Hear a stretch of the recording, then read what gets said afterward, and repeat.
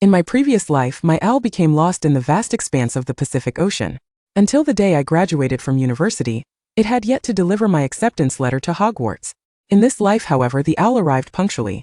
The professor of transfiguration, or so it seemed, came to the orphanage to collect me. Something feels amiss, doesn't it? Though my journey began in an orphanage, I am not destined to be the third Dark Lord. The protagonist is from Badger House, embarking on a journey of advancement and growth, with aspirations to become the next headmaster. Since I am pursuing a career, matters of romance shall be left to fate.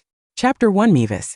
In the year 1989, in Surrey, southwest of London, at 4:15 in the afternoon, Mavis had concluded a day of household chores, having tidied Mrs. Walker's kitchen to perfection, a task that consumed 4 hours and 25 minutes. Mrs. Walker verbally expressed her gratitude, saying, "My dear, I owe it all to you," yet she was unwilling to offer even a modicum of courtesy, feigning ignorance to the little girl's longing gaze directed at the biscuits, and merely handed her 10 shillings as remuneration for her labor. "What is the worth of this amount?" Mavis calculated that the purchasing power of £1 in 1989 was approximately equivalent to 2.54 in 2020, translating to around 22.6 Chinese yuan at an exchange rate of 8.9. With £1 equaling 20 shillings, this amounted to roughly 10.3 yuan, yielding an hourly wage of merely 2.8 yuan for her 4 hours of toil. Her heart sank at the thought, yet she dared not display her displeasure. As an 11-year-old orphan, earning 10 shillings in a day was considered a blessing. How could she afford to show discontent to her employer? "Thank you for your generosity," she said to Mrs. Walker. Though the woman was rather stingy and disinclined to clean, the kitchen grime could accumulate to several millimeters thick. At least she compensated Mavis for her efforts. Wow! Mrs. Walker's youngest son awoke from his nap, and upon not finding his mother, he immediately began to cry, kicking the sofa and causing it to creak under the strain, emitting a series of jarring sounds. Mrs. Walker hurriedly scooped him up, gently patting his back to soothe him. At that moment, Mavis caught a whiff of a pungent odor. "Help! Please don't make me change a diaper." Fearing unpaid overtime, Mavis hastily declared, "I must be going now," and rushed out the door. Mrs. Walker, unable to retain her, had no choice but to fetch a diaper herself. The summer evening breeze was refreshing as Mavis hopped onto her rickety bicycle, pedaling with fervor. The bike traversed the bumpy path, creaking and groaning as it squeezed between the narrow gaps of the houses, finally reaching the main street of Surrey. A delightful aroma wafted toward her. Her dilapidated bicycle lacked brakes, so she stood on tiptoe to stop it, coming to a halt at the bakery's entrance. "Please give me a baguette." "Thank you," Mavis said, handing over the freshly acquired shilling. The laborer at the bakery, without lifting his gaze, accepted the payment, wrapping the now cold baguette in paper and returning her 3 shillings in change. Mavis tucked the hard bread into her coat, her mouth watering in anticipation, though the baguette was hard enough to be a dental challenge, lacking the appeal of scones, bagels, muffins, or grain bread. Its affordability was unmatched, especially with discounts after 4 p.m. 7 shillings for a long baguette, a crucial source of carbohydrates for a child on the cusp of growth. "I am so hungry, truly starving." What a farce the sun never sets on the British Empire, and how pathetic the charity offerings. At this juncture, allow me to introduce myself. I am Mavis Lynn, 11 years of age, my father's identity a mystery, and my mother vanished after giving birth to me in a workhouse, subsequently taken in by the Hope Orphanage in London. Having surpassed the age of 10, one becomes a big child in the orphanage, tasked with either supervising the younger ones or seeking odd jobs, such as delivering milk and newspapers, mowing lawns, or maintaining cleanliness. Competition for work in London is fierce, and a girl yet to mature stands little chance against the robust boys, thus she must venture outwards. Surrey, located in the southwest, is a commendable choice, merely a 30-minute bicycle ride away. Of course, there is another reason. "Hey Mavis," a slender boy, hiding by the roadside and playing with pebbles, emerged and waved to her. "Over here." "I'm sorry I'm late," Mavis exclaimed, hastily breaking on her tiptoes, almost colliding with the curb. The boy, clad in oversized clothing, appeared as fragile as cardboard but was remarkably nimble, jumping aside just in time to avoid her. Sorry, Mavis finally halted her battered bicycle, splitting the freshly purchased baguette in half and offering him one portion. The boy accepted it and took a bite, the robust wheat flavor present, though it hurt his teeth. He grimaced in pain so hard. "It's good for your teeth," Mavis replied, having learned the trick, slowly gnawing on a piece until it softened in her saliva before swallowing. The boy said nothing, retrieving a textbook from beneath him and offering it to her. "Here. Thank you." Mavis was not one to casually give away half a baguette. She desired the textbook he had just presented. Yes, for reasons unknown, orphans are not permitted to attend school, with only the headmaster conducting 2 classes a week, teaching the children of the orphanage a few letters and words. Whoever claimed that traversing to England absolves one from linguistic concerns? In truth, Mavis was still relying on her remnants from the CT4 and CT6 English exams. Yet her spoken English flowed seamlessly, while her spelling had become a jumbled mess, necessitating her to borrow a textbook from Harry Potter, who was 2 years her junior. Speaking of that name, most could surmise the world into which she had been transported. A world of wizards, a realm of magic, the very world she had yearned for in her childhood. Mavis had discovered him the previous year.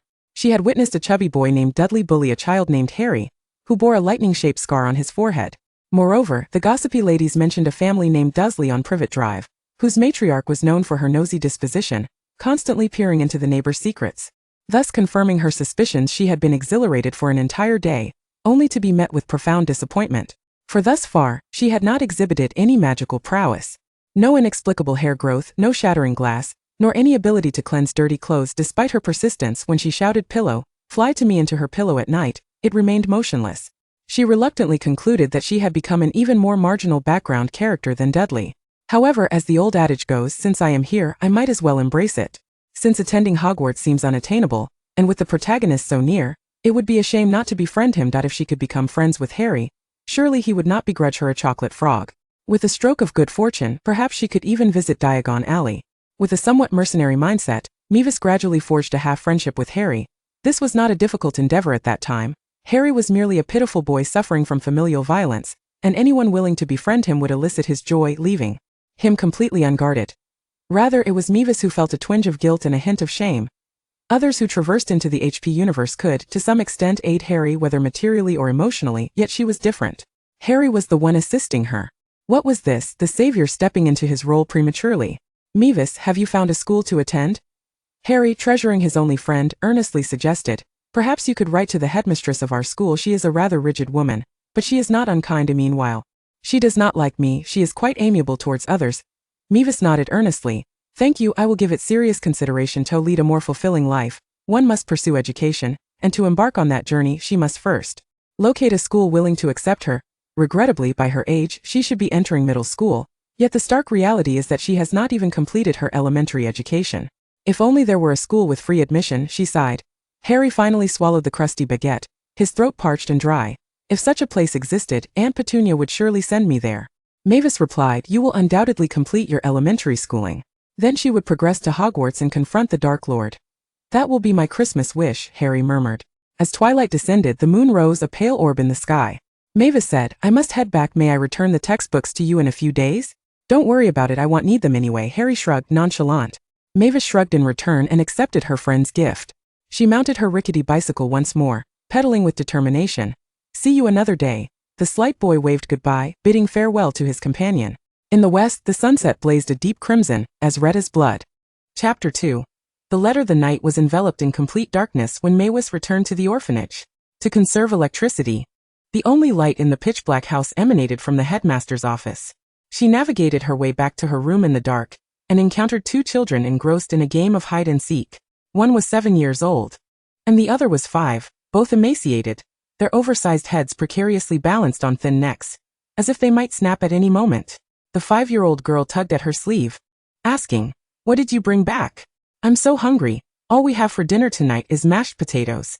"Nothing," Mavis replied curtly. "Is mashed potato not a meal?" Though the orphanage was impoverished, the children were always guaranteed a morsel to eat, albeit not enough to satiate their hunger. She had chosen to seek work outside, implicitly allowing the orphanage to forego preparing her meals, thereby alleviating some of their burden. The remaining baguette, however, constituted her dinner. "Go away, stop bothering me," Mavis warned, raising her hand threateningly. The 2 children dashed off in fright. Hastily, Mavis made her way to the kitchen to fetch a cup of hot water, returning to her room to dine. The baguette was exceedingly difficult to chew. As she gnawed on the wood-like bread, she settled by the window, utilizing the moonlight to peruse her textbooks. At that moment, something on the windowsill caught her eye, a letter. Mavis stood frozen, rubbing her eyes. Indeed, there was a letter. A sharp intake of breath escaped her lips as she pressed down on her heaving chest, trembling as she picked it up. London. Angel Street. Hope Orphanage. The small room at the easternmost end of the 2nd floor. For Miss Mavis Lynn. The phrasing and the address could not be mistaken. Unable to contain her excitement any longer, Mavis sprang from her bed. "Ah!" She muffled her scream with her fists, her heart racing wildly in her chest. Undoubtedly beating at a rate exceeding 120 beats per minute, her mind slightly dizzy, as if she were not in reality but in a dream. A wave of emotion surged, causing her eyes to well up with tears. Mavis crouched down, struggling to stifle her sobs. After a moment, she managed to regain her composure and slowly opened the unfamiliar yet familiar letter. Hogwarts School of Witchcraft and Wizardry. Headmaster, Albus Dumbledore. Chairman of the International Confederation of Wizards. Sir Merlin's Order of Merlin, First Class, Chief Sorcerer of Wisengamot. Dear Miss Lynn, we are pleased to inform you that you have been granted admission to Hogwarts School of Witchcraft and Wizardry. Enclosed is a list of required books and equipment. The term commences on September 1st. We await your OWL's response by July 31st. Yours sincerely, Minerva McGonagall, Deputy Headmistress. It was identical. Mavis exhaled slowly, frantically retrieving a pen and paper from beneath her pillow, contemplating how to respond. After a lengthy half-hour of hesitation, she finally began to write. Dear Professor McGonagall, I am delighted to receive the admission letter from Hogwarts. Although I am unclear about the nature of this school, I am eager to attend. I must mention in advance that I am unable to afford the tuition fees. I wonder if the school would allow me to work in exchange for covering my tuition each semester? I look forward to your reply. Sincerely, Mavis Lynn. She opened the window and hesitantly gazed outside. An owl swooped down from a tree and landed on the windowsill. Mavis tied the letter to its leg, hesitated for a moment, and feigned ignorance. Thank you. The owl glanced at her, flapped its wings, and with its sharp beak, snapped the baguette on the table in half. It deftly carried away the bread and ascended into the vast night sky. Mavis felt a mix of joy and sorrow, uncertain whether to celebrate her bright prospects or lament her pitiful hunger. Ultimately, she consumed the remaining bread, enduring a night filled with the grumbling of her empty stomach. One of the most arduous nights she had experienced since her arrival. The next morning, Mavis awoke groggily to find a response letter on the windowsill. Upon opening it, she discovered Professor McGonagall's reply. Miss Lynn, do not worry about tuition fees. Hogwarts offers scholarships specifically for underprivileged students. I shall visit Hope Orphanage tomorrow morning at 9 o'clock. Minerva McGonagall. Compared to the formal admission letter, Professor McGonagall's response was far more casual. Her handwriting neat and precise, unmistakably legible. Mavis breathed a sigh of relief, eager to write another response, only to find that the owl had already flown away, evidently unwilling to take on further tasks. Does it look down on baguettes? As if it wanted to eat but found nothing left? Mavis mused as she laboriously got up to wash up. In the morning, she assisted the cook in peeling a large bowl of potatoes, her hands aching as if they might break. After finally completing the task, she hurried back to her room to review her primary school English textbooks, memorizing the spelling of words and letters while indulging in the delightful prospect of attending Hogwarts. In the afternoon, she went to another household in Surrey to mow the lawn and clean the pool, earning a payment of £1, and then rushed back to the orphanage to take a bath. The orphanage's bathroom was merely a water room, devoid of any proper bathing facilities. One could only fill a basin with water and retreat to the toilet stall to wash. Of course, there were no shampoos or shower gels. However, that was of little concern. While cleaning the pool, Mavis had sneaked into the restroom on a few occasions, secretly using a plastic bag to stow away a piece of broken soap. The soap, no larger than a fingernail, was barely sufficient for washing her hair and body. After washing, she returned to her room, lying down, anxiously awaiting the arrival of the next day. The day had arrived. At 9 o'clock, while Mavis was busy changing a diaper for a new infant at the orphanage, a small voice called out, Mavis, the headmaster wants to see you. Coming. Mavis quickly fastened the diaper, extricating her hair from the infant's tiny fists, and dashed toward the headmaster's office like a whirlwind. Professor McGonagall was there, clad in a vibrant green robe, her hair tightly pinned up, and wearing a pair of square glasses.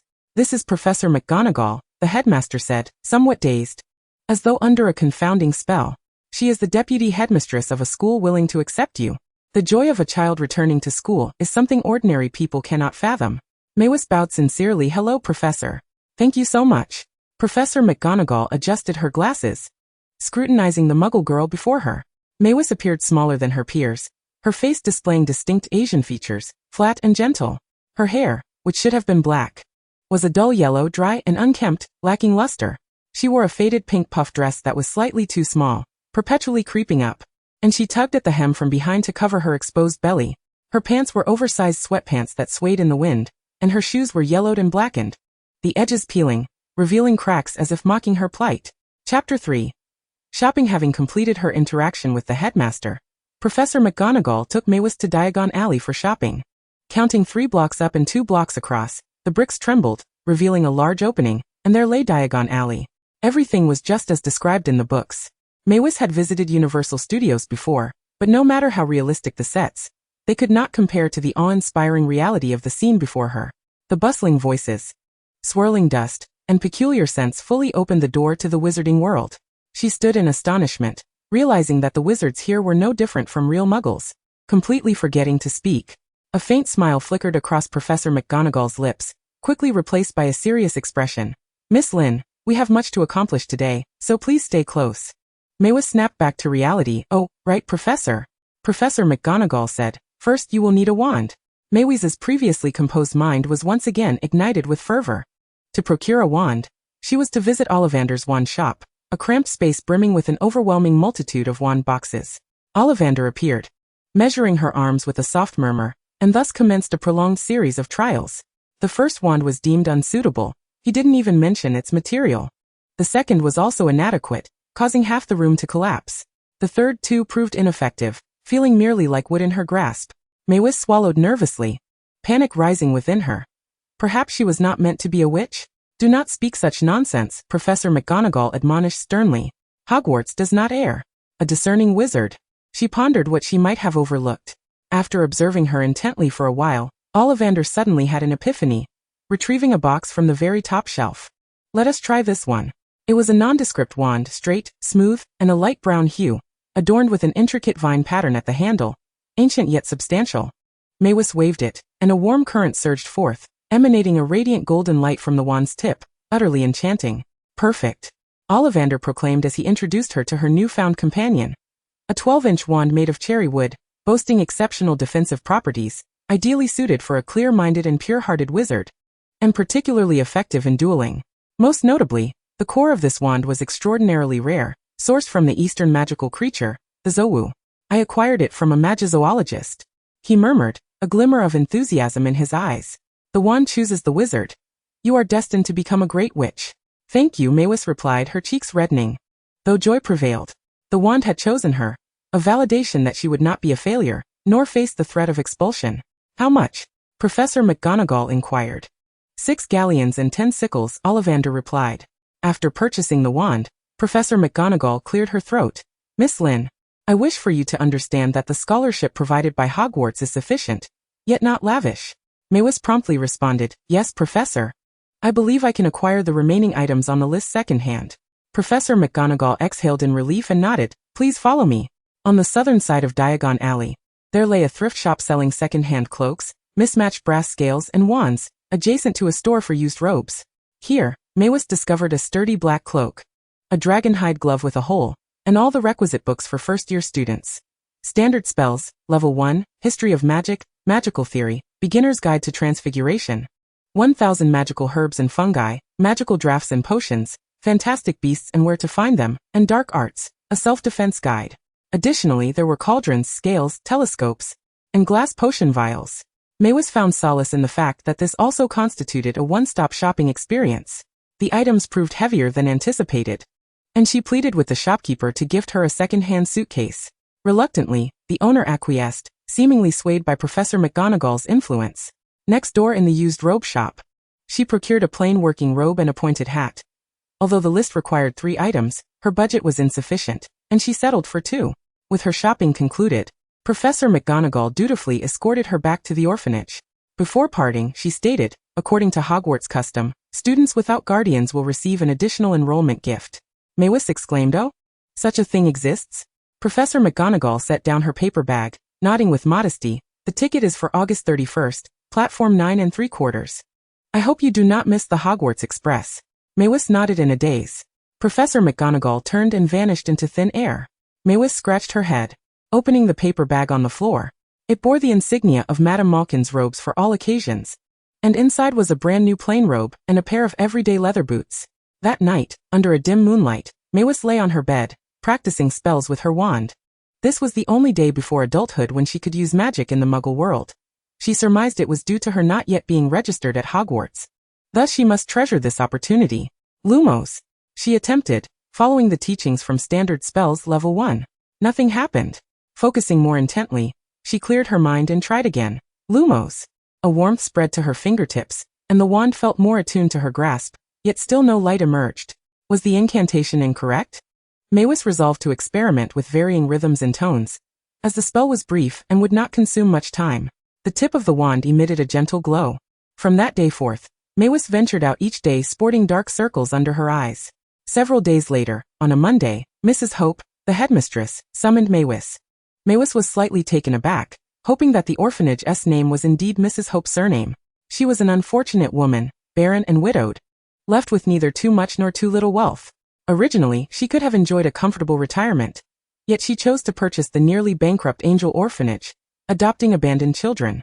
However, she was not a particularly warm-hearted individual, and rarely interacted with the children. Mavis's impression of her consisted solely of the countless bills piled in her office. She knocked gently on the door. "Come in." Mavis entered. "Headmistress, did you call for me?" "Yes," Mrs. Hope replied, removing her glasses and gesturing to a large pile of old clothes strewn across the floor. These were donated by kind-hearted ladies during a recent community drive. She glanced at Mavis, stating matter-of-factly, "Choose a few pieces to take with you." All the clothes in the orphanage were second-hand, most donated by housewives, with a few sourced from discounted thrift markets, generally quite inexpensive. "Thank you, headmistress." Mavis crouched down to sift through the clothes. Considering her growth, she selected loose-fitting styles, hoping they would last until next summer. Since Hogwarts required robes, she was indifferent to color, opting instead for durable materials, and soon picked out 3 tops and 3 pairs of trousers. "And this," Mrs. Hope added, selecting a drab red coat, "you can wear it for Christmas." Mavis replied, "I may not return for Christmas." The elderly woman acknowledged, "I know." Reluctantly, Mavis accepted it. Chapter 4. Friends and the Station. Harry despised the summer holidays. Although there were no early mornings for school, no classes to attend, and no homework to complete, he still believed that spending all day under Aunt Petunia's watchful gaze was the worst fate imaginable. Furthermore, during the break, he had no friends to play with. The neighbors regarded him as a peculiar child, as if he might suddenly erupt in emotional turmoil and lash out. He was not the poodle owned by Mrs. Gary, barking madly at every passerby. Thus Harry cherished his friendship with Mavis. Unlike his classmates, her baggy clothes, tape-adorned glasses, and dirt-stained sneakers seemed entirely normal, never instilling in him a sense of discomfort or alienation, because she was much the same.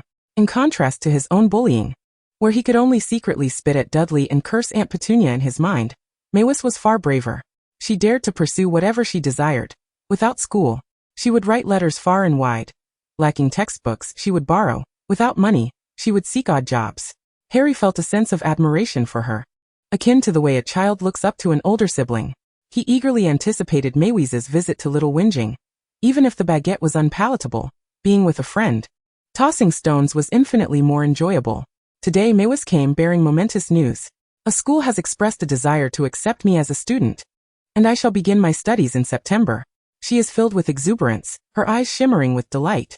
"Is that true? How wonderful!" Harry, infected by her enthusiasm, cannot help but share in her joy. Yet, it soon dawns on him that with Mavis off to school in a distant place, he will be deprived of his friend's presence. This realization casts a shadow over his heart. She adds, "I never dreamed this would happen. I can hardly wait for tomorrow to arrive." Harry bites his lip, and for a fleeting moment, he finds himself wishing she had not been accepted. However, he quickly recoils from this ignoble thought and instinctively exclaims, "That is truly marvelous. I mean, congratulations." "Thank you," Mavis replies, oblivious to Harry's discomfort, returning the textbooks wrapped in crumpled newspaper. "This is the last time. Thank you for always lending me your books." Harry replies dryly, "It's nothing." After a brief silence, he abruptly asks, "What do you think about me attending school there as well?" "I certainly do not wish to go to Stonewall High. That would be dreadful." Mavis pauses for a moment, then bursts into laughter. "What a splendid idea. When you turn 11, I shall inquire if Harry Potter can attend Hogwarts." Harry feels a strange sensation but cannot comprehend it, merely taking it as a friend's promise. A promise is a promise, and liars are but puppies. Absolutely no deception. She laughs again. Harry finally feels a surge of happiness, telling her to wait while he rushes back to his aunt's house, retrieving a dusty plastic bag from the corner of the cupboard.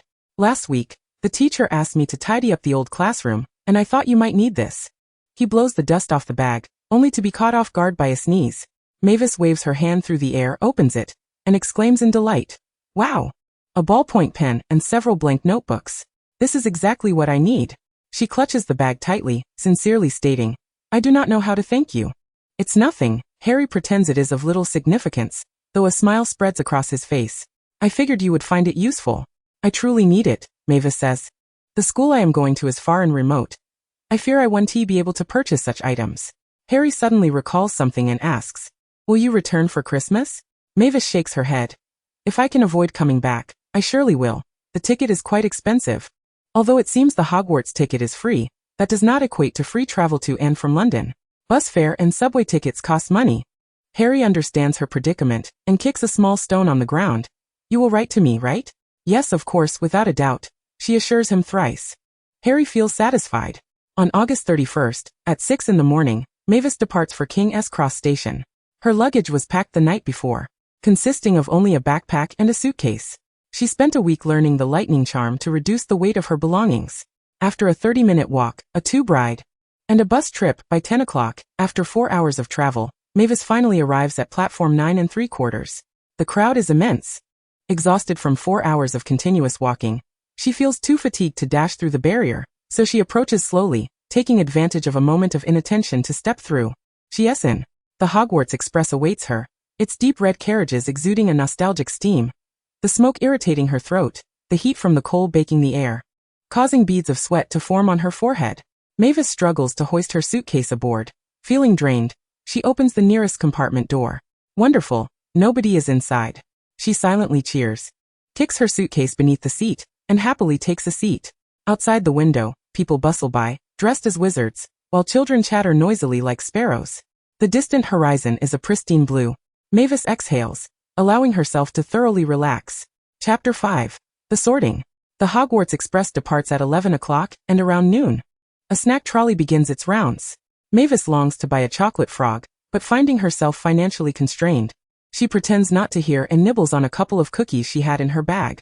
These were given to her by the priest last week for helping out at church. The devout housewives love to bake cookies for the church. And as long as one is bold enough and industrious, acquiring a treat is not too difficult. However, the dampness of England has rendered the cookies soggy and unappetizing. After hastily finishing her lunch, Mavis opens her textbook and begins to study, gazing out at the scenery. She discovers that she learns spells quite rapidly, likely due to her intense focus, allowing her to succeed after just a few attempts. However, her spells lack strength. They are all rather gentle. The illumination is but a flicker, the water stream a mere trickle, and the levitation charm lasts only a few seconds. Mavis wonders if she lacks magical power, which could explain why she has never experienced a surge of magic. The woes of a hapless wizard elicit only a chuckle from her. The afternoon passes swiftly, interrupted once by the opening of the compartment door, when two older girls appear to be searching for someone. Upon seeing Mavis, they slam the door shut without a word or introduction, the entire encounter lasting only a second and a half. Mavis has no desire to venture outside. Although she knows that those who started in '89 would be contemporaries of Cedric and the Weasley twins, she simply cannot muster the energy. Since boarding the train, she has felt a peculiar weariness, a type of relaxed fatigue. In the past, she had been uncertain and anxious about the future. Even if she could foresee the rise of stocks in Microsoft, Apple, and Amazon, what relevance would that hold for her? For many years, her greatest wish had been to return to China. Even if her homeland remains poor and underdeveloped, living in China would provide a sense of security. Thus, upon her arrival, she earnestly wished to be adopted by a Chinese family, and had engaged in many foolish endeavors. Forget it. That essay dark chapter, best left unspoken. Mavis rubs her face and continues to wave her wand in study. Night falls. Hogwarts is drawing near, and she dons her old wizarding robe, gripping her wand tightly. The train slows down, arriving at a pitch-black platform. A towering half-giant holds a lantern, cautioning them to watch their step. Mavis is the last to disembark. It is so dark, and the path is downhill, causing her to nearly collide with someone. Be careful, a boy beside her steadies her. Thank you. Accompanied by the chill of the wind, everyone stumbles downwards until they emerge into the open. The castle stands there, a marvel to behold. Hagrid calls out, board the boats. No more than 4 at a time. The children jostle forward eagerly, and Mavis waits a moment before being the last to board, sharing the boat with the boy who had helped her, along with a girl. The lake is cold, rippling ominously. Mavis feels her cheeks stiffening from the cold, and casts a warming charm with her wand. A gentle warmth envelopes her, restoring color to her face. Your spell is quite proficient, the girl remarks. Mavis, clad only in a thin shirt beneath her robe, feels the lake's chill, which is likely around 10 degrees. She sniffs. Thank you. We're almost there, the boy assures her. Indeed, the little boat halts, and the newcomers climb ashore, guided by Hagrid through a tunnel to a damp lawn. He knocks on the castle door, and a warm light spills forth, astonishingly inviting. Hagrid exchanges a few words with Professor McGonagall before they are handed over to the deputy headmistress. They are escorted to a small room to tidy themselves up.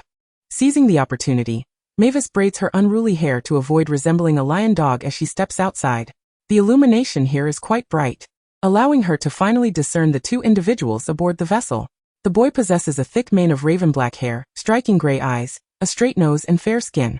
Though the contours of his face remain soft, the distinctiveness of his features is evident. Could it be Cedric? She murmured, turning her head only to be taken aback.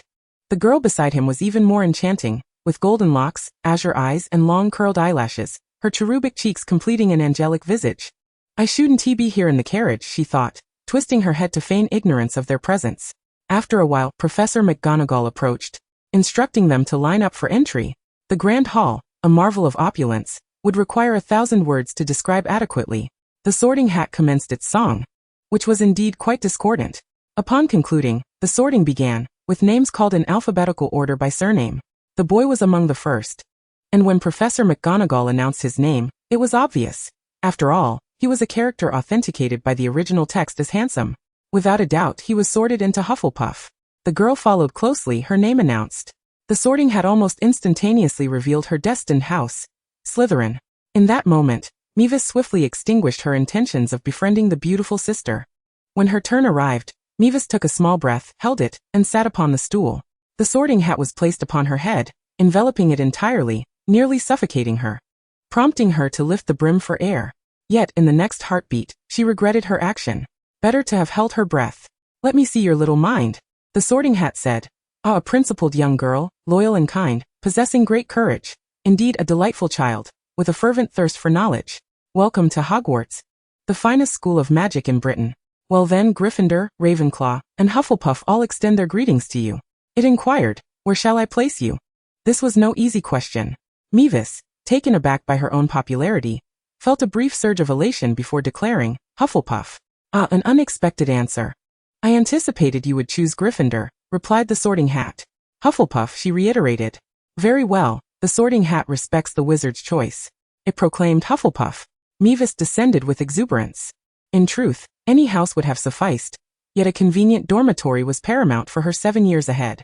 And who could rival Hufflepuff? Situated next to the kitchen, it was undoubtedly the best house. She took a seat at the Hufflepuff long table, welcomed with applause. Cedric sat beside her. Not yet the dashing young man he would become, but a charming little boy, eagerly making new acquaintances. Mavis exchanged names with him, but quickly turned her attention to Professor McGonagall. How many more are there? Has the sorting concluded? When will dinner commence? There were still several left. After a prolonged wait, she finally saw the Weasley twins, and then only one remained. The last to be sorted found a home in Ravenclaw. Dumbledore then stood up. Welcome to the new students joining the Hogwarts family. Before the feast, I would like to share a few words. Mavis, eager and excited, gazed at him thinking, please just a few less words and let us eat.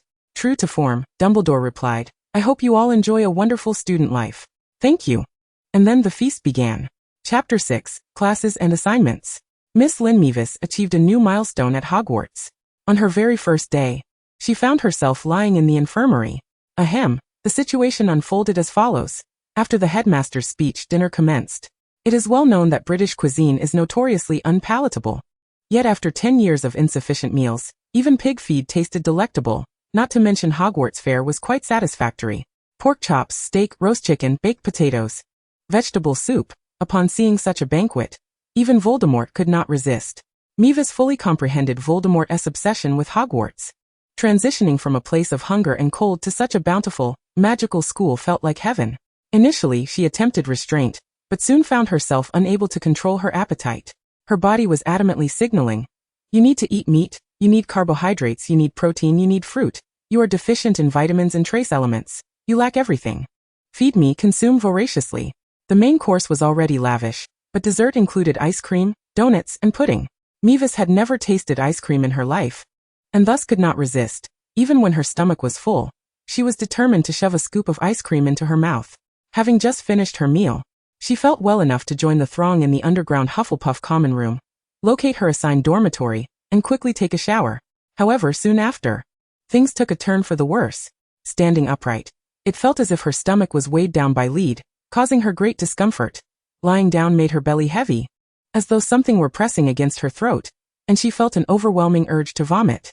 Mavis had intended to avoid complications, but the discomfort escalated, compelling her to rise. She hurried to the restroom to induce vomiting but found herself unable, her throat constricted painfully. Fearing it would impede her from attending school the next day, and noticing it was not yet the designated time for rest, she rushed to the infirmary. Madame Pomfrey was taken aback by her arrival. "What seems to be the matter?" "I've overeaten," Mavis quickly explained, feeling quite unwell and requesting assistance. "You really ought to take better care of yourself," Madame Pomfrey replied, somewhat exasperated. Yet recognizing her initiative to seek help, her expression softened. "I'll fetch some medicine. Drink it and we shall see." However, her departure coincided with curfew. Madame Pomfrey returned at 8:15, explaining, "The digestive potion hasn't yet arrived. I obtained this from Professor Snape. He is your potions instructor." Mavis took the potion with trepidation. Shortly thereafter, she began to pass gas. "Pft. It's already curfew. You should rest in the infirmary," Madame Pomfrey advised.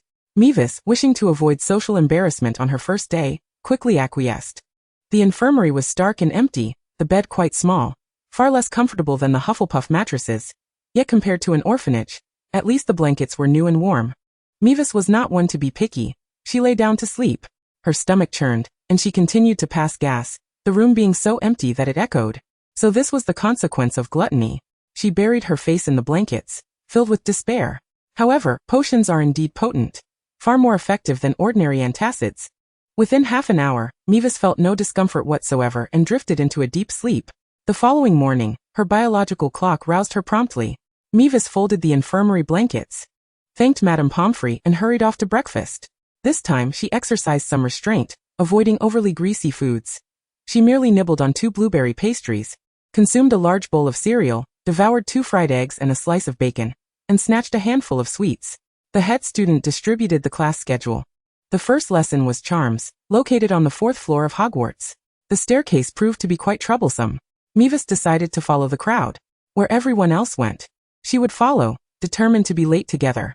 Nonetheless, Hufflepuff, known for its high friendliness, had the head student hurriedly escorting them to the classroom.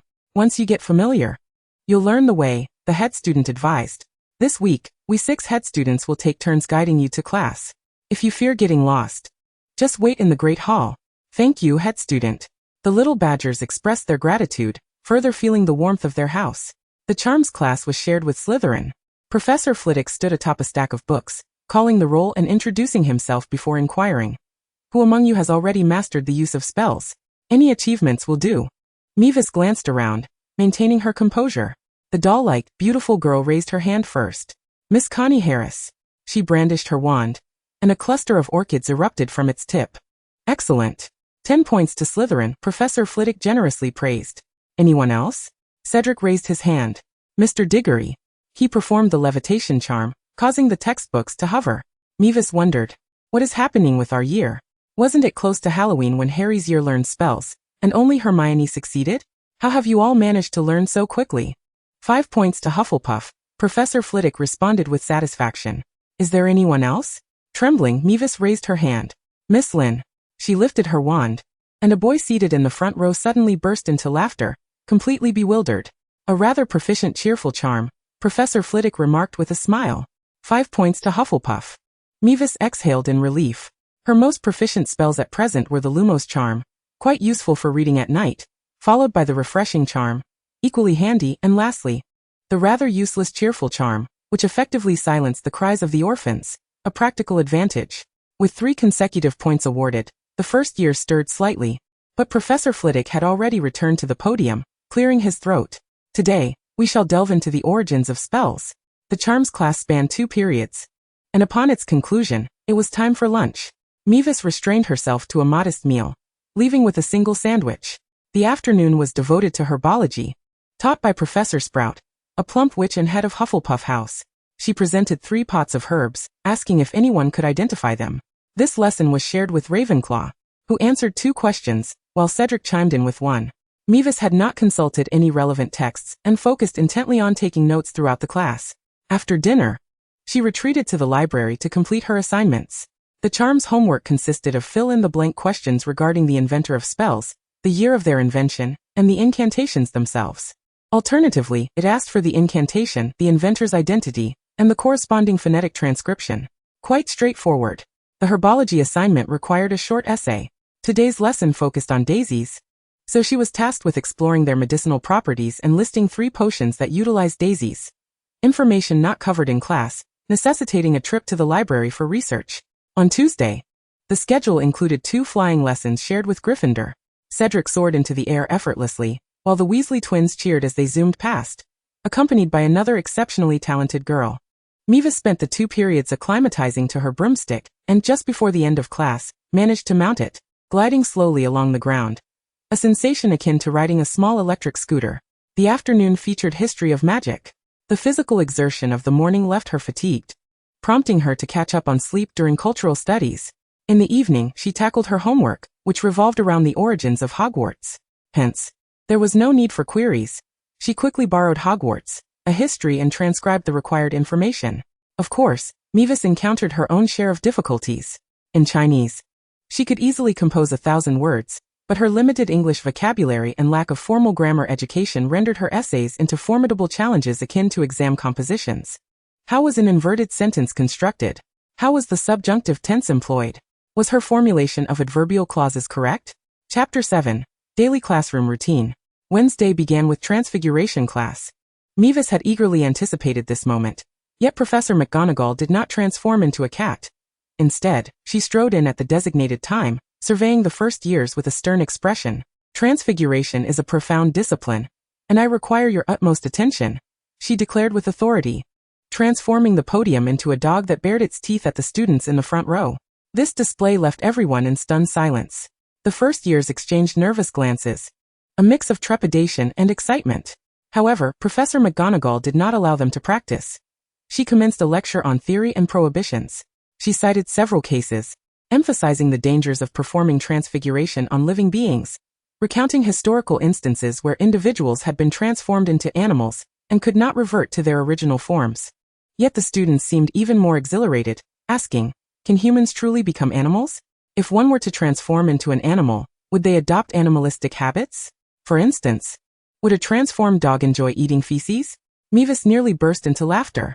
Professor McGonagall, however, replied sternly, "Certainly not. Even in animal form, a human retains their capacity for thought. Now imagine the torment of someone who cannot revert to human form." The students fell silent, shivering at the implication. Mavis diligently took notes. The afternoon brought defense against the dark arts, focused on theoretical knowledge. After dinner, she returned to the library to work on her assignments. On Thursday, she had an evening astronomy class, requiring a climb to the astronomy tower for stargazing. This was the tallest structure at Hogwarts, with narrow staircases that left Mavis breathless. However, the fresh air at such heights offered a splendid view of Hogwarts lawns and lakes, with the nighttime scenery proving enchanting, though the stars remained perplexing. Her sole knowledge of astronomy revolved around the 12 zodiac signs and their astrological implications. Now, presented with a vast expanse of stars, she squinted, struggling to discern which stars shone brightest, belonged to which constellations, or represented what meanings. A distinct lack of aptitude. Friday heralded potions class. A rather uneventful affair. Professor Snape's entrance mirrored that of the original text. His icy demeanor commanded, "Put away your wands. Such implements are unnecessary in my classroom. No questions will be entertained. Pay attention to every word I utter. I do not appreciate repetition." Without Harry's presence, there were no targets for his ire, nor any inquiries. He inscribed a plethora of materials, characteristics, and preparation methods upon the blackboard. Mavis immediately began feverishly taking notes. In the second period, he provided an array of ingredients for hands-on practice. The task was simple: chop the roots of plants, extract juice from caterpillars, and grind minerals into powder. Then, he instructed them to collect their process materials, which they would need for the next class. The weekend was devoted to homework. Mavis spent nearly the entire day in the library. It was only after her enrollment that she discovered what a marvelous place it was: quiet, warm, and well-lit. Most importantly, it offered free parchment, quills, and ink. These supplies could not be taken away, but could be borrowed without charge. Mavis possessed only a tattered, shedding quill that proved exceedingly difficult to use. The parchment was provided by the teachers during class, and for her essays, she had to adhere to standardized paper lengths regardless of the word count. Ink was a personal expense, quite costly, hence she opted for the free supplies. The following weeks unfolded in a repetitive cycle, with life revolving around the same activities. Thus the first month passed. Mavis seized a moment to write to Harry, informing him of her enrollment, her satisfactory living conditions, and the kindness of her teachers, expressing her happiness. Given the school's remote location, she eagerly awaited his reply. Though she suspected it might not reach her, her letter was sent via a friend, and she resigned herself to discussing it further during the summer. Moreover, the school's admission process was rather intricate, and she had yet to fully comprehend it. Should he not have been accepted at 11, she would certainly inquire on his behalf, assuring him not to worry. Upon completing her letter, she suddenly realized a poignant truth. It seemed she had no friends? Upon reflection, it indeed appeared to be the case. On the day of enrollment, the other 3 girls in her dormitory quickly became acquainted. Yet she found herself absent from the self-introduction segment due to a visit to the infirmary. Subsequently, her days were consumed by lectures, assignments, and the pursuit of knowledge in the library, leaving her rhythm out of sync with her peers. After all, she was a Hufflepuff. Her classmates reveled in spending their time in the common room playing wizard chess, exploring the moving staircases, and debating whether the portraits were truly animated beings. Their most pressing concerns revolved around encountering peeves, forgetting to complete assignments, and why first years were excluded from Quidditch. Mavis was not entirely isolated. Rather, she simply did not seek companionship, and others were unable to find her, resulting in a lack of friendships. She was content with this arrangement. Forming a bond with Harry was not akin to the friendship between an older and a younger child. It was more like a dialogue between a reader and a protagonist. In this context, Harry's childishness was entirely disregarded. Even when he acted foolishly, she maintained an endearing perspective of a savior in his youth.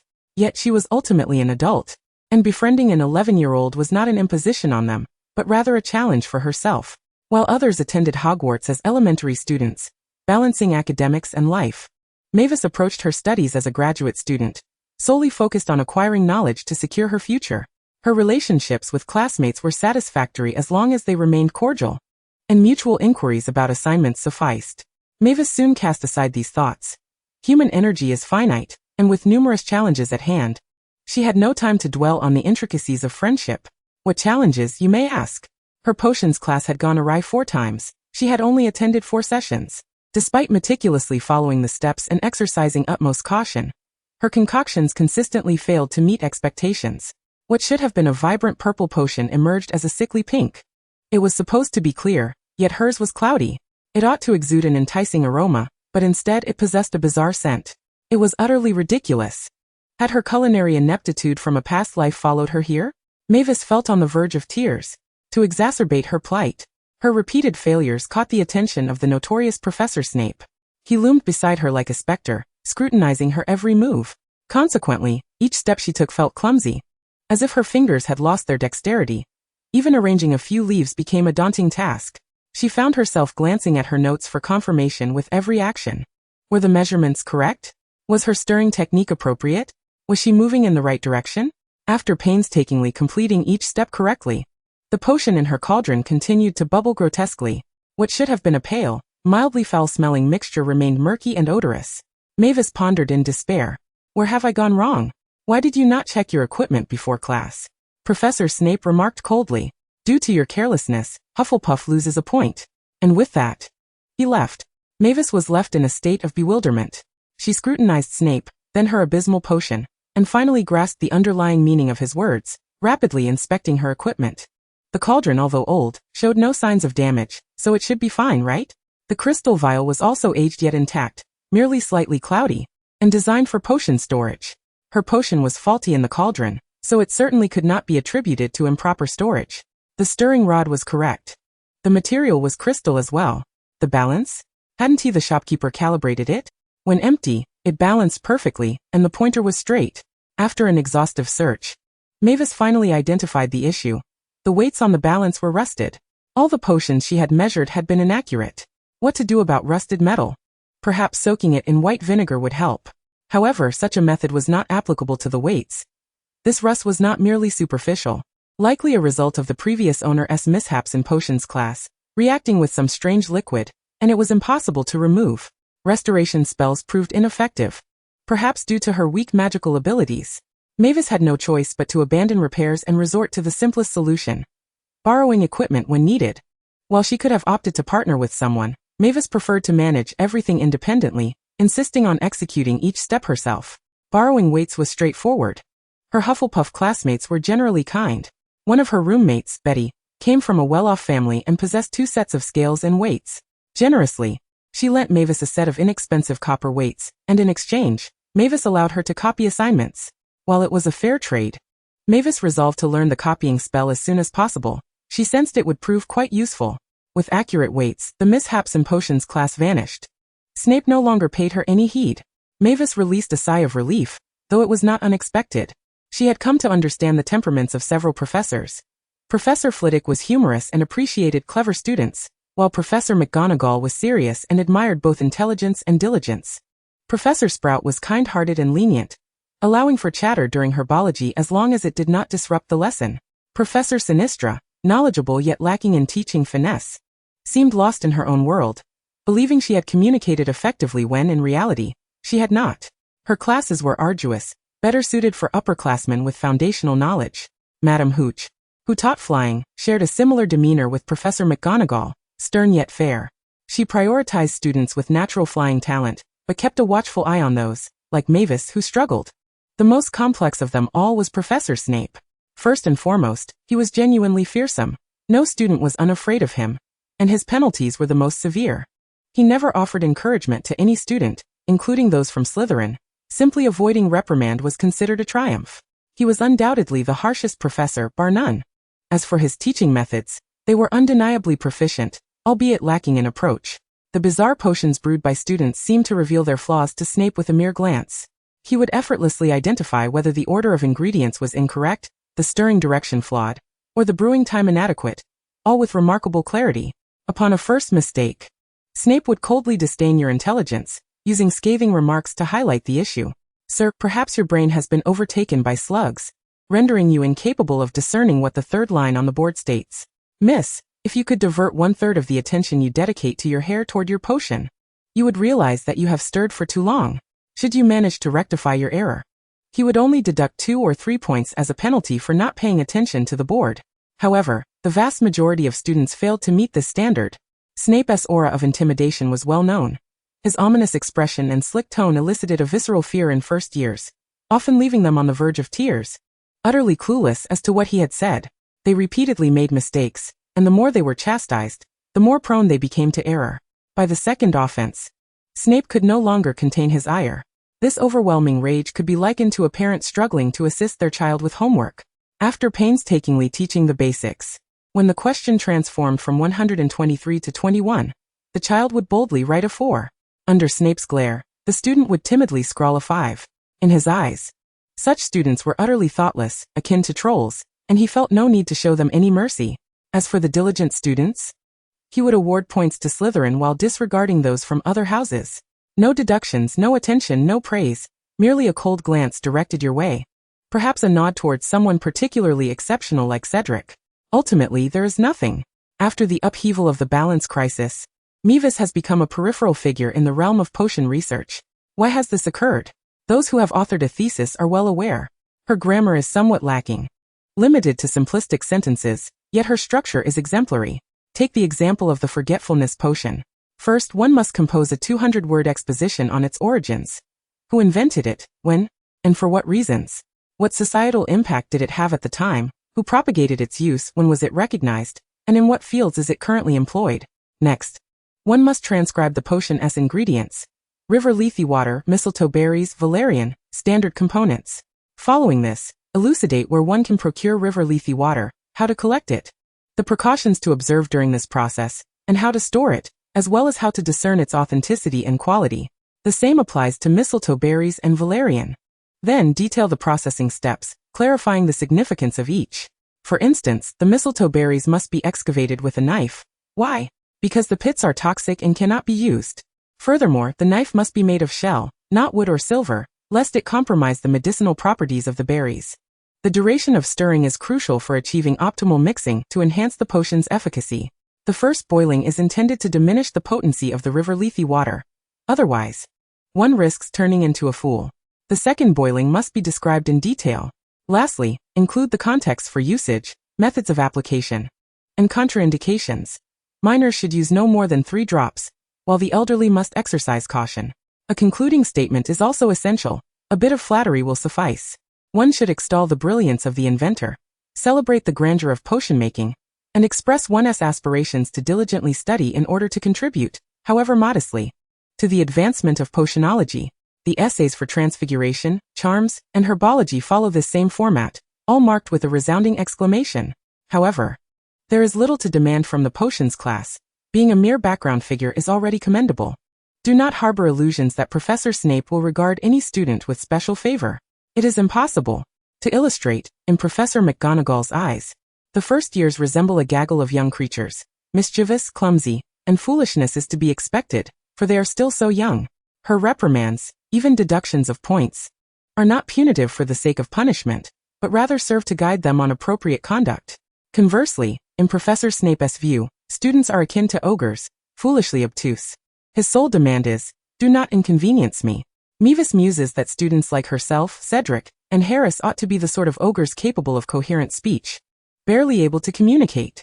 Yet one cannot expect to be regarded differently by ogres. No matter how clever, they remain ogres. Chapter 9 Wool. As October unfolds, the temperatures in England grow increasingly frigid. Mavis dons leather boots, which, despite lacking fleece, are far warmer than her tattered sneakers. The juice and ice cream on the dining table have vanished, replaced by warm pumpkin and corn juices. To be candid, neither is particularly palatable. Mavis prefers milk, hoping to drink plenty before her second growth spurt, perhaps reaching a height of 5'7". The ham in her sandwich is frozen meat, chilled to the bone. She begins opting for donuts, hot dog buns, and puff pastries as her snacks between classes. During history of magic or herbology, she can even sneak a few candies during lessons. The former, Professor Binns cannot see, and the latter is her own headmistress's class, where being caught will not result in point deductions. Dinner is the most lavish meal, featuring not only an array of meat pies but also hot chocolate. Before heading to the library to tackle her assignments, she savors a large cup of steaming chocolate, delighting in its warmth. Today is no different. Mavis enjoys her warm drink, confidently strides into the library, and retrieves the latest issue of the Witch's Weekly from the nearest shelf to the entrance. This magazine is particularly beloved among witches, encompassing a plethora of topics. This week's divination column discusses fortunes. The daily recipe section instructs on cooking. Love Magic features a quiz to determine which type of wizard suits you best, and there's even an advice column where witches submit their woes. Additionally, there's an abundance of advertisements for magical supplies. Mavis enjoys perusing it, as it provides insights into every facet of the wizarding world, and also offers opportunities for rewards. Each issue contains a fun quiz that one can cut out. Upon completion, they can mail it back to the magazine, with correct answers earning small prizes, such as samples of shampoo, new candies from Honeydukes, cleaning cloths, and more. Mavis's mouth waters, yet she finds most questions daunting, some even incomprehensible. For instance, when did the first feint in Transylvania occur? What in the world is that? Quidditch? Or, who serves as the bridge between the Muggle Prime Minister and the Ministry of Magic? Who? How am I to know? But it matters not, for there are also contests with prizes. For example, Honeydukes is seeking names for their new candy, and those chosen will receive a package of the new sweets. Similarly, a new magical shampoo requires a slogan, and the selected entry will receive a cleaning gift pack. Mavis, undeterred by her linguistic prowess, decides to give it a shot. After all, it doesn't cost anything. Hogwarts owls deliver letters without charge. The new candy is said to be exceedingly sweet, so she concocts a name. First Love, Mistletoe Romance, Honeybee Dance. All were rejected. The winning entry turned out to be Buzzing Bee Candy. For the shampoo advertisement, she hastily crafted Magical Hair Sparkle, Confidence Unleashed. To her surprise, it was chosen. She received a cleaning gift pack, colorful shampoo, ultra-clean soap, and candy-scented shower gel. As the name suggests, the colorful shampoo changes hair color randomly after washing. The soap boasts powerful cleaning capabilities, able to eradicate any stain, and the shower gel leaves one smelling of candy. The effectiveness of these products remains to be seen, particularly because Hogwarts does not provide bathing supplies. For the past month, Mavis has relied on a thorough cleansing followed by rinsing with water. On the day she received her prize, she luxuriated in a warm bath. Nestled under her blankets, she was enveloped in a delightful scent of milk candy. Blissful. Having succeeded once, Mavis's enthusiasm for flipping through magazines soared.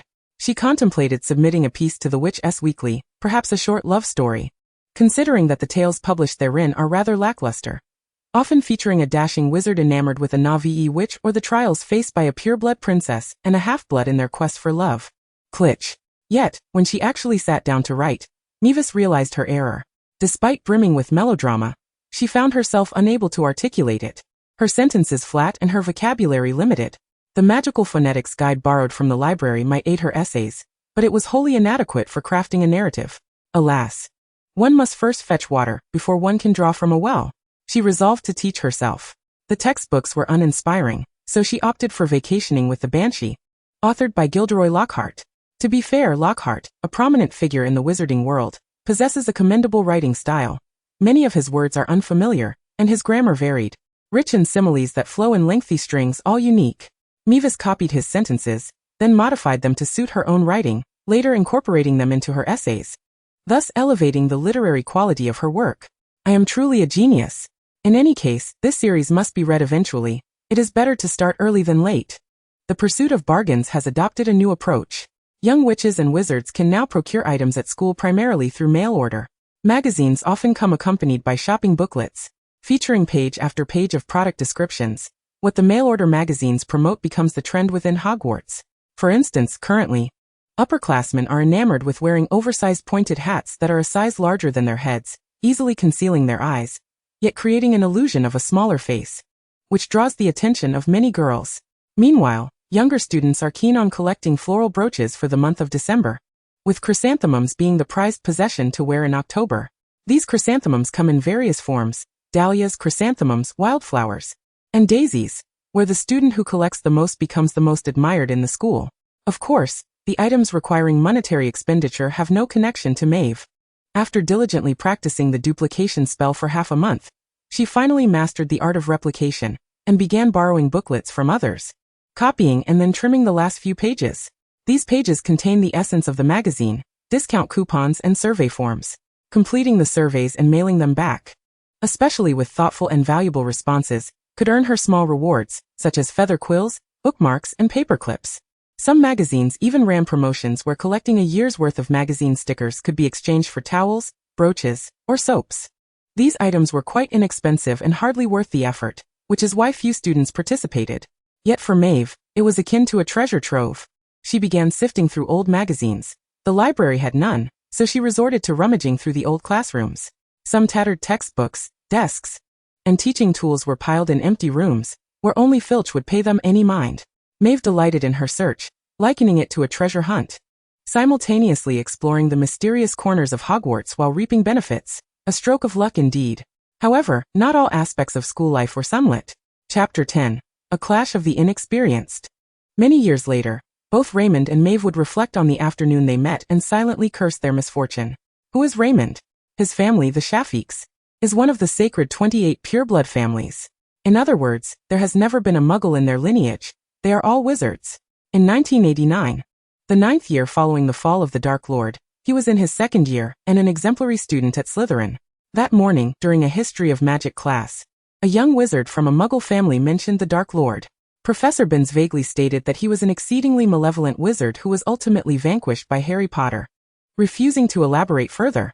Nevertheless, students like Raymond could not help but feel a cloud of gloom settle over them, finally enduring until the end of class. A certain Gryffindor, with whom he had always clashed, provocatively looked at him and taunted, "Shafiq, I truly pity you.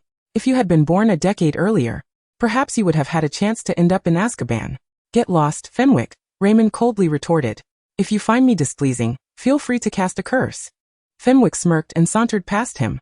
Raymond's mood soured further. Fenwick was a half-blood, and his family was hardly remarkable, save for his uncle, Ben Fenwick, who had joined the Order of the Phoenix. Towards the end of the First Wizarding War, he was brutally murdered by Death Eaters. When his body was discovered, it was missing limbs and the lower half. Everyone knew he must have endured inhuman torment before his demise. Although the Dark Lord was dead, the Fenwick family could never forget their deep-seated enmity.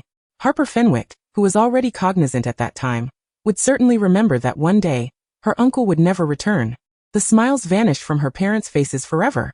This profound anguish sowed the seeds of hatred in a young child's heart. At just 12 years old, Harper believed that since the Dark Lord hailed from Slytherin and many wizards from Slytherin were Death Eaters, Slytherin students were merely the precursors to dark wizards. She loathed them. And what could Raymond possibly say? Could he assert, I have never encountered the Dark Lord. During the Wizarding War, my father took no side. I have never harmed anyone. Nor am I a dark wizard. Of course not.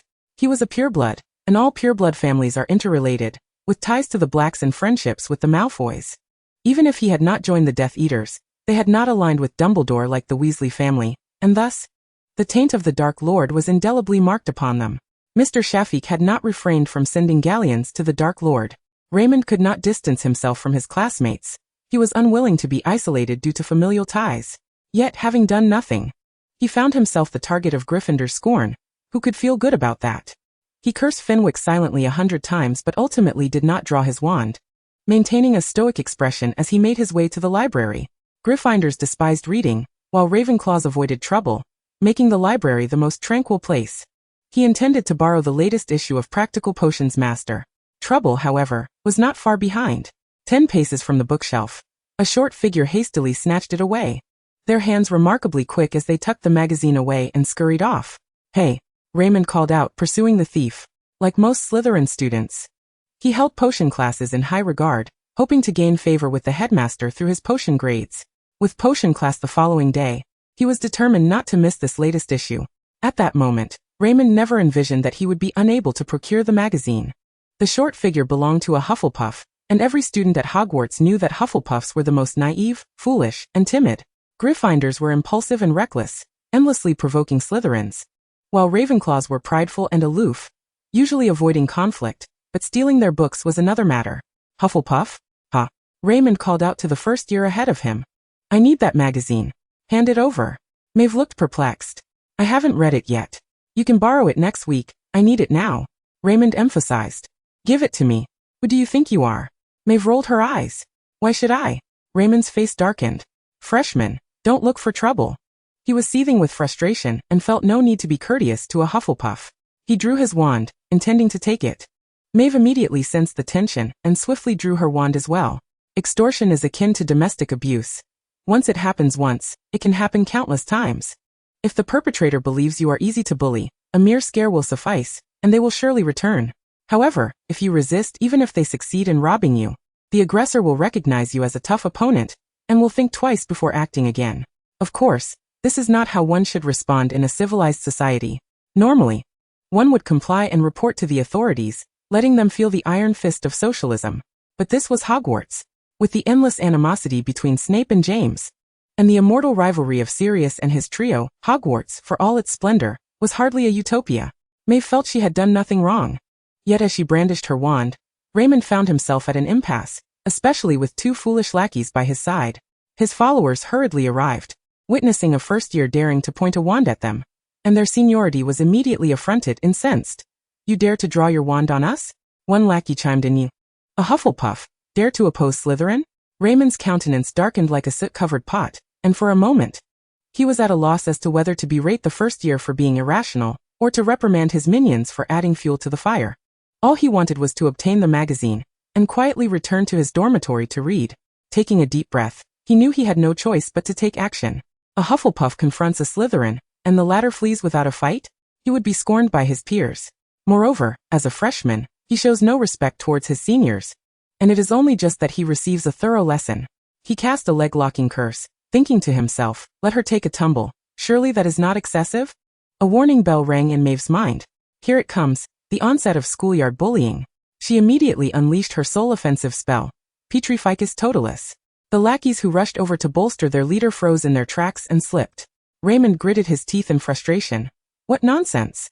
He grew serious, twisting his wrist, Expelliarmus. Maeve's wand flew from her grasp and landed in his hand. Holding her wand, Raymond lifted his chin and sneered, perhaps I should snap your wand. Before he could finish his sentence, he noticed the small, goblin-like girl before him change her expression. Maeve took his threat seriously. To her, the senior merely seemed like a child. Yet it was precisely because he was a child that she feared he might carry out his threat. 11 or 12 years old. Claiming to be mature but still childish, they were not as simple as they appeared.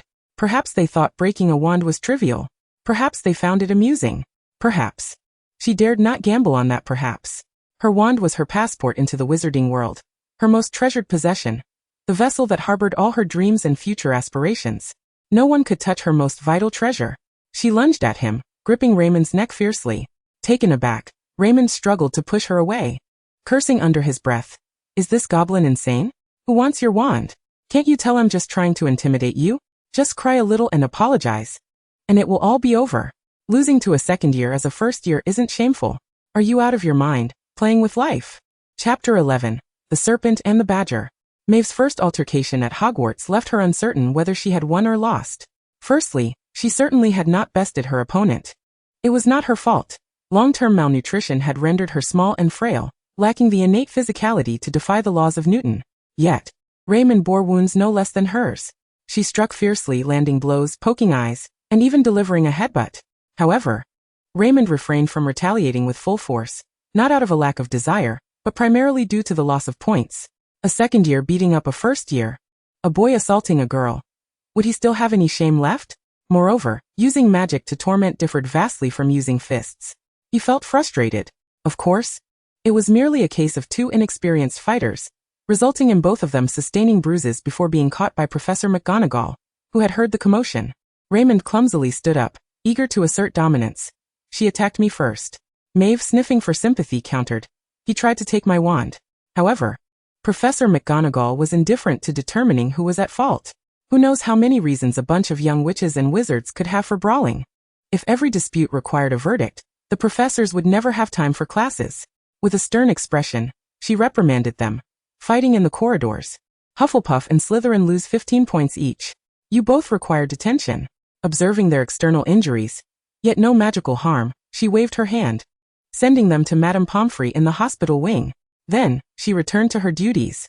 Raymond in a huff warned, next time I better not see you. Stay far away. Hufflepuff. Maeve scoffed in response. I am not afraid of you, you shameless scoundrel.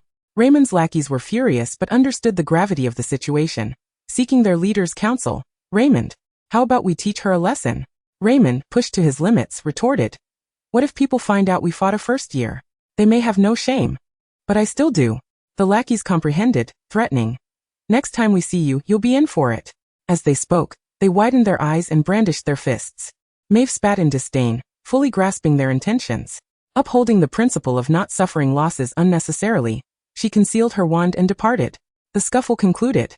Maeve went to the hospital wing, where she received a second round of reprimands from Madame Pomfrey, and dutifully applied ointment to her bruises. Raymond returned to the dormitory, plucking 2 fresh leaves of white ginseng, chewing and swallowing them. The taste was peculiar. However, for such minor injuries, consuming ginseng raw sufficed, negating the need for a trip to the hospital wing. If he did go, it would be a blemish on his reputation.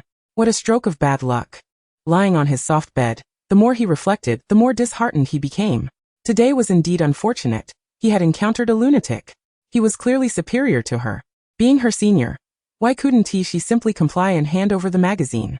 He had done nothing wrong, merely seeking that magazine. What was the issue? In the common room.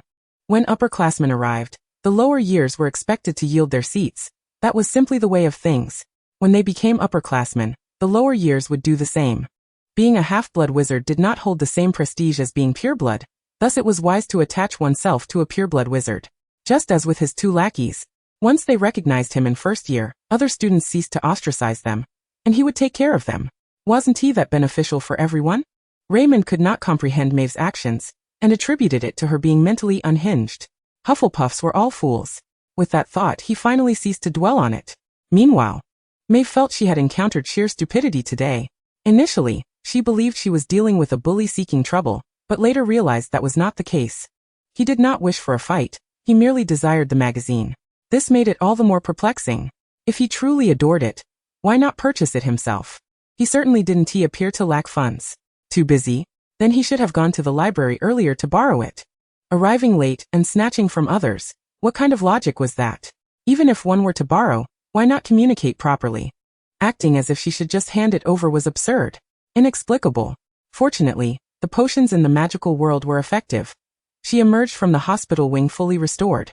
Maeve hurried back to her dormitory, preparing to fill out a survey for Master of Practical Potions. This issue featured a selection of potion masters, allowing readers to vote and submit short essays, with selected submissions earning 20 silver sickles. She resolved to vote for Snape and then mimic Lockhart, crafting a glowing essay. This, of course, posed some difficulty. A great master of potions.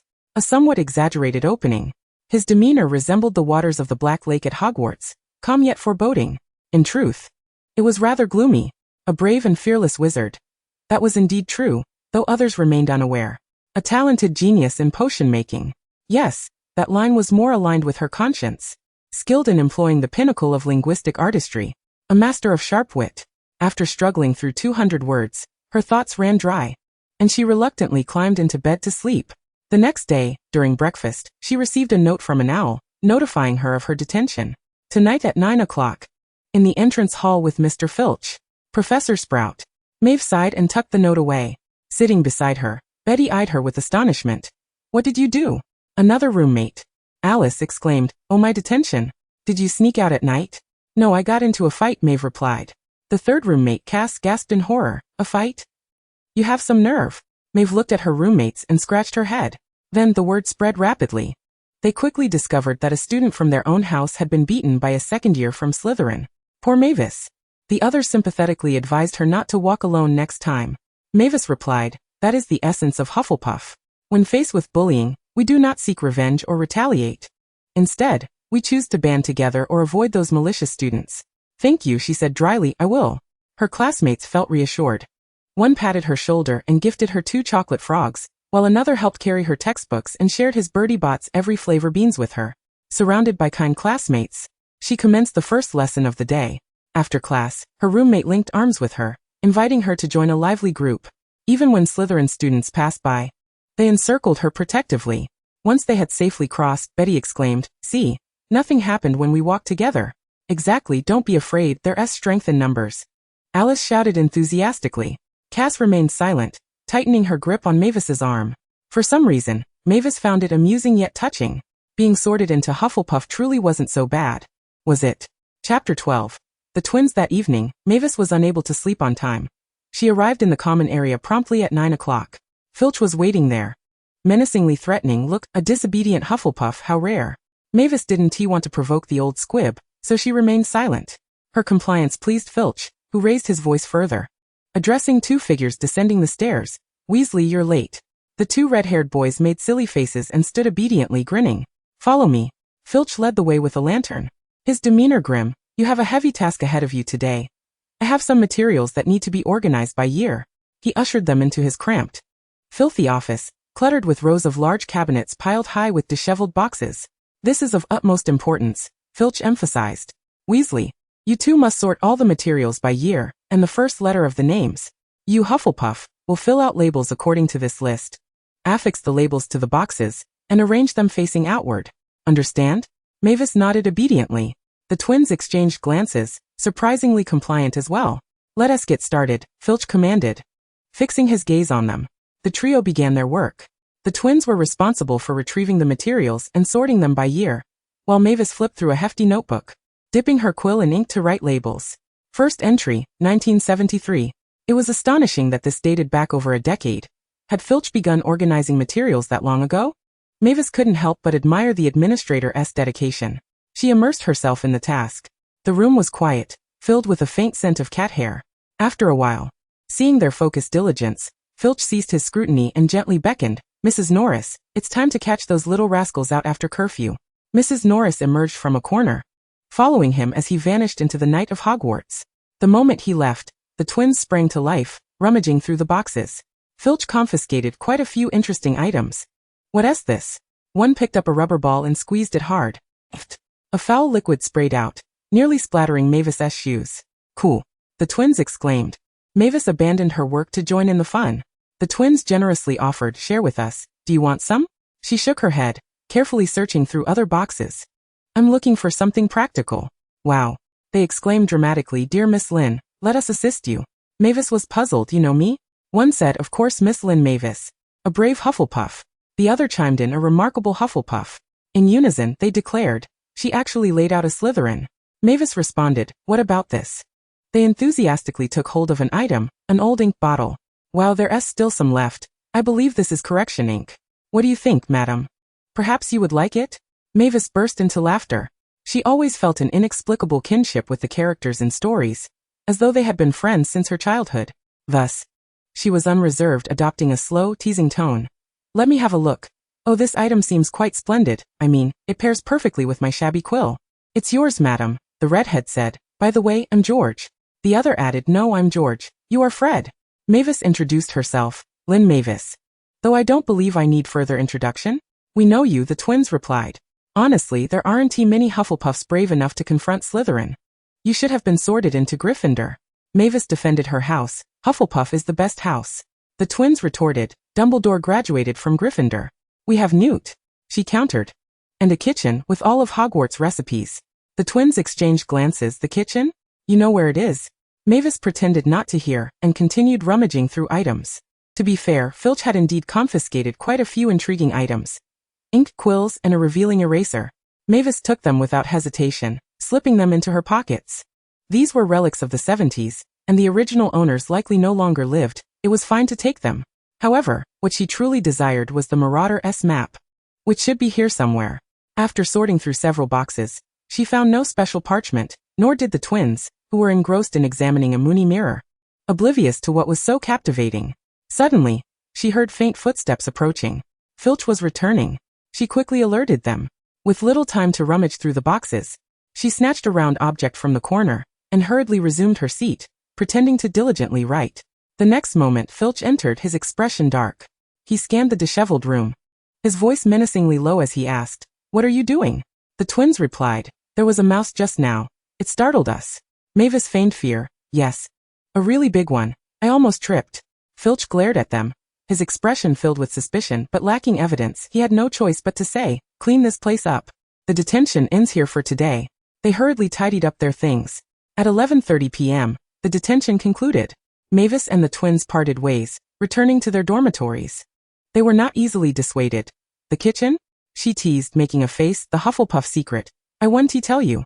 The twins responded with an even larger grimace. Back in her dormitory, Mavis washed off the dust from the office and cozily nestled into her bed. The bedding provided by Hogwarts was made of velvet, in warm yellow and black hues, offering a comforting and solid embrace. The circular dormitory ceiling exuded a cave-like sense of security. She burrowed under the covers, examining her spoils. 2 quills, half a bottle of ink, and several sheets of vintage parchment for writing letters. The last item she had casually grabbed was a pocket watch. What luck! She had long desired a pocket watch. Without one, she could never tell the time and was always anxious about being late. The watch's cover was a bit tarnished, a deep, aged silver, adorned with a beautifully carved owl, the initials engraved below, perhaps the surname of its former owner. However, upon opening it, she was met with disappointment. The watch was inoperative, clearly broken. Mayway, unwilling to concede defeat, retrieved her wand and uttered, "Restore to former glory." Yet, there was no response. Perhaps a fresh start? She decided to try again, but still no reaction. It appeared to be a magical item that was beyond her current capabilities to mend, so she resolved to revisit it in a couple of days. With this thought, she carelessly tucked it beneath her pillow. Chapter 13. The Food Enthusiast. As dawn broke, warm sunlight streamed into the Hufflepuff dormitory, casting a gentle glow upon the curtains. Mayway was roused from her slumber by the blaring of her roommate's alarms, struggling to rise and attend to her morning routine. At this hour, her companions remained blissfully asleep, only stirring when the third alarm sounded, causing a frantic scramble from their beds. After brushing her teeth and washing her face, she donned her plain robe and lifted her cloth bag. Just as she was about to dash to the great hall, a thought struck her. She fished out the pocket watch from beneath her pillow and hung it around her neck. It was said that some watches wound themselves through movement. This one looked quite ancient. Perhaps it operated in such a manner. The great hall was not crowded early in the morning, yet the breakfast spread was bountiful. Mayway began with a couple of sips of steaming honeyed milk, followed by a slice of warm toast slathered with tangy blueberry jam. With each bite, the sweet, soft morsel delighted her palate. As she chewed, she pierced a fork into scrambled eggs, pairing it with bacon and ham, swiftly sending morsels into her mouth whenever she had a moment to spare. She choked slightly and hastily took a few swigs of milk to clear her throat. Next came mushrooms, hash browns, and fried fish. Though a tad greasy, she relished them nonetheless. Fried food was simply the best. She finished her milk and switched to juice. The orange juice, unsweetened, was tart enough to wrinkle her face, yet she persevered, knowing the importance of vitamins. With a slight fullness settling in, she slowed her pace, nibbling on a few more bites of egg. Eventually, she could eat no more. Regretfully, Mei set down her knife and fork, but not before packing 2 croissants into her bag for a snack between classes. Alas, Hogwarts was splendid in many ways, but it lacked mid-morning refreshments. Young students are prone to hunger. Wiping her mouth, she dashed off to class. The next lesson was transfiguration. Professor McGonagall had assigned the task of transforming matches into needles. Everyone worked diligently, but nobody succeeded. Mei too struggled. She had previously thought this would be simple, but the reality was that transfiguration was the most challenging subject of all. Potions appeared daunting, yet tossing ingredients into a cauldron yielded some reaction, to some degree. However, with transfiguration, one could elicit no response at all, leaving one to question their own abilities. Professor McGonagall was unfazed. She reiterated, transfiguration is the most difficult of all magic. You must exert tremendous effort, dedication, and focus to master this art. Mei couldn't help but feel disheartened. She was at a loss as to where she was going wrong, why she could not achieve success. Cedric had nearly transformed his match into a wooden needle, while hers had shown little change. Why was this so? After a lesson filled with dismal failure, Mei exited the classroom, head hanging low. If her struggles and potions could be attributed to mere misfortune, then her failure in transfiguration marked the greatest setback of her time at Hogwarts. She was uncertain of her shortcomings and lacked direction for improvement. Yet, the thought of abandoning this subject was equally unsatisfactory. Transfiguration was such a wondrous skill. Without needles, one could transform matches. Without thread, hair could be used to mend clothes. And worries about repairs would vanish. In the future, furniture could be conjured from wood and stone, and pots and pans could be created. Such a practical form of magic was simply intolerable to be unable to learn. Yet, those who have studied political philosophy know that material realities do not bend to human will. No matter how hard one tries, some things simply cannot be mastered. Not gaining admission to Tsinghua or Peking University is not merely a matter of choice, is it? Nevertheless, aside from her struggles with transfiguration, the rest of her day unfolded with extraordinary fortune. Each time she ascended the stairs, they conveniently turned in the direction she wished to go, without a single detour. When encountering Peeves, he was preoccupied chasing another group of students, allowing her to elegantly sidestep the chaos. At dinner, a delightful surprise awaited her at the table: fishball risotto. Although influenced by Indian cuisine, the British were not particularly averse to rice. Yet rice remained a rarity on their dinner tables. Mei had scarcely encountered it before. Upon seeing the rice, she nearly lost her composure. Even though it was laden with cream, sweetened, and infused with peculiar spices, it was still rice. She promptly took the plate, scooping up spoonfuls and shoving them into her mouth. Often, she swallowed without fully chewing, immediately following with another scoop. Her companions were left astounded. While everyone was enthusiastic about their meals, her voracity was extraordinary, resembling a refugee who hadn't tasted rice in weeks. Slow down, her friend urged, offering her a cup of pumpkin juice with a concerned expression. Did you not have lunch? I did, Mei mumbled, unwilling to set down her spoon. Ultimately, she consumed an entire portion meant for 3, leaving behind all the meat and eggs. She then made her way to the hospital wing, seeking Madame Pomfrey for a digestive potion. You again? Scolded Madame Pomfrey. You've stuffed yourself and still cannot restrain your appetite. You are utterly irresponsible. I'm sorry. Mei meekly apologized, deferring any promises of change for another time. Madame Pomfrey handed her a vial of potion. Drink this when you return. Without further ado, Mei leapt from the bed and fled. Once back in her dormitory, she cast a silencing charm before bravely consuming the potion. The sounds of plop, plop, plop transformed into whoosh, whoosh, whoosh. Just before sleep, she remembered the pocket watch and took it out for a glance. It remained motionless. Disappointed, she shoved it into a drawer, resolving to save some money to purchase a cheap mechanical watch when she returned to London for the summer. The following day, the stairs were once again in disarray. Was it true that a day of luck only comes once? Mei pondered this briefly. After all, everyone has their moments of extraordinary fortune, like driving through a sea of green lights. It's merely a matter of probability. However, a fortnight later, she unearthed the pocket watch once more, wearing it as a charm. The reason was simple: she craved rice. Although house elves were exceedingly hospitable, always eager to provide an abundance of food in the kitchen, they could not conjure what was not available. The daily menu depended on what was in stock. If Hagrid's pumpkins yielded a bountiful harvest, the days would feature pumpkin juice, pumpkin pie, and pumpkin pudding. When the rainy season arrived, a variety of mushrooms would be more plentiful. Only potatoes were consistently available year-round, Rice depended on luck. Thus, driven by her insatiable desire for rice, Mei succumbed to superstition, donning identical clothing and shoes, and adorning herself with the pocket watch, hoping for a rice-filled day. And indeed, her wish was granted. I believe I may have stumbled upon something remarkable. Chapter 14. A fortuitous encounter. Having inexplicably acquired a magical item, Mei felt a twinge of caution, especially one that purportedly enhances luck. There is no such thing as unearned fortune in this world. Even the most reliable luck potion can yield side effects if consumed in excess. She conducted careful experiments over several days, concluding that it seemed unrelated to luck. A case in point was when she sampled the Weasley twins' Birdie Bot's every flavor beans, and encountered an extraordinarily bizarre flavor. If this was luck, then why hadn't she drawn another bag? Yet it appeared to possess some peculiar effects, and intriguingly, they seemed to be connected to Hogwarts in some manner.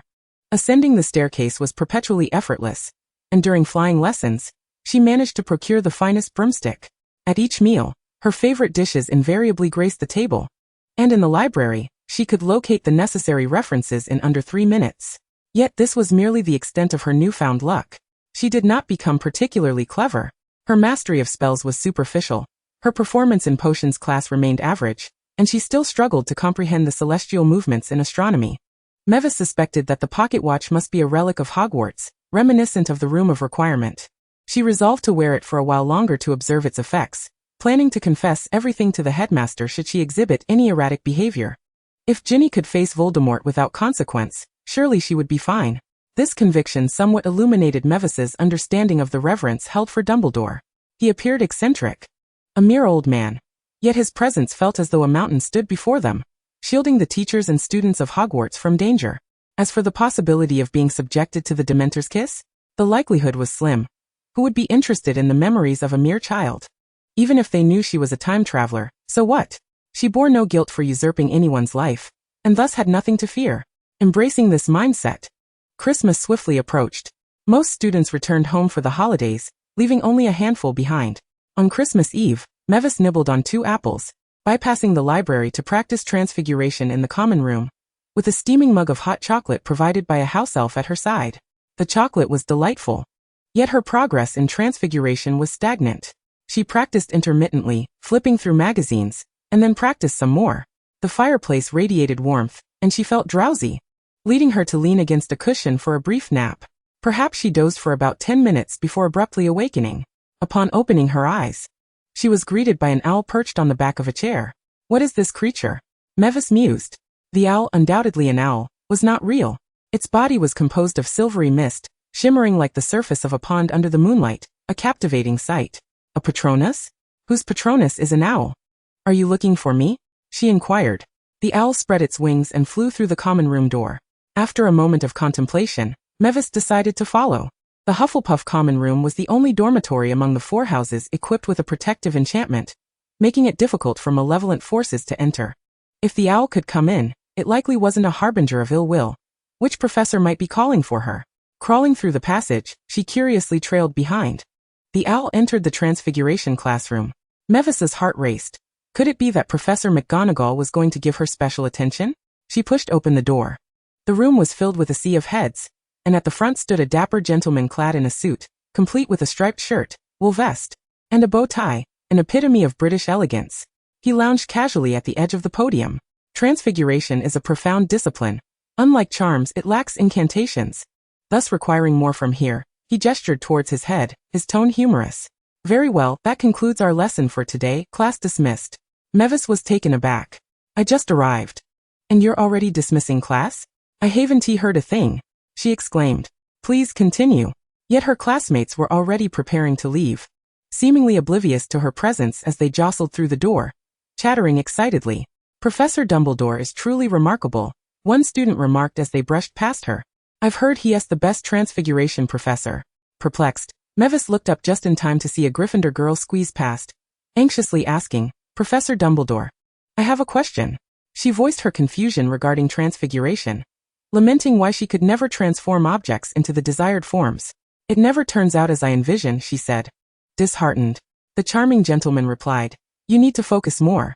When you wave your wand, your mind must hold a clear thought. Mavis interjected, excuse me. After the Gryffindor had finished, her curiosity piqued. She sidled closer, cautiously observing. The youthful Dumbledore seemed oblivious to her presence, engrossed in tidying up his materials.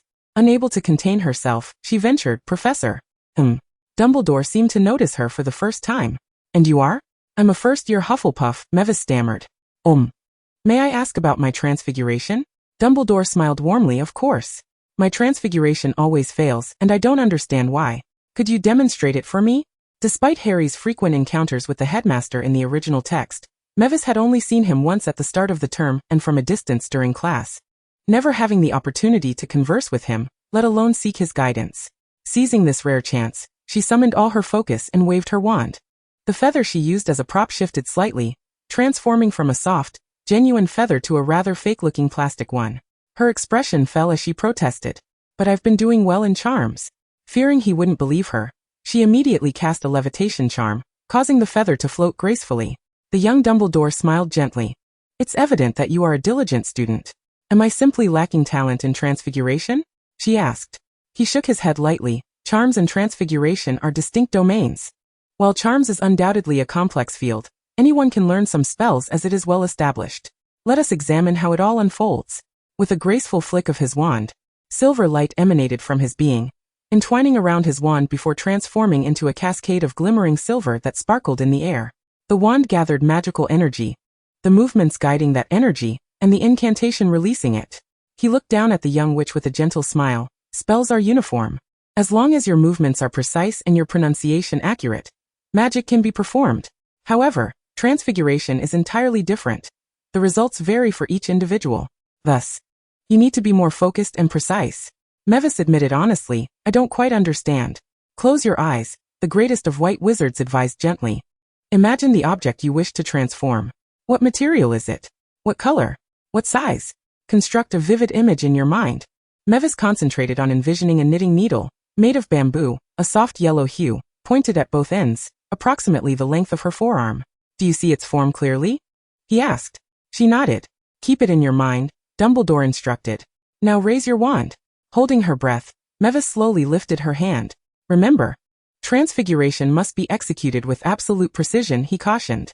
"Hold the image you envision, and channel your magic to manifest it upon the object you wish to alter." The feather turned a pale yellow but did not complete its transformation. Mavis nearly cried out in frustration. "You're too hasty," Dumbledore remarked, shrugging. "Try again. But take your time. Before you release your magic, you must be thoroughly certain. Then commit to it wholeheartedly." He demonstrated with a flick of his wand, turning the feathers on the table into dancing little figures. Impressive, Mavis thought, marveling at his skill. Chapter 15 Christmas. While admiration was warranted, she needed to seize the opportunity to learn. Mavis posed her queries. Why must it be done all at once rather than gradually? I had always believed one should first change the color, then the size, and finally the material. In Transfiguration class, students progressed at varying rates. Some altered sizes, while others changed colors, all earning Professor McGonagall's approval. As a novice, she thought it acceptable to advance step by step. Dumbledore smiled, his demeanor relaxed. However, transforming a single quality is a change, while a complete metamorphosis constitutes yet another. Transformation requires no intermediary steps. It is pure magic. Mavis nodded, half comprehending. "Let me try again." This time, she heeded Dumbledore's advice, focusing intently, summoning her resolve, and anticipating the feather to instantaneously morph into a knitting needle. The feather shifted, becoming a thin layer resembling a needle. This description felt somewhat peculiar. To be more explicit, it was not a three-dimensional needle, but rather a two-dimensional depiction akin to a bamboo illustration. She scratched her head. Dumbledore reiterated, "Precisely accurate." On the third attempt, Mavis took a deep breath, closed her eyes in meditation. She envisioned the knitting needle, for with it, she could use her coupon to purchase yarn, only a few nuts for a ball of wool, enabling her to knit a scarf and avoid freezing like a dog. Clinging to this resolute belief, she concentrated once more, channeling her magic into the feather. Transform into a knitting needle. Knitting needle. Knitting needle. The feather trembled, and in the next moment, it had wholly transformed into a knitting needle. Hooray! Mavis leaped up, uncontrollably exclaiming, "I did it! By Merlin!" For months had passed since her admission in September, and she had finally mastered transfiguration. The joy was overwhelming. "Thank you, Professor. I am immensely grateful." Dumbledore smiled at her. "Congratulations, Miss Lynn Mavis." The name slipped from her lips. "Congratulations, Miss Lin," he replied, suddenly raising his gaze. An owl flew in through the window. Mavis glanced over. And in the next instant, the world plunged back into darkness. Upon opening her eyes, she found herself in the common room. The fireplace radiating warmth, her feet comfortably toasty, while her hot chocolate had long since cooled. Was it a dream? Surely not. Dreams typically involve failing to answer exam questions. She hardly grasped transfiguration, let alone concoct such detailed and reliable guidance in a dream. Indeed, something peculiar had transpired. After a moment of deep contemplation, Mavis ultimately resolved to give it another try. She raised her wand, lowered it, laid back. Goodness, in the span of a nap, her blue bar had dwindled. Could it be that the pocket watch siphoned a wizard's magic? This time it was magic. Next time, it wouldn't be life force, would it? Tomorrow, she ought to consult Madame Pomfrey. Lynn Mavis, valuing her life, thought to herself. And so, she rolled back to her dormitory to sleep. With no classes on Christmas, she slept until noon before waking. After freshening up, she descended to find several cards beneath the Christmas tree in the common room. Mavis let out a huge sigh of relief. She was quite apprehensive about receiving gifts. Not that she didn't wish for them, but rather, she felt unable to reciprocate. What if someone gifted her books, candies, or a scarf, and she could only offer a card? How awkward that would be. Fortunately, there were only cards. Mavis picked them up, 3 from her roommates and 1 from Professor Sprout. She skimmed past her roommate's notes. The professor's card was filled with formalities, containing only 1 line, requiring no response. Time for lunch. The Christmas lunch was lavish. Tuna salad, turkey sandwiches, roasted mushrooms and peas, pumpkin pie, blueberry pudding and orange juice. Yet today, Mavis found only half of her thoughts focused on the dining table. The other half was preoccupied with Professor Dumbledore, the elderly headmaster. With his snow-white beard and shimmering purple robes, donned half-moon spectacles, was joyfully indulging in dessert. He caught sight of Mavis's gaze. Miss Lin. The Christmas table was unlike any other. Everyone was gathered closely around a single table, conversing more casually than usual. Did I get jam on my face? Mavis paused momentarily before quickly responding. I was admiring your robe. The stars are beautiful. Thank you for your compliment. Dumbledore plucked a star from his robe and let it float over to her. Let us share in this joy. Thank you. Mavis curiously reached for it. The star twinkled and changed colors, a delightful sight, and she glanced at her shabby robe, deciding to place it atop her head. The professors nearby chuckled. Once lunch concluded, Dumbledore soon departed, seemingly with no intention of conversing with Mavis. She mused, had Dumbledore encountered students from decades into the future during his youth, it would certainly be strange. Since he exhibited no inclination to inquire, it indicated she had not returned to the past. That sensation felt unlike using a time-turner. She did not perceive everything rapidly retreating, but rather, it resembled a dream. Perhaps a visit to the hospital wing was in order. Mavis made her way to the hospital wing, only to be met with Madame Pomfrey's disapproving glare. You again. Why do you never take care of your health? I'm fine, she hastily denied. I just wanted to ask if there's anything I can assist you with? Madame Pomfrey scrutinized her for a moment before her expression softened. There's nothing of importance here. Mavis felt a tad embarrassed. I've caused you quite a bit of trouble. If there's anything I can do, please don't hesitate to ask.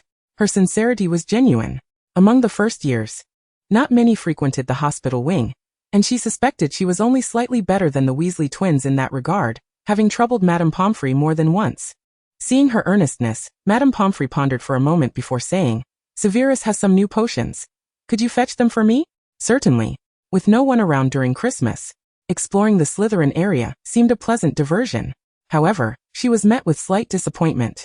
While the Hufflepuff quarters basked in sunlight, warm and solid, providing immense comfort, Slytherin's domain remained cold and dim, requiring wall sconces even in broad daylight.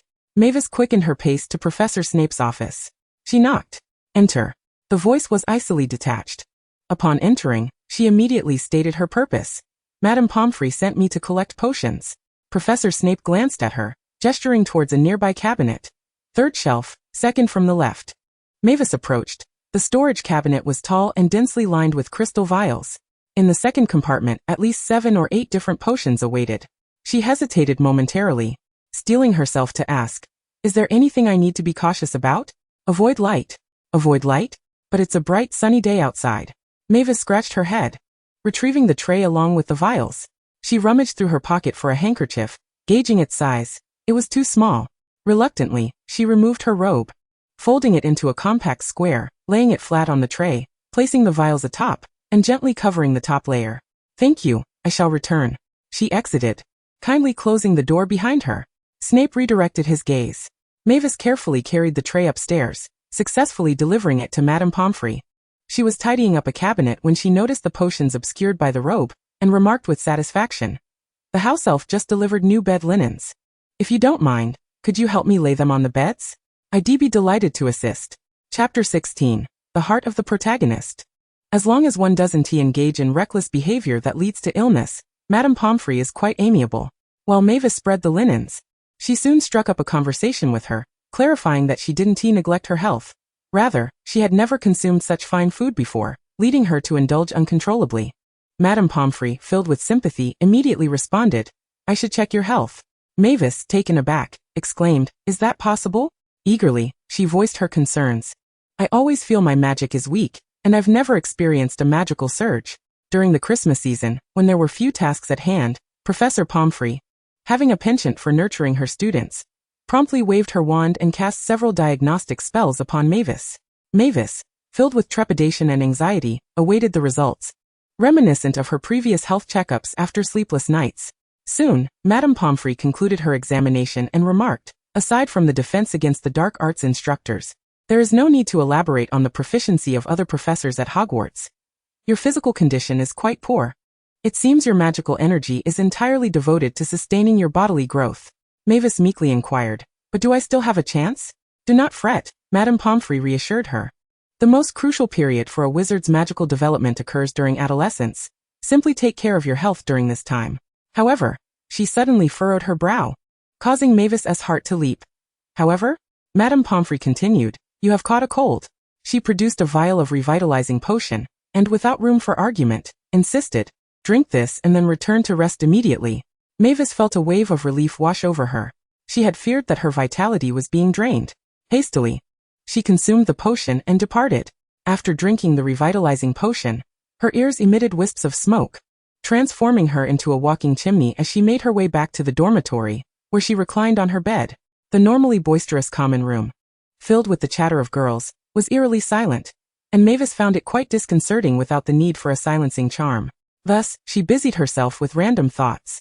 After a day of rest, her magical energy had slightly recovered, prompting her to recall the sensations from her dreams as she pointed her wand at a fallen strand of hair. Transfiguration. With a slight flicker, her hair morphed into a fluffy yarn. To her astonishment, it had truly succeeded. Her extra classes had not been in vain. She touched the silver chain around her neck, momentarily unsure whether she had acquired a fortunate talent, or had become the next Ginny. Yet, she could not deny that this feeling allowed her to fully empathize with Ginny. It was not foolishness or ignorance. Rather, when serendipity strikes, one cannot help but think of oneself as the most unique individual. Why shouldn't he, the protagonist, be me? Meanwhile, in the headmaster's office, Dumbledore set down his quill, sealed a letter in an envelope with wax, and passed it to the waiting owl. Then, as if suddenly recalling something, he inquired of the Sorting Hat, "Didn't I hear a new song this morning?" The Sorting Hat, an enchanted object of wisdom, typically indulged in no particular hobby. However, it would compose elaborate songs for festive occasions. On Christmas Eve, it performed a Hogwarts Christmas, and after receiving Dumbledore's praise, had taken its leave in satisfaction. Yet on this early morning, while the dawn was still dim, Dumbledore heard a new melody. The lyrics were as follows. Over 1,000 years ago, for great wizards traversed the boundless wilderness. They journeyed through thickets of thorns, crossed perilous lakes, and arrived at this highland to establish the grand Hogwarts.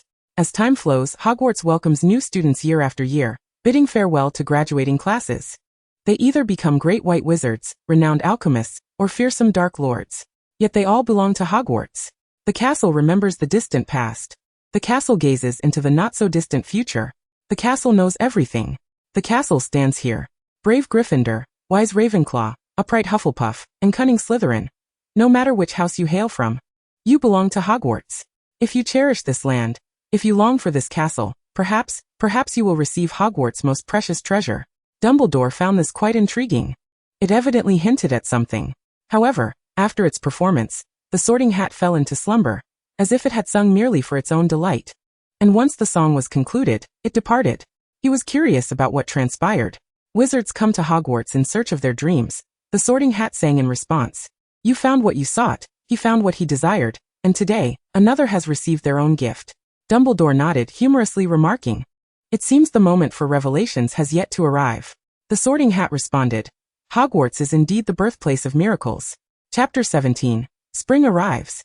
With Christmas concluded, students returned to school. In Transfiguration class, Mavis successfully executed the transformation spell, and Professor McGonagall generously awarded Hufflepuff an additional 5 points. Feeling invigorated, Mavis thought to herself, if I were in the same era as Tom and under Dumbledore's tutelage, he might not have become the Dark Lord after all. However, this ambition was swiftly dashed during flying lessons. In the second semester, flying class began simulating Quidditch matches. Cedric and the twins demonstrated considerable talent, and they were likely to join the Quidditch team next year. As for Mavis, well, she opted to enjoy a leisurely flight. After all, only 7 players were needed for the team, with 2 substitutes, allowing the rest to have their fun. She leisurely rode an old clean sweep broom, gliding leisurely above the lawn. The slow pace ensured she wouldn't feel dizzy. With the wind brushing against her cheeks, she soared freely in the air, finding it utterly delightful. When fatigue set in, she would land at Hagrid's hut to become acquainted with him and pet Fong's head. Fong was far more approachable than Mrs. Norris. In Hogwarts, petting cats posed a greater risk than petting dogs. As for her extracurricular life, Mavis had recently set her sights on a new goal. She wished to exchange for a thermos. An article she had penned appeared in the Potions Weekly, earning her a payment of 20 silver sickles. This was for a character introduction published during the voting period, rather than a post-award accolade. In truth, Snape had not been elected, though it would have been odd if he had been. Yet, Mavis was unconcerned about the outcome. As long as she received money, it mattered little. Thermoses could be purchased through mail order, and with various discount coupons, she could acquire one for as little as 10 silver sickles. In a magical world where a book could cost a galleon, this was a reasonable price. The magical thermos, equipped with temperature control and a preservation charm, could maintain its contents at a constant temperature for a week. Mavis longed to have access to hot water at all times, rather than only during meal times. However, she lacked an additional 20 off coupon. As previously mentioned, Mavis had obtained her coupons via copying charms. The magazine allowed the use of the charm 3 times. But magic has its limitations. Her previous copies had expired, and the remaining opportunities had been utilized by her classmates. I hear you're looking for a Wizarding Weekly coupon? A red-haired head popped up from the left. Do you have any? Mavis inquired. Another red-haired head appeared on the right. If you're willing to tell us the location of the kitchen. Deal. Mavis exclaimed. In unison they replied, pleasure doing business with you. The Weasley twins were ardent readers of the Wizarding Weekly and avid collectors of coupons, and they quickly secured a stackable coupon to exchange with Mavis for the secret to accessing the kitchen. Both parties were satisfied. By the end of January, Mavis acquired the magical thermos, her ambitions soaring as she contemplated knitting a sweater. With matchsticks transformed into knitting needles, and hair into yarn. Wasn't this both eco-friendly and economical? However, let me reiterate, magic has its limitations. With her feeble magical prowess, it is utterly impossible for her to maintain a transformation indefinitely. The yarn her hair had morphed into could only endure for a day, and before she could weave even a few rows, it would unravel. After much deliberation, Mavis devised an alternative method, utilizing transfiguration to transform a handkerchief into a scarf. Problem solved. She could cast transfiguration every morning, treating it as a post-class exercise. With a thermos filled with hot water, the scarf concealing much of her face, complemented by a hat and cloak, winter suddenly became much more bearable. Gradually, spring arrived. The courses also grew more challenging. The Defense Against the Dark Arts class finally commenced practical lessons, where an inconsequential professor imparted a rather useful spell, the Shield Charm. Although it was still a spell, Mavis could sense that this incantation was more complex than those covered in the Charms class. Yet, she could not articulate why it was more difficult. Perhaps it demanded greater magical energy and a more focused mind? Or perhaps, as the professor stated, defending against dark magic is considerably more arduous than ordinary magic. For combating evil has never been an easy endeavor. Nonetheless, for reasons unknown, Mavis seemed to learn this spell with relative ease, unlike her struggles in Potions class.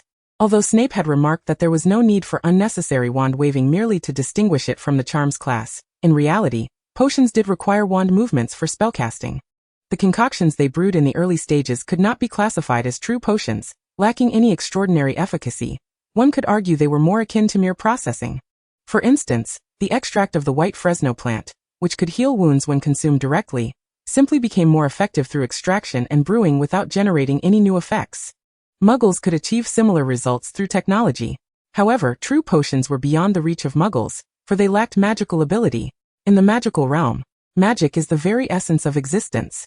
One could say that if the process of brewing potions were to be deconstructed into an assembly line and entrusted to Muggle machinery, nothing would materialize. Mavis found this particularly vexing. Brewing potions requires magic. This much is clear, but how much magic is necessary? When should it be applied? At what rate should it be administered? It was indeed challenging. In the previous semester, as long as one was diligent, meticulous, and cautious, everyone could produce satisfactory results. Yet, the latter half of the semester demanded the integration of magic, leading to frequent cauldron mishaps. If one acted too hastily, the ingredients would react prematurely, resulting in failure. If too much magic was applied, it would explode. If too little was used, the brew would fail, leading to disappointment. Mavis mused. Last semester was akin to chemistry experiments, where everything was quantifiable. Now it felt like cooking, where everything hinged on intuition. Each person's magical capacity and technique varied, making it impossible to replicate another's skill. Those with innate talent seemed to instinctively know what to do, executing their spells effortlessly, while the less gifted, despite poring over textbooks, felt no improvement. Connie Harris was one such individual. Her handling of materials was not as meticulous as Mavis's, and her timing was far from precise, yet it mattered little. She always seemed to do the right thing at the right moment. Perhaps that was what talent entailed. Speaking of which, half a year had passed, and the first-year students had, to varying degrees, discovered their strengths.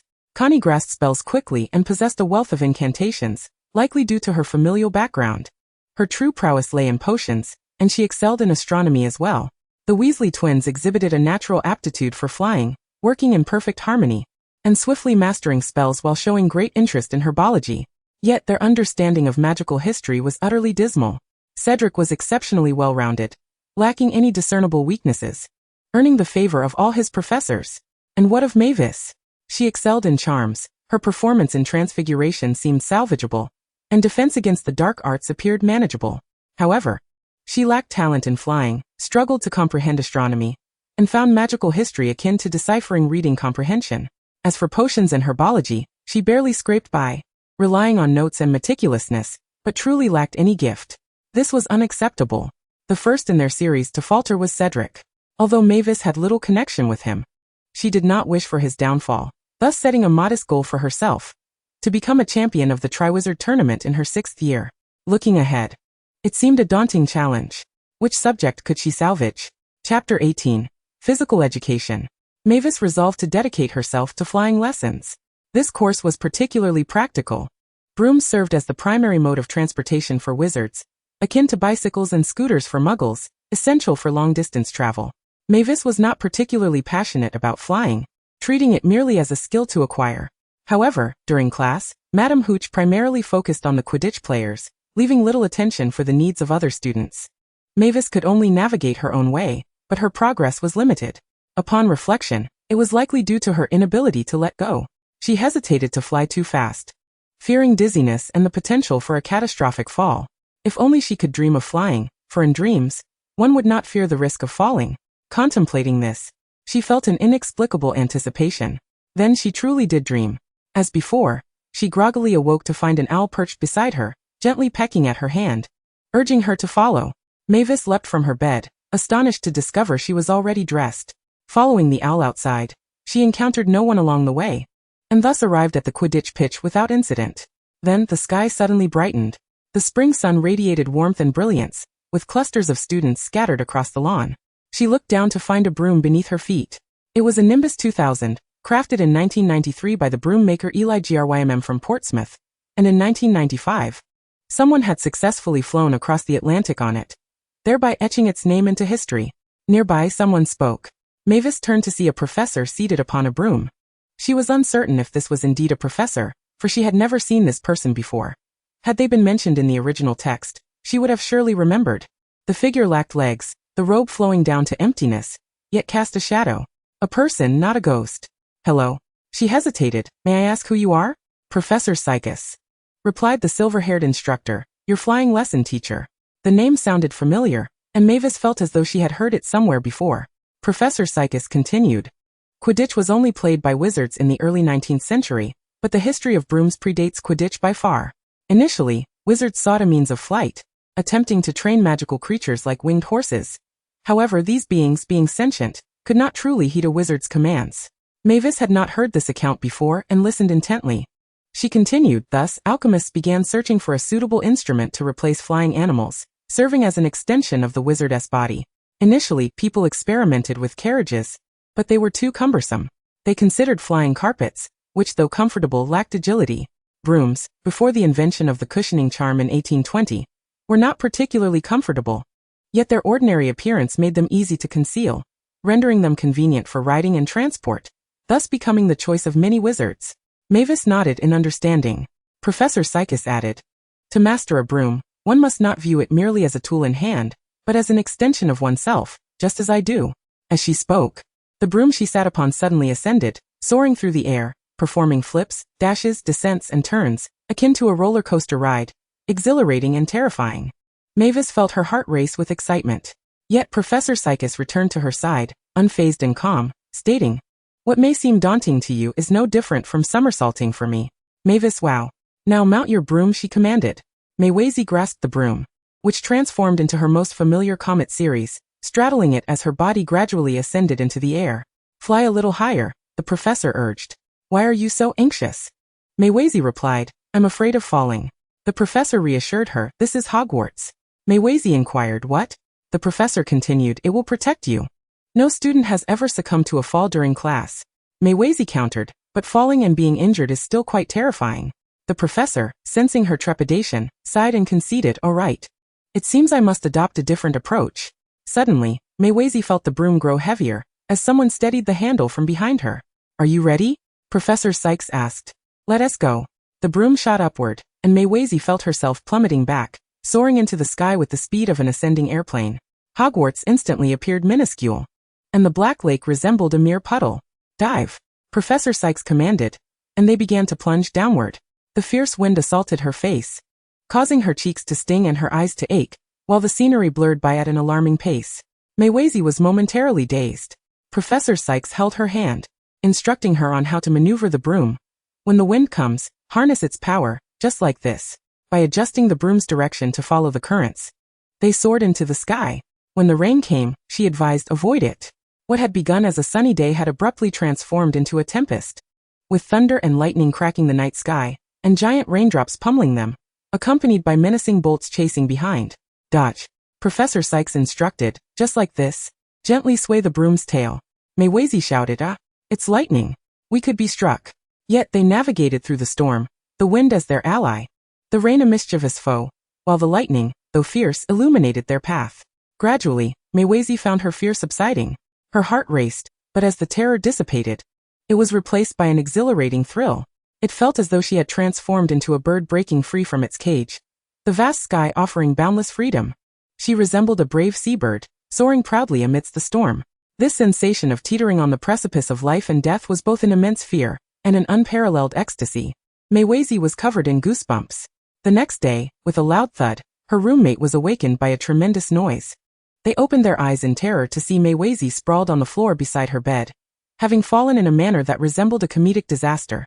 Her head hitting the ground and her chin knocking against the floor, an undeniably amusing sight. Maywazy, what happened? Her friends rushed over, concerned, to help her up. I'm fine, Maywazy numbly replied, my legs are weak. Her roommate queried. The following week in flying class, Maywazy raised her hand to volunteer as a chaser. Madame Hooch encouraged everyone to experience Quidditch, allowing her to participate in the match that day. Maywazy mounted her broom. Clutching a quaffle, Madame Hooch blew her whistle. Whoosh. Maywazy ascended at breakneck speed. Quidditch did not impose altitude restrictions, and she soared to a sufficient height before diving towards the opposing goal. The broom's velocity combined with gravity was formidable. The Weasley twins, positioned as beaters, intended to knock her off course, but upon witnessing her speed, they were momentarily taken aback. By the time they prepared to act, it was too late. Maywazy charged into the scoring zone, raised the quaffle, and threw it. The quaffle soared for a moment before plummeting just 10 meters from the goalkeeper. The twins erupted in laughter, nearly toppling from their brooms. Maywazy, feeling utterly embarrassed, silently resolved to incorporate more exercise into her routine. With a tight schedule filled with classes and assignments, the most opportune time for exercise emerged in the morning. She never anticipated that she would come to miss the 800-meter morning runs from her middle school days, having previously gone to great lengths to avoid them. Fortunately, the weather had warmed considerably. With an 8 o'clock curfew, Maywayzee typically retired around 9, rising at 5:30 to wash her face and brush her teeth before embarking on a morning jog around Hogwarts. The fresh, tranquil morning air was delightful, and the absence of negative consequences made it all the more enjoyable. Though she did not run quickly, completing the lap took her about 20 minutes, after which she returned to her dormitory for a shower and change of clothes, arriving at the Great Hall around 6:30. It was still before breakfast, allowing her to pull out her textbooks for some pre-class studying and practice a few spells. At 7 it was time to eat, followed by classes. On weekends, she no longer spent all her time in the library, but instead took leisurely walks to Hagrid's hut, playing frisbee with Fong and assisting Hagrid with his tasks. As the keeper of keys and grounds, he occasionally needed help with handling creatures, and Maywayzee, understanding his limitations with magic, offered to lend a hand. Hagrid was not particularly popular among the students, often referred to as the Big Oaf, but he was delighted to have a young witch willing to converse with him, warmly offering her rock cakes. Maywayzee bravely declined. Gradually, she began to flourish like a seedling that had gathered enough strength to grow rapidly.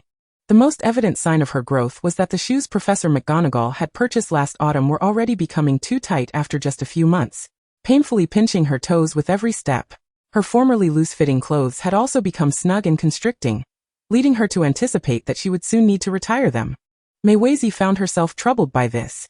She had gained muscle and magical prowess, yet her purse remained as empty as ever. Chapter 19 Finals. At Hogwarts.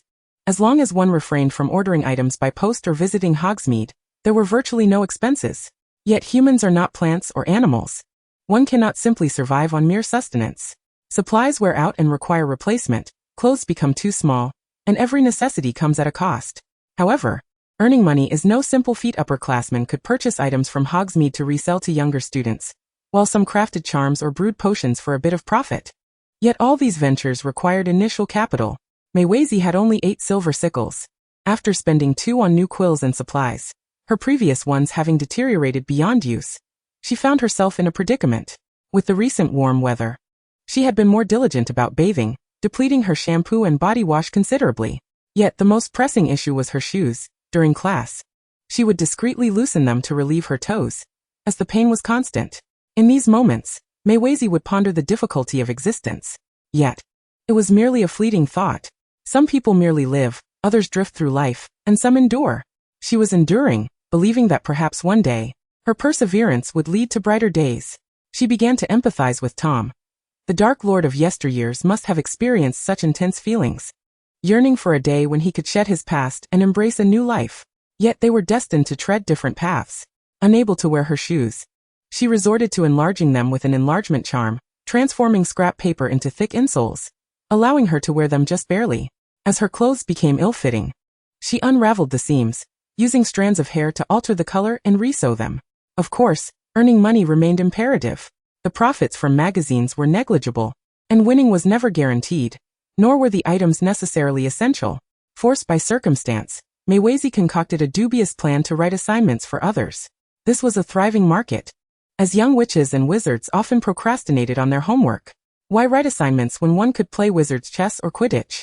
It was only as deadlines loomed that they would scramble to copy assignments, frantically searching for references in desperation. Maywayzee's first clients were her roommates. Alice, enamored with exploding Snap, would spend hours playing with friends, leaving her with no time to complete her assignments, and thus she resorted to copying Maywayzee's work. Maywayzee was remarkably generous, allowing anyone to copy her work without hesitation. Once she had finished, Alice rewarded her with 2 chocolate frogs as a token of gratitude. Subsequently, other classmates approached her, seeking to borrow homework and essays. However, upon inspection, it became evident that the topics of the essays were entirely different, leaving the little badger on the verge of tears. I still have 3 essays left to write. A spark of inspiration ignited within Maywayzee, prompting her to offer assistance. I can help you outline your essays, and you can copy them for 1 silver sickle each. This was a modest price, after all. The Weasley twins' canary creams were priced at 7 silver sickles for a single piece, while bubblegum was 2 sickles apiece, and the famed butterbeer also cost 2 sickles. A half cup of butterbeer could easily facilitate the completion of one essay, making it quite economical. The classmate eagerly agreed. Mei Weiqi meticulously crafted outlines for 3 essays, detailing the exact book, page, and paragraph to copy, tailoring them precisely to her classmates' needs. The student managed to complete everything just in time to submit before the deadline the following day. Soon, the student's roommate also sought her services, and her reputation began to flourish among her peers. With the end of term approaching and an increase in assignments from professors, demand for her assistance surged. Mei Weiqi accepted every request, working late into the night, for after all, the assignments were intended to aid everyone in their final revisions. With more practice and diverse perspectives, she found herself grasping the content more thoroughly. Some voiced their gentle concerns. Cedric discreetly approached her saying, "Are you in need of money? I can lend you some. It could be problematic if the professors discover you are writing assignments for others." Mei Weiqi felt a mix of surprise and guilt. What would happen if I were caught? Cedric replied, "You might lose points." Instantly, Mei Weiqi retorted, "Then I shall cease." Although such occurrences were commonplace, they were still morally dubious, and she felt a pang of conscience. Consequently, she resolutely declared her intent to focus on studying, and declined further requests. Cedric, somewhat embarrassed, inquired if she still desired a loan. "You can pay me back gradually," he offered. "I am not in a rush for the funds." Unlike Mei Weiqi, his clothing, shoes, and school supplies were all provided by his family, with his pocket money designated solely for personal use. What he yearned for most was a flying broomstick. His father had promised to buy him the latest model if he achieved first place in his final exams. That was sufficient for him. Mei Weiqi did not wish to owe anyone favors, so she graciously declined. "No need for thanks," he replied. Then the final examinations commenced. The subject of the charms class focused on the water charm, where a larger water column translated to a higher score. Transfiguration involved transforming a matchbox, with complexity resulting in greater points. Herbology required students to manage bouncing bulbs, coaxing the leaping plants back into their pots, and potions demanded concocting a simple antidote. In astronomy, students observed the stars and answered questions, while in flying class, they performed designated maneuvers, with better execution earning more points. Except for astronomy, Mei Weiqi felt she had performed admirably in her other subjects. However, her primary concern was not her grades, but another matter altogether. She approached Professor Sprout in the herbology classroom to express her intentions. Initially, Professor Sprout firmly refused. "No, the castle will close for the summer. You cannot remain at Hogwarts." Mei Weiqi, prepared for the conversation, sincerely explained her predicament. The orphanage was financially strained, and having one less mouth to feed would allow the other children to have more to eat. It was not that she was unwilling to work, but the earnings for a child were limited, and even with hard work, she could only manage to bring home a loaf of bread. And the situation was simply too perilous. This was not an exaggeration. An 11-year-old child in London was akin to a delivery boy. She specifically sought work with families of single mothers, yet even this did not guarantee a safe return. 2 or 3 years prior, there was a girl named Anna at the orphanage, age 13, who helped a couple with a newborn, returning each day reeking of milk and smoke. One day, she went and never returned. Some children speculated that Anna had found her parents and was living a good life, while others suggested she had earned money and left that wretched place. Yet Mei Weiqi believed she had met a tragic end. She had once passed by that household, and the soil of the lawn was freshly turned. There were also scattered rumors, with street children saying that certain individuals had gone missing, likely sold by human traffickers to places where prostitution was legal, such as the Netherlands, Turkey, and Germany. Those girls were now likely trapped in the world of vice. Of course, she did not articulate these thoughts directly, but subtly implied that the outside world was fraught with danger, and expressed her hope to stay at Hogwarts for work-study. Professor Sprout hesitated. Mei Weiqi continued, "I can assist Hagrid or Filch. I am capable." It was true that the castle would close for the summer, and professors would return home, but 2 individuals would remain without a place to go. Hagrid, the gamekeeper responsible for the Forbidden Forest, and Filch, the caretaker, tasked with maintaining the castle, and perhaps caring for the greenhouse's herbs. Mei Weiqi felt that while she could not compare to Hagrid, being a half-giant, she could certainly match Filch's capabilities. Professor Sprout remarked, "I cannot decide this. It requires the headmaster's approval." Nevertheless, she swiftly removed her dusty apron, and headed directly to Professor McGonagall's office. Dumbledore might not be there, so she would first speak with the deputy headmistress. Upon hearing the situation, Professor McGonagall also displayed considerable hesitation. There has never been a precedent for this. She paced back and forth twice before resolutely declaring, "Pomona." You shall accompany me to speak with Albus. In the headmaster's office, they found not only Dumbledore but also the potions professor, engaged in conversation about some undisclosed matter. The atmosphere decidedly tense. Professor McGonagall succinctly outlined the situation. It appears you all wish to assist Miss Lynn. Dumbledore did not immediately acquiesce, but instead pondered aloud. She must be a diligent student? Professor Sprout proudly affirmed. Lynn is an industrious and earnest student. She emphasized that Lynn had achieved the highest marks in her year. In previous years, the top student was either from Slytherin or Ravenclaw, with Hufflepuff having only a handful of first-place finishes across 7 years. She beamed with pride, casting a glance at Snape, and added, the second highest is also from our house. Professor McGonagall, unable to suppress a slight smirk, turned to Dumbledore. Albus? Dumbledore then inquired. Minerva, I recall you were the one who brought this child in last year. Is the orphanage truly as dire as she describes? Professor McGonagall's expression turned serious. Yes, the orphanage's finances are exceedingly strained. It is said that caregivers take the children under 10 out to plant potatoes, lettuce, and peas, which constitute their primary food source, while the older children seek work delivering milk, newspapers, and mowing lawns. For reasons well understood by many, Dumbledore further queried. And how has Miss Lynn fared at the orphanage? The staff reported that she is a remarkably considerate and kind child, who has always looked after the other children and longs to return to her homeland. Yet her relatives have never come for her. Professor McGonagall recalled that the headmaster had requested her to be particularly lenient with Lynn, as she had never received a proper education and feared expulsion despite her great love for learning. Dumbledore smiled gently before turning to Snape. Severus, what is your opinion? Snape regarded him coolly, uttering a few words, a Hufflepuff. Dumbledore visibly relaxed, a light and playful smile gracing his face. Then we have no reason not to assist this child. He promptly resolved. Let her remain. Perhaps Hagrid would be willing to look after her. The year-end feast commenced. Mavis indulged in a lavish banquet, secretly stashing away sweets. If she could not stay, at least she could take some treats with her. Cedric, feeling somewhat unsettled, inquired. How did you fare in your exams? Mavis cast a fleeting glance his way, smiling. He sensed an ominous premonition. Would the broomstick no longer fly? After the meal, Dumbledore announced that this year's House Cup champion was Slytherin, with Ravenclaw in second place, Gryffindor in third, and Hufflepuff perpetually in fourth, a fact that everyone had grown accustomed to, lying particularly flat. Sated, the young wizards returned to their dormitories for slumber.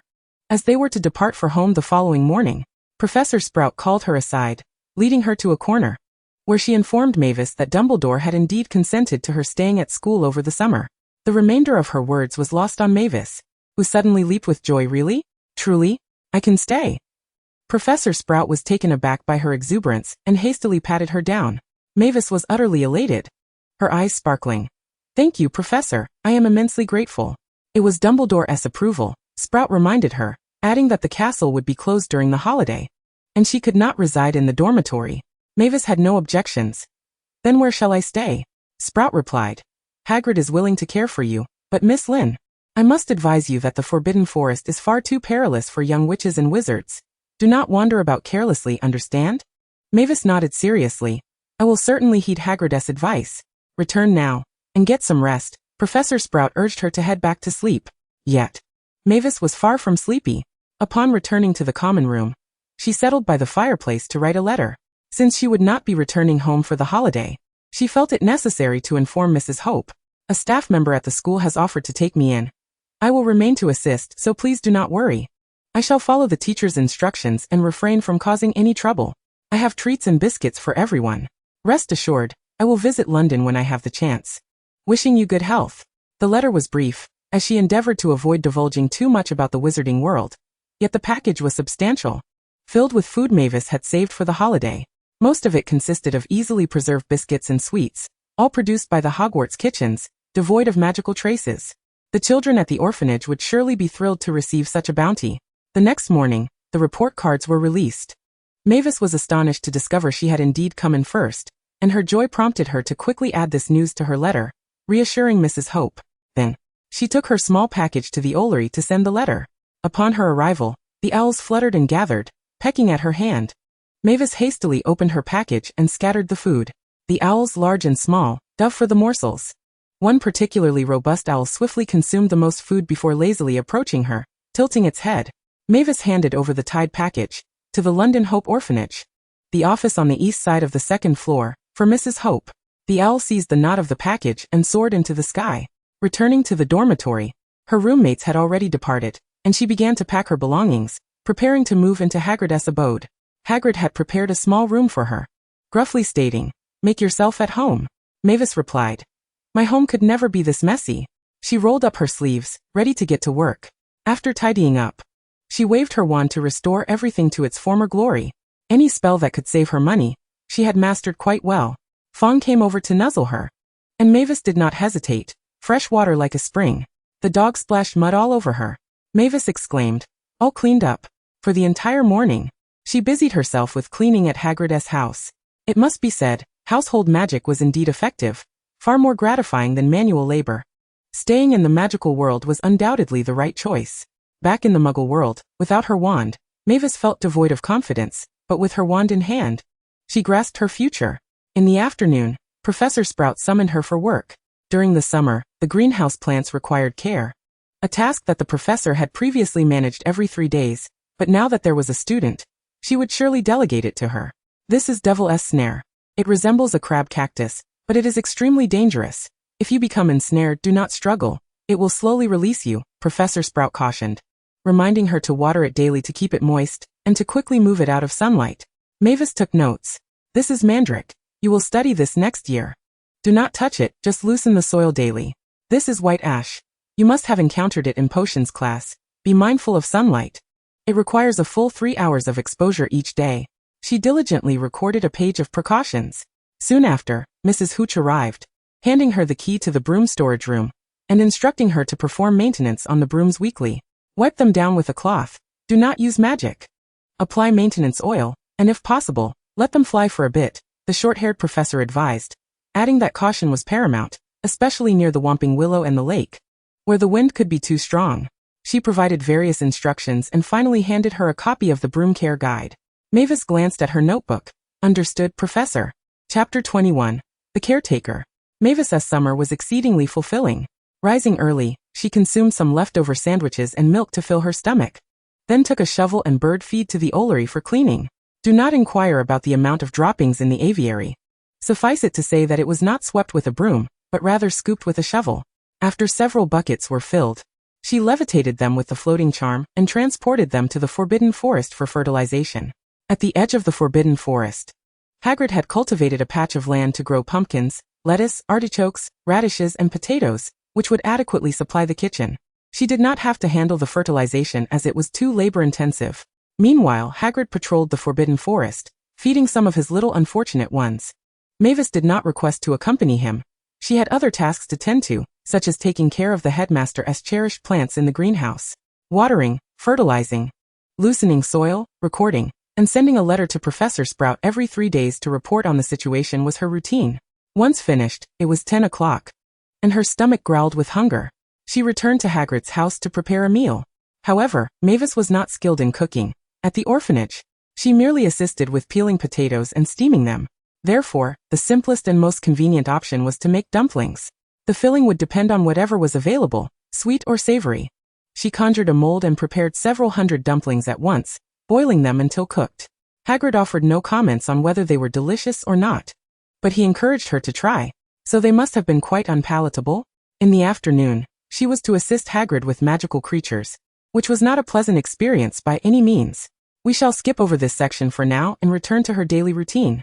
In the evening, after all work was completed, Mavis could sit by the window and read a few books. She had borrowed these books from Madame Pants just before her vacation, and must return them in the same condition once school resumed. Otherwise, she would never be able to borrow another from the library again, as the librarian had sternly warned. Mavis cherished them greatly, and had even wrapped their covers in old parchment. The books were indeed practical. Standard Spellbook, Theory of Magical Defense, 100 Household Charms, The Magic of Toasting Bread, and Healing Manual. In comparison to lofty academic knowledge, household magic proved to be the most useful. With their assistance, Mavis managed to clear away a third of the pumpkin store in one go.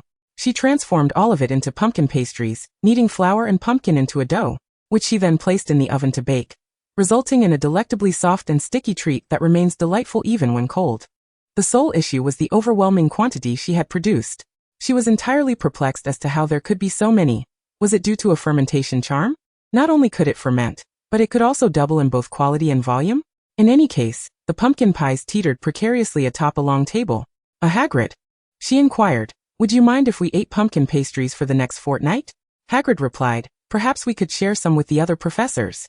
That's a splendid idea. Mavis exclaimed. They began to pack the pastries, sending owls to deliver them to the professors. In Godric's Hollow, Dumbledore paused the radio and gazed at the owl approaching in the distance. It was quite a sizable creature, which dropped a heavy parcel. Upon opening it, a wave of pumpkin aroma enveloped him. Tasting a piece, he couldn't help but smile. A minor mishap with the fermentation charm.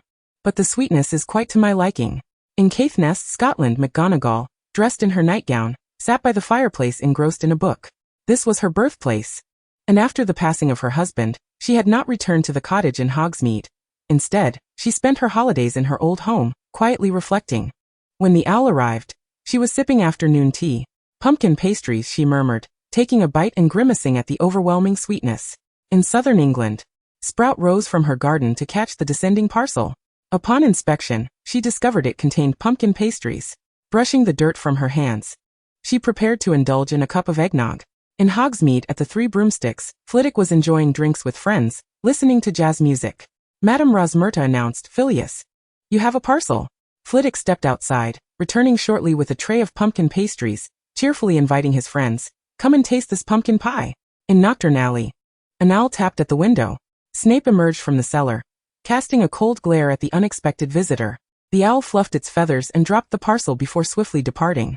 Snape cast a detection charm, and upon seeing no reaction, opened the package to reveal the pumpkin pastries, frowning slightly before turning away.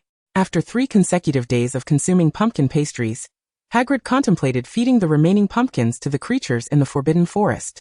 Mavis asked him, aren't you keeping any?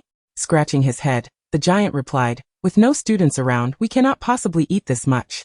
May I turn them into pies and send them to the orphanage? Mavis suggested, offering to pay him. Hagrid waved his hand dismissively, take whatever you want. We certainly cannot finish it.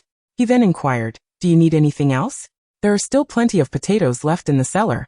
Mavis responded, potatoes are the least favored at the orphanage. She politely declined and once more used magic to create pumpkin pastries. Following the identical steps, this time the pastries turned out just right, yielding only a basketful. Clearly, the previous charm had gone awry, and thankfully, no harm had come from it. Mavis divided the pumpkin pastries into 2 portions, one slightly larger than the other. She packed the larger portion for the owls and placed the smaller one into a box. Preparing to personally deliver it to Surrey, she set off with Hagrid, who went to the Hog's Head for a drink while she boarded the night bus. The bus was indeed enormous, 3 stories high. The conductor in a purple uniform called out, come on, hop on. Where to? How much to Privet Drive in Surrey? 10 sickles, dear. Do you want chocolate and a toothbrush? Not necessary. Mavis had worked tirelessly to amass 10 sickles for her project, and with her previous savings, it was just enough for a one-way fare. She had no alternative but to pay. The bus sped off. Bang. 100 miles. Bang. Another 100 miles. Mavis barely managed to suppress her nausea. After what felt like an eternity of dizziness, the bus came to a sudden halt, and the young conductor announced, Surrey has arrived. Dizzy and disoriented, she stumbled off the bus, taking a moment to regain her bearings. After just a few steps, she spotted Harry, who was hiding behind some bushes, idly tossing pebbles. Hey! Mavis stealthily approached and playfully shoved him. Harry jumped up, turning to flee. After a few steps he glanced back, frozen in surprise. His mouth agape as if he were about to swallow a frog. Mavis? Chapter 22, Reunion. I've returned to see you, Mavis greeted, presenting him with a gift. Harry pursed his lips. Did you not say you wouldn't come back? I haven't returned to the orphanage, she nodded, handing him the box. I made these. Give them a try. He appeared somewhat displeased, clearly feeling neglected by his friend since she had started school. Yet he refrained from expressing his frustration, and slowly accepted the box, unwrapping it to reveal a warm pumpkin pastry. Taking a bite, he found it excessively sweet. Are you doing well? She inquired. Harry shrugged, attempting to project an air of masculinity. It's all right. I'm doing quite well, Mavis replied with a smile. School is wonderful. There's delicious food every day, the teachers are kind, and my classmates take good care of me. Harry chewed on the pastry, deep in thought. Are you envious? She teased, that's all right. You'll be able to join next year. Harry's eyes lit up. Really? Yes, I've inquired. And they will definitely accept students like you, Mavis assured him. He was eager to know more. What school is it? Mavis replied, a charitable school, and quickly added, but you mustn't breathe a word to Mrs. Dudley. If she discovers how wonderful the school is, she'll certainly insist on sending your cousin instead of you. Harry gasped, finding her reasoning quite sensible. Keep it a secret.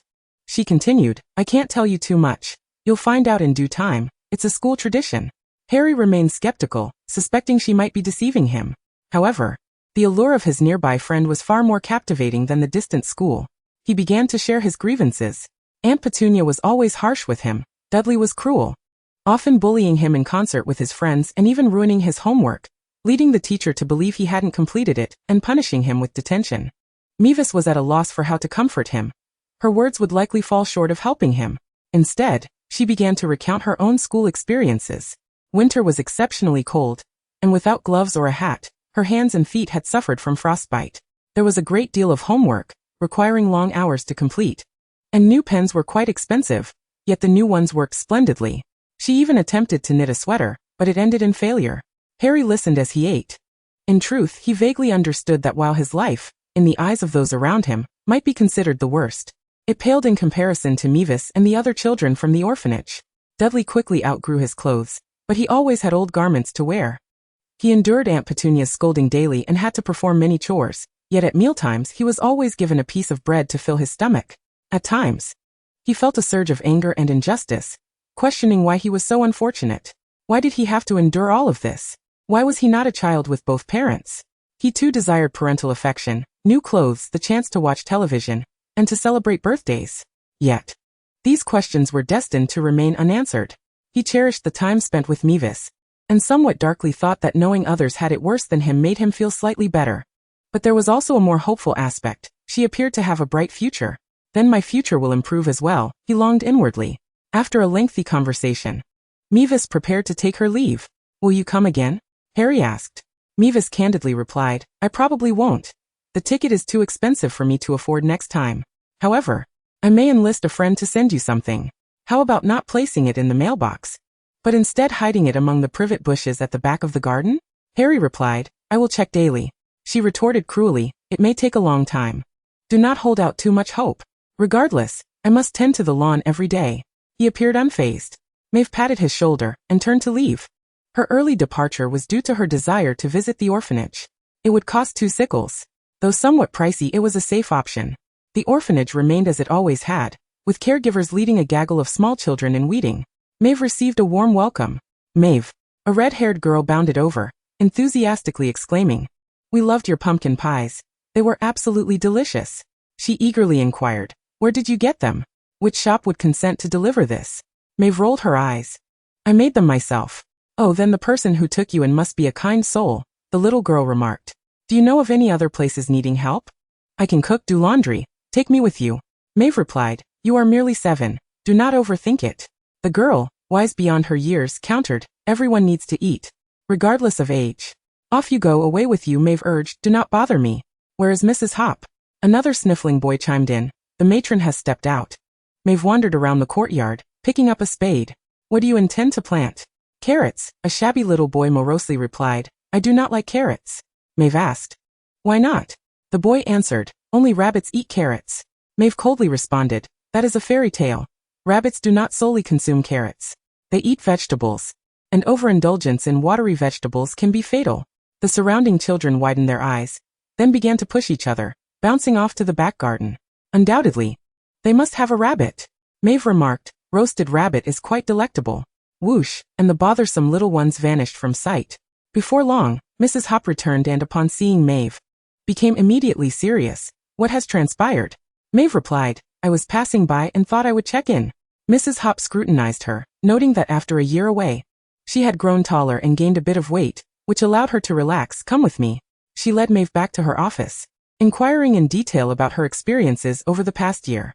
Maeve praised, The teachers at school are wonderful, the food is excellent, and my classmates do not discriminate against me. They have been very kind and helpful. Mrs. Hop nodded slowly. Where have you been residing?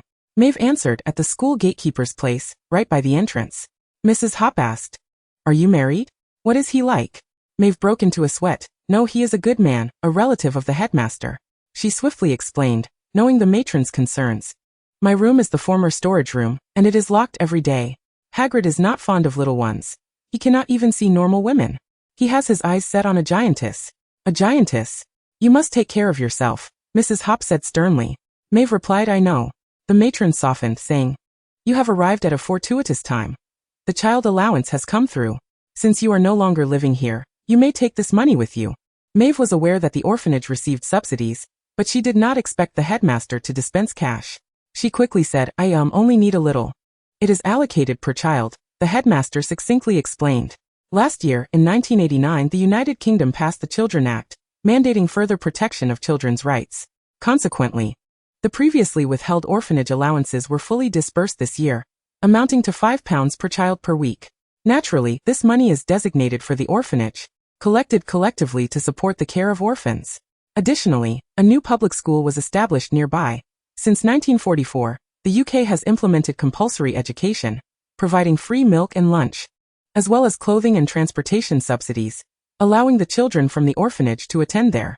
Maeve inquired, why was it not available in previous years? Mrs. Hop shook her head, offering no explanation. If you return, you can attend classes there until you are 16. Maeve responded, the current school is excellent. Mrs. Hop did not press further, pulling out her wallet and handing her a stack of pounds. This is your share for the summer. Come back before school starts, and I will provide you with the allowance for the next term. Maeve exclaimed, oh, suddenly I have money. Chapter 23. The Struggles of Working. The hour had grown late, and Mrs. Hop, concerned for Maeve's safety on her return, summoned the orphanage's cook to escort her home. The cook and gardener were a couple who did not reside on the premises, cycling back and forth each day. Before leaving, Maeve changed into a different pair of shoes. The orphanage had many old shoes, and those that no longer fit her could be given to younger children. The ones she donned were also donated old shoes. However, as long as they were not too tight, it mattered little if they were worn or shabby.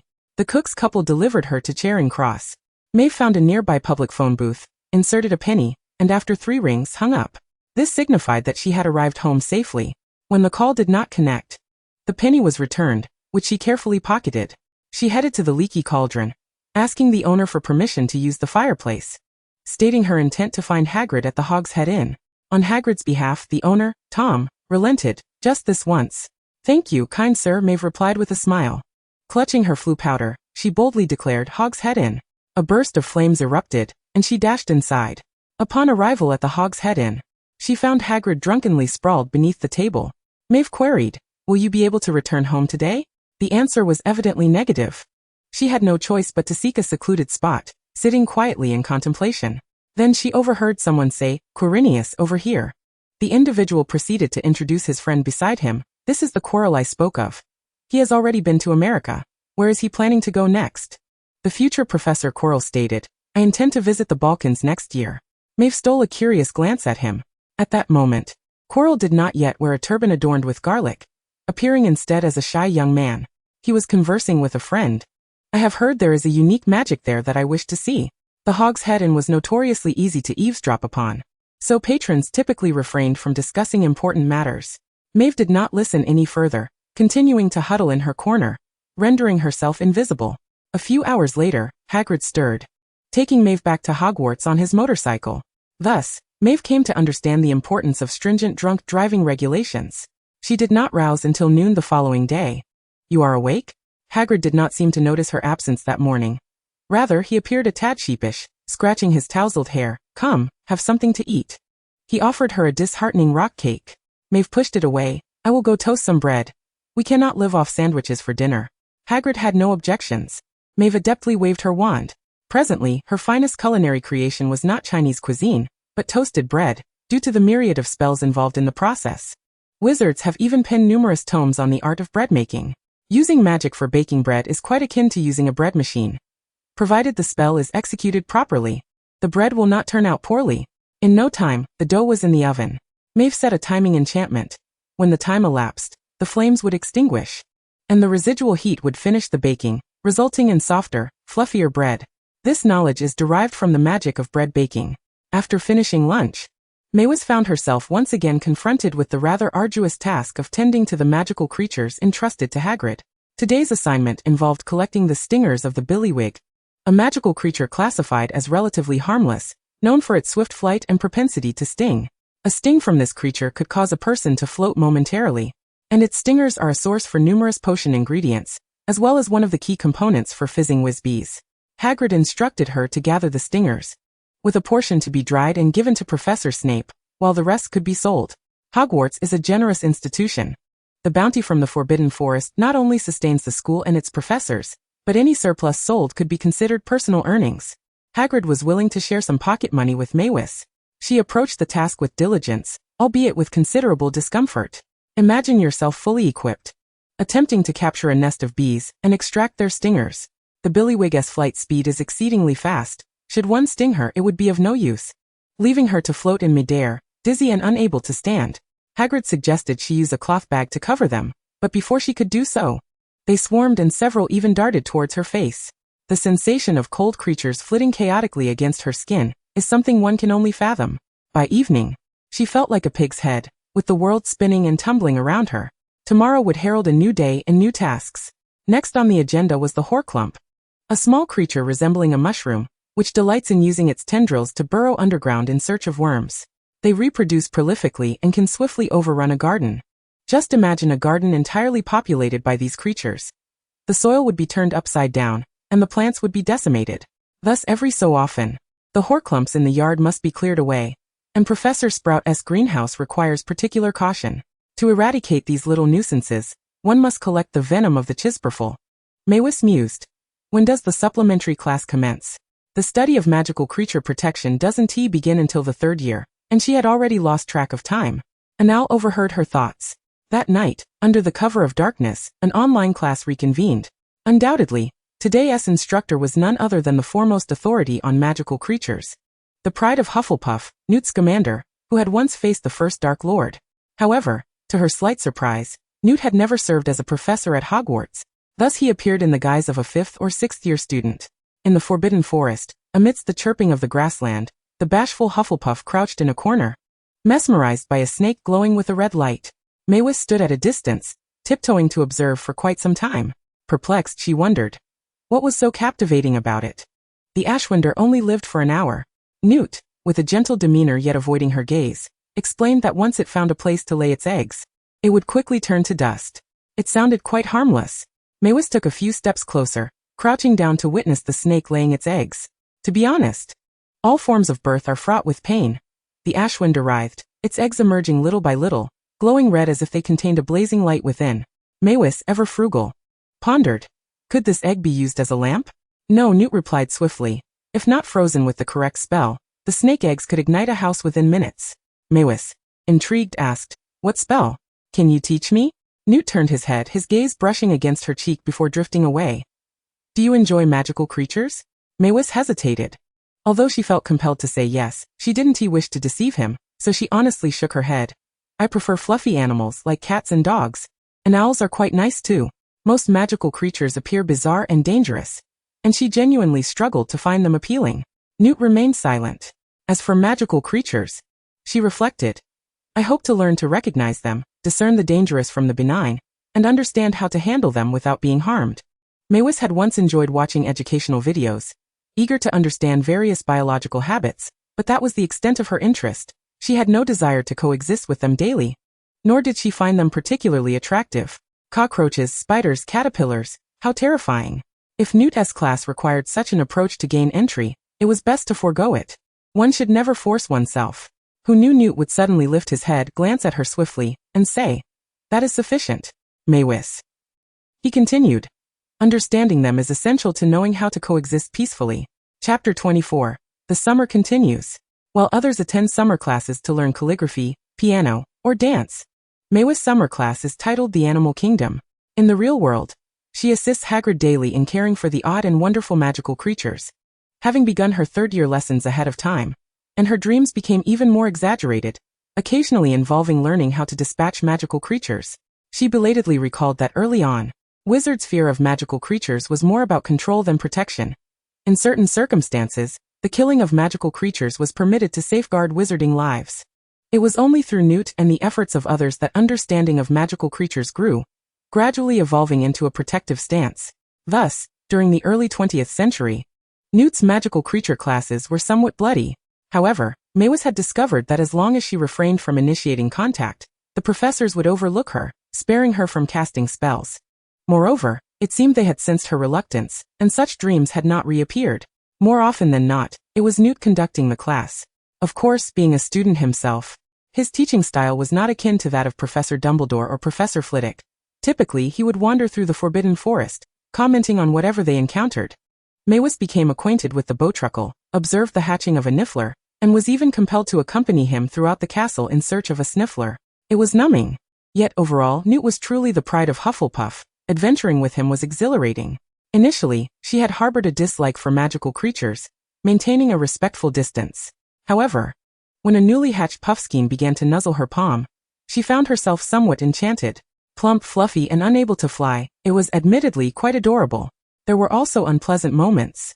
Newt offered her a peculiar piece of jerky, instructing her to consume it, claiming it was a tumor from a murtlap, which, when cured, could enhance one's resilience against curses and misfortune. Mavis swallowed hard, an idea sparking in her mind. I'll eat it later. She tucked it into her trouser pocket. Upon waking from her dream, she instinctively checked her pocket. It was empty. She had worn an oversized shirt to bed, which lacked pockets. Searching through her blankets and pillow yielded nothing. The items from her dreams could not be brought into reality. Mavis felt a twinge of regret, yet also a sense of relief. Her golden opportunity had already expanded significantly, and she felt no dissatisfaction. Aside from the aforementioned experiences, working at Hogwarts had other advantages. For instance, broom maintenance, although it left her hands greasy every week, granted her sole access to the vast Quidditch pitch. Mavis made sure to ride each broom, taking a couple of laps. One of the brooms broke, and after a failed attempt to repair it, she wrote to Madame Hooch to explain the situation. Madame Hooch responded that it was fine. Several brooms had already been retired after multiple repairs. Professor Sprout visited approximately every 10 days, overseeing the greenhouse plants and addressing issues that Mavis struggled to manage.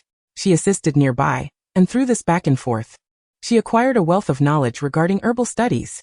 Originally, such knowledge was reserved for students in the second or third year. Yet she had taken the initiative to engage with it early.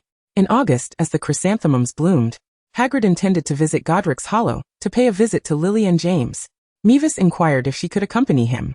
Hagrid, puzzled, asked, "Are your parents there as well?" "My parents are both Muggles," Mavis replied. In truth, she was unaware of her biological father's identity.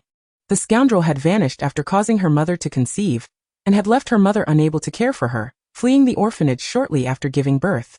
She candidly stated, "Harry is my friend. I heard his parents are there, and I wish to bring a bouquet." Hagrid was taken aback. "How do you know him?" Mavis briefly explained the situation. Without further contemplation, Hagrid decided to take her along. Upon their arrival, they encountered Dumbledore, who was quite astonished to see Mavis. Hagrid clarified, "Mavis is a friend of Harry. Surrey is not far from the orphanage, and I sometimes go there for work." Mavis gazed into the elder's blue eyes and replied earnestly, "Harry, like me, has no parents, which makes us relatable." Dumbledore inquired, "Have you informed him about the wizarding world?" Mavis shook her head. "He seems unaware of everything." "I haven't said a word." "Why not?" the elder asked with curiosity. She blinked. "I suspect his identity may need to remain confidential to prevent adversaries from discovering it and seeking revenge." Hagrid interjected, "Those people are all in Azkaban. I've heard some have escaped." Mavis reasonably replied, "Moreover, if he were meant to know, he would have learned by now. The prolonged silence must have its reasons. Regardless, he will learn next year. I should refrain from being presumptuous." A faint smile appeared on Dumbledore's lips as he observed the young girl before him. A blend of curiosity and concern in his gaze. "It's quite warm. Would you care to join me at my home for some pomegranate juice?" Mavis felt a surge of delight. Since Hogwarts ceased providing meals, it had been a long time since she had savored juice. Hagrid's home only stocked rum. Would that be too much of an imposition? Hagrid scratched his head, feeling both eager and bashful.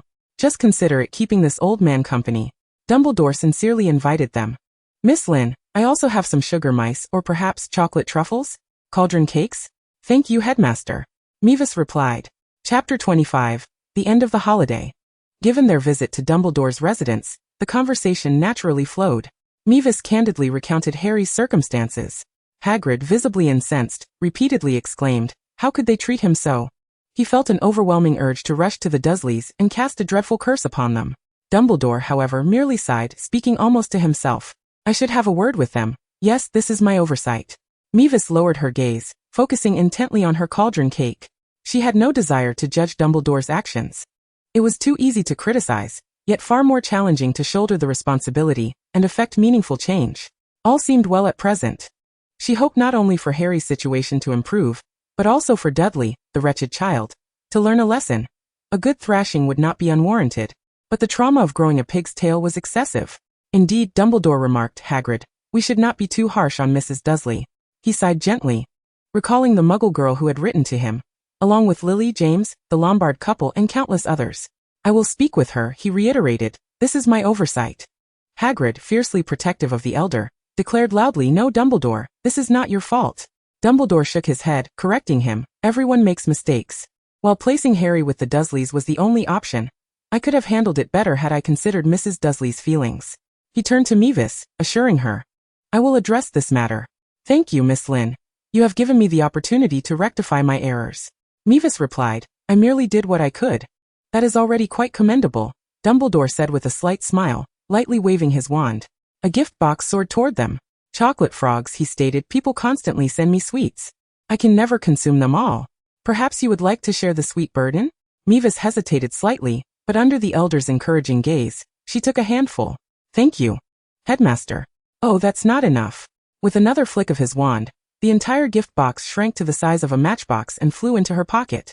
Satisfied, he remarked, You will enjoy them. The strawberry jelly inside is exquisite.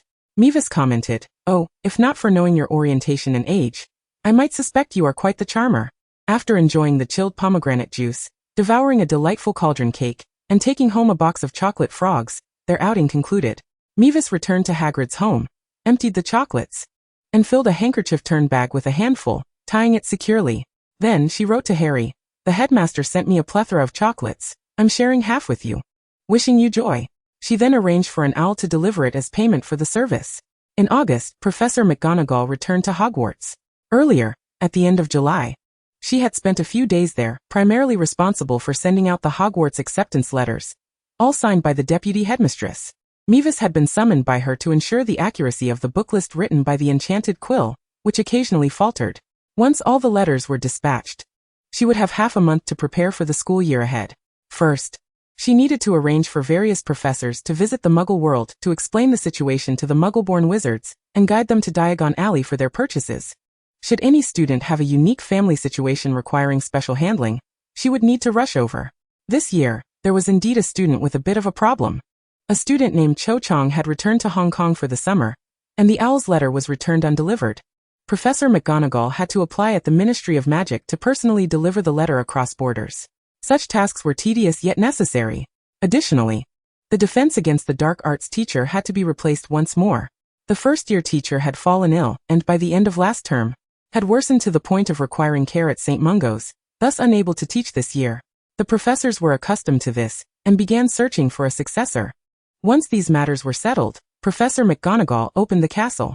During the summer, the entire castle had been closed, save for a door left ajar in the entrance hall for Filch to reside. All classrooms, offices, dormitories, and common rooms were sealed off. With 2 months elapsed, a thorough cleaning was necessary to welcome the students back. The house elves were bustling with activity. Mavis volunteered to help tidy up the Hufflepuff common room and dormitories, eager to move in sooner. Living next door to Hagrid and Fong was not particularly pleasant. The spells of house elves differed slightly from those of wizards. She had tried to learn them but to no avail, so she continued her cleaning endeavors. However, she did learn Helga's cooking spells. Indeed, the Hogwarts recipe book originated from Helga Hufflepuff, who had created many culinary spells that the house elves used for cooking. With no one else around, she could choose her dishes these past few days. She relished days filled with risottos, steamed rice, and fried rice, feeling utterly satisfied. Hallways needed cleaning, the library required ventilation, and professors' offices demanded tidying up. In short, the elves were exceedingly busy. Hagrid was tasked with clearing the floating weeds and fallen leaves from the Black Lake, while Filch was responsible for addressing the weeds in the garden. Additionally, the Quidditch pitch required repairs. As a student, one never realized the multitude of responsibilities that lay ahead. A few days later, Professor Snape arrived, intent on brewing potions.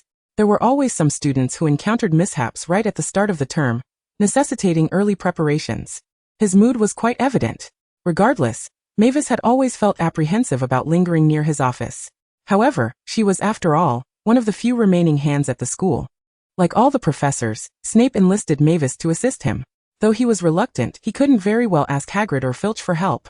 Nor could he rely on Professors McGonagall or Sprout. Thus, Mavis had no choice but to accept the assignment. Naturally, given her skill level, she was not tasked with brewing potions but rather handling the raw materials, slicing caterpillars, extracting peculiar pus, and grinding the roots and leaves of magical plants. This was no trifling task. It required utmost caution, precision, and dexterity. To put it plainly, one had to remain alert at all times. Mistakes were inevitable. After all, she was no potion prodigy. A heavy hand, a slow reaction, or a wandering mind could lead to errors. Whenever such incidents occurred, Snape would cast a cold glance her way. Mavis would shudder, feigning ignorance, and continue her work with her head down. After 5 consecutive days of labor, upon the completion of her tasks, Snape tossed the dragonhide gloves she had used into her arms, delivering a chilling and stern warning. "Do not let me see you commit the same mistakes in class." "Yes, Professor," Mavis replied dutifully. On August 25th, Professor McGonagall presented her with the financial assistance for the new year. "Madam Hooper and I have discussed that several of the school's brooms are in disrepair. I need to make a trip to Diagon Alley, and if you require anything, you may accompany me." Mavis eagerly nodded. "I would be glad to go, Professor. We shall depart at 8 o'clock tomorrow morning." Chapter 26. Procurement. This day proved to be exceptionally busy for Mavis. Professor McGonagall led her through the fireplace, arriving directly at the leaky cauldron, where they parted ways, agreeing to reconvene at 6 in the evening. Once separated, Mavis hastily exited the pub, heading straight for a budget supermarket in London. Purchasing daily necessities with pounds was far more economical. The previous week Mrs. Hooper had already sent her stipend, a substantial £50, covering expenses from the start of term until Christmas. In today's terms, that equated to about £100 from 2020, considering the exchange rate of 89, which translates to approximately 890 yuan. Coupled with the £20 for the 2 months of summer vacation, it amounted to nearly 1,000 yuan. Although in her home country, 1,000 yuan was merely a month's living expenses, it was sufficient for acquiring basic necessities. At the budget supermarket, many items were priced in single digits. She purchased a dozen pairs of underwear, 2 vests, a pair of loose-fitting jeans, a pair of sweatpants, a dozen thick socks, a dozen thin socks, a family-sized bottle of shower gel and shampoo, and a box of face cream. Stationery was simpler: 5 ballpoint pens, a box of matching refills, and 2 thick notebooks. She did not forget to grab a sewing kit, a pair of scissors, a comb, 2 black hair ties, 2 insoles, and a pair of slippers. Finally, she selected the cheapest watch. At the checkout, all items were packed into a canvas bag that had been enchanted with the undetectable extension charm. Next, she ventured to a second-hand market.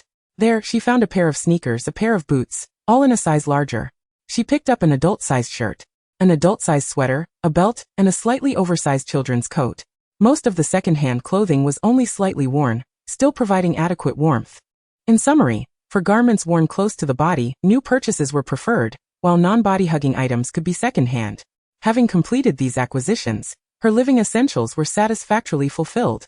On her way back to the leaky cauldron, she passed a Chinese supermarket selling Chinese knots and red lanterns. After much hesitation and haggling, she purchased a small red Chinese knot. That would suffice. As she departed, the familiar melody from the television in the shopkeeper's home filled the air.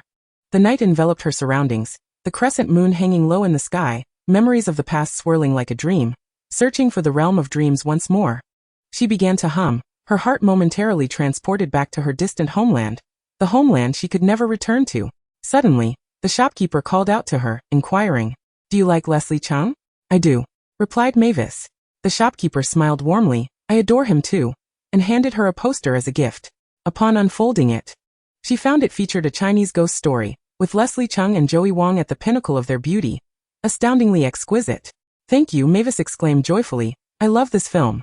The shopkeeper inquired, "Where are you from?" "I'm British," Mavis replied. "When did your parents come?" "I don't know. I'm an orphan." The shopkeeper's face instantly softened with sympathy, though words eluded her. "I must be going," Mavis said, not seeking pity, offering a smile before hastily departing. Behind her, the song of Wu Yingyin echoed. "Though 1,000 miles apart, my heart is heavy with longing. Please convey my regards to the bright moon." Breathless, Mavis returned to the leaky cauldron, now past 1 in the afternoon. Time was of the essence. and she felt no pangs of hunger as she navigated her way to the second-hand store. She sold back the broken scales from last year, the even more worn robe, and her textbooks, then paid extra to acquire second-year textbooks and a larger robe. The shopkeeper grimaced, muttering a few phrases of slang. Mavis guessed they were about being a miserly penny pincher, but she feigned ignorance. This year, there was no need to purchase a wand. All these items only cost her 5 galleons.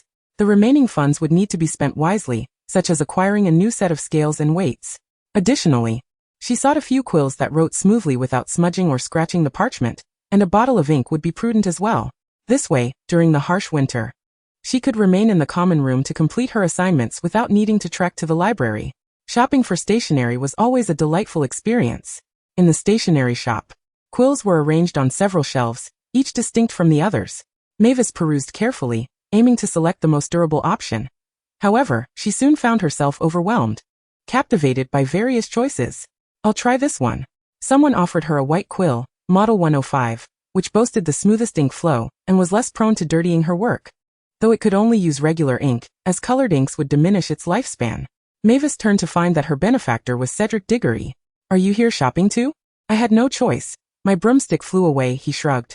"Oh," she recalled, chuckling. "I'm so sorry. Perhaps you'll fare better this year?" "I won to lose to you again this year," Cedric asserted. "Is that so?" Mavis scrutinized him, asking, "Did you attend summer classes?" He nodded. "What a coincidence." "So did I." Cedric politely refrained from pressing further, instead suggesting, "Are you looking for ink?" "Thank you." After a year of camaraderie, some familiarity had developed, and she felt comfortable asking, "Which ink is the most affordable and effective?" "Number 06 ink," he replied. With the assistance of the kind-hearted Badger, Mavis concluded her shopping errands ahead of schedule, finishing by just after 3 o'clock. After bidding farewell to Cedric, she resolved to visit the Leaky Cauldron bookstore. There, she encountered another familiar face, Raymond Shafiq. Upon seeing him, Mavis instinctively reached for her wand. Raymond, upon spotting her, instinctively recoiled 2 steps, his expression akin to that of one who has stumbled upon something repugnant. Maywasi, the school bully. Raymond, a lunatic. In unison, what bad luck. The two exchanged wide-eyed glances, retreating in synchrony. "You go around the counter to pay, and I'll slip into the bookshelf. Mine's our own business. And don't you dare come any closer." For 3 minutes, they maintained a vigilant standoff before Raymond picked up his new textbook and turned to leave. Maywasi exhaled in relief. Engaging in a scuffle within a bookstore would certainly be too costly. Raymond too felt a sense of relief. Should he brawl with a girl in Diagon Alley, he would undoubtedly become the subject of ridicule. Yet the act of turning his back felt somewhat undignified, and he begrudgingly glanced back, contemplating the feasibility of hurling a curse in her direction. Unfortunately, he spotted a fellow student from their school. Never mind, he thought. Wouldn't he grant them a spectacle to gawk at? He consoled himself with the notion that the goblin's days of ease were numbered. Once the new professor took office, someone like her would surely face a barrage of challenges. Raymond chuckled with a sense of schadenfreude. Chapter 27. The Onslaught of a New Term. 3 days before the semester commenced, Maywasi moved into the Hufflepuff dormitory. She hung a small Chinese knot from her bed curtains, ensuring it was the first thing she saw upon waking. A poster, shrunk down, was tucked inside her notebook, allowing her a daily glimpse of the stunning visages of 2 beautiful women. This faint connection to her hometown filled her with immense joy. The day of the new term arrived. In what seemed like the blink of an eye, Hogwarts was overflowing with students. Roommates brought along homemade snacks from their mothers or treats from the Muggle world, generously sharing them with friends. Maywasi contributed a plate of pumpkin pasties, offering a taste of home. Having not dined in the Hogwarts cafeteria for quite some time, everyone relished the feast, their faces dusted with crumbs. Maywasi was handed a bag of chips by the affluent Betty, who recounted her summer travels to Australia, where she had seen countless sheep. Envious murmurs filled the air. Alice shared that she had spent time with her grandmother, a pureblood who kept a house elf and was quite strict, checking her homework every day. Cass remarked that she had visited her cousin, playing Quidditch every day. This year, the house team was recruiting, and she intended to sign up. She then turned to Maywasi and asked, "Would you like to give it a try?" Having had little experience in sports, Maywasi felt intrigued. "Sure. I'll give it a shot." She had been taking her broom for walks every week, thus no longer fearful of such activities. The symptoms of dizziness while on a broomstick had also lessened. They reminisced until midnight before finally retiring for the night. The following day, amidst the chaos, they rushed to their classroom. Second year had begun. The new academic year felt much like the last. with the only change being that everyone had transitioned from newcomers to slightly less new, no longer requiring upperclassmen to escort them to class daily. The second-year curriculum bore little difference from the first. Mei Weiqi still held the top position in charms class. During the summer, students were prohibited from using magic outside of school. While students from wizarding families largely ignored this rule, Mei Weiqi had truly disregarded it. Hogwarts was protected by complex shielding magic, and throughout the 2-month break, she had waved her wand daily. Transfiguration class was a struggle in the beginning. Mei Weiqi sensed that she had grasped the rules of transfiguration accurately, being cautious yet still lacking a bit of finesse. Once she figured out the technique, ordinary transformations would pose no challenge for her. It was all about feeling, about sensing the moment of change. Professor McGonagall offered hints repeatedly, urging her to seize that sensation. Understood, Professor, she replied obediently, attempting with great effort. Astronomy class remained a matter of rote memorization. Potions class was manageable. The scales were new, measuring with utmost precision. Although the dragon hide gloves were old and ill-fitting, they spared her from worrying about her fingers' positioning, allowing her to focus more intently on her work. The students' assignments were generally not difficult. Even without innate talent, diligence and effort would yield satisfactory results. Professors did not expect every student to be a genius. As long as they exhibited a commendable attitude, they would be lenient in their assessments. However, just as Mei Weiqi thought her second year would mirror the tranquility of her first, reality had other plans. It was widely known that the Defense Against the Dark Arts class had a new professor this year. The previous instructor had been frail, primarily teaching theory, and had only covered 3 defensive spells in the latter half of the semester: Shield Charm, Healing Charm, and Disarming Charm. Based on Harry's experiences, his selection had been quite astute. This year, they were introduced to Professor Philippe Welford. He was anything but benevolent. A member of one of the 28 pureblood families. He hailed from Welford Village in Hampshire. During Voldemort's reign, this family, having dwindled in numbers, had been overlooked by the Dark Lord. Years later, the last surviving male heir had grown up to be the present-day Philippe Welford. He was a staunch supporter of pureblood supremacy, aligning with Slytherin's ideals, and believed that half-blood wizards should not be allowed in schools, criticizing Dumbledore for being overly close to Muggles. Bloodline was the most reliable legacy. In the first class, Professor Welford unambiguously stated that the purer the bloodline, the more potent the magical power contained within. Mei Weiqi thought to herself, Voldemort would disagree. He continued, I understand that you may not take my words to heart, but I shall prove it to you. Now all pureblood wizards step to my left, half-bloods to my right. I will teach you the same spell, allowing you to clearly recognize the differences between the two. The students exchanged uncertain glances, unsure whether to comply. Mei Weiqi raised her hand. Professor. Speak, he said coldly. There are only so many pureblood families. Reproducing purebloods leads to inbreeding, she stated. Inbreeding can expose genetic defects and increase the likelihood of hereditary diseases. Professor Welford glanced at the roster. Mei Weiqi Lin, you are half-blood? Both my parents are Muggles. She replied. Mudblood, he uttered without restraint, spouting the derogatory term. How could such an ignoble individual comprehend the strength of wizarding blood? Indeed, Mei Weiqi countered. You are correct. Wizarding blood is indeed powerful, capable of producing offspring with magical creatures, something Muggles cannot achieve. A suppressed snicker erupted from the crowd. Professor Welford's expression darkened instantly. He mercilessly punished the audacious student. Miss Lin, since you do not accept my theory, there is no need for you to attend my class. What? She exclaimed. My classroom does not welcome you. Please leave, he ordered. And anyone else who disagrees need not return. The Hufflepuffs gasped in shock. Alice discreetly tugged at Mei Weiqi's sleeve, signaling her to apologize. Cedric interjected. Professor, Mei Weiqi merely raised a question. She meant no offense. Professor Welford fixed his gaze on her, inquiring, Is that so? Mei Weiqi understood. She was merely the soft target the professor had chosen to establish authority. Punishing her by barring her from the classroom was within his rights as a professor, and she accepted that. However, she asserted, I believe you ought to realize that while individuals can sway others with words, entice them with interests, and coerce them with power, incorrect notions will never become correct through such means. She swiftly gathered her books and exited with an air of defiance. 50 points from Hufflepuff, Professor Welford declared. Have a pleasant day. Mei Weiqi raised her chin, displaying greater poise than he. Chapter 28, Aftermath. Mei Weiqi became quite the sensation. Everyone knew she had stood up to the new professor. The Weasley twins expressed their sincere admiration. Dear Miss Lin Mei Weiqi, why are you not in Gryffindor? You are truly a Gryffindor at heart. Mavis stuffed a hot dog into her mouth and mumbled, I am a Hufflepuff. Well then, Hufflepuff, the Weasleys chuckled, the great Hufflepuff. Mavis retorted, yet another Weasley, Percy, disapproved sternly. You shouldn't speak back to a professor. That is simply wrong. Authority does not equate to correctness, she countered dismissively. The rivalry between the houses was already quite troubling. Did he really have to introduce blood discrimination as well? Were she to espouse such views in Slytherin? She might not have spoken up, but Hufflepuff encompasses wizards of pure blood, half-blood, and Muggle heritage alike. Wasn't that a breach of unity? What vexed her further was the audacity with which he chose to discriminate against her.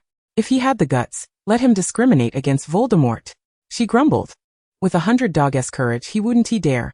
Bullying students is nothing to be proud of. She complained, and the professors were equally incensed. Professor Sprout sought out Professor Flitwick, inquiring why he had behaved in such a manner. I have the right to discipline students. The new professor replied with an air of arrogance, refusing to retract his stance. She defied classroom discipline and disrespected a professor. I see no issue with my punishment. Professor Sprout argued, yet it is not right to deny her the opportunity to attend class. That is her right as a student. Flitwick paused, conceding to the headmistress. Very well, if she is willing to apologize, we can consider this matter resolved. Professor Sprout, slightly hesitant, nonetheless acquiesced. She approached Mavis with a knowing glance. You need to accompany me to Professor Flitwick's office, and you needn't say a word. I will handle it. However, Mavis replied, Headmistress, I do not wish to apologize to him. Professor Sprout hesitated. Our house comprises students of all backgrounds.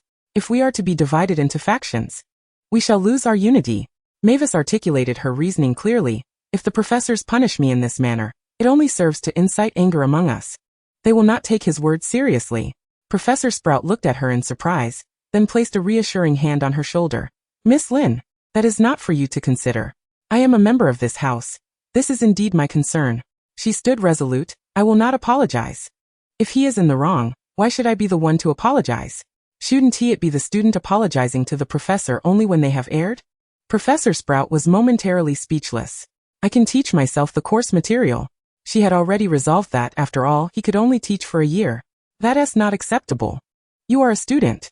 Professor Sprout furrowed her brow in contemplation, ultimately deciding to seek out Dumbledore. Dumbledore, having yet to hear of this minor uproar, inquired in surprise, Miss Lynn said such things?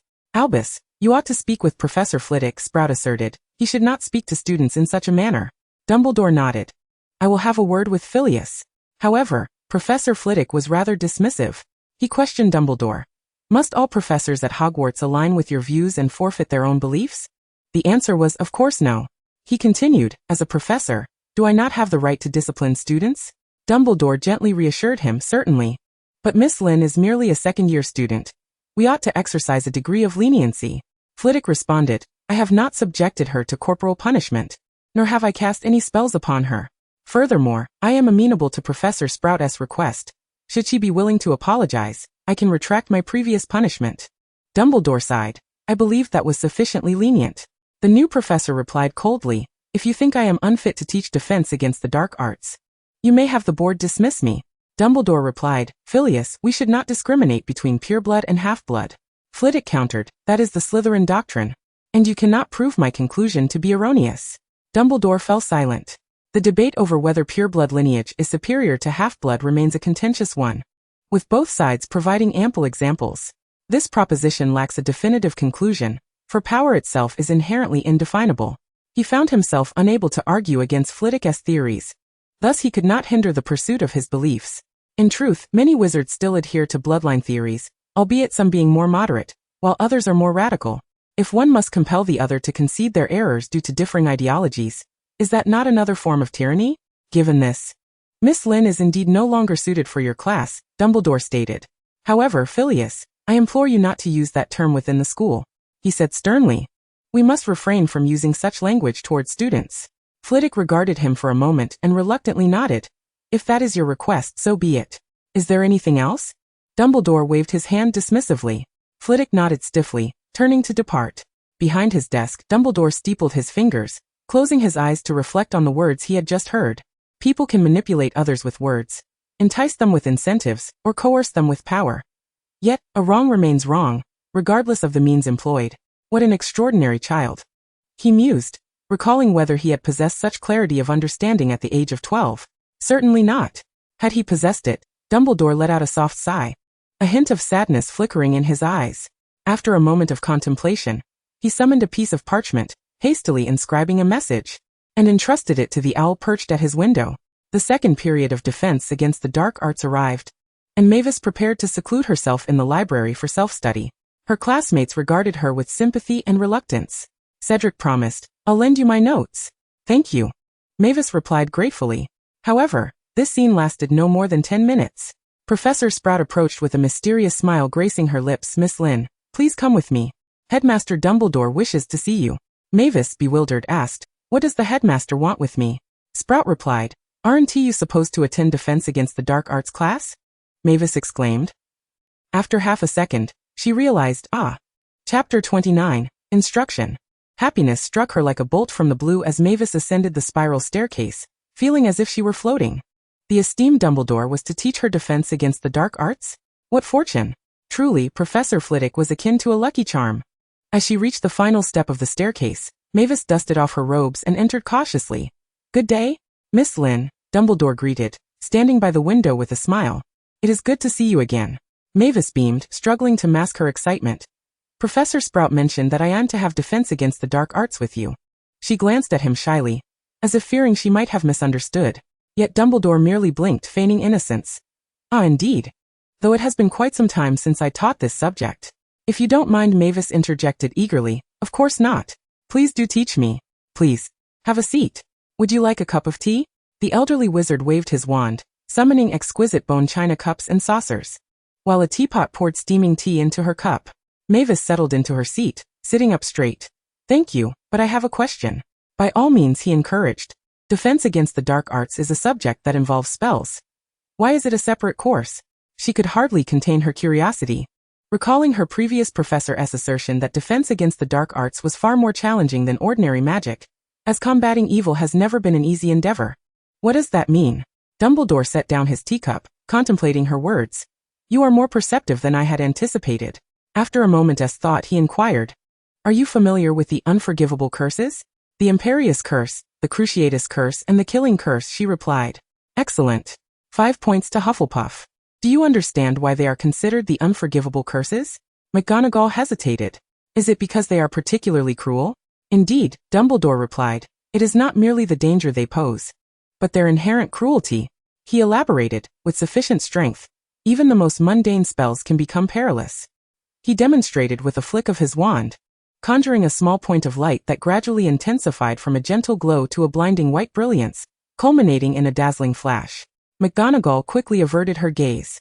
"Many spells can result in death," he continued, "but dark magic is profoundly unique.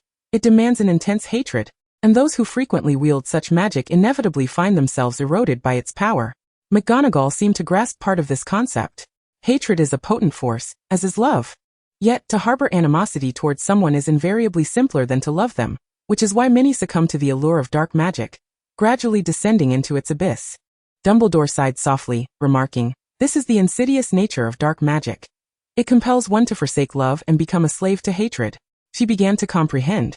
Initially, while reading Harry Potter, she perceived Dumbledore's discourse on love as an abstract and sweeping notion, a fairy tale ideal. However, her perspective shifted upon delving into the study of magic. "Is it akin to transfiguration?" She pondered aloud. "When casting a spell, one must possess a resolute thought. If I intend to harm others, I will unleash potent dark magic. But if my aim is to protect, can I not learn formidable defensive spells against dark magic?" The elderly wizard nodded approvingly. "Indeed, Miss Lynn. I must bestow an additional 10 points to Hufflepuff." "0," replied McGonagall. "However, Miss Lynn, resisting evil is no simple task. For each of us harbors malevolent thoughts and has moments of desiring to inflict harm. Resentment, jealousy, and greed can propel our souls towards dark magic." Dumbledore's teachings were rather abstract. Those who found them incomprehensible might dismiss him as a purveyor of childish tales. Yet those who understood could vaguely discern that he was addressing the very core of theoretical magic, and its origins. When individuals first embark on the study of dark magic, they often find it deceptively simple and immensely powerful, much like water flowing effortlessly downstream. Yet, the waters below become increasingly murky and tumultuous, until one is swept away, helplessly entangled in a silent whirlpool. Dark magic defense, he stated, is akin to swimming upstream. You must confront evil, as the current will relentlessly assault you. You must overcome the malevolence of others, and also expunge your own ill will to ascend. McGonagall nodded in understanding. So, that's why the professor asserts that resisting evil is not an easy endeavor.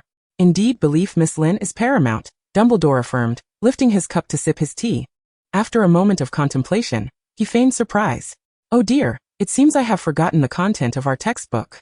He mumbled as he began to rummage through the second-year curriculum. Let me think, second-year students. Only a fool would wish to learn second-year magic. McGonagall promptly interjected, Headmaster, I wish to learn the most representative spell. The one that requires the most positive energy. Dumbledore regarded her thoughtfully. Indeed, you speak of the Patronus charm. That is a profoundly advanced spell, he noted with a smile, and it is often unnecessary to employ it. Would you not prefer to learn how to combat dark creatures? Werewolves? Trolls? I wish to learn that, McGonagall asserted resolutely. Very well, Dumbledore tapped the table, reminiscing. The Patronus charm, an obscure and intricate incantation, of which I happen to possess some knowledge. It is quite fascinating. Dark wizards are incapable of wielding this spell. I wish to try it, she urged. The incantation is Expecto Patronum, Dumbledore articulated slowly, enunciating each syllable. You must strive to recall your happiest memory and firmly hold on to that belief. McGonagall practiced reciting the incantation several times until her pronunciation and intonation were precise, before focusing intently and recalling the moment she received her acceptance letter. It was her most joyous memory, a pivotal point in her life. In this unfamiliar world, she felt like a drifting soul, her homeland thousands of miles away, and her time had yet to arrive. Hogwarts had forged a connection with the world for her, illuminating her future path and clarifying where she was destined to go. No one can take my life away from me. Expecto Patronum, she pronounced clearly. A silvery mist emerged, sketching out a vague outline. Dumbledore could not help but smile. The abundance of her joyful memories dictated the density of the mist, while the strength of her belief influenced the clarity of her Patronus. Though her happiness was not plentiful, her resolve was unwavering. That concludes today's lesson, he contemplated before adding, I have a small request. McGonagall blinked. I hope you can keep today's lesson a secret. Dumbledore stated, This shall be our little secret, yes? She pondered for a moment and understood. Very well, Headmaster. I shall say you instructed me to study the textbook on my own, so no one else will learn from me.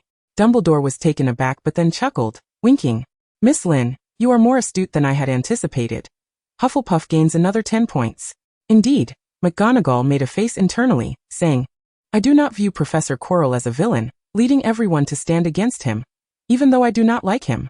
Headmaster, why did you appoint such a person to teach us? Considering her performance, Dumbledore opted for a degree of candor. Your previous professor passed away during the summer. McGonagall gasped. Why? The curse exacerbated his illness, he observed her reaction. Perhaps you have heard that a powerful wizard cursed this course. She nodded. Professor Quirrell was an exemplary student during his time here, and is now a capable wizard. He is entirely qualified to teach this subject. After a brief pause, he added, Of course, I cannot deny that his views are rather radical. This sends an incorrect signal to students. McGonagall had an epiphany. She had suspected as much. Dumbledore had no need to personally give her special attention. It was merely a signal representing the headmaster's disagreement with blood purity theories. Yet, he could not go too far, risking students questioning the authority of their professor. Thus, McGonagall could only be an exception, as others should not follow her lead. Will the professor still say such things in class? She inquired curiously. Dumbledore smiled, I think not. McGonagall felt completely convinced. Truthfully, she had little interest in politics, but sadly, politics intertwined with everyone's life. It would be ideal if matters could be resolved within a small circle. Chapter 30. The desire to skip class. After class, McGonagall naturally found herself the center of attention. Friends whisked her away to a table in the Great Hall, loudly asking McGonagall, What did the headmaster teach you? McGonagall replied weakly, Which biscuit pairs best with tea? Eager ears awaited her next words. The headmaster let me study the textbook on my own. He was busy writing a letter to the Ministry of Magic. McGonagall widened her eyes, spinning a tale, while subtly digging a pit for herself, adding, He also treated me to some new candies from Honeydukes. The audience was disappointed yet somehow relieved. After all, a second-year student. Would Dumbledore personally teach her magic? It was more fitting for him to comfort her with sweet little biscuits, suitable for her age, a mere 12-year-old student. The curious minds immediately fixated on the letter, speculating about whom Dumbledore was writing to and the contents of the letter. Meanwhile, her roommates, being genuine children, swiftly shifted their focus. What new candies? Maywise, licorice sticks. I have brought some. She extracted a few new candies, generously distributing them among everyone, much like a wand. How delightful it was. The children began indulging in the sweets, chattering animatedly about the day's lessons. Professor Flitwick had refrained from discussing prior matters. He announced that this year he would teach us how to capture pixies. Do you know what those are? Blue, and they fly incredibly fast. He instructed us to gather information, and by the next class, we were to learn at least one spell to deal with them. Maywise had to concede that Professor Flitwick seemed to possess a certain skill. Or perhaps, without skill. Wouldn't he dare to be so proud? Yet she felt no envy. I am about to learn the Patronus charm. At this moment, Maywise held a rosy view of life. Until 3 days later, she was once again dragged off to tutoring by an owl. That night, the moon was faint, and the world lay in slumber. Maywise rubbed her eyes and followed the owl outside, musing. Could it be that during the day I attend the senior version of remedial classes, and at night the junior version? This treatment is rather generous, a bit overwhelming. Thankfully, someone resides in New Mongard. Otherwise, Newt would not be able to contain the hatred. She quietly nibbled on her candy, chuckling to herself. Then, are you here to join Senior Riddle's club? A frowning upperclassman at the classroom door retorted coldly, a Hufflepuff? Don't be like that, Avery. The suave Tom Riddle appeared, smiling. We welcome any wizard willing to join us. Maywise. Defense against the dark arts, confronting the Dark Lord. Is there something wrong with that? Nothing wrong. But it's entirely unnecessary. How about we skip class today? No, you want to. He stepped aside. Classmate, please enter. And you are? Lynn. She only provided her surname. Riddle. Sounds like half-blood? I am not certain. Since you are here, Maywise relinquished her struggle and cleverly replied. I was born in an orphanage and have never seen my parents. What a pity. Riddle caressed his wand, slowly smiling. But it's all right, you will have many siblings. Do come in. The classroom was warmly decorated. The upperclassmen whispered among themselves, mostly Slytherins, with only a few Ravenclaws. There were no Gryffindors or Hufflepuffs. Riddle stated. This is my club, which we refer to as the First Club. Maywise. What can I learn here? That depends on what you desire. Riddle replied nonchalantly. Power? Protection? Status? Maywise blinked. I wish to learn spells. That is quite simple. He smiled. Avery, please teach Miss Lynn a simple spell. I shall think. His gaze slid over Maywise's worn robes and tattered shoes. His smile became more genuine. Shatter. I believe you need this spell. Maywise, starting off with a curse. True to your reputation, Dark Lord. Yet she was not entirely averse to this spell. The Shatter spell could be used to obliterate solid obstacles. Quite practical indeed. Avery did not defy the classmate's command, stepping forward with a menacing tone. Little one, watch closely. He pointed his wand. Shatter. Bang. A table exploded. Cool. Maywise praised while inwardly lamenting, having just finished Dumbledore's defense against the dark arts, and now turning around to learn magic from the Dark Lord. Was this operation too audacious? Riddle. Do you wish to learn? She nodded honestly. He smiled satisfactorily, his tone alluring. See, I told you here, you can attain everything you desire. Maywise. She began to comprehend why so many had followed him initially. Maywise's second year became exceptionally busy. Defense against the dark arts met twice weekly, but Dumbledore only taught once. After all, the headmaster was quite occupied. Thus, during the second class each week, Maywise dutifully remained in the headmaster's office, enjoying cookies while reading. There was no choice.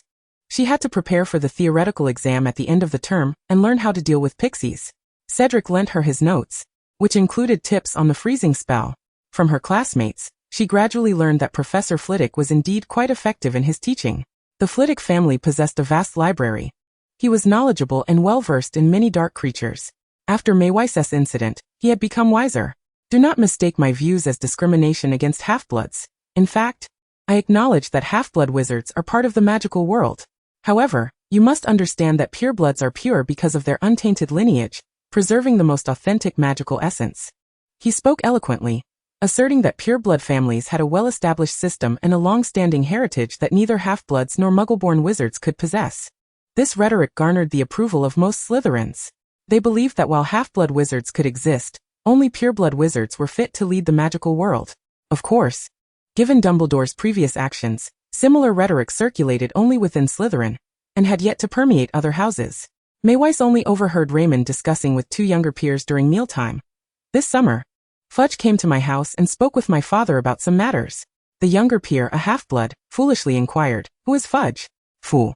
Don't you read the Daily Prophet? He became the Minister of Magic this year." Raymond rolled his eyes dramatically. The younger peer quickly flattered Raymond, "You are truly impressive. Having met the Minister of Magic." "It's nothing." Raymond waved his hand dismissively, his tone calm. "He is a relative of our family. TCH, a newly minted relative. It said his aunt married one of our distant uncles, but his aunt and his father do not share the same father. Clearly, he is trying to fabricate a pureblood lineage. He was clever, and some things his father did not hide from him, allowing him to vaguely guess. He wished to gain more support. How strange, wasn't he Fudge's backing Dumbledore?" Upon overhearing this, Maywise couldn't help but cast him a glance. The implications of that statement were staggering. It turned out the turmoil of 5 years hence was already beginning to show its signs now. Chapter 31. Thriving Growth. Political struggles felt distant to students, while classes and assignments were very much close at hand. For some reason, Maywise had recently felt that she was being particularly noticed by the professors. In Transfiguration class, Professor McGonagall particularly enjoyed calling her to demonstrate. "Miss Lynn, last class we learned how to transform animals into beetles, and then into buttons. Let me see your practice results." Maywise nodded, pointing to a beetle on the table. Disliking such creatures, her resolve was particularly strong. With a gentle flick of her wand, it transformed into a plastic button. However, Professor McGonagall did not award her any points, instead stating, "Perhaps it could be a bit more refined, Maywise." She was utterly bewildered but obediently conceived a more intricate design, a gradient pink. Professor McGonagall nodded, her expression stern. "Hufflepuff gets 3 points. In Charms class, Professor Flitwick, Miss Lynn, I hope you can demonstrate the disarming charm." Maywise swallowed the candy she had surreptitiously eaten, rapidly standing up and looking around. Professor Flitwick gestured for Connie across from her to stand. Connie coldly rose, wand in hand. Before Maywise had completed her incantation, Connie seized the opportunity to begin. Expelliarmus. A flash of light surged forth. With no time to reconsider, Maywise firmly grasped her wand and swiftly recited the incantation Disarm in her mind. The tip of her wand sparkled with light. The two beams of magic collided mid-air, canceling each other out. The moment she cast the first spell, Maywise silently invoked a second incantation. Release. Connie's wand slipped from her grasp and fell to the ground. Silence enveloped the surroundings. The doll-like girl seated herself, uttering not a word. Maywise appeared contemplative. In Potions class, Snape, with a sullen expression, stood beside her, mockingly stating, "Miss Lynn Maywise, let me see what remarkable magic you have learned from the great Dumbledore." Maywise thought to herself, fortunately, Grindelwald is in Nurmengard. She refrained from retorting, opting instead to diligently brew her potion. After a successful yet uneventful outcome, Snape marked her work with a large "You should have done better." He coldly remarked, "Do not think that Dumbledore's favor has made you extraordinary." Maywise resolutely agreed, "You are right." Snape fell silent for a moment before gesturing for her to leave. Only Hagrid was pleased for her, waiting for her to toast bread, saying, "You are truly remarkable. Dumbledore is the greatest wizard, and you too shall become a great wizard." Maywise replied, "I haven't even mastered a single spell." At that moment, she earnestly wished that Harry had already enrolled. There were, however, delightful events. During the Quidditch tryouts, Maywise initially joined merely for the excitement. Although she relished playing as a chaser, her lack of arm strength often led to missed throws. Thus, she merely intended to enjoy a leisurely afternoon. To her surprise, the assessment bore no relation to positions. They were required to fly 3 laps around the field, perform various aerial maneuvers, and ultimately catch several rogue quaffles. Afterward, the captain, based on their scores, retained Maywise as a reserve seeker. "Why?" she inquired. "You are small in stature. With a little speed, you are well suited for catching the golden snitch," he shrugged. "You never know the peculiar places the snitch might hide. Taller players may not fit into those spaces." Cedric had expressed a desire to be a seeker, yet she felt reluctant. Being a seeker meant being detached from the game, devoid of any enjoyment. The captain patted Cedric on the back, stating, "He is suited for a chaser. However, it matters not. This year, you are all reserves." Maywise scoffed. "Do reserves even get to play?" Of course, the captain sighed. "We are the house most in need of reserves." Maywise queried why. The keeper chimed in. "There are always unforeseen circumstances. Nervousness leading to stomach issues before a match, food poisoning causing someone to vomit, or being struck by a rogue bludger during a game against Slytherin." He summarized, "We at least need 2 reserves." Maywise protested, I get dizzy on a broomstick. For Hufflepuff's sake, the captain urged, overcome this. Maewis conceded. Joining the house team does have its perks. Even as a reserve, the school provided 2 sets of uniforms, one for winter and one for summer, both of excellent quality. Moreover, the captain assured that as long as one is on the team, 2 sets would be issued each year. Each year. Dizziness on a broomstick is nothing. She could manage it. 3 months into the new term, Maewis occasionally took nighttime strolls under the pretext of insomnia or hunger. The former was due to her sudden growth spurt, a side effect of her body flourishing. Although no special treatment was needed, the sporadic pains kept her awake at night. Furthermore, the appetite during adolescence was insatiable, as if her stomach could never be filled. Maewis typically ate heartily, yet whether due to magical energy expenditure or not, she often found herself hungry again after a late-night snack. When awake, resisting the urge became even more challenging. Thus, one day, unable to sleep, she donned her pocket watch and stealthily made her way to the kitchen, hoping for a midnight snack. At the doorway, she encountered the twins. You too? She queried. Fred proffered a plate of cookies. Would you like some? Maewis immediately stuffed 2 pieces into her mouth, mumbling, what are you 2 up to? Night wandering, George replied. Care to join our castle exploration plan? Maewis responded eagerly, let's go. Fred remarked, you frequent the library. Do you know about the invisible book section? Maewis affirmed yes. A mysterious area in the library containing books related to invisibility spells, but it is itself invisible. George elaborated, we need to locate it, and then. Fred interjected, learn a masterful invisibility spell so. George concluded, we need not worry about Filch. Maewis perceived this as a grand endeavor, and decided to first grab a cup of hot milk from the kitchen before commencing their task. They cautiously ascended to the 2nd floor, nearly colliding with Madame Pants. But fortune smiled upon them as she was diverted to the 3rd floor by the moving staircase just as they approached the 1st floor. With the twins flanking her, they swiftly reached the library door. Alohomora, they chanted in unison, unlocking the library door and darting inside. Lumos, Maewis whispered, illuminating her surroundings. So, how do we find it? We brought a little helper, George revealed, pulling a rat from his robe. Go on, Scabbers, show us your nose. Maewis remarked, goodness. I thought you were at the Weasley household. I didn't realize you were now the twins' pet. What happens if we use Animagus Reveal now? She cleared her throat and confidently waved her wand, Animagus Reveal.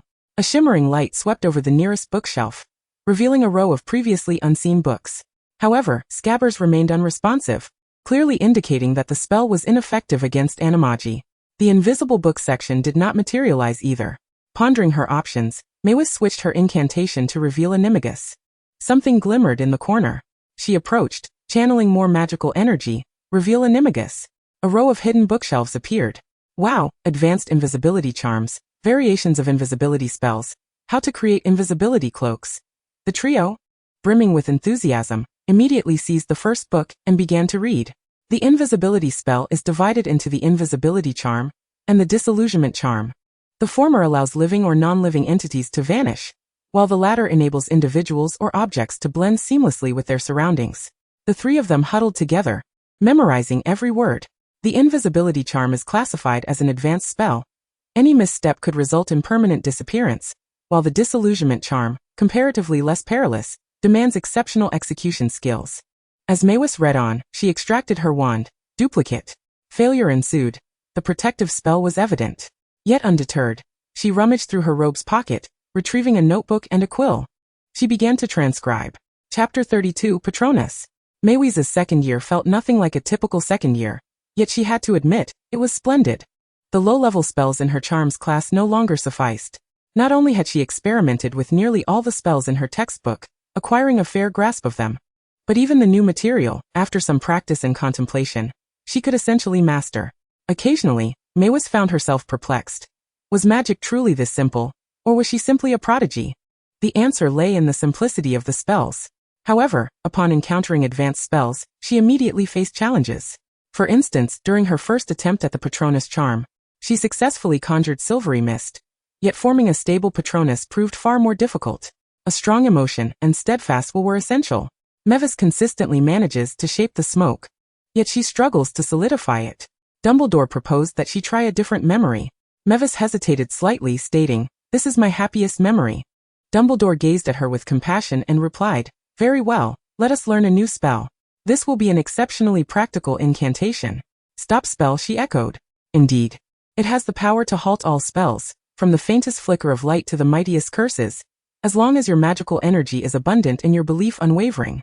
Theoretically, it can thwart any enchantment. Dumbledore paused before adding, hence it is also known as the end of all spells. I know this one, Mavis recalled, remembering how the Scamander brothers and Nicolaim had used it to extinguish a certain fire, safeguarding Paris. The headmaster demonstrated the spell, and Mavis quickly learned to extinguish the flames.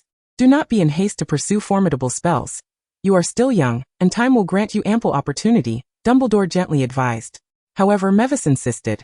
I genuinely wish to learn the Patronus charm. I want to know what it feels like.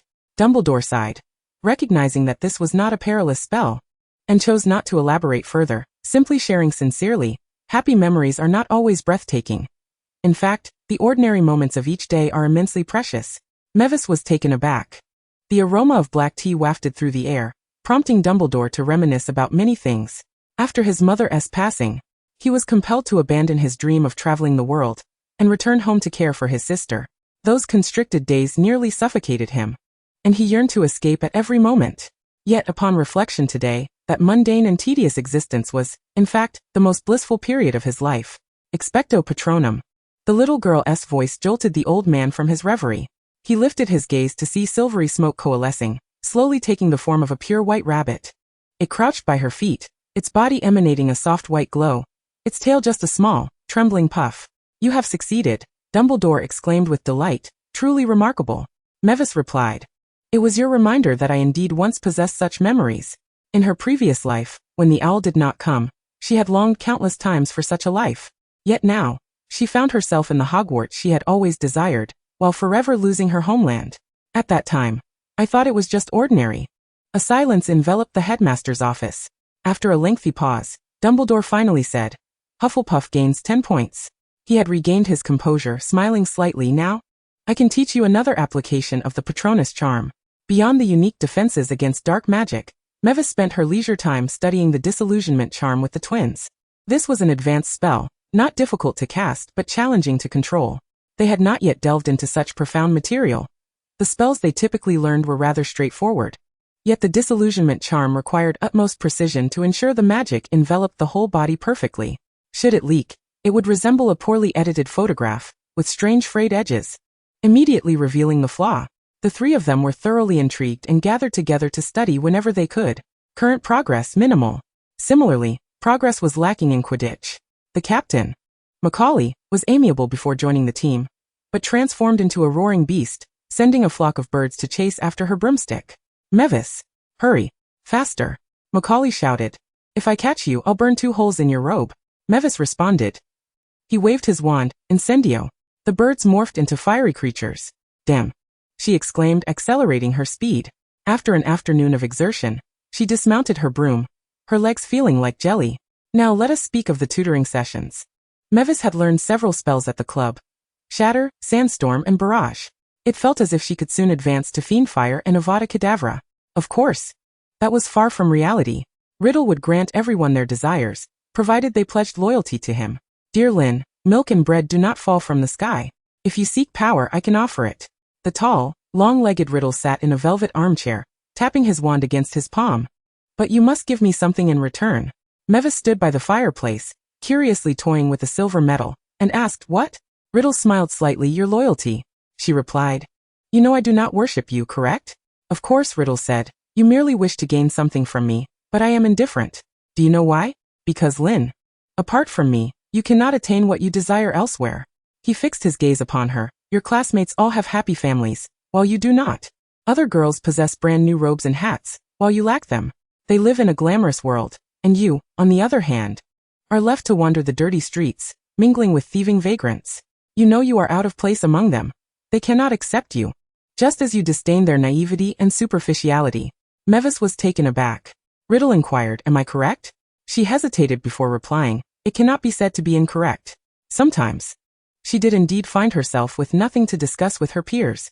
Do you not wish to prove yourself? Riddle asked, to let them know of your strength, so they will no longer dare mock your poverty and meagerness. Mavis blinked and said, then please, senior, prove that you are indeed worthy of my loyalty. Riddle responded, is what you have learned not enough proof?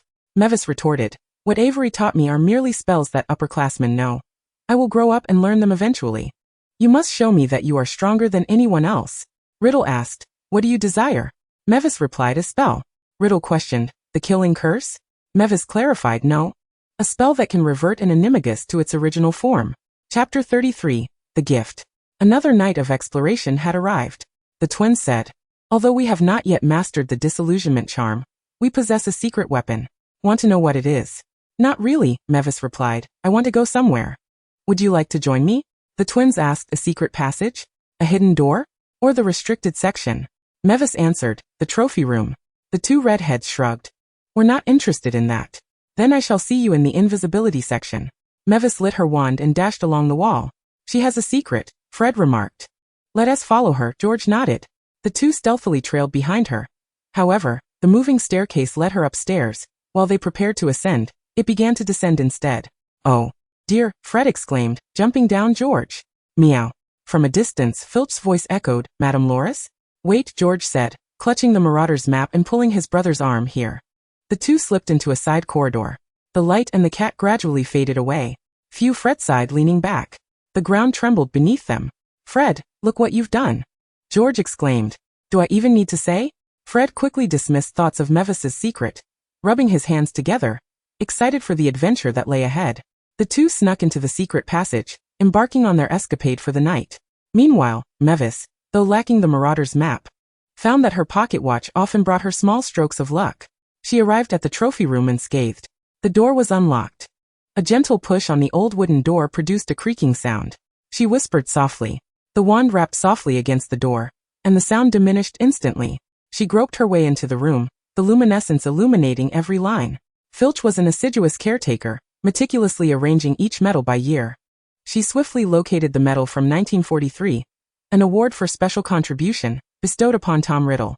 The medal soared through the air and landed in her palm, appearing far more antiquated than when she had first encountered it at the first club. The pure silver had tarnished, presenting a dark, weathered visage. After dusting it off, the medal's clarity was significantly enhanced. Maeve leaned closer to the enchantment, scrutinizing the intricate designs on the back of the trophy.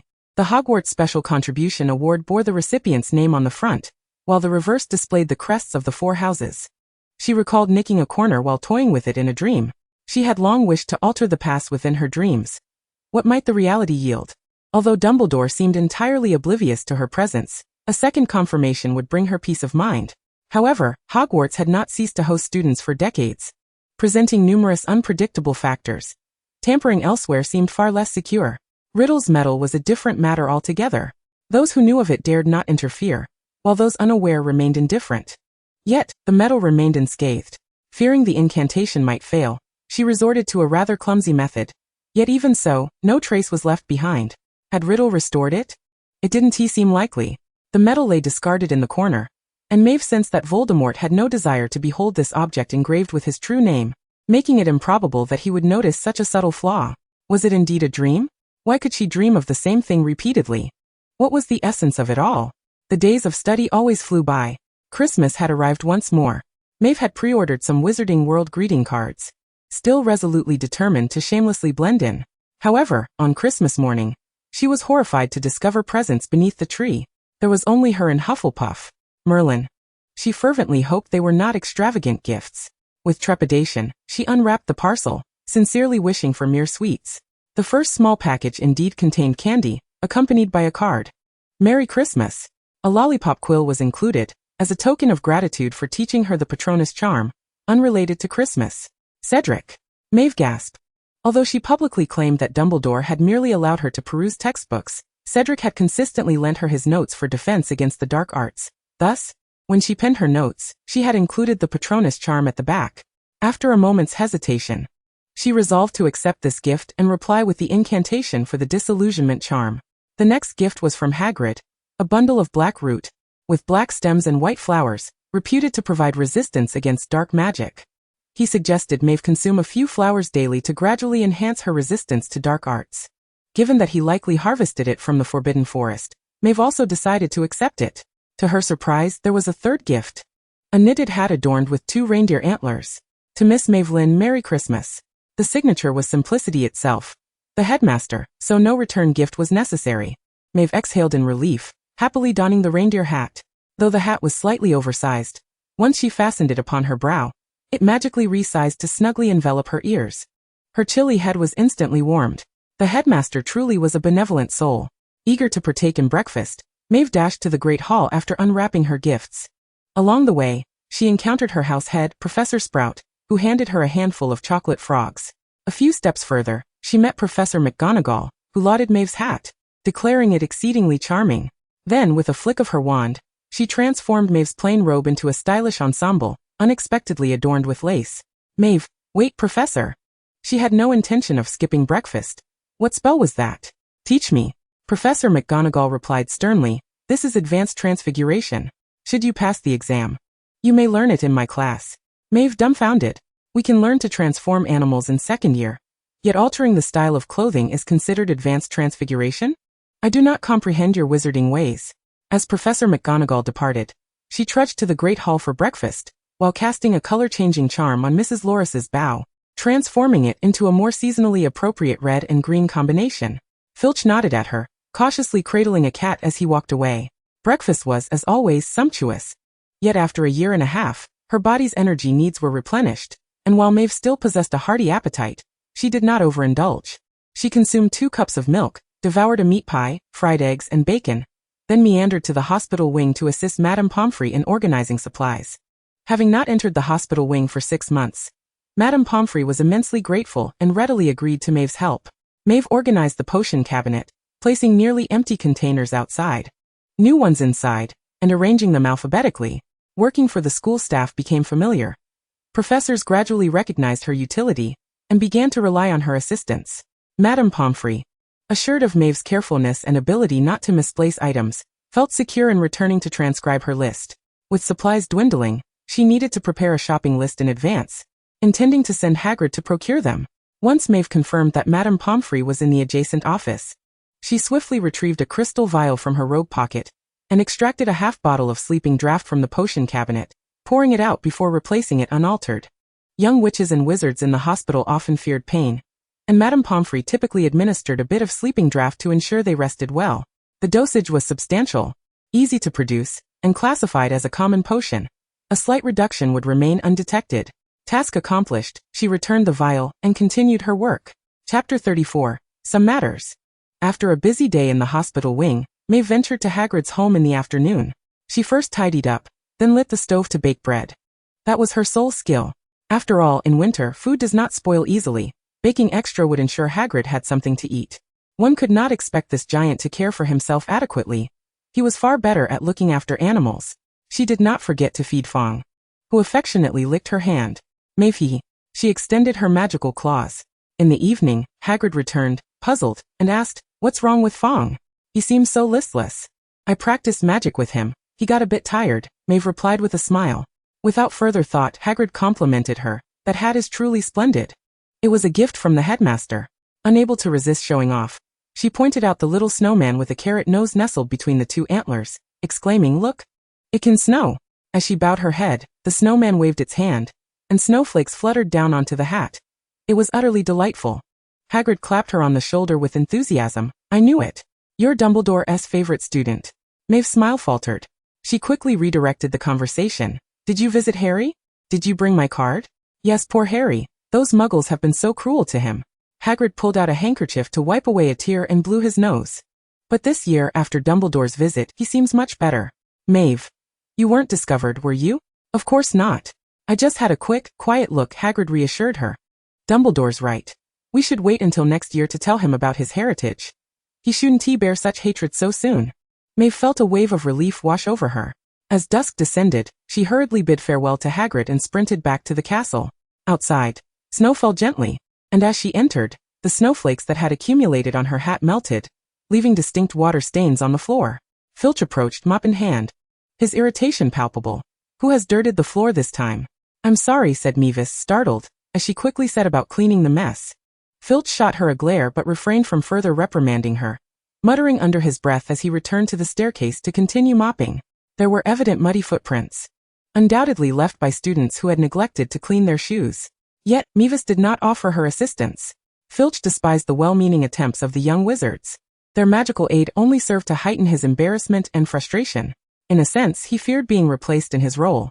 Mavis understood his disdain for young witches and wizards, and thus never approached him, nor did she desire to ingratiate herself. She had never liked Filch in the first place. But what fault lay with the cat? She had cast a cleaning charm on Mrs. Norris, erasing the mud from her fur. Filch paid her no mind, unlike other young wizards who would hastily shoo Mrs. Norris away upon sight. Perhaps he felt a twinge of sympathy for her, as they both found themselves residing within the confines of Hogwarts, homeless? Who could tell? The Christmas holiday swiftly passed, and Mavis had managed to write only a few papers before her classmates returned en masse. They animatedly discussed their holiday plans, their relatives, the culinary merits of the turkey, and the suitability of their gifts. During such moments, Mavis felt an overwhelming urge to withdraw. It was not that she feared being pricked at the heart. Rather, her classmates were overly cautious around her, and whenever she appeared, conversations would abruptly cease. The sensation was quite awkward. Thus, she retreated to the library to practice the disillusionment charm. The twins had already mastered it. They had likely consulted their elder brother, and came bounding over to boast, though upon closer inspection, flaws remained. Yet when standing still, they had nearly melded into their surroundings. Focus. Precision. Like the flow of water. One must not spill over the brim of the cup. Eagerly, they imparted their newfound knowledge to the top student of their year. Watching her expectantly, Mavis rolled up her sleeves. Protective charm. A white rabbit burst forth, splattering them with foam. What is this? The twins exclaimed. Mavis retorted. Nonetheless, despite her reluctance, she diligently noted their suggestions. That evening, while showering in the dormitory bathroom, she endeavored to sense the flow of water. Standing beneath the showerhead, she allowed the warm water to cascade over her body. With a gentle tap of her wand against her forehead, she directed the sensation of water downwards, covering her neck, chest, abdomen, arms and legs, finally converging at her feet. Had she succeeded? Mavis gazed at her palm. Her body possessed a peculiar translucence, akin to frosted glass, revealing hints of the background, yet retaining a sense of presence. The direction was correct. She would try again. She dispensed a pump of shower gel, creating suds that enveloped her, then turned up the water flow to rinse. Magic released. She repeated this process 5 or 6 times until her bath was complete. Mavis donned an oversized shirt and cast a quick dry charm upon herself, stepping out of the bathroom feeling refreshed and clean, before diving into bed. She retrieved her notebook, and began to jot down her reflections on learning the spell. Her 3 roommates were listening to the radio, whispering among themselves. Cass, from a wizarding family, and Betty introduced Alice to the music. This is a song by Setna Wobeck, my mother's favorite. Wizards have radio, but no television? Betty lamented. If only there were television shows. I watched Twin Peaks over Christmas. Have you seen it? It's fantastic. Mavis suddenly perked up. Directed by David Lynch? Yes. Have you seen it too? I've heard of it, Mavis replied. I adore Cooper. He's so handsome. Betty leaned closer, asking, you like him? Then who is the one in your notebook? Leslie Chung, a star from Hong Kong, Mavis eagerly promoted. Have you seen A Chinese Ghost Story? It's a love tale between a scholar and a ghost. A ghost? Cass shrieked. That's a dark creature that looks like a skeleton. Oh my, how terrifying. Chinese female ghosts are not frightening. They are tragic and pitiful, Mavis countered. Cass and Betty did not understand, believing it was not a love story but a horror tale. Mavis felt an overwhelming sense of disappointment, and fell asleep dejectedly. In her dreams that night, Riddle returned. In the warmth of the club, he observed her keenly. Lynn, you seem rather unhappy. Doi. Mavis replied. Riddle smiled slightly. It appears you have finally realized. Life is inherently lonely. Friendships, love, and companionship are ultimately meaningless. He spoke calmly. As long as you are strong enough, you can achieve anything you desire. Mavis scoffed. Shifting the subject. Does the senior know about the spell I mentioned last time? I concede that the counterspell for Animagus is quite rare. I am not particularly well versed in transfiguration, he said, with a blend of humility and arrogance. However, a rare spell may not even be necessary. Would you like to know who the Animagus is? It's quite simple. He drew his wand, pointing at a nearby spider, his wrist trembling slightly. Reveal your soul. A flash of lightning coursed through the air, and the spider quivered as a hazy silhouette gradually emerged from its body, akin to a shadow in fog. Mavis stared in astonishment. What is this? An Animagus can only change its body, not its soul, Riddle explained. By casting this spell, you can see the essence of things, whether human or animal. Is it not simple? Mavis muttered, damn. She finally comprehended that the Dark Lord's wool was not easily sheared. This was exceedingly ruthless. I have fulfilled my promise. Now it is your turn. His wand pointed at her forehead. My mark will pierce your very bones? Chapter 35. The Bet and the Competition. In the depths of winter, Mavis sat within the drapery, trembling uncontrollably. How wretched! She had thought the Voldemort of Riddle's era would be somewhat restrained, adept at disguise. Unlike the later, more brutal version. Little did she know how profoundly mistaken she was. No amount of handsome appearance could mask his mad and cruel nature. She had endured hardships throughout her life. Hunger and deprivation had been her constant companions, yet the agonizing pain pierced her to the core, nearly driving her to the brink of collapse. It was terrifying. Mavis felt her response had been swift. As soon as he uttered the choice, she had not entertained the notion of feigning compliance, and had turned to flee. The next instant, the piercing agony struck her back. How could one describe this sensation? It felt akin to the excruciating pain of menstrual cramps, but instead of in her abdomen, the pain resided in her heart, her blood failing to circulate. Her bones aching as if they were fracturing inch by inch, her mind assaulted as if drilled by a power tool at her temples. She awoke with a start from the nightmare. One could only say that the Lombard couple had endured much. True warriors. She wiped the cold sweat from her brow and sipped from her thermos, gradually calming herself. Once composed, Mavis began to contemplate her next course of action. Initially, she had hoped to extract the counterspell for Animagus from Riddle to deal with Scabbers, but she was uncertain whether Riddle had intentionally misled her or genuinely lacked knowledge, thus playing a trick on her. Nevertheless, this was likely the true face of the Dark Lord. Among the Death Eater wizards, some followed him sincerely, while others acted out of fear. Yet regardless of the motive, what he offered from the outset was nothing more than candy wrapped around poison bait. Regardless of whether it is genuine or feigned, once one picks it up and consumes it, one inevitably falls into the trap. Although she was still in a state of shock, inexplicably, Meiwei found herself a bit curious about what would follow. Was it to entice her with a piercing pain, only to be followed by recruitment? Yet, she was unable to withstand it, and faltered completely. Oh well. I'm only in my second year, there's no need to rush through it. She consoled herself as she burrowed back under the covers. A restless night ensued. The following day in the hall, she dully munched on her breakfast. Hey, maybe. Two individuals appeared beside her, eagerly asking, do tell us. What spell did you use earlier? Meiwei replied, impossible. Oh dear Meibai, the two pranksters had bestowed upon her a rather peculiar nickname, excitedly inquiring. It must have been taught to you by Dumbledore. They lowered their voices conspiratorially. Isn't it a profound spell? Considering our shared exploration of Hogwarts, Meiwei rolled her eyes dramatically. Fine. Fred chimed in, we want to let you, You agreed? He and George exchanged incredulous glances. It's not a dangerous spell. Meiwei stuffed cereal into her mouth, but many witches and wizards struggle to learn it. I doubt you both could manage it now. The Patronus charm requires not only happiness, but also a resolute determination to safeguard that joy. Without the pressure of Voldemort, how could a 12-year-old possess such awareness? The incantation calls forth a guardian, necessitating the recollection of your happiest memory. Meiwei stated, it's that simple. George remarked, Fred, is she underestimating us? No. I'm envying you, she corrected, and please refrain from concocting odd nicknames. They easily conjure bizarre associations. Like Meichi. They were merely jesting, and with a lightheartedness. Proposed instead, how about we make a bet? A bet on what? We are certain we can master this spell. The twins were brimming with confidence. All right. Let us see whether you learn the Patronus charm first, or I master the disillusionment charm first. Meiwei immediately acquiesced. If I win, you must lend me Scabbers for a few days. Fred replied, that is Percy's rat. We'll just borrow it for a bit. George nudged him with his elbow. No problem. Percy will surely let us borrow it for 2 days. Deal? She inquired. Deal. While they engaged in spell learning, another significant event loomed on campus, the Quidditch match. The official seeker had suffered a broken leg in the previous game, and was still recuperating, thus Meiwei was thrust into the spotlight. On the day of the match, her complexion was ashen, and she wished she could invent an anti-motion sickness spell beforehand. However, the captain did not afford her the opportunity. Meichi, if you can catch the golden snitch, I'll reward you with a box of chocolate frogs. But if you dare faint, I'll set your robes ablaze. Understand? Meiwei thought, this cunning fellow surely isn't one of our Hufflepuffs. Regardless, she was compelled to mount the broomstick.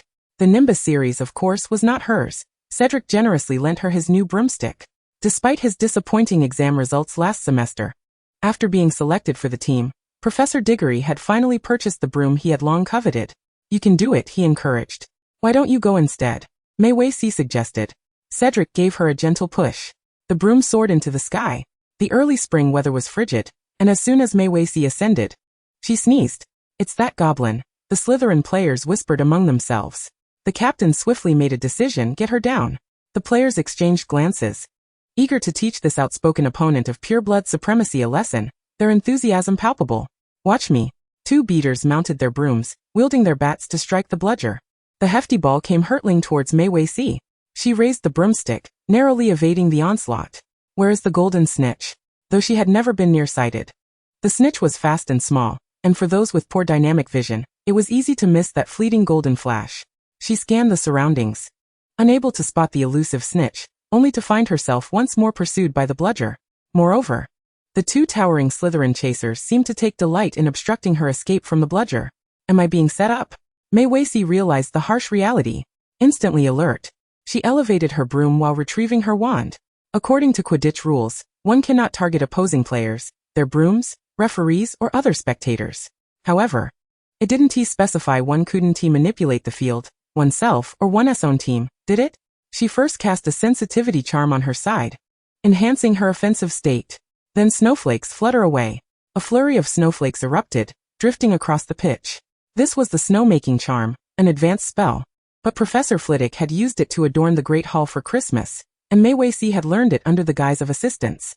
Seizing the opportunity as the snowflakes obscured visibility, the broom descended, evading their pursuit. Thus, a peculiar scene unfolded on the pitch.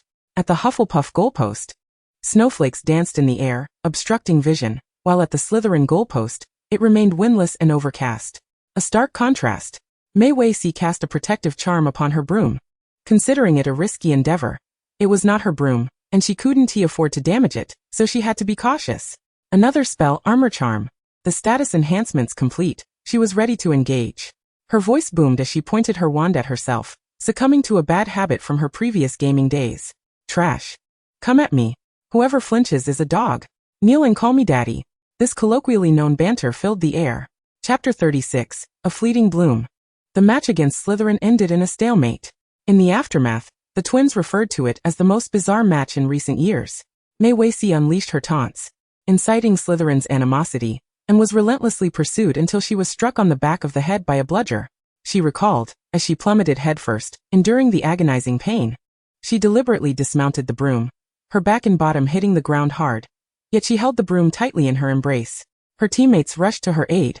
But she inquired, is the broom all right? Professor Sprout, visibly upset, exclaimed, what time is it, and you're still worrying about the broom? She levitated Mei Weiqi, reassuring her teammates, I'll take her to the hospital wing. Don't worry, Madame Pomfrey will fix her right up. Is the broom damaged? Stop fretting about the broom. The beater, a senior, was in a state of panic. It's not even mine. Mei Weiqi was equally anxious. Struggling like a turtle flipped onto its back, if it's broken, I can't compensate for it. The captain fell silent before declaring, it's fine. Mei Weiqi released a sigh of relief.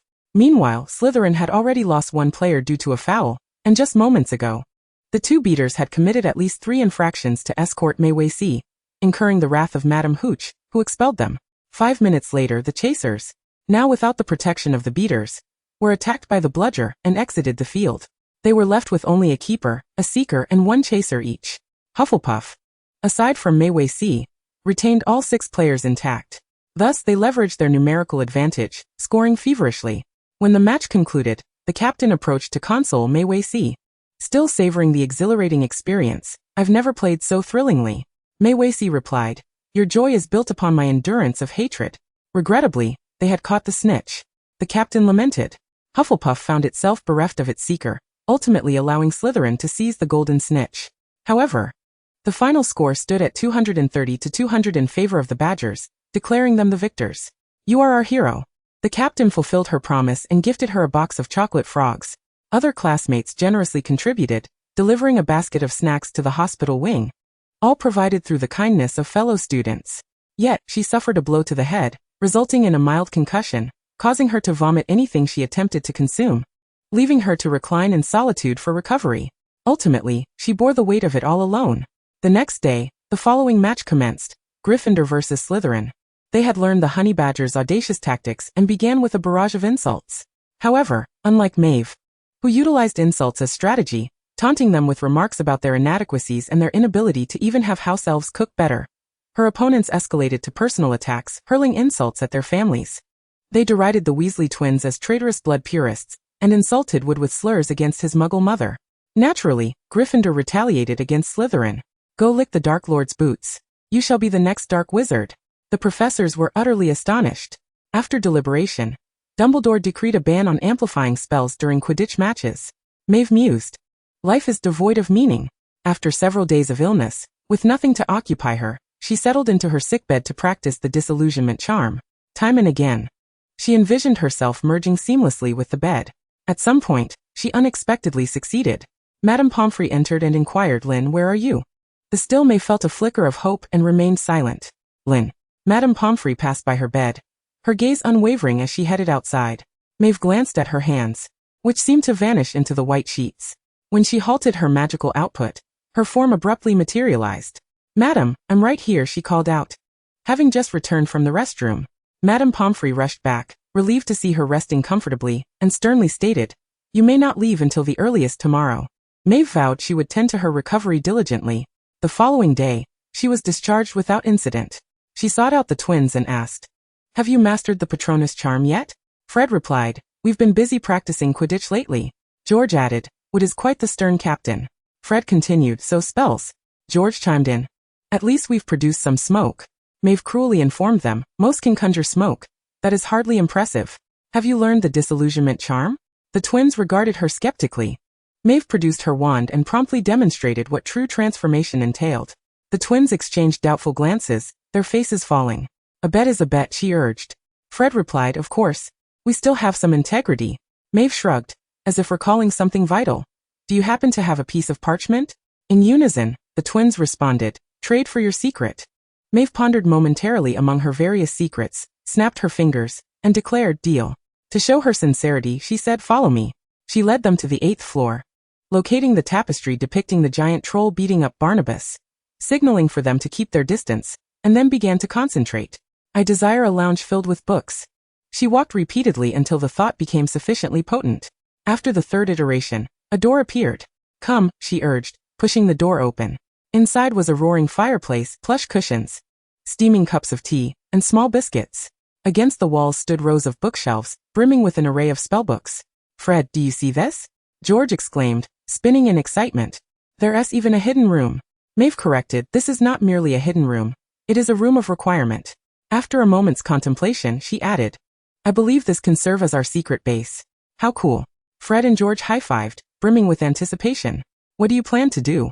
Blow up Slytherin's common room? Maeve replied, Practice magic. Skipping over that topic, she extended her hand. The parchment, please. Fred produced the Marauder's map and teased, I bet you don't know how to use it. What if I do? She countered, What's the wager? George warned Fred, Don't bet with her. Do you think she would know? Fred retorted, We should be more confident. Maeve decided against bullying the younger children further. All right, I don't know how to use it. It just looks like a regular piece of parchment. The twins exchanged glances and replied in unison, That's too fake. You definitely know. Maeve insisted, I truly don't. The twins countered, You do. A pointless argument ensued until Maeve ultimately feigned ignorance, prompting them to mercifully reveal the password. The Marauder's map unfolded, and Maeve feigned interest in Dumbledore before examining the dormitory, eventually casually glancing at Percy. He was nowhere to be found. She flipped to the Gryffindor common room, and discovered his name in a corner. When can I borrow Scabbers? She inquired. The twins replied, Next week, how about? Percy will be busy preparing for his finals. He'll be willing to let us play with his little rat for a while. Maeve smiled, That sounds splendid. Chapter 37. A Trap for the King. The Weasley twins persuaded Percy to lend them Scabbers during their revision time. However, Percy, being quite astute, sensed that the twins weren't genuinely interested in the rat, and demanded an explanation. Otherwise, he would not lend it. The twins resisted initially, unable to sway their serious brother, and finally divulged their wager with Maeve. Consequently, Percy approached Maeve directly and asked, What do you want Scabbers for? Oh. I wish to practice transfiguration. ISNT this year's transfiguration class about turning into animals? I want to practice more, Maeve replied smoothly without a hint of hesitation. Is that all right? I promise to take good care of Scabbers. As she spoke, she produced a cake she had prepared. This is a treat for Scabbers. A A slight smile broke through Percy's serious demeanor. Of course you can. I'm just concerned that Fred and George might tease him. Scabbers has been with us for nearly 10 years and can't withstand their pranks. We would never do such a thing. The twins protested in unison. Maeve smiled sweetly. Thank you. I knew Percy would agree. After all, I'm, the headmaster's favorite student. Percy nodded and handed over Scabbers, then headed off to the library. Maeve took Scabbers and placed him in the bamboo basket she had conjured, lining it with a handkerchief and adding pumpkin juice along with a small piece of cake. The twins asked, Are you really going to practice transfiguration? Of course, Maeve replied. Professor McGonagall is particularly strict with me, so I need to practice diligently. Do you want to join me? The twins shook their heads vigorously. We have to go train for Quidditch. She shrugged. All right. Bidding farewell to the twins. Maeve lifted the basket and casually entered an empty classroom, locking the door behind her. Then she pulled a small box from her pocket, containing the captured ladybugs. Scabbers. You can't catch them, she admonished the rat. First, have some cake and pumpkin juice. The rat nestled in the basket, not moving an inch. Maeve set the bugs on the table and began her practice of transfiguration. The ladybug transformed intermittently into a half button, and then into a button with long antennae, perpetually lacking in finesse. However, she persevered, making numerous attempts until she finally transfigured it into a silver button. It needs a bit more embellishment, Maeve mused, continuing to wave her wand. Meanwhile, Banban was quite relaxed. Having sniffed the cake, he quickly devoured most of it, which was sweetened with honey, leaving him somewhat parched, prompting him to sip some pumpkin juice. The flavor was delightful. Banban, it's your turn, Maeve said, pulling the mouse out and casting a transformation spell. The results this time were evidently worse. The mouse transformed into a cup, either sprouting extra tails or growing fur. She felt a twinge of discouragement. Why is transfiguration so challenging? No, I must try again. After several more attempts, her efforts once again ended in failure. Disheartened, she retrieved a handful of chocolate from her pocket, indulging in one piece, then reluctantly unwrapped another to offer to the seemingly defiant mouse. Banban. Give this a try, Honey Duke's liqueur chocolate. After we finish this, we can practice a few more times. The mouse approached cautiously, catching a whiff of the faint scent of alcohol. After a moment's hesitation, it boldly swallowed the rare delicacy as it observed the girl flipping through her transfiguration textbook. The effects of the drink soon took hold, leaving it in a dazed state. Time is of the essence, the girl remarked. I must return you to Percy. With that, she placed the mouse into a basket and carried it along. The journey was unsteady, her intoxication increasing. Faintly, Banban heard her murmur, Percy, thank you for your mouse. It seems to have fallen asleep. Indeed, it had. Maeve paused to confirm that the mouse in the basket lay motionless, then promptly cast a joy charm, enveloping the mouse in profound delight. Following this, she applied a binding spell to the basket to prevent any escape. With swift precision, ropes shot forth to secure the bamboo basket, adding an extra layer of protection. Having completed these preparations, she dashed away, racing towards the headmaster's office. The staircase was fortuitously timed. Within minutes, Maeve stood at the office door, uttering the password, which prompted the stone guardian to open the spiral staircase for her ascent. In those fleeting seconds, anxiety crept in as she worried about Dumbledore's absence, which would complicate matters significantly. She touched her pocket watch and silently prayed for a smooth resolution. The automatic staircase halted, allowing Maeve to step into the headmaster's office, where she fortuitously witnessed Dumbledore emerging from the fireplace. He looked quite surprised. Miss Lynn?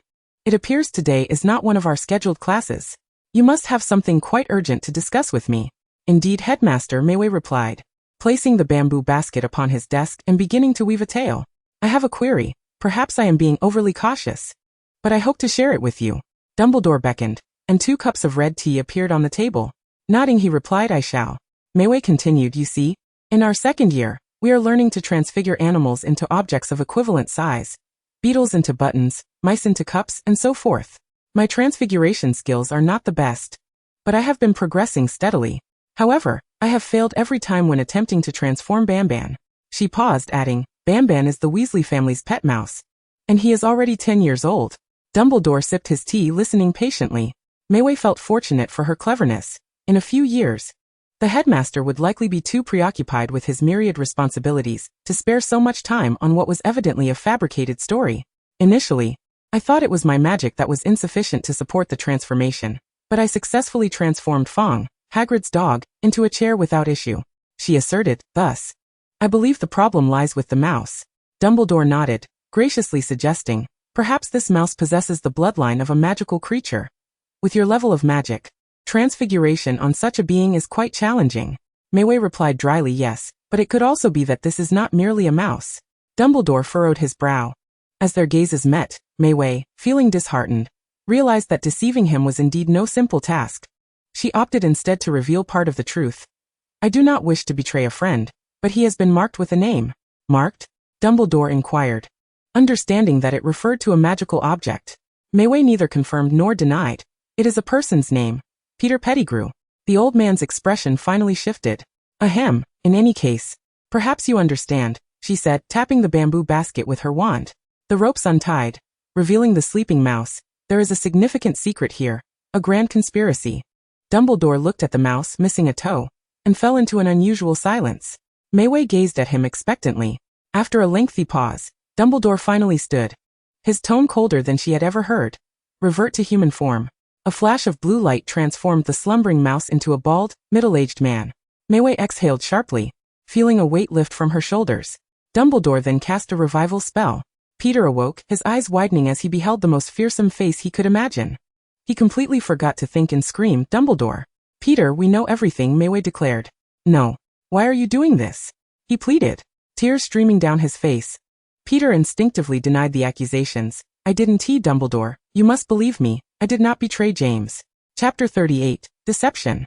Peter's defense was anticipated. Mayway immediately countered. Why were you staying at the Weasley home? I'm afraid of retaliation. Sirius is terrifying. He wants to kill me, Peter exclaimed. He claims you did it, Mayway retorted. Crawling to Dumbledore's feet, Peter regained some semblance of rationality, arguing he's lying. He betrayed James. He has sided with the Dark Lord. Dumbledore, you must believe me. But he used Veritaserum and claimed you sided with the Dark Lord. Are you willing to take the potion? Mayway pressed.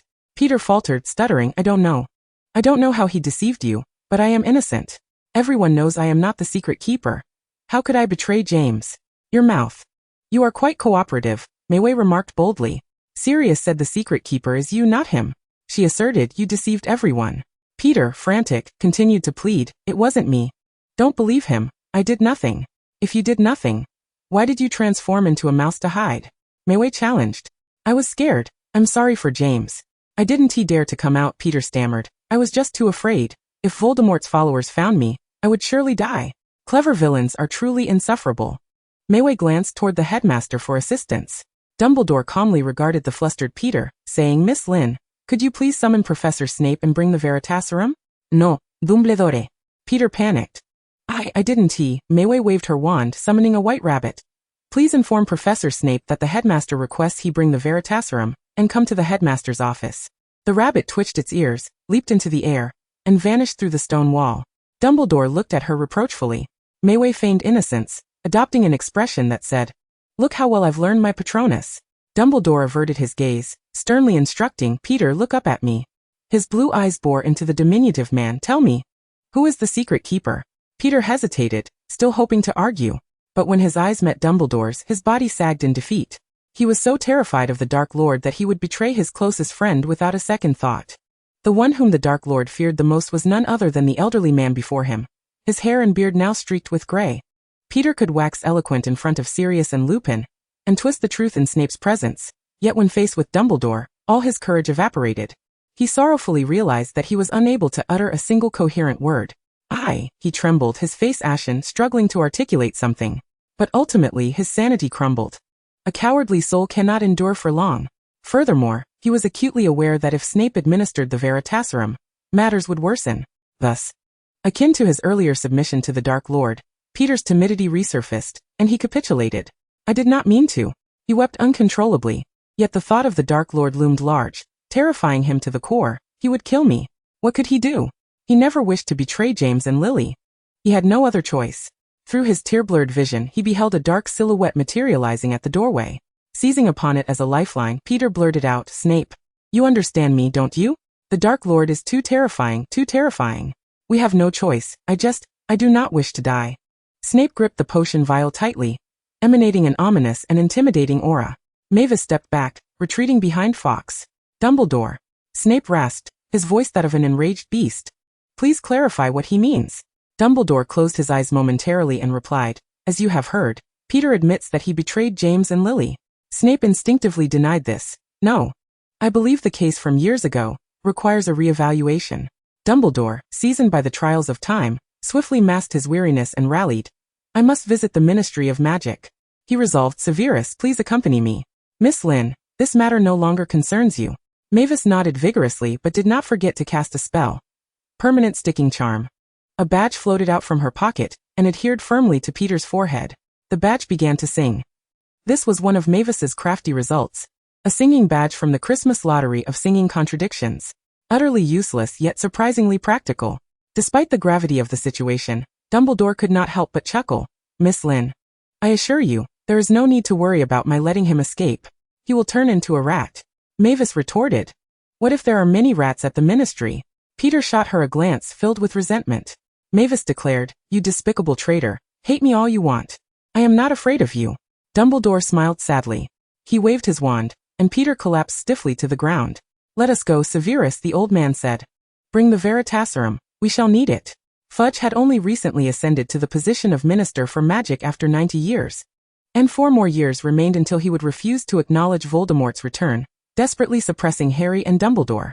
At this moment, although he was flirting with pureblood families, he understood that securing his ministerial position would require Dumbledore's backing. Therefore, when Dumbledore requested a re-evaluation of Sirius's case, Fudge did not strongly oppose it.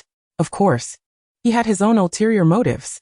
When the tragedy of the Potters occurred, he was the deputy director of the Department for Magical Accidents and Catastrophes, the first to arrive at the scene. It was easy to imagine that he was also one of the witnesses who sent Sirius to Azkaban. But there was still a head director to consider.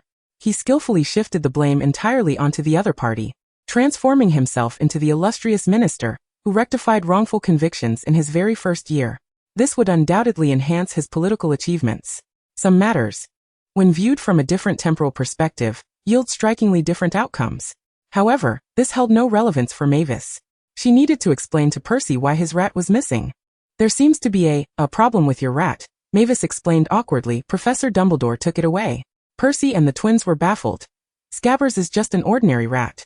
Mavis replied, I'm sorry, I will compensate you. Of course, Percy would not allow a younger student to pay him back and cautiously asked, what's wrong with Scabbers? What did Professor Dumbledore say? Mavis replied, I don't know. Percy, left with no options, could only consider himself unfortunate. The twins, however, were not so easily appeased. You knew Scabbers had issues, which is why you borrowed him, right? They were quite displeased. Aren't we friends? Mavis said, I can explain. They pressed her. What exactly happened? She recounted the story she had told Dumbledore, adding, at that moment, I just thought your rat was rather peculiar. So I paid attention on the map, and discovered it had a strange name. The twins were skeptical but could think of no other possibilities, deciding to let it go.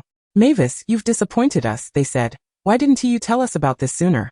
Mavis apologized profusely and promised that if a similar situation arose in the future, she would definitely involve them. Beyond that, she faced another significant dilemma. She had to return to Defense Against the Dark Arts class. Yes.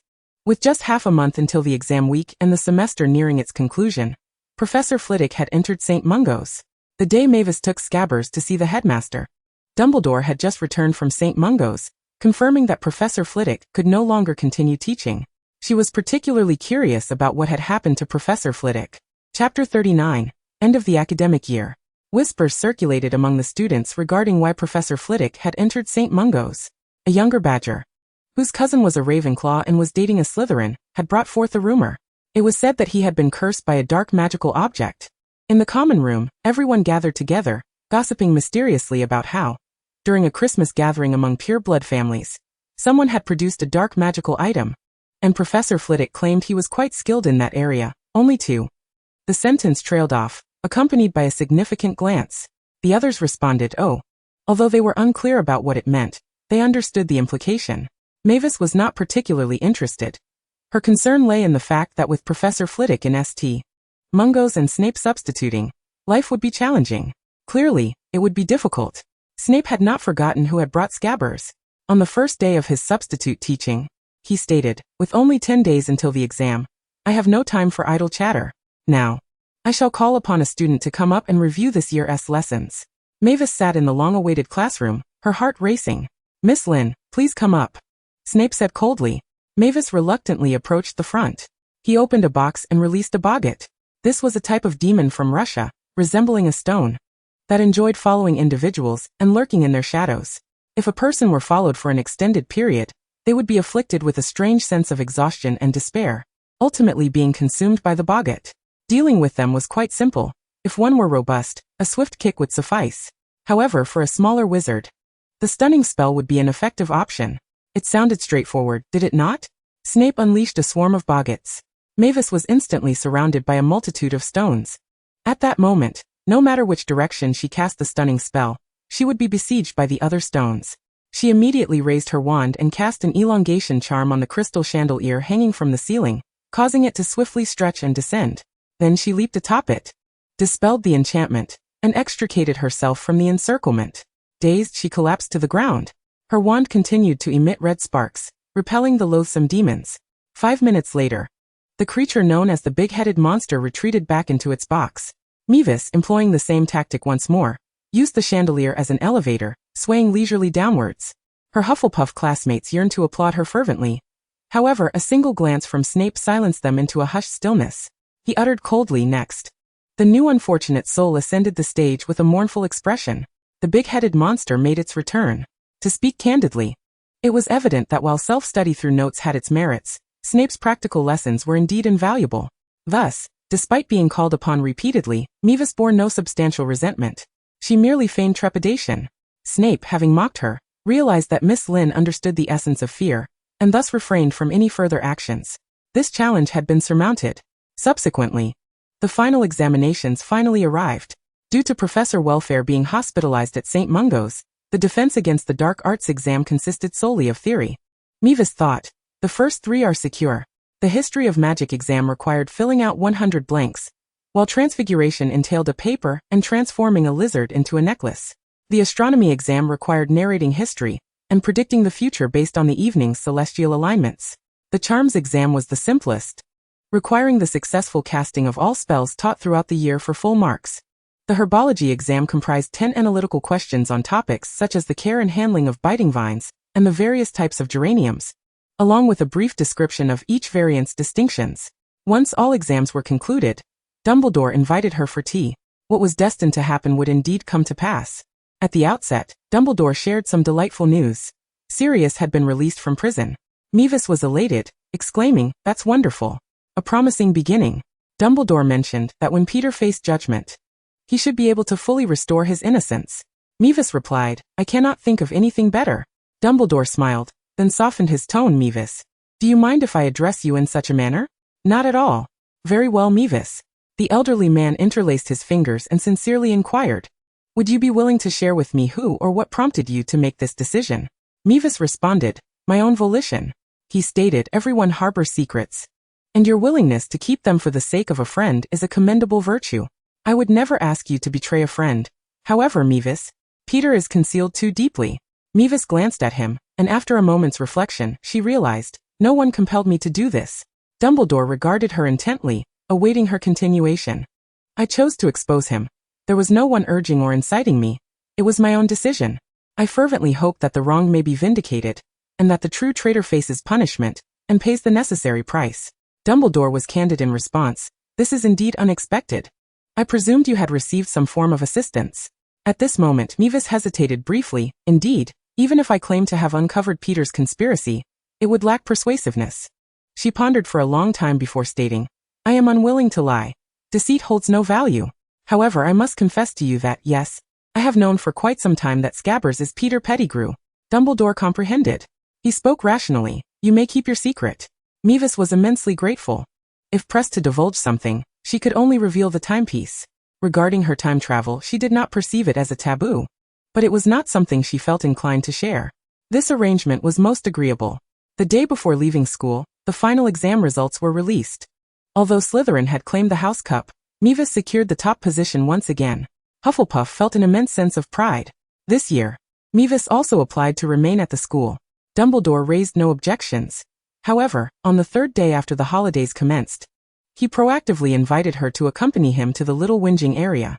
Sirius hoped to meet Harry. Dumbledore explained, "I believe you might wish to witness this moment." Yet, to his surprise, Mavis declined. she stated. A family reunion does not require my presence. Dumbledore gazed at her in astonishment and felt compelled to reveal more. Sirius also wishes to see you. Mavis shook her head once more. I have done nothing. I merely spoke the truth. After a moment's contemplation, she added, but I have a request. Could we perhaps address the loss of the Weasley family's pet? This matter was quite awkward. She felt guilty if no compensation was offered, yet she had no means to provide reparations. After all, Sirius had initially compensated Ron, so it would be fair for him to contribute. I shall convey your message. Dumbledore winked knowingly, however. Perhaps should you go, you may discover other surprises as well. Chapter 40. Harry's Joy. It turned out that Harry believed moving out of the cupboard and into the small room upstairs was a life he had once thought impossible. Although Aunt Petunia still burdened him with numerous chores, Dudley continued to bully him, and Uncle Vernon shouted at him daily. They seemed no longer to mention his parents. Harry acutely sensed that this change was connected to the unexpected visit from a year ago. However, Aunt Petunia forbade him from eavesdropping, sending him outside to run errands. Upon his return, he noticed Aunt Petunia's eyes were slightly red, and the guest had vanished.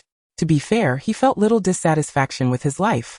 Yet who could have foreseen that a year later, he would encounter an immense surprise. Godfather.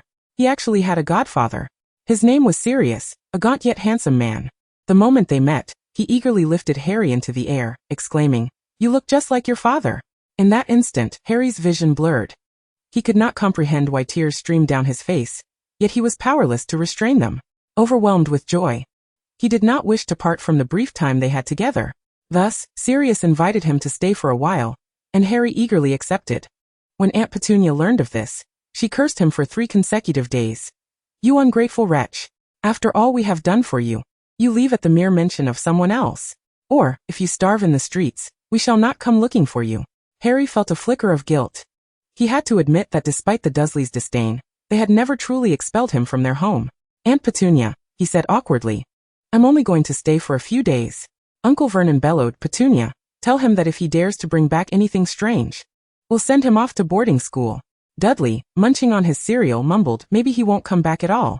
Amidst the chaos, Harry departed the Dursleys, climbing into a taxi while Aunt Petunia explained to the nosy neighbor, "He's gone to summer camp." "Yes, Dudley darling won't go. He can't handle that." The driver assisted in placing his luggage in the trunk and retrieved a slip of paper. "Let me see, Mr. Black's reservation for number 17, Lilac Lane, correct?" "Yes." Harry nodded anxiously. The taxi sped away, arriving at a posh neighborhood in Surrey. Sirius awaited him at the door, and the moment Harry stepped out, he rushed forward to embrace him tightly. "Thank goodness, Harry, you've arrived." Thus began Harry's joyous life.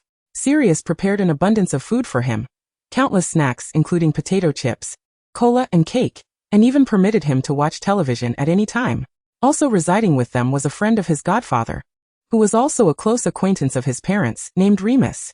He was gentle and patient, often advising Sirius against attempting to feed Harry too much. Harry felt as though he had never been this happy before. However, even more astonishing revelations awaited him.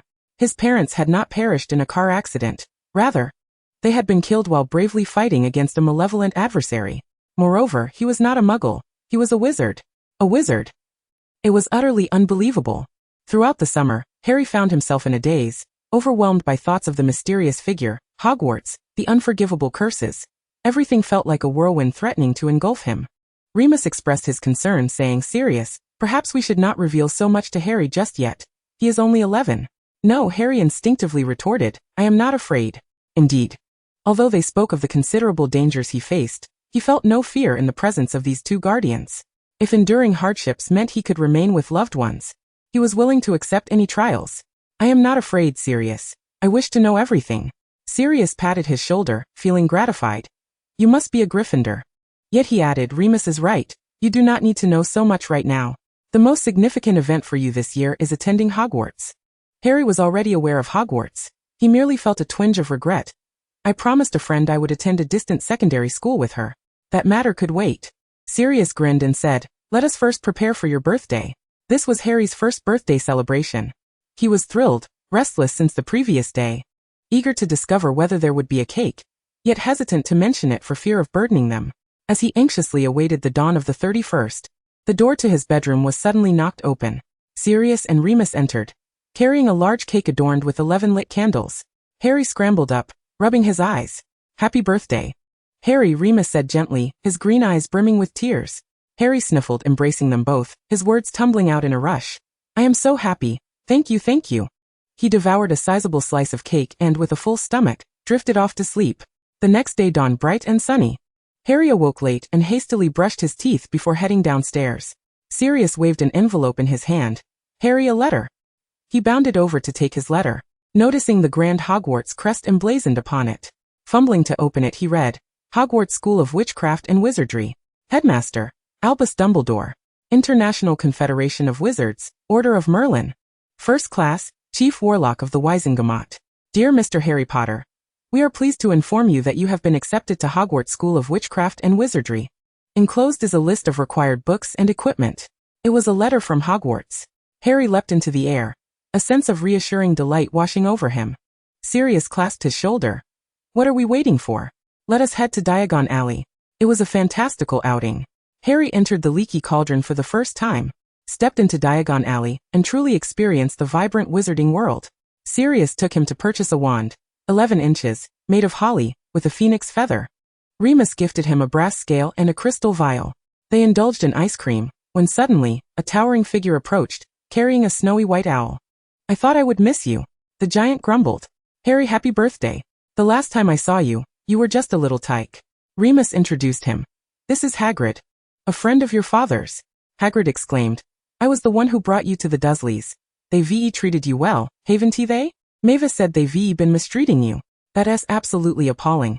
If it weren't for Dumbledore, I would have, coughing, someone tugged at his sleeve, interrupting his spill of secrets. Hagrid, don't you have something else to attend to? Oh right. Hagrid hurriedly set down the owl. Dumbledore has tasked me with a mission. Well, Mavis, I'll come see you later. All right, Mavis replied, and Harry stared at her in astonishment. Don't look so surprised, she said. What school besides Hogwarts offers free room and board? You knew all along. Harry exclaimed. Your story is well known. Naturally, I would learn about it upon enrollment. Why didn't you tell me? Would it have been useful? She maintained a serious expression, but after a few seconds, the joy of reuniting with a friend overcame her. I am so glad to see you. Chapter 41, Mavis's Choice. Happy birthday. Mavis presented him with a pumpkin pasty, decorated with a smiley face made of cherry jam. Harry had a plethora of questions. Do you now reside at Hogwarts? Sort of, she replied. Curiosity piqued, he inquired. What do you do there? Mavis counted off on her fingers. In the morning, I clean up after the owls, tidying their feathers. A few of the owls have had babies recently, and I help Hagrid with their nests. He said if they all survive, he will give me one. Then I go back to baking bread, handling the wild boars for the bacon. At least 7 or 8 cutting spells needed. In the afternoons, I assist Hagrid with, small animals and gather freshly picked fruits. This year, for some reason, the cherries have grown particularly well. I've been busy for half a month, collecting several baskets of cherries every day. I made cherry pies. But Hagrid didn't like them, so I sent them to the orphanage. The rest I turned into cherry jam. There was so much that I ruined 2 pots trying to finish it. And in the end I bottled dozens, most of which I gave to the professors. However, Mavis pulled 3 jars of jam from her robe. This is for you. Don't turn your nose up at it. You can spread it on bread. It's quite nice. Harry gratefully accepted, still eager for more. What else? What more? Mavis, deprived of conversation partners, was thrilled to have someone to share her stories with. A few days ago, I took Buckbeak for a walk, and it startled a group of Neasels. They ran amok and crashed Professor Sprout's greenhouse. Worse yet, it rained that night, and I spent most of the night trying to fix it, ultimately having to write to the professor. But do you know what? The rain also brought a major problem. The broom cupboard became infested with muggle stains. I cast countless cleaning spells, but none worked. Harry, not yet enrolled, had no concept of Mavis's situation, merely listening as if it were a tale. But both Sirius and Remus, having experienced life, understood that this was hardly a life that a 13-year-old should endure. Harry, we ought to purchase your textbooks. Sirius and Remus exchanged glances, changing the subject. Mavis, would you like to join us? I've already finished my shopping, she replied. She likely visited a second-hand shop to sell her old robes, shoes, and textbooks. Then bought new second-hand robes, shoes, and textbooks. One-stop shopping made it incredibly convenient. Not only that, but she had also seen a complete set of Gilderoy Lockhart's works in the bookstore today and had bought it outright, knowing it would surely be more expensive next year. However, even second-hand, due to the popularity of his works, the hefty collection was not cheap, leaving her with almost no pocket money. Perhaps I'll consider a quill next year. For now, I'll just stick with a ballpoint pen. Lupin remarked. Then I shall take Harry serious. You stay here to look after Lynn. Harry, unsuspecting, merrily darted off to the leaky cauldron. Once they departed, Sirius immediately inquired, Mavis, have you truly given no thought to my previous suggestion? Mavis replied tersely, no. In truth, she had met Sirius over a fortnight prior, when he had yet to reclaim Harry, and was residing at the Black family estate. Dumbledore had taken her there, and their initial encounter had been marked by palpable awkwardness and unfamiliarity. Sirius expressed his awareness of her friendship with Harry and his desire to retrieve him, seeking her counsel. However, Dumbledore insisted that, due to the necessity of blood magic, it was best for Harry to remain with his aunt. With their opinions at odds, Mavis proposed that he could rent a house in a Muggle neighborhood and occasionally invite Harry over for a few days.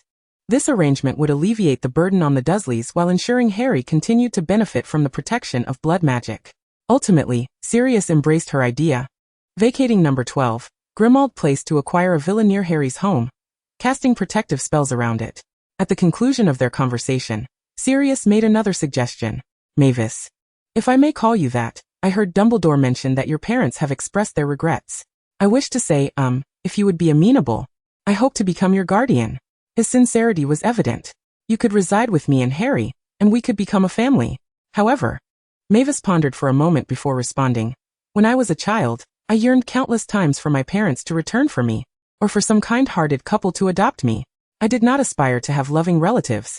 I would have been content with merely having 3 meals a day, the opportunity to attend school, and a place to call home. Yet day after day, no one came for me, and gradually, I relinquished that hope.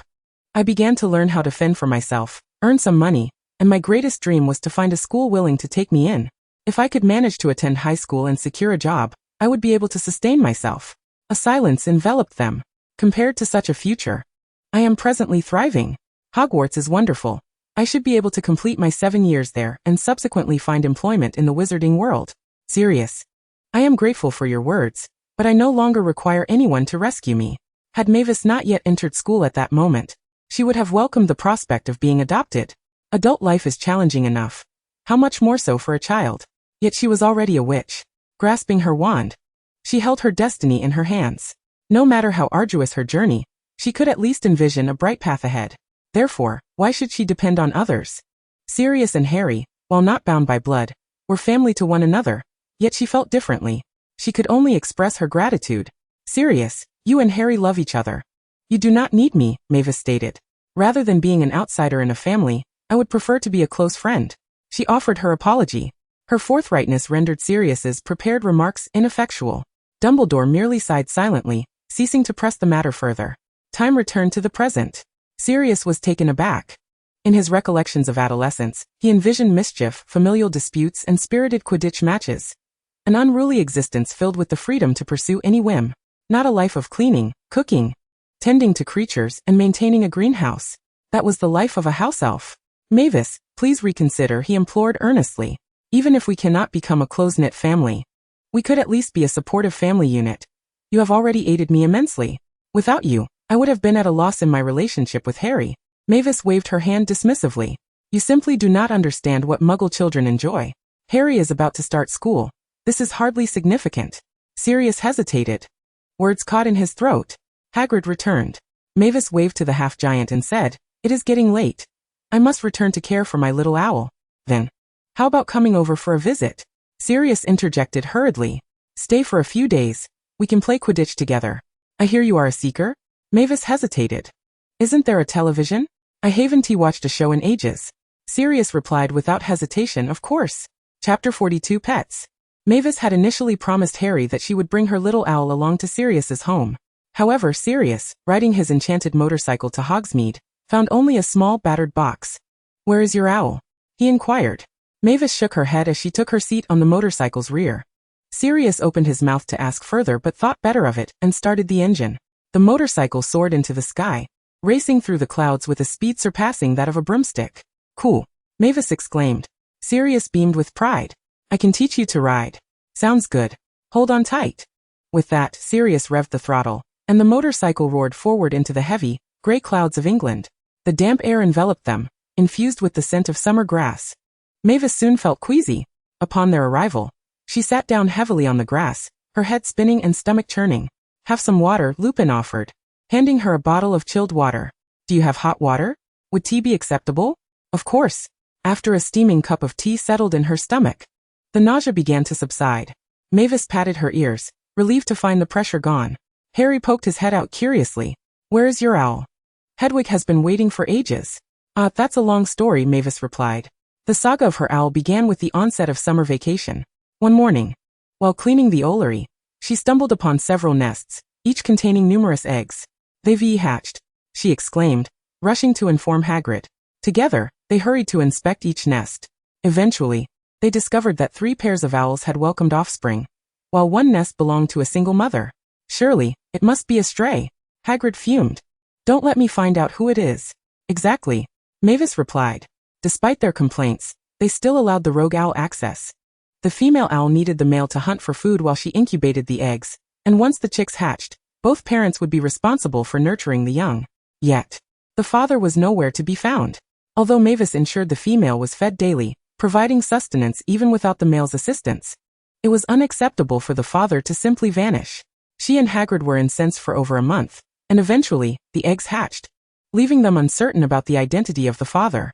At the end of July, an unexpected downpour struck, causing a series of mishaps, including damage to the owlery. The other chicks, protected by their parents, fared well, but the single mother struggled to care for her 5 chicks, each varying greatly in size. The last chick to hatch was pushed out by its siblings and fell ill. The poor little creature's mother could not manage so many offspring. Hagrid took the weather-beaten chick home, placing it by the fire for care. Mavis immediately decided to adopt the little owl, naming it Dodo. Under their attentive care, Dodo quickly recovered, chirping excitedly in its basket daily, while Dobby often perched nearby, watching the small creature. Hagrid frequently remarked that Dodo was too small, and would not be able to deliver messages for at least another year. However, Mavis had no one to write to and did not mind in the slightest. However, the male bird has returned. It did not abandon its wife and children. On a certain morning in early August, it returned, greeted by the rising sun, its wings visibly deformed. Hagrid caught it, and discovered that the male bird's wings were fractured. Yet it soared over mountains and lakes with its injured wings, returning to its young ones. Mavis healed it, and then sent Dodo back to its parents and siblings. They were reunited as a family. Mavis concluded her tale. Harry was quite fond of this ending. It was simply splendid. Like a fable, wasn't it? Mavis also found it quite dramatic, yet the outcome was undoubtedly positive. Harry did not forget his friend. What about your owl? Alternatively, you could borrow my Hedwig. She is a good girl and will surely help you deliver your letters, won't you, Hedwig? Hedwig flapped her wings, as if in response. Mavis shrugged. Actually, I don't need to. The school owls are quite familiar with me, and I can easily ask them to deliver my letters, provided I offer a little treat. She shifted the topic, asking, shall we watch television? I haven't seen it in ages. Harry exclaimed, Mr. Bean. Oh, I haven't watched that in forever. She became excited, urging, quick, let us watch an episode. The 2 children joyfully immersed themselves in the television series. Dinner consisted of pizza and cola. Sirius prepared a room for her, and Mavis finally had a clean, spacious, sunlit bedroom, which was truly heartwarming. The next day they had crepes, fried chicken, and ice cream. Mavis thought something seemed amiss. After a day of television, dinner was takeout Chinese food. Mavis pondered. On the 3rd day, cereal, cola, and cake appeared on the table. She decided to forego television and take a trip to the supermarket. School is starting soon. I want to buy some notebooks and pens. Sirius was going to play Quidditch with Harry, so Lupin accompanied her. Mavis typically bought notebooks, ballpoint pens, and some daily necessities, and then a large bag of semi-prepared foods. That evening, she cooked a pot of pasta for them, mixed with cooked chicken pieces and tomato sauce. The taste seemed a bit strange. Having relied on magic for cooking over the past 2 years, Mavis felt a bit out of practice with a Muggle stove. Yet everyone unanimously agreed it tasted wonderful. Mavis remarked, indeed, the culinary skills of foreign students are truly exceptional. They continued watching television that night. Harry, having played too long in the afternoon, went to bed early, leaving Mavis alone after 10. While watching a videotape, she wrote notes, jotting down where the frozen chicken fillets, fries, and fish sticks were stored in the fridge, and how to cook them using spells.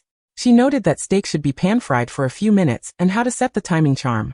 Mashed potatoes could be prepared with hot water for instant consumption, but absolutely not with cold water like spring water. It must be hot water.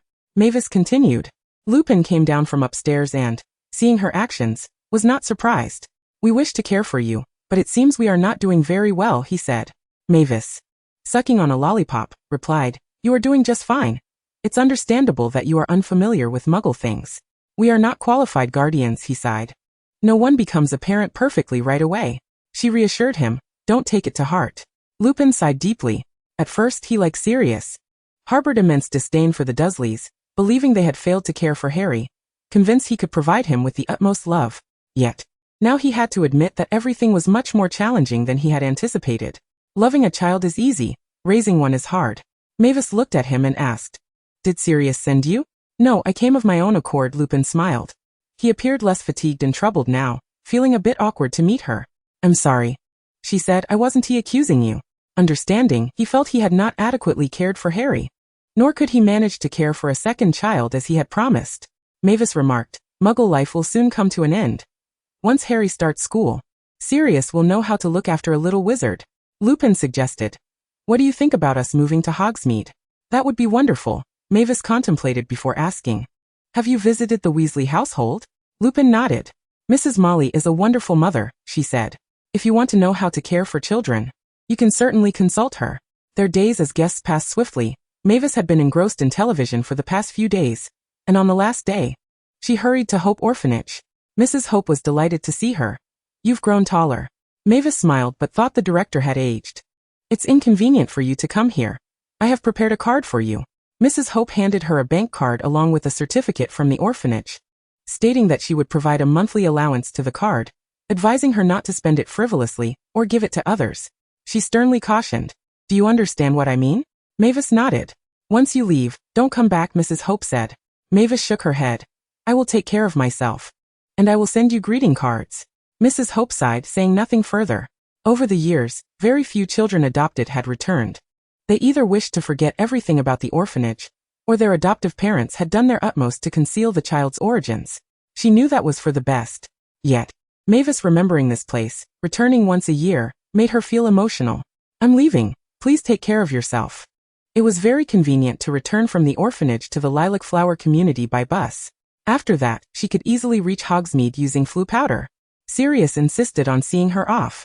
I get car sick, she firmly refused, next time.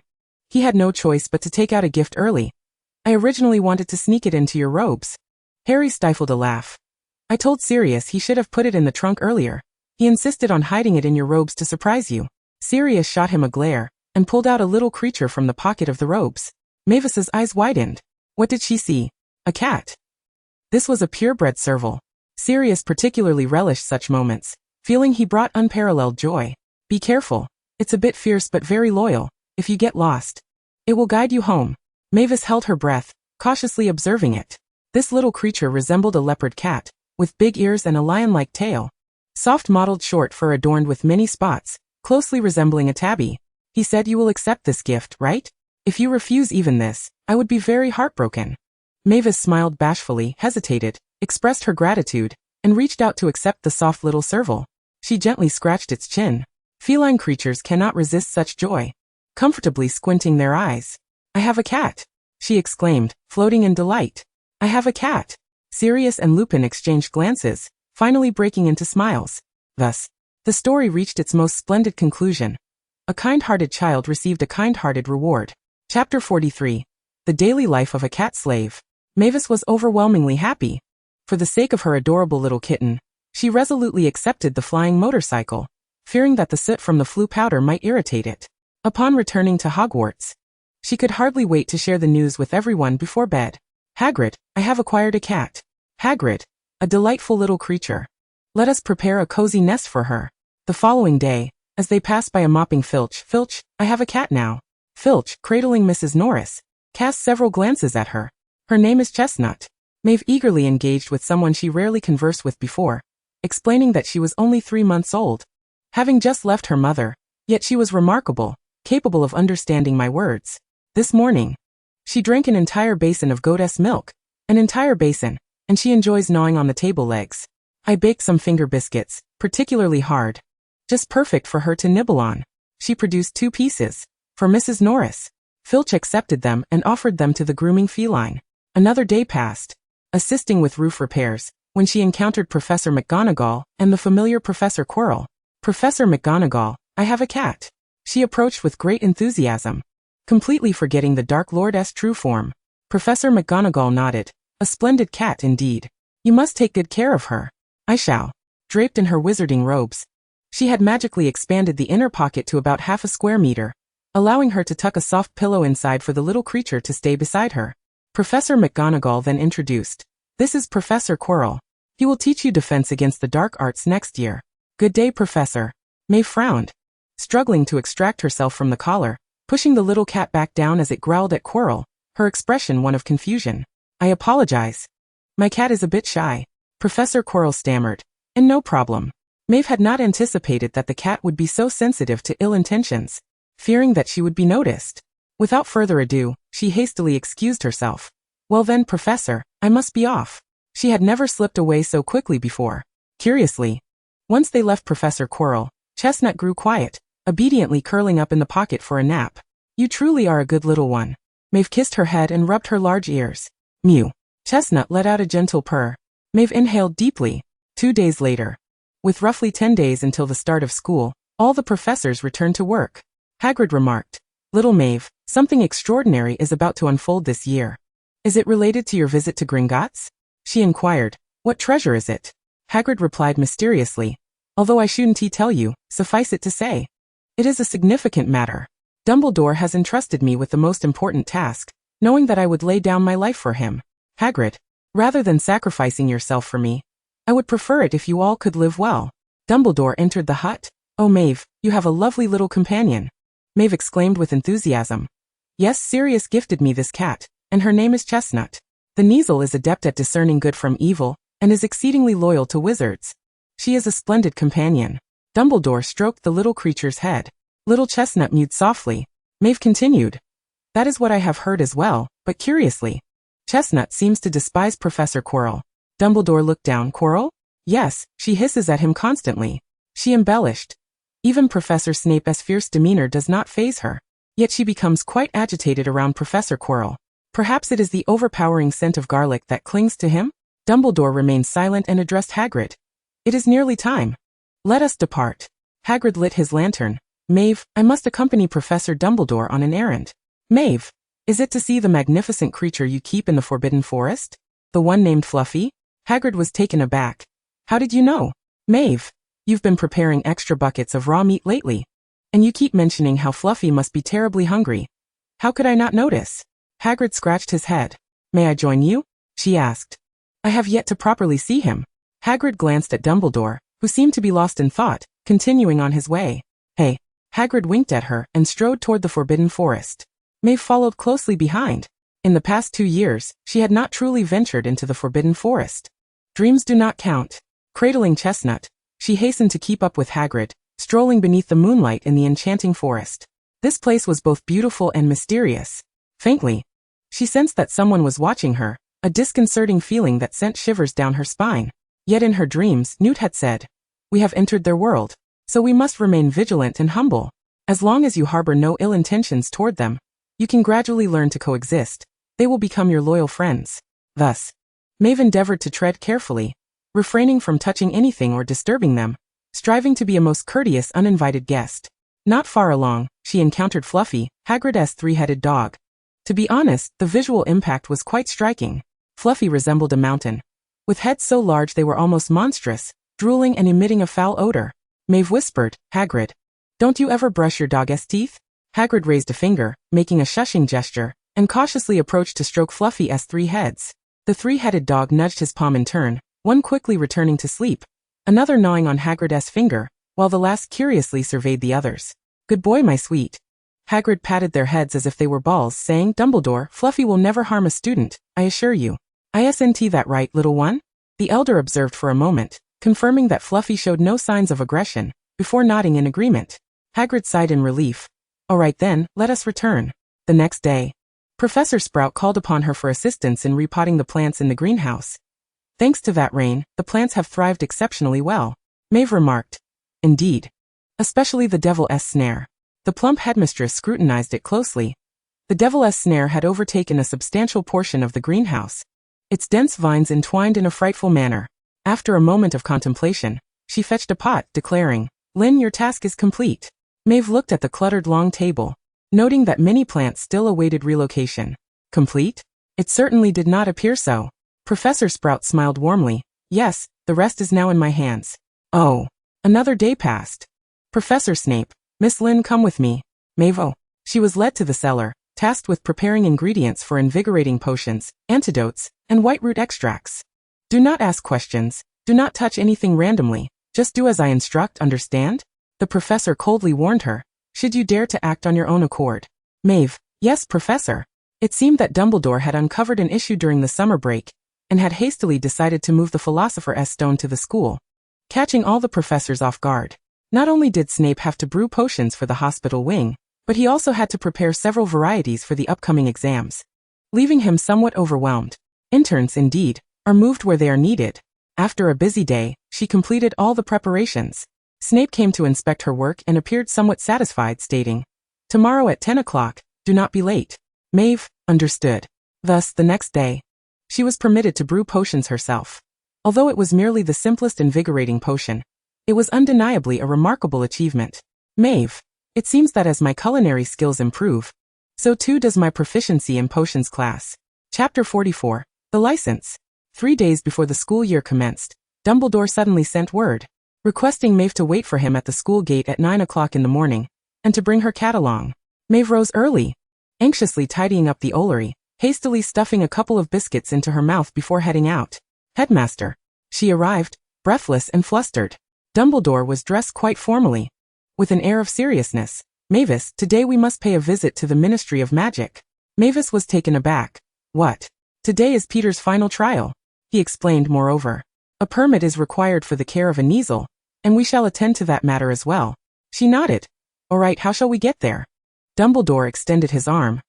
"Take hold of my hand and relax your body." Mavis grasped his arm, took a deep breath, yet before she could exhale, the world spun around her, nearly causing her to stumble. Once she regained her balance, she quickly checked on the little Kneazle in her arms. "Kneazle, are you feeling unwell?" The creature licked her fingers, showing no signs of distress. She sighed in relief. Dumbledore did not take the usual visitor's entrance through the telephone booth. Instead, they appeared directly in the grand hall. Many employees spotted him and removed their hats in greeting. "Since we have time, let us first proceed to the Department for the Regulation and Control of Magical Creatures on the 4th floor." Dumbledore led her into the ancient lift. Mavis asked, "Will you need me to do anything when we arrive?" Dumbledore winked at her. "Fear not, it shall not be too troublesome." Mavis inquired, "Are we perhaps taking a back entrance?" The lift descended to the 4th floor. Newspapers were folded into paper airplanes, whizzing towards various offices. House elves were scrubbing mysterious liquids off the floor. From one room emanated what sounded like the roar of a dragon. Mavis exclaimed, "Newt." Dumbledore turned his head, smiling at the hurried figure exiting the lift. "Long time no see." The man carrying a suitcase paused, slightly turning his face away, displaying a boyish shyness. "They informed me of an injured Norwegian ridgeback." He switched the suitcase to the other hand and continued, "As you know, ridgebacks are quite combative. Handling them is no simple task." At this juncture, he paused briefly. "Pardon me, I must excuse myself." He then rushed back into the lift, returning to the main hall on the 8th floor. 5 minutes later, he reappeared, clutching a damp, black bundle. "My Niffler has been rather mischievous." "Did it run off to the fountain to fish for coins?" Mavis was intensely curious about the Niffler and leaned in closer. "May I pet it?" Only then did Newt notice her presence. "If it is willing." Mavis rummaged through her pocket, producing a sparkling hair tie. "Niffler, would you let me touch you?" She waved the hair tie, the rhinestones glinting in the light. The Niffler was immediately drawn to her, climbing onto her robe. "Hiss." The Kneazle peered out from her collar, glaring at the uninvited guest. "Kneazle, be good. You are still my favorite," Mavis said, kissing it, seizing the moment to stroke the Niffler's fur. "Ah, so smooth." The feeling of holding them both was delightful. "Kneazle." Newt became serious, scrutinizing it closely. "It's 3 months old, rather small for its age. What have you been feeding it?" Mavis tensed. "Goat's milk, biscuits, and meat sticks." Newt replied, "This is a purebred Kneazle. It should now be capable of hunting on its own. You must prepare some small prey for it to hone its hunting skills." Mavis quickly pulled out a small notebook. "What do you mean by small prey?" "Mice, insects, frogs.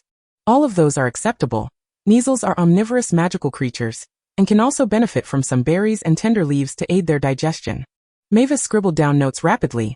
Is there anything it must absolutely not eat? Avoid toxic plants, as they can induce vomiting. But Kneazles are quite sensitive and will instinctively steer clear of poisonous food, Newt explained. However, Kneazles can exhibit a degree of aggression towards humans. You must know how to handle dangerous situations. Mavis asked. What about biscuits? Pumpkin pastries? Candies? Chocolate? Newt replied. Most magical creatures do not favor human food. Kneazle enjoys nibbling on biscuits, she remarked. In that case, a small amount is permissible. They conversed for quite some time, reluctantly concluding their discussion on care. Dumbledore humorously remarked. I almost thought I had donned an invisibility cloak. Opportunities like this are rare.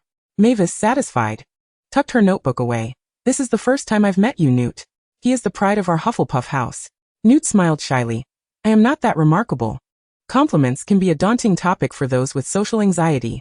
Mavis promptly changed the subject. What was that about the Norwegian Ridgeback? Is it injured? How will you handle it? It is an injured female dragon. Someone has taken her young. She is extremely agitated, and we find ourselves at a loss. Interjected a middle-aged man who extended his hand. Amos Diggory, head of the Beast Office. Hello, Mr. Scamander. Thank you for coming, Newt greeted. Mr. Diggory then turned to Dumbledore. Professor Dumbledore, are you here to see the Ridgeback as well? Dumbledore replied. No, I brought a student to apply for a Kneazle care permit. She has no guardian. Mr. Diggory looked at Mavis, recalling her with a smile. Ah, you must be Miss Mavis Lynn. Cedric often mentions you at home, saying you are quite clever. Mavis forced a laugh. Encountering the parents of classmates often leads to awkward small talk. She glanced at Dumbledore for assistance. The headmaster, understanding, kindly suggested, We shan't intrude on your work any longer, Mavis. Let us proceed over there. The Department for the Regulation and Control of Magical Creatures was vast. Mr. Diggory was in the Beast Office, which oversaw the Dangerous Creatures Committee responsible for various perilous magical creatures. However, the place where Mavis would apply for her permit was called the Magical Creatures Care Office, which handled the registration of Kneazles, Erumpents, and other magical beings. They were greeted by a lady who informed Mavis. For underage wizards caring for magical creatures, a guardian's signature is required. Dumbledore interjected. I believe I can take on that responsibility. Mavis looked at him gratefully. The lady continued, additionally, we require the young wizard to master one of the 3 spells, Petrificus Totalis, Stupefy, or Immobilis, to ensure you can control your Kneazle. Mavis felt relieved. No problem.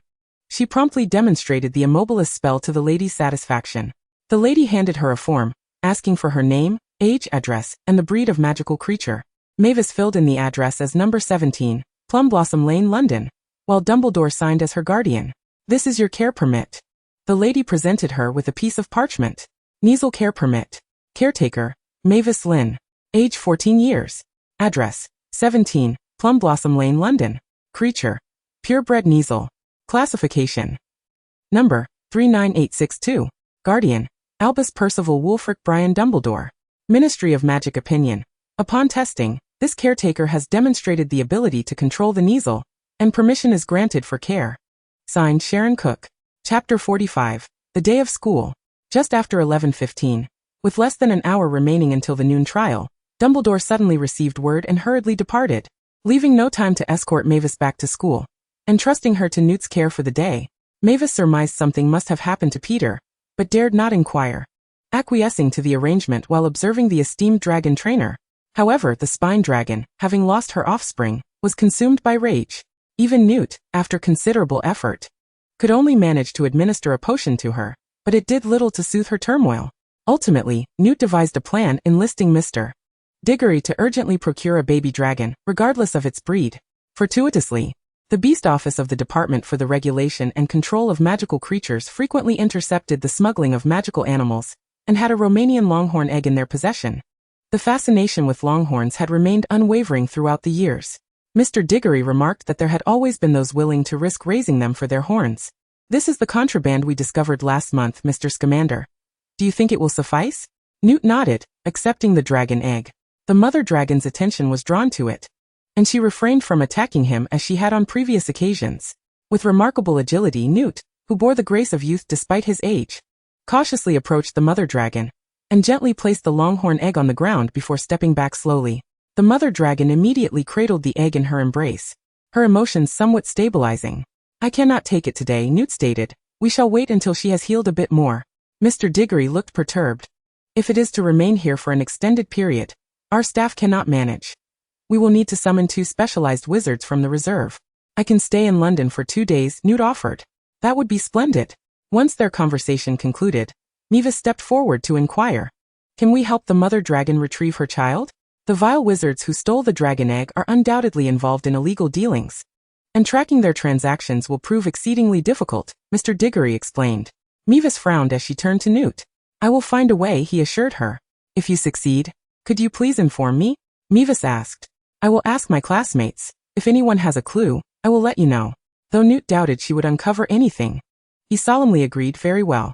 Mavis tore off a piece of paper, inscribing her name and address. They exchanged contact details. At 12:30, Dumbledore returned, his expression grave as he delivered some disheartening news. Peter Pettigrew has escaped from prison. Prior to his final trial, he had not yet been transferred to Azkaban, and had been held in a regular penitentiary. Today, when Aurors went to interrogate him, he suddenly collapsed, convulsing and frothing at the mouth. As the Aurors prepared to administer aid, Pettigrew attacked them and transformed back into a rat, vanishing from sight. Mavis was left speechless. We must return to Hogwarts, Dumbledore declared. Fortunately, Sirius is with Harry. Mavis asked, do you think he will return to Hogwarts? He has no other choice, Dumbledore replied. Mavis fretted, this truly complicates matters. If Peter returns to Hogwarts, won't he reconnect with the Dark Lord? With him and Quirrell lurking in the shadows, the Philosopher's Stone may be at risk. Anxiously, she returned to school, tugging at her hair in distress. This won't do. In the dead of night, Mavis resolved. I must prepare ahead of time. Since I will inevitably have to confront Tom, it would be prudent to study in advance. In her dreams, she felt the agony pierce her very being. Armored protection. August 31st marked the beginning of the school year. Students would return in the evening, so during the day, Mavis joined Filch in inspecting the castle's nooks and crannies to ensure every room was securely locked, particularly the corridor on the 4th floor. She also assisted Madame Pomfrey in verifying the potion inventory, and visited the Ollery to check on the little owls. Dobby remembered her. Upon seeing her, he broke free from his parents' affectionate grasp and flapped excitedly against her robes. You've grown heavier, Mavis remarked. Weighing the little creature in her hands, and noting it matched the weight of its siblings, she felt a sense of pride. It was evident that its parents had taken excellent care of it, hadn't they? Dobby chirped enthusiastically. After a frenzied day of tasks, she encountered the twins at the entrance to the Great Hall in the evening. Mavis, I heard you got one, they exclaimed. A purebred catfox? Mavis protectively cradled the little feline, astonished. What have you two been eating? How have you both grown so tall in just 2 months? This defies science. No. This defies magic. In their second year, they had all been of similar height, around 5 feet, yet now while she still hadn't reached 5'3", they were nearing 5'7". Oh dear, poor Mavis, you're still so short, Fred feigned shock. She must have only eaten 1 meal during the summer, George chimed in, nudging his brother. How could you say such a thing? Fred retorted. Mavis is already unfortunate enough. This year, she'll still be called a goblin by those Slytherins. I thought she'd escaped that nickname this time. Mavis took a deep breath and drew her wand. Let us duel. You two rascals. The twins chuckled, bowing theatrically. All right. A bow and a zombie salute. They swiftly seized her arms, dragging her into the Great Hall. We're starving. What's on the menu for tonight? We know you always hide the best chocolates. Apologize, Mavis demanded. Sorry. For the food. They replied in unison. Reluctantly, she retrieved a few chocolate truffles from her robe. The Hogwarts feast offered an array of sweets, but whether one could savor the tastiest flavors depended on one's speed in snatching them. Mavis had visited the kitchen at noon to gather a handful in advance. Sneaking treats always fostered camaraderie. The 3 of them nestled behind a pillar, nibbling on snacks while exchanging idle chatter. Did Sirius compensate you for your pet? Mavis inquired. He gave us an owl, but since Percy became a prefect, Dad bought him an owl, which went to Ron, Fred explained. Ron is our youngest brother, a whiny fool. I genuinely worry if he will be sorted into Gryffindor. George added. Why don't you want an owl? Mavis asked. The twins exchanged glances, each hooking their arms around the other. We have this guy, they said, nodding towards one another. Then they glared at each other. Who are you calling a pet? They began to bicker. Mavis rolled her eyes. Brothers were nothing special, how annoying. Students continued to trickle in, and soon, the long tables in the Great Hall were filled to capacity. Cradling Chestnut, Mavis returned to her house's table, eliciting gasps from her classmates. A cat. It's a catfox. So adorable. Oh my, can I pet it? She felt a surge of joy. Chapter 46. The People Below. As the upperclassmen gathered, the doors closed and Professor McGonagall led the new students into the hall. Mavis spotted Harry's face immediately, alongside the red-haired boy whispering to him. Presumably Ron. Which one was Hermione? As she searched, she reluctantly concluded that the disheveled-haired girl must be Hermione. Professor McGonagall began to call out names, starting with Hannah Abbott, a girl whose existence was overshadowed by her looks but remembered by name. The first years appeared anxious, while the upperclassmen murmured amongst themselves. Betty, where did you get that cat? It's so cute. I want my dad to buy me one.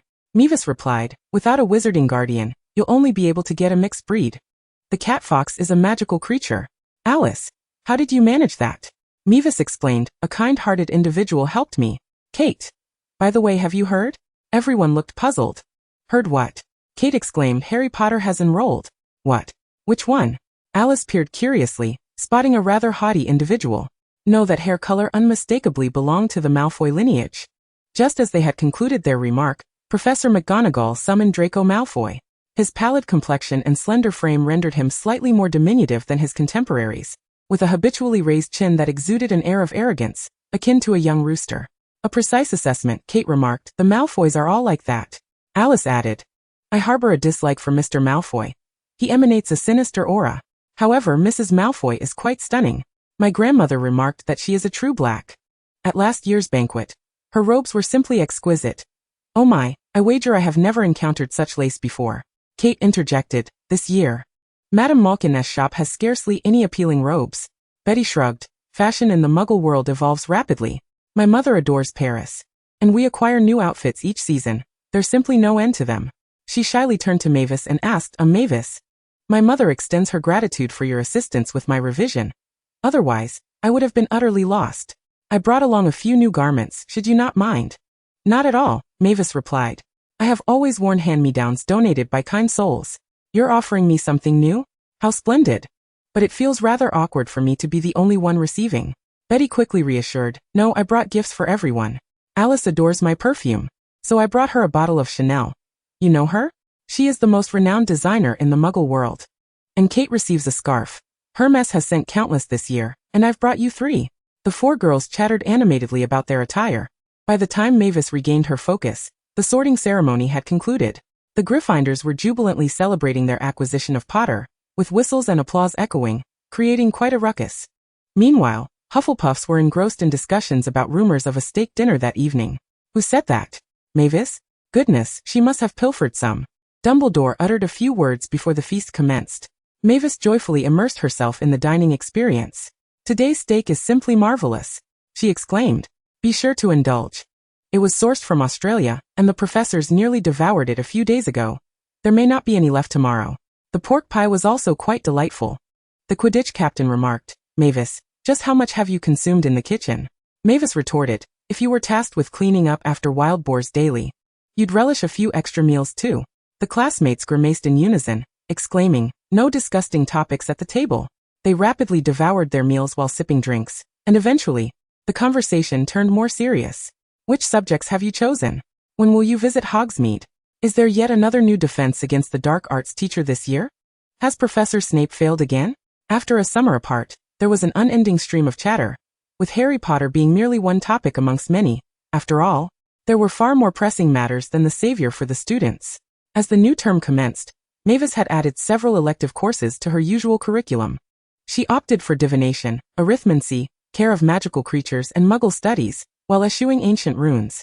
Although her predecessors highly recommended ancient runes, she had never received formal education in grammar, nor had the benefit of a nurturing family background. Her command of English was rather mediocre, akin to that of a secondary school student in her home country. Was it overly ambitious to consider tackling the complexities of Oracle bone script?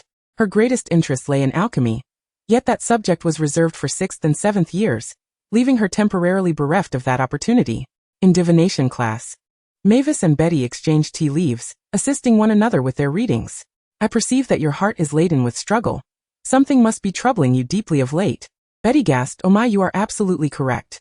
You yearn to heed the guidance of your heart, yet external forces, some indescribable power, seem intent on hindering you. Mavis continued. Precisely. I confided in my father that I wished to act in Hollywood next year, just once, but my parents disapprove. Professor Trelawney remarked, "Child, you possess remarkable talent. Trust in divination to help you achieve greater heights." Mavis responded, "Thank you, Professor. I too believe I have a gift." In arithmancy class, the lessons proved unexpectedly engaging. Transforming all events into numbers, filling out a numerical chart, and then utilizing mathematical algorithms to derive a digitized result. By correlating the numbers, one could uncover the answers to their divinations. Mavis found it intriguingly entertaining, albeit somewhat perplexing. In Muggle studies, they explored how wizards disguise themselves as Muggles. Mavis approached the subject with utmost seriousness. Her reasoning would be explained later. In Care of Magical Creatures, the professor was Kettleburn, a seasoned educator who had taught the course for many years. His curriculum was meticulously aligned with the Ministry of Magic standards, progressing systematically. Thus, the first lesson focused on puffskeins and snidgets, both exceedingly charming creatures. The entire class was utterly captivated. "How adorable!" Alice exclaimed, her eyes fixated on the distant hatchlings. "This class is simply delightful." Mavis quipped, "Just wait. You shall soon realize the harsh realities of life." Witnessing others relive their past miseries is something to eagerly anticipate. Outside the classroom, Mavis devoted her time to the library. With her quill wearing out too swiftly, she was compelled to begin pilfering from the communal supplies once more. There, she encountered Hermione, who was seated in solitude. Chapter 47, The Academic Overachiever. Mavis regarded Harry Potter as a friend through the pages of the book. He was brash, impulsive, headstrong, yet courageous, kind, and steadfast. Through the pages, she embarked on adventures alongside him, shedding tears for Cedric and Sirius, while equally loathing the Dark Lord. Yet Hermione. Truth be told, who wouldn't he wish to become an academic prodigy? Mavis longed to emulate Hermione's excellence. "Hello," Mavis greeted the solitary girl. "Are you here alone?" Hermione looked up from her hefty tome. "Yes, and you are?" Mavis replied, "Mavis Lynn, I too am a wizard of Muggle descent." "Is that so?" The young girl's interest piqued as she attempted to assume an adult demeanor, gravely inquiring, "I believe that bloodline has no bearing on magic. What do you think?" "Without a doubt, I concur," Mavis affirmed. Hermione smiled, growing more familiar. "What are you reading?" "Advanced Transfiguration?" "Isn't that a fifth-year course?" "Just doing a little pre-reading," she responded. "What about you?" "I'm studying the Flying Guide," Hermione replied, clearing her throat. "I wish to learn how to tame brooms. They can be quite disobedient." Mavis suggested, "Just shout at them a few times." The young girl huffed indignantly, "Some merely shout once and they comply. Everyone has their own talents," Mavis shrugged. "You should focus on your strengths. With your diligence and eagerness to learn, you will undoubtedly excel in the future." Hermione felt a twinge of embarrassment, lowering her gaze slightly. Yet her chest puffed up with pride. Mavis declared, "I shan't disturb you any longer." She settled into a corner, beginning to extract items from her robe pocket. Books, pens, a thermos, and 2 chocolates. Hermione's eyes widened as she approached, clutching her book and sitting across from Mavis. "Is that the undetectable extension charm?" "Why, yes indeed," Mavis replied, impressed by her discernment. Hermione's curiosity ignited. "That's an advanced spell. The book states it's taught in the 6th and 7th years. Where did you learn it?" "Mavis, a senior clandestinely imparted this knowledge to me. Please do not divulge it to others." "Whose undetectable extension charm is the most remarkable?" "Newt. Newt. Newt. He crafted his suitcase himself. It is said that initially, it could only accommodate a few nifflers, then he added the ballot box birds, and eventually, it expanded to encompass the mooncalf space, evolving from a single room into the vast area it is today. Thus, he has mastered this spell exceptionally well." During the second online dream class, Mavis requested him to teach her this charm. Newt readily acquiesced. Yet the process was arduous. If the Patronus charm requires belief and the disillusionment charm demands precision, then the undetectable extension charm is akin to striking a stone like dough with one's fist, creating a multitude of indentations. Insufficient magical power results in limited space. A pocket the size of a fist is hardly more convenient than carrying an additional bag. If one's magical control falters, the space becomes unstable, causing the items placed within to erupt. It can be said that the undetectable extension charm is the most challenging spell Mavis has encountered thus far. It took her nearly 6 months to wield it with any semblance of proficiency. Newt advised her to persist in her attempts. Should she fail, she must begin anew. At some moment, she would suddenly comprehend the spell's most accurate form. Indeed, after countless failures and adjustments, it was as if she were drawing a grid. With each line positioned correctly, The entire space evenly divided and remarkably stable. This is the reason behind the compartmentalization of Newt's suitcase. To avoid having one's belongings in disarray, resembling a laundry machine fresh from the spin cycle, one must segment the space.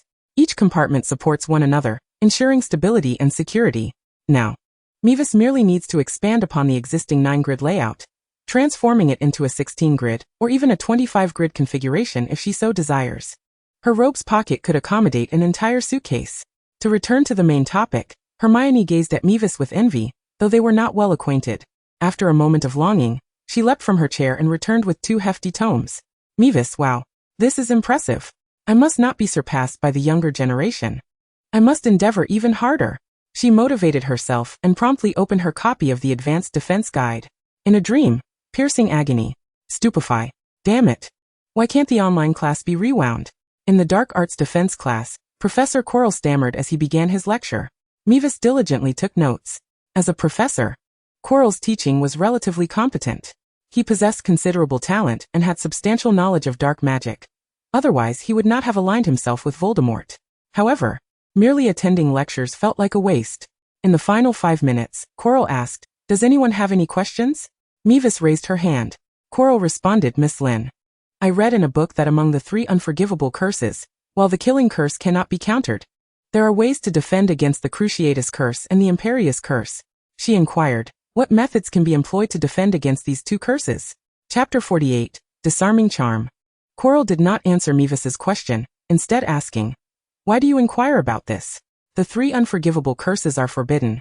You do not need to concern yourselves with them." Mavis replied, "It is merely my curiosity." "Professor, do you not know?" "I know little," Quirrell stammered. "Yes, to counter the Imperious curse, there are 2 methods. Preventing the caster from successfully casting the spell, or resisting it through sheer willpower. As for the Cruciatus curse, one can evade it by hiding behind a sturdy object and interrupting the incantation." Mavis pressed further. "What spells can disrupt another's casting?" Quirrell vaguely responded, Many. I have not truly tested them." He evaded the question, and Mavis, of course, chose not to press further, acquiescing with, "Thank you, Professor." This seemed but a minor interlude. Yet it ignited Mavis's research fervor. To be honest, the dream class was not solely about riddle. She had begun to discern a pattern. As long as her intent was sufficiently strong, an owl would guide her to the appropriate class. However, the hurdle presented by riddle felt akin to a gaming impasse, igniting a stubborn determination to conquer it. Just a Cruciatus curse, not the Avada Kedavra. Why should she not be able to overcome it? That evening, in the Hufflepuff common room, students engaged in chess, munched on biscuits, flipped through magazines. With ample time before the deadline, only Mavis and Cedric were absorbed in their assignments. Yet today, Mavis was distracted, gnawing on her quill, nearly rendering it featherless without realizing it. Is divination truly this difficult? Cedric, busy writing an essay on ancient runes, noticed her distress and, curious about the content of the divination class, leaned over for a glimpse. Ominous clouds, impending doom, inner hesitation, heeding the advice of those around. "What is this?" he asked. Mavis replied, "My fortune for next week." Cedric inquired, "Is divination troubling you?" She responded, "Not at all. I have a natural talent for this subject." Professor Trelawney, aware that students referred to her as a fraud, nevertheless generously praised Mavis, who had an uncanny knack for accurate predictions. "Then what is troubling you, Hogsmeade?" he asked, intrigued. "I have my guardian's signature," she explained. "When I went to the orphanage, Mrs. Hope signed it, and even gave me an extra £5 for pocket money. I was contemplating which spell would be most suitable for interrupting a casting." Cedric's first reaction was, "Stupefy?" She shook her head. "I believe it is the disarming charm." Over this period, she had repeatedly reflected on her approach. The first attempt was the shield charm, a protective spell that proved nearly ineffective. The second was Stupefy, which replaced defense with offense but failed entirely. Why was that? Was her magical power too weak compared to Riddle's, rendering her spells ineffective? Or had she miscast, causing her spells to go awry or be evaded? Or perhaps Riddle himself possessed a strong magical resistance, negating her attempts? Reality was not a game. There were no visualized data points, making it exceedingly challenging to ascertain. However, one aspect of Quirrell's words struck her profoundly. He emphasized the importance of interrupting the spellcasting. This led her to ponder whether the disarming charm could indeed be quite effective. Cedric set aside his tedious and challenging ancient runes translation assignment and proposed, "Why don't we experiment?" Mavis instantly perked up. "Excellent idea. She swiftly gathered her parchment, eager to seek a venue before curfew. Compared to completing assignments, dueling was far more exhilarating. Cedric promptly tidied up the table, and the two dashed out of the common room 20 minutes before curfew. Alice inquired, "Where are you headed?" "The library," Mavis replied casually. "Should we bring books?" Alice immediately returned to her seat, resuming her card game. "Betty, it's your turn to play." Mavis sighed. The atmosphere in Hufflepuff was subdued. The study environment was lackluster. And Cedric was certainly an oddity. Yet, at this moment, they formed an eccentric duo. Mavis navigated the stairs with familiarity, soon discovering an empty classroom at the end of the corridor on the first floor. "Let's practice here. This is quite close to Filch's office," Cedric noted. "Is that all right?" "The proximity is precisely what makes it safe. Filch is most lenient when patrolling the first floor." Mavis, with a flick of her wand, uttered a spell. "Idle minds be shielded." An invisible curtain unfurled, enveloping the entire classroom. Cedric remarked, "Is that the muggle-repelling charm?" "No, it's an improved incantation of mine." She shrugged. "It's not particularly effective. If one possesses a determined will, they cannot miss this classroom, but if they simply pass by, they shall overlook it."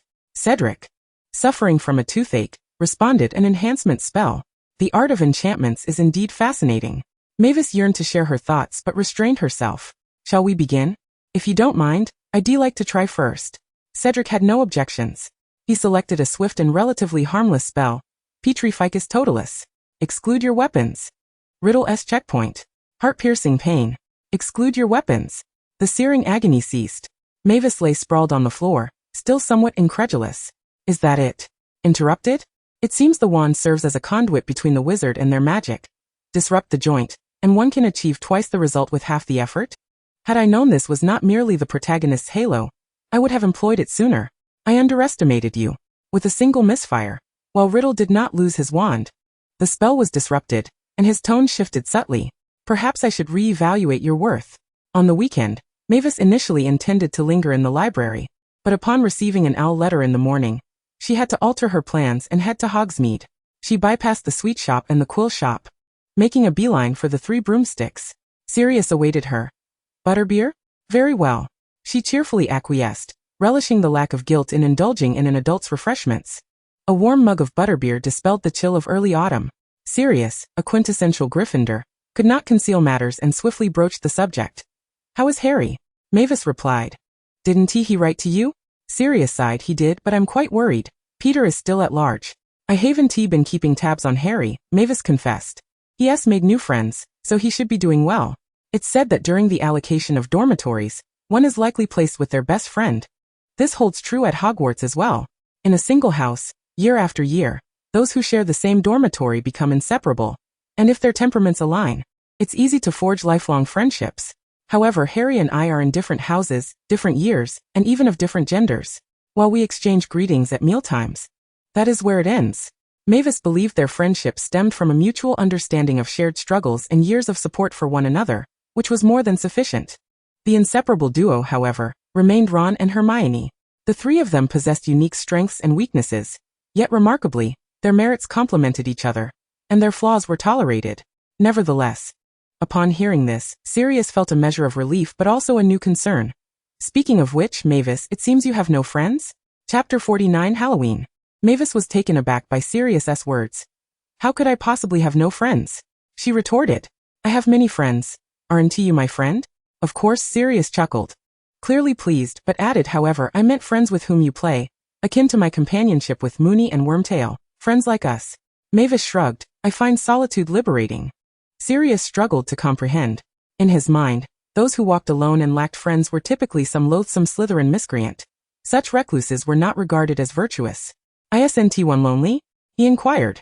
"People are always lonely," Mavis observed, gazing at the gradually rejuvenating Sirius. He was already over 30. While many of his peers had become fathers, yet his years in Azkaban had left a void. His heart and soul remained frozen in time, stuck 11 years ago. In truth, this hastily appointed godfather had yet to mature. Lupin would never pose such questions. Mavis patted his shoulder. "Do not worry, Sirius. I am well.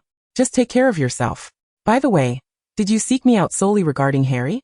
Sirius replied. "I am contemplating whether to enter the school to protect Harry." Mavis responded. He explained, "I could transform into a dog, hide in the shrieking shack, And you could bring me food every day. Mavis retorted, as expected of you. No way.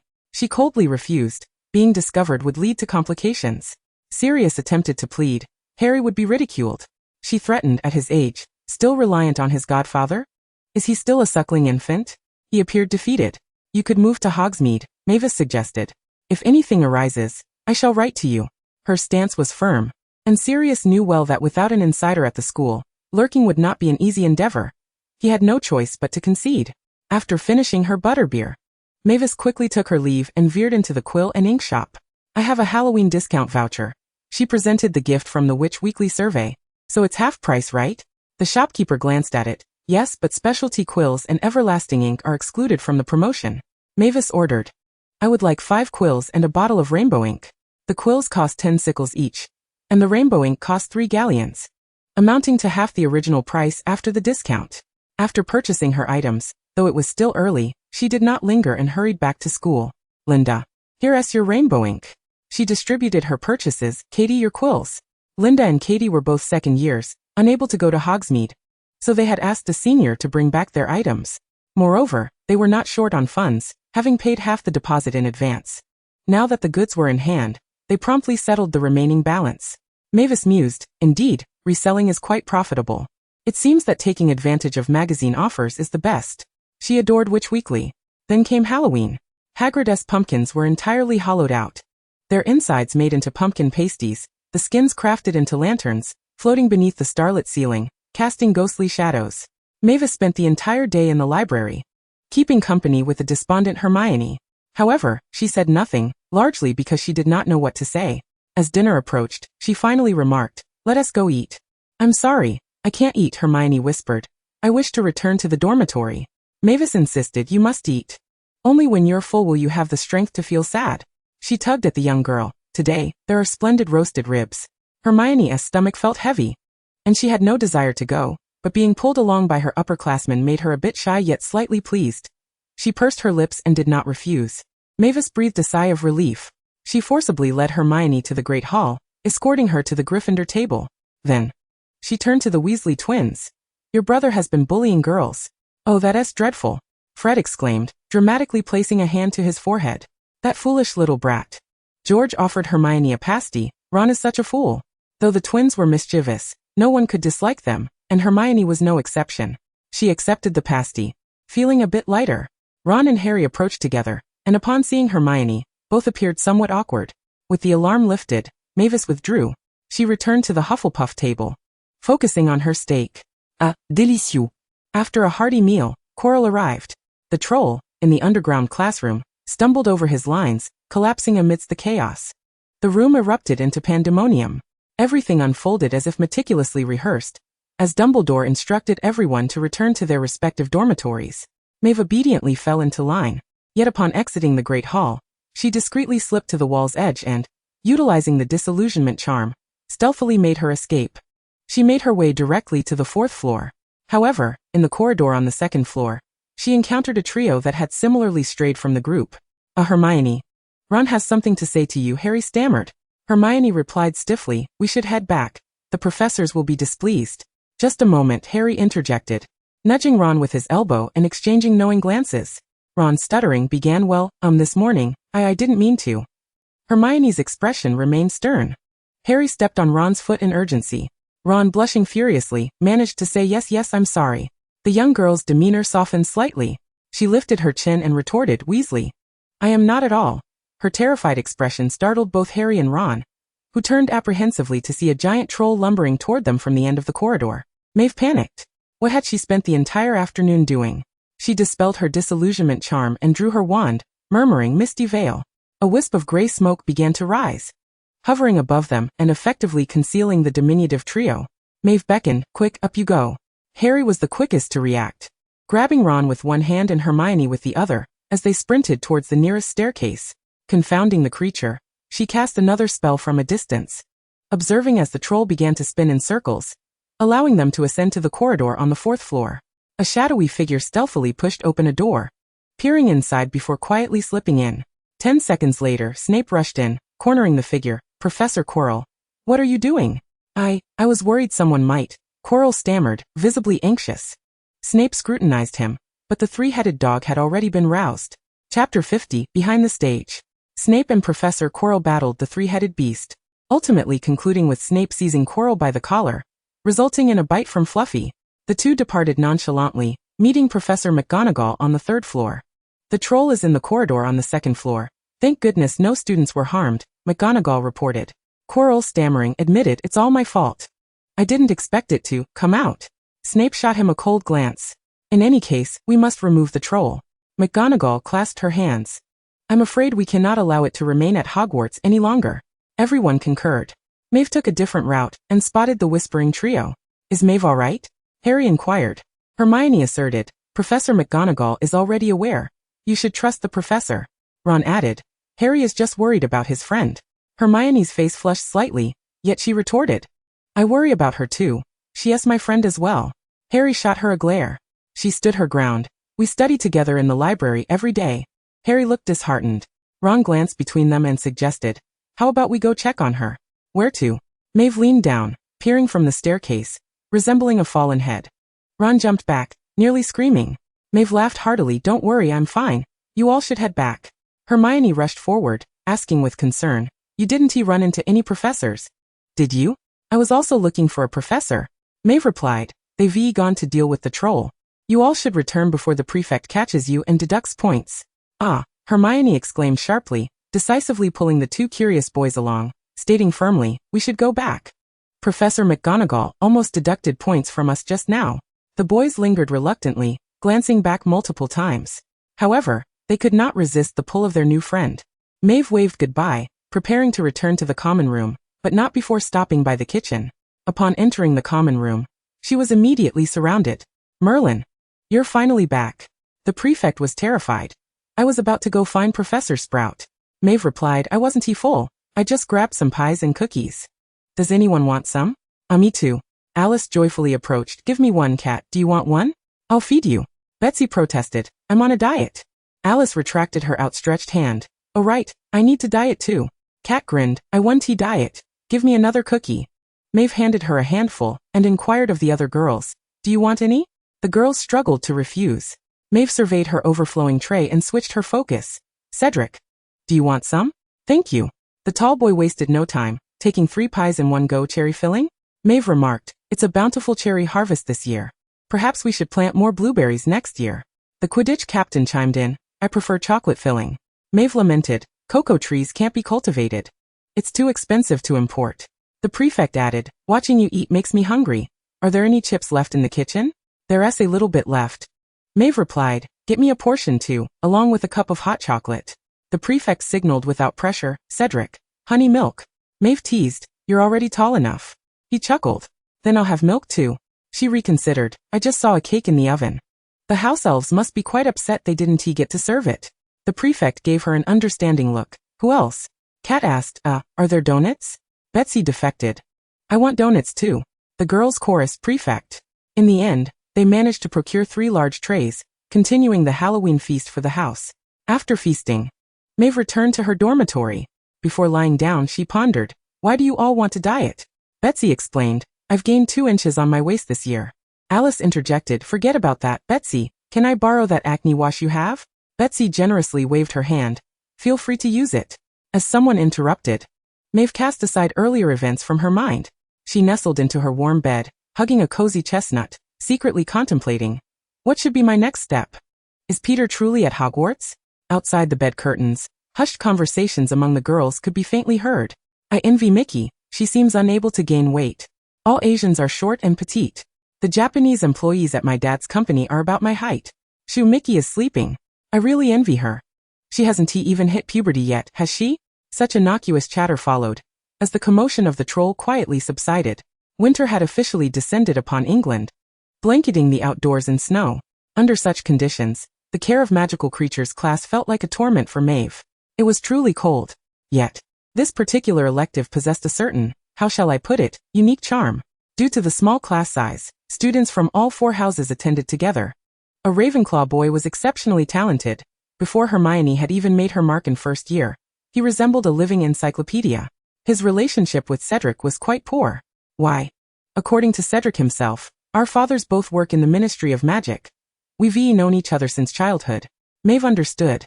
It was likely a rivalry among the offspring of distinguished families, entirely unrelated to her. However, this walking encyclopedia seemed intent on monopolizing all the extra points in care of magical creatures. The professor inquired, "Does anyone know what this marvelous creature is?" The encyclopedia replied, "This creature thrives in its natural habitat, and its natural enemy is." The professor then awarded Ravenclaw 5 points, asking, "Now, who can tell me its weaknesses?" The encyclopedia responded, "Its weakness lies in its fear of fire, as Mr. Scamander, the author of Fantastic Beasts and Where to Find Them, has stated, in a rather boastful manner." He added, "During the summer, I had the pleasure of meeting Mr. Scamander, who shared his insights on this extraordinary creature." Mavis interjected vigilance, noting that Mr. Scamander spoke for 5 minutes on the topic. Gradually, she drew her wand and declared, "Enough of this chatter. Since today is about the Erumpent, let us compare who has captured more of these beasts." With a fierce glare and a mocking smile, she challenged her peers. In the final 10 minutes of the lesson, the Ravenclaw Encyclopedia, having endured the cacophony of Erumpent calls, was compelled to seek refuge in the infirmary. Mavis managed to capture a third of the Erumpents, while the twins exaggeratedly tossed withered leaves in her direction, gleefully proclaiming, "Miss Lynn of Hufflepuff has valiantly defended her title as the top of her year." Mavis rolled up her sleeves, threatening, "Watch out, or I shall cast a tripping curse upon you." They laughed heartily and scampered away.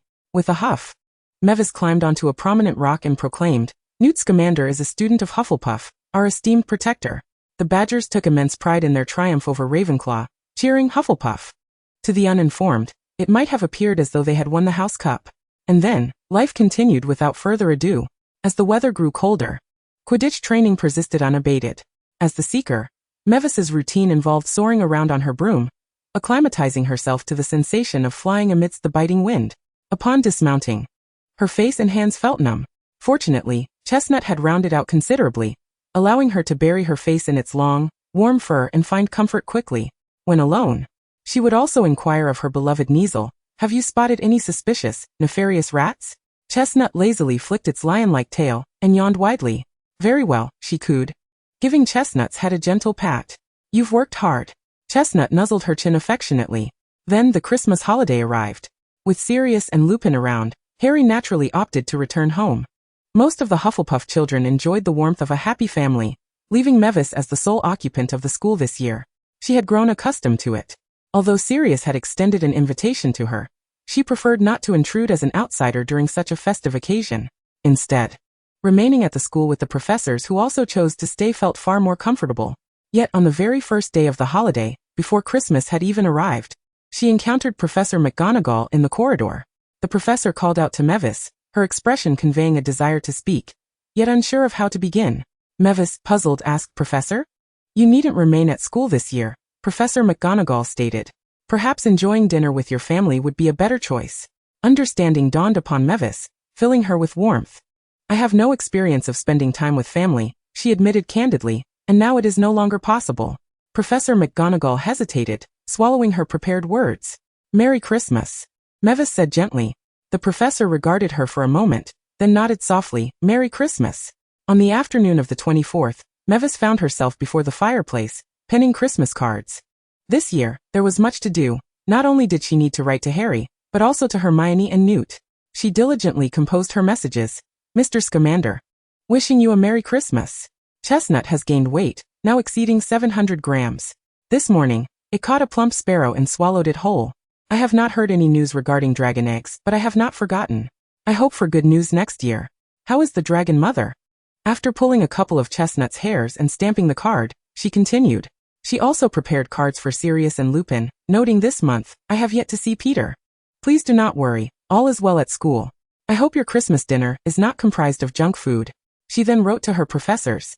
In Hogwarts, both the enigmatic Trelawney and the outwardly stern yet inwardly gentle McGonagall had, in their own ways, shown her kindness. Finally, Mavis decided to pen a card for Filch as well. Despite their lack of camaraderie, there existed a subtle bond of shared plight. A card from him the next day would contribute to the festive atmosphere, wouldn't it? She spent an entire afternoon completing the cards, and soon 30 sickles had vanished. In this day and age, cards were quite exorbitantly priced. Mavis lamented as she endured Christmas Eve. The following day, she indulged in a leisurely slumber. cuddling with Chestnut for half an hour before rising at a relaxed pace. The common room was piled high with gifts, and once again, Mavis experienced the annual pang of anxiety. She hoped not to receive any gifts that would burden her with the obligation to reciprocate. For instance, if Harry presented her with something valuable, it couldn't be like receiving a gift from an elder, merely accompanied by a card. She would need to provide an appropriate return gift. But where would the funds come from? Merlin. She silently prayed for nothing more than a few candies or chocolates. With bated breath, she began unwrapping her presents. She started with her roommate's small package, which, as expected, contained only a card and a delightful little gift. Alice had included homemade crepes, Betty sent a cheap yet charming bracelet, and Kes had shared a few lollipops. Quite satisfactory indeed. Her roommates clearly understood her financial situation. With a sigh of relief, Mavis continued to unwrap. Cedric's gift this year included a card and an additional potted plant, sage, grown in his family's garden. It was said that centaurs would use its smoke for divination. He truly believes I possess a talent for divination, she mused, setting it aside. Next, she picked up a light-as-a-feather package. Who would have imagined it contained precious unicorn tail hairs? A rough note from Hagrid read, "Can be used to brew beauty potions." Mavis felt a pang of emotion for reasons she couldn't quite fathom. The next package was somewhat larger. It was from Newt. Inside was a crystal vial filled with a small amount of red liquid. The card read, "This is the blood of a fire lizard, known for its healing and restorative properties." Mavis carefully tucked it away. Then came Harry's gift. Thank goodness, it was a bottle of color-changing ink, though it did cost 1 galleon. Following that was Hermione's gift, a book. Yet another similar item, but without a signature. As she unwrapped it, she discovered a cozy sweater, courtesy of Mrs. Weasley. In the card, Molly Weasley expressed her heartfelt gratitude for Mavis capturing Scabbers, noting the family's lingering fear. She also thanked her for assisting Ron during Halloween, mentioning that the twins often referred to her as their good friend, hoping she would visit their home during the summer. Such a warm and welcoming family. How enviable. Mavis, eager to experience the Weasleys' home, resolved to send a thank you letter. Accompanying the sweater was a scarf, identical to last year's. Its bold red and green hues a striking combination, crafted from delicate, soft cashmere, and charmed to remain dry even in the rain, providing warmth and comfort. It too was from Professor Dumbledore. Mavis was filled with confusion, pondering the origin of the peculiar style the headmaster had procured, as she had never encountered it in any magazine before. Subsequently, another unfamiliar parcel arrived, an entire year's worth of Today's Transfiguration Journal. The card was signed by Professor McGonagall. Lastly, there was a colossal package. She had a premonition it was from Sirius. Upon opening it, she discovered a Firebolt 2000, undoubtedly his doing. Mavis was utterly delighted, yet simultaneously apprehensive that this spendthrift would deplete his finances within a few years. She resolved to write a letter urging him to allocate his funds wisely. After half an hour, she finally unwrapped all the gifts, feeling a profound sense of relief. Dressed in her new sweater, Mavis headed to the Great Hall for lunch. On her way, she encountered Professor Quirrell. "Merry Christmas," she greeted politely. Professor Quirrell halted, stammering in response, "And Merry Christmas." A short while later, as Mavis entered the Great Hall, she thought to herself, "Tonight, I must venture into the Forbidden Forest." Chapter 52. A Journey into the Forbidden Forest. After dinner, Mavis was preoccupied with thoughts of her expedition to the Forbidden Forest. Perhaps it was the half-cup of mead she had surreptitiously sipped that left her feeling lightheaded, enveloped in a buoyant joy. As she stealthily descended from her bed, Chestnut bit down on her finger. "Be good, I'll be back shortly," she whispered affectionately. Chestnut, however, refused to let go, biting her fiercely. The bite drew blood from her ankle, causing her pain. "Ouch," she exclaimed, feeling a twinge of displeasure. How could Chestnut bite her? Chestnut glared at her, nimbly evading her hand and jumping onto the bed, baring its teeth at her. Mavis resolved to ignore it and turned to leave. Chestnut watched her retreating figure, licking its paw before chasing after her. The night enveloped Hogwarts in an uncanny tranquility. During the Christmas break, Filch was not patrolling, and Hagrid was likely inebriated and fast asleep. As she approached the hut, Fong stirred awake, only to lie back down with a wagging tail. Nearby, Hagrid snored thunderously on a rickety sofa. Mavis drew her wand and cautiously entered the Forbidden Forest. The arrow of her directional charm pointed unwaveringly north, guiding her path, while the opening spell conjured a gust of wind, clearing a narrow trail and dispelling the lurking shadows among the trees. As she tread lightly, an unsettling feeling gnawed at her. Previously, the forest had maintained a neutral stance, allowing a cautious coexistence. Yet tonight, it seemed as though every branch was conspiring against her. Thorny brambles snagged her robes, pebbles embedded themselves in her shoes, and the cold wind lashed her face like a relentless slap. What have I done? Why is it treating me this way? She pondered, perplexed and bewildered. At that moment, she sensed a disturbance behind her and swiftly turned. A heavy weight pressed against her chest, toppling her to the ground, sharp teeth sinking into her wrist. Roar. Chestnut, usually as docile as a kitten, emitted a lion-like growl. Maywis gasped. Chestnut. What are you doing? Chestnut glared back, its eyes glowing ominously like two lanterns. Instinctively, Maywis drew her wand, intending to cast a spell. Disarm. No. That was not right. How could she use a disarming charm? Chestnut could be harmed. Woof. Fong barked, charging towards her. Maywis froze. Chestnut, typically gentle, and Fong, usually timid, were both displaying hostility towards her. Something was amiss. Were they under some form of control? It was not merely the animals that were behaving strangely. Perhaps it was she who was out of sorts. Did she even know the opening spell? It seemed she had never learned it. Moreover, why was she drawn to the forbidden forest? A chilling thought crept into her mind. What had transpired? When had she begun to desire to enter the forbidden forest? Was it earlier that afternoon? What had happened then? She racked her brain for any sign of abnormality, but could recall nothing unusual. The more she grappled with the unknown, the more her fear escalated. Lying on the damp earth of the forbidden forest, she trembled involuntarily, yet amidst that shiver arose a fierce longing. Let me understand what is happening. Let me know the truth. As she contemplated this, she noticed a burst of silvery light emanating from her chest. An owl spread its wings and alighted on her face. As if submerged in a pensive, Maywis found herself once again standing in the corridor. Merry Christmas. She heard herself say to Quirrell. Professor Quirrell stuttered in reply, a Merry Christmas. After exchanging courteous greetings, she prepared to leave, but a voice called out from behind. Soul extraction. The soul-binding curse.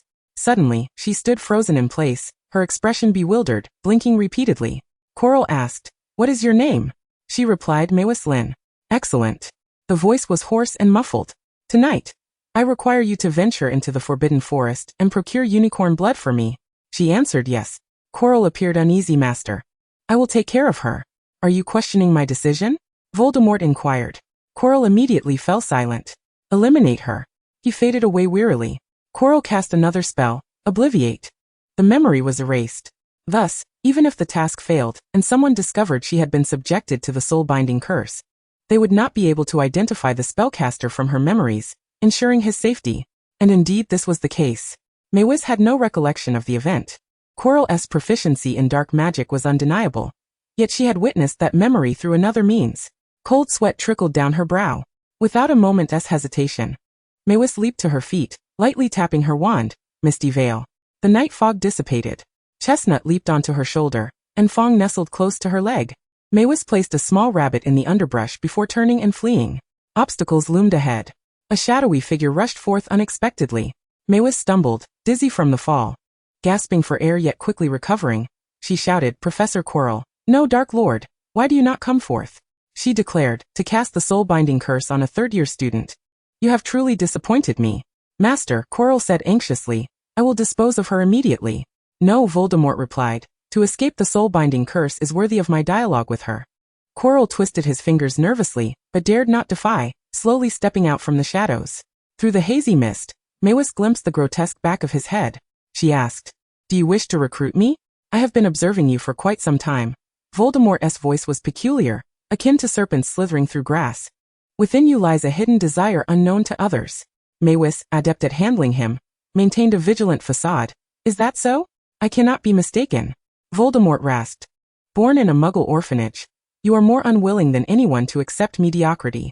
You seize every opportunity to enhance your power. You yearn to prove yourself. Maywis retorted. And what of it? She stalled for time. I want to prove myself. I desire wealth, but what can you offer me? You are no longer the Dark Lord of old.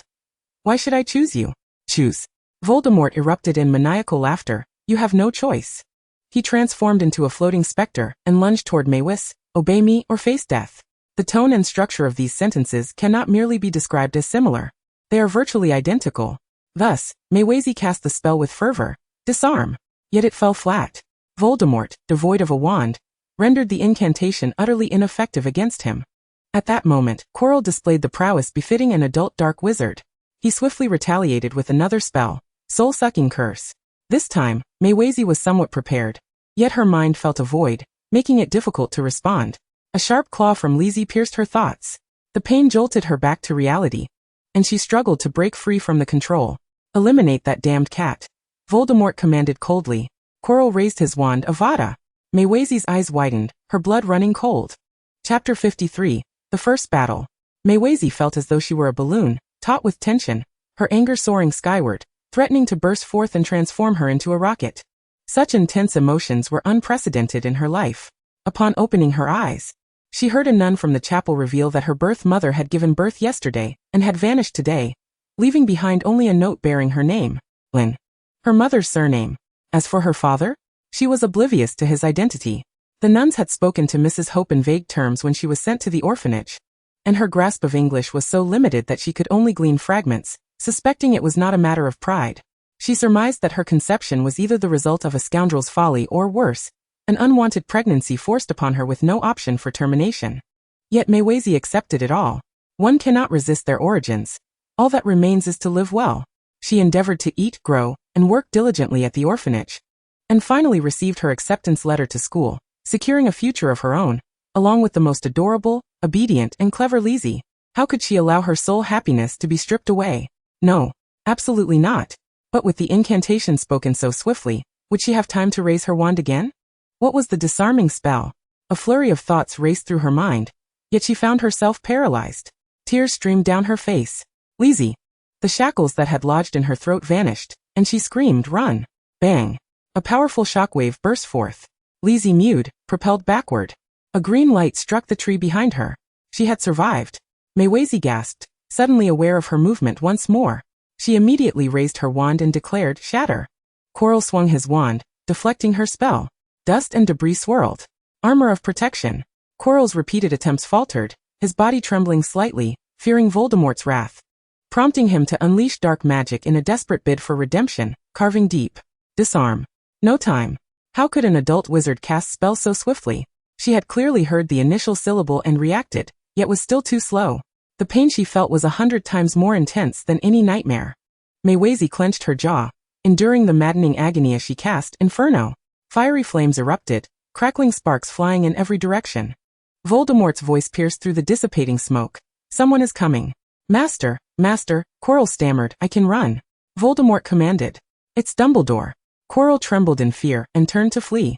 Meiwei, fueled by an inexplicable strength, shouted, "Stupefy!"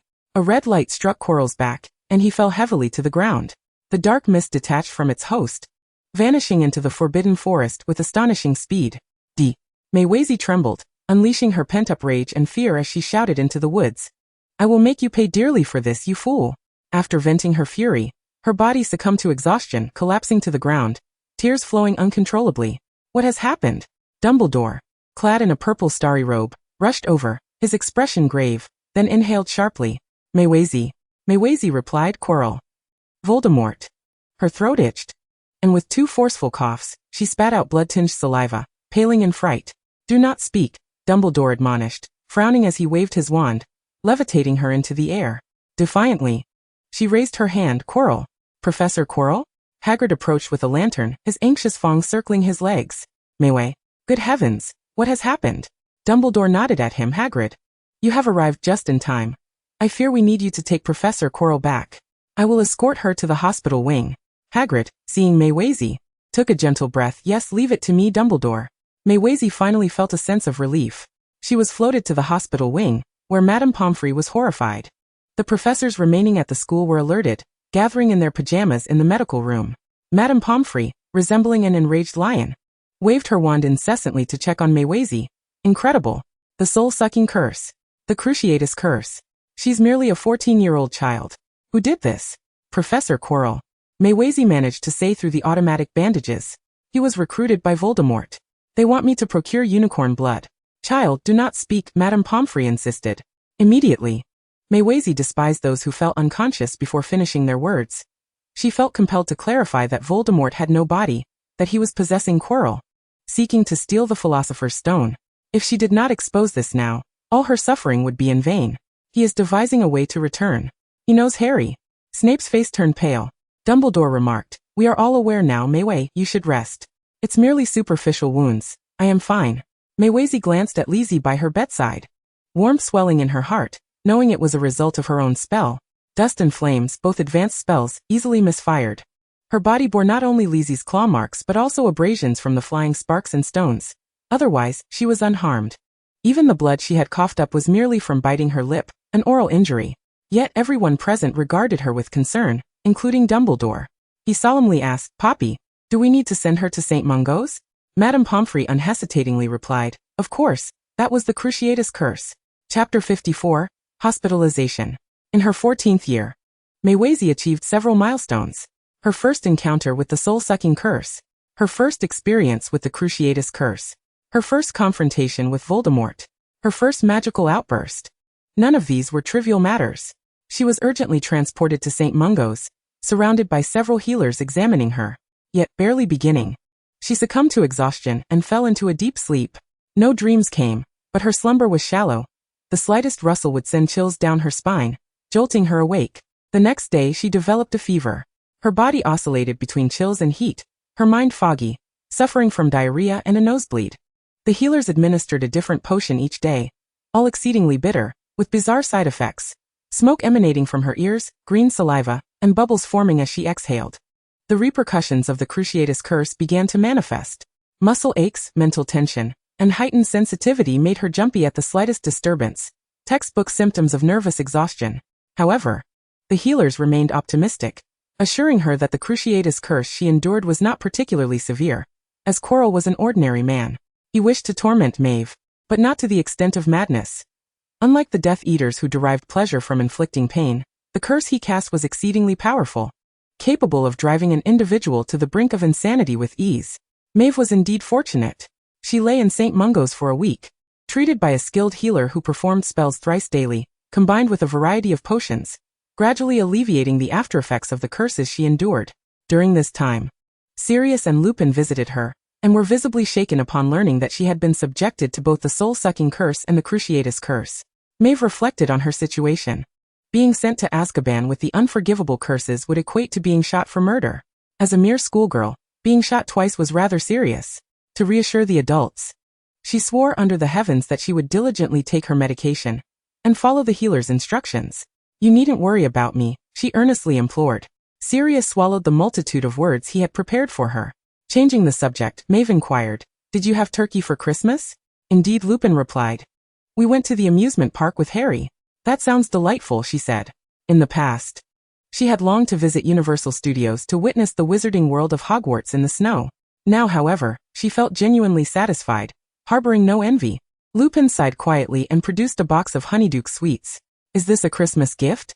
Maeve chuckled at the festive red and green packaging, exclaiming, thank you. She opened the box and shared the candies with them.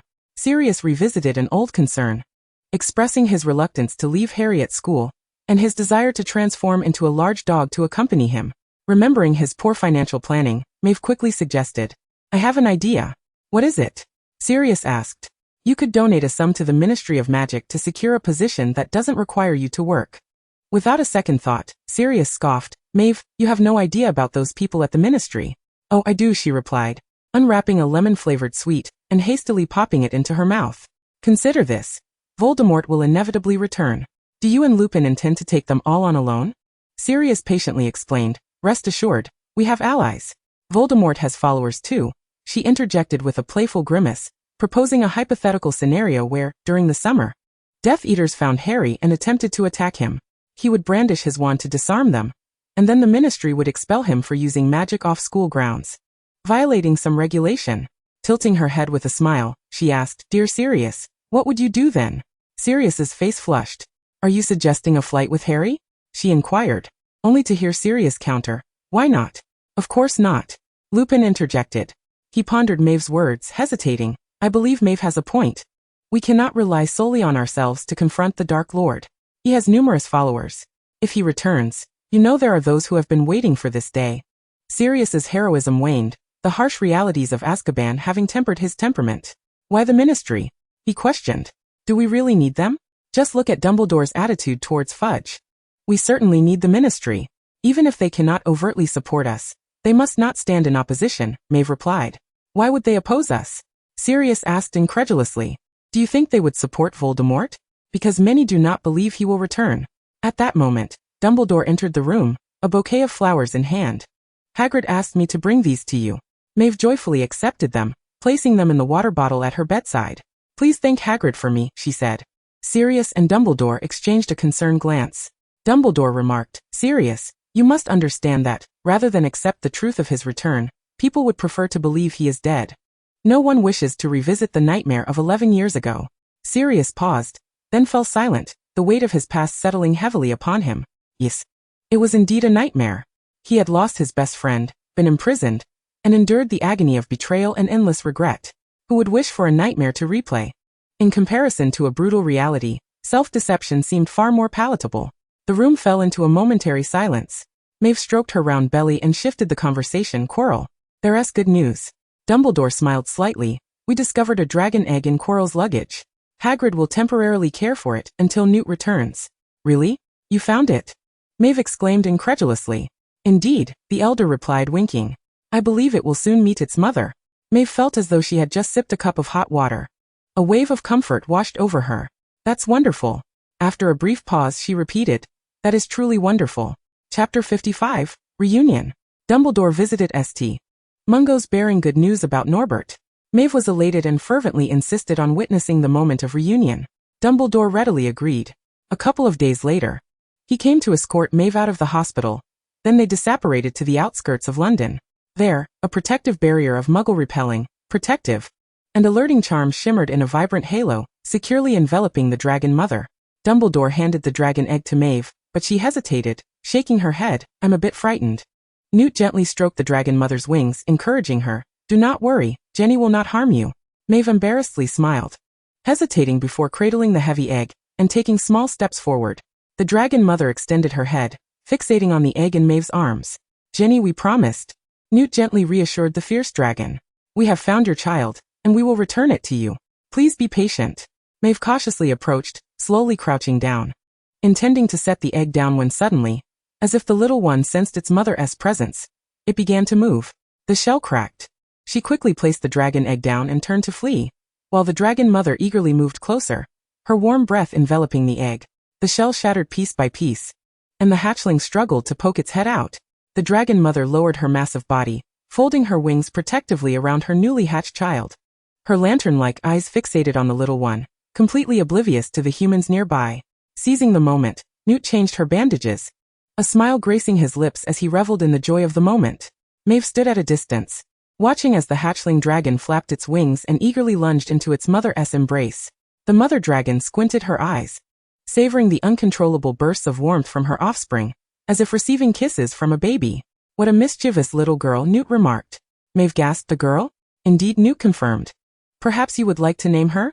Maeve replied. Hagrid, you unprofessional fellow, Norbert is a boy's name, isn't it?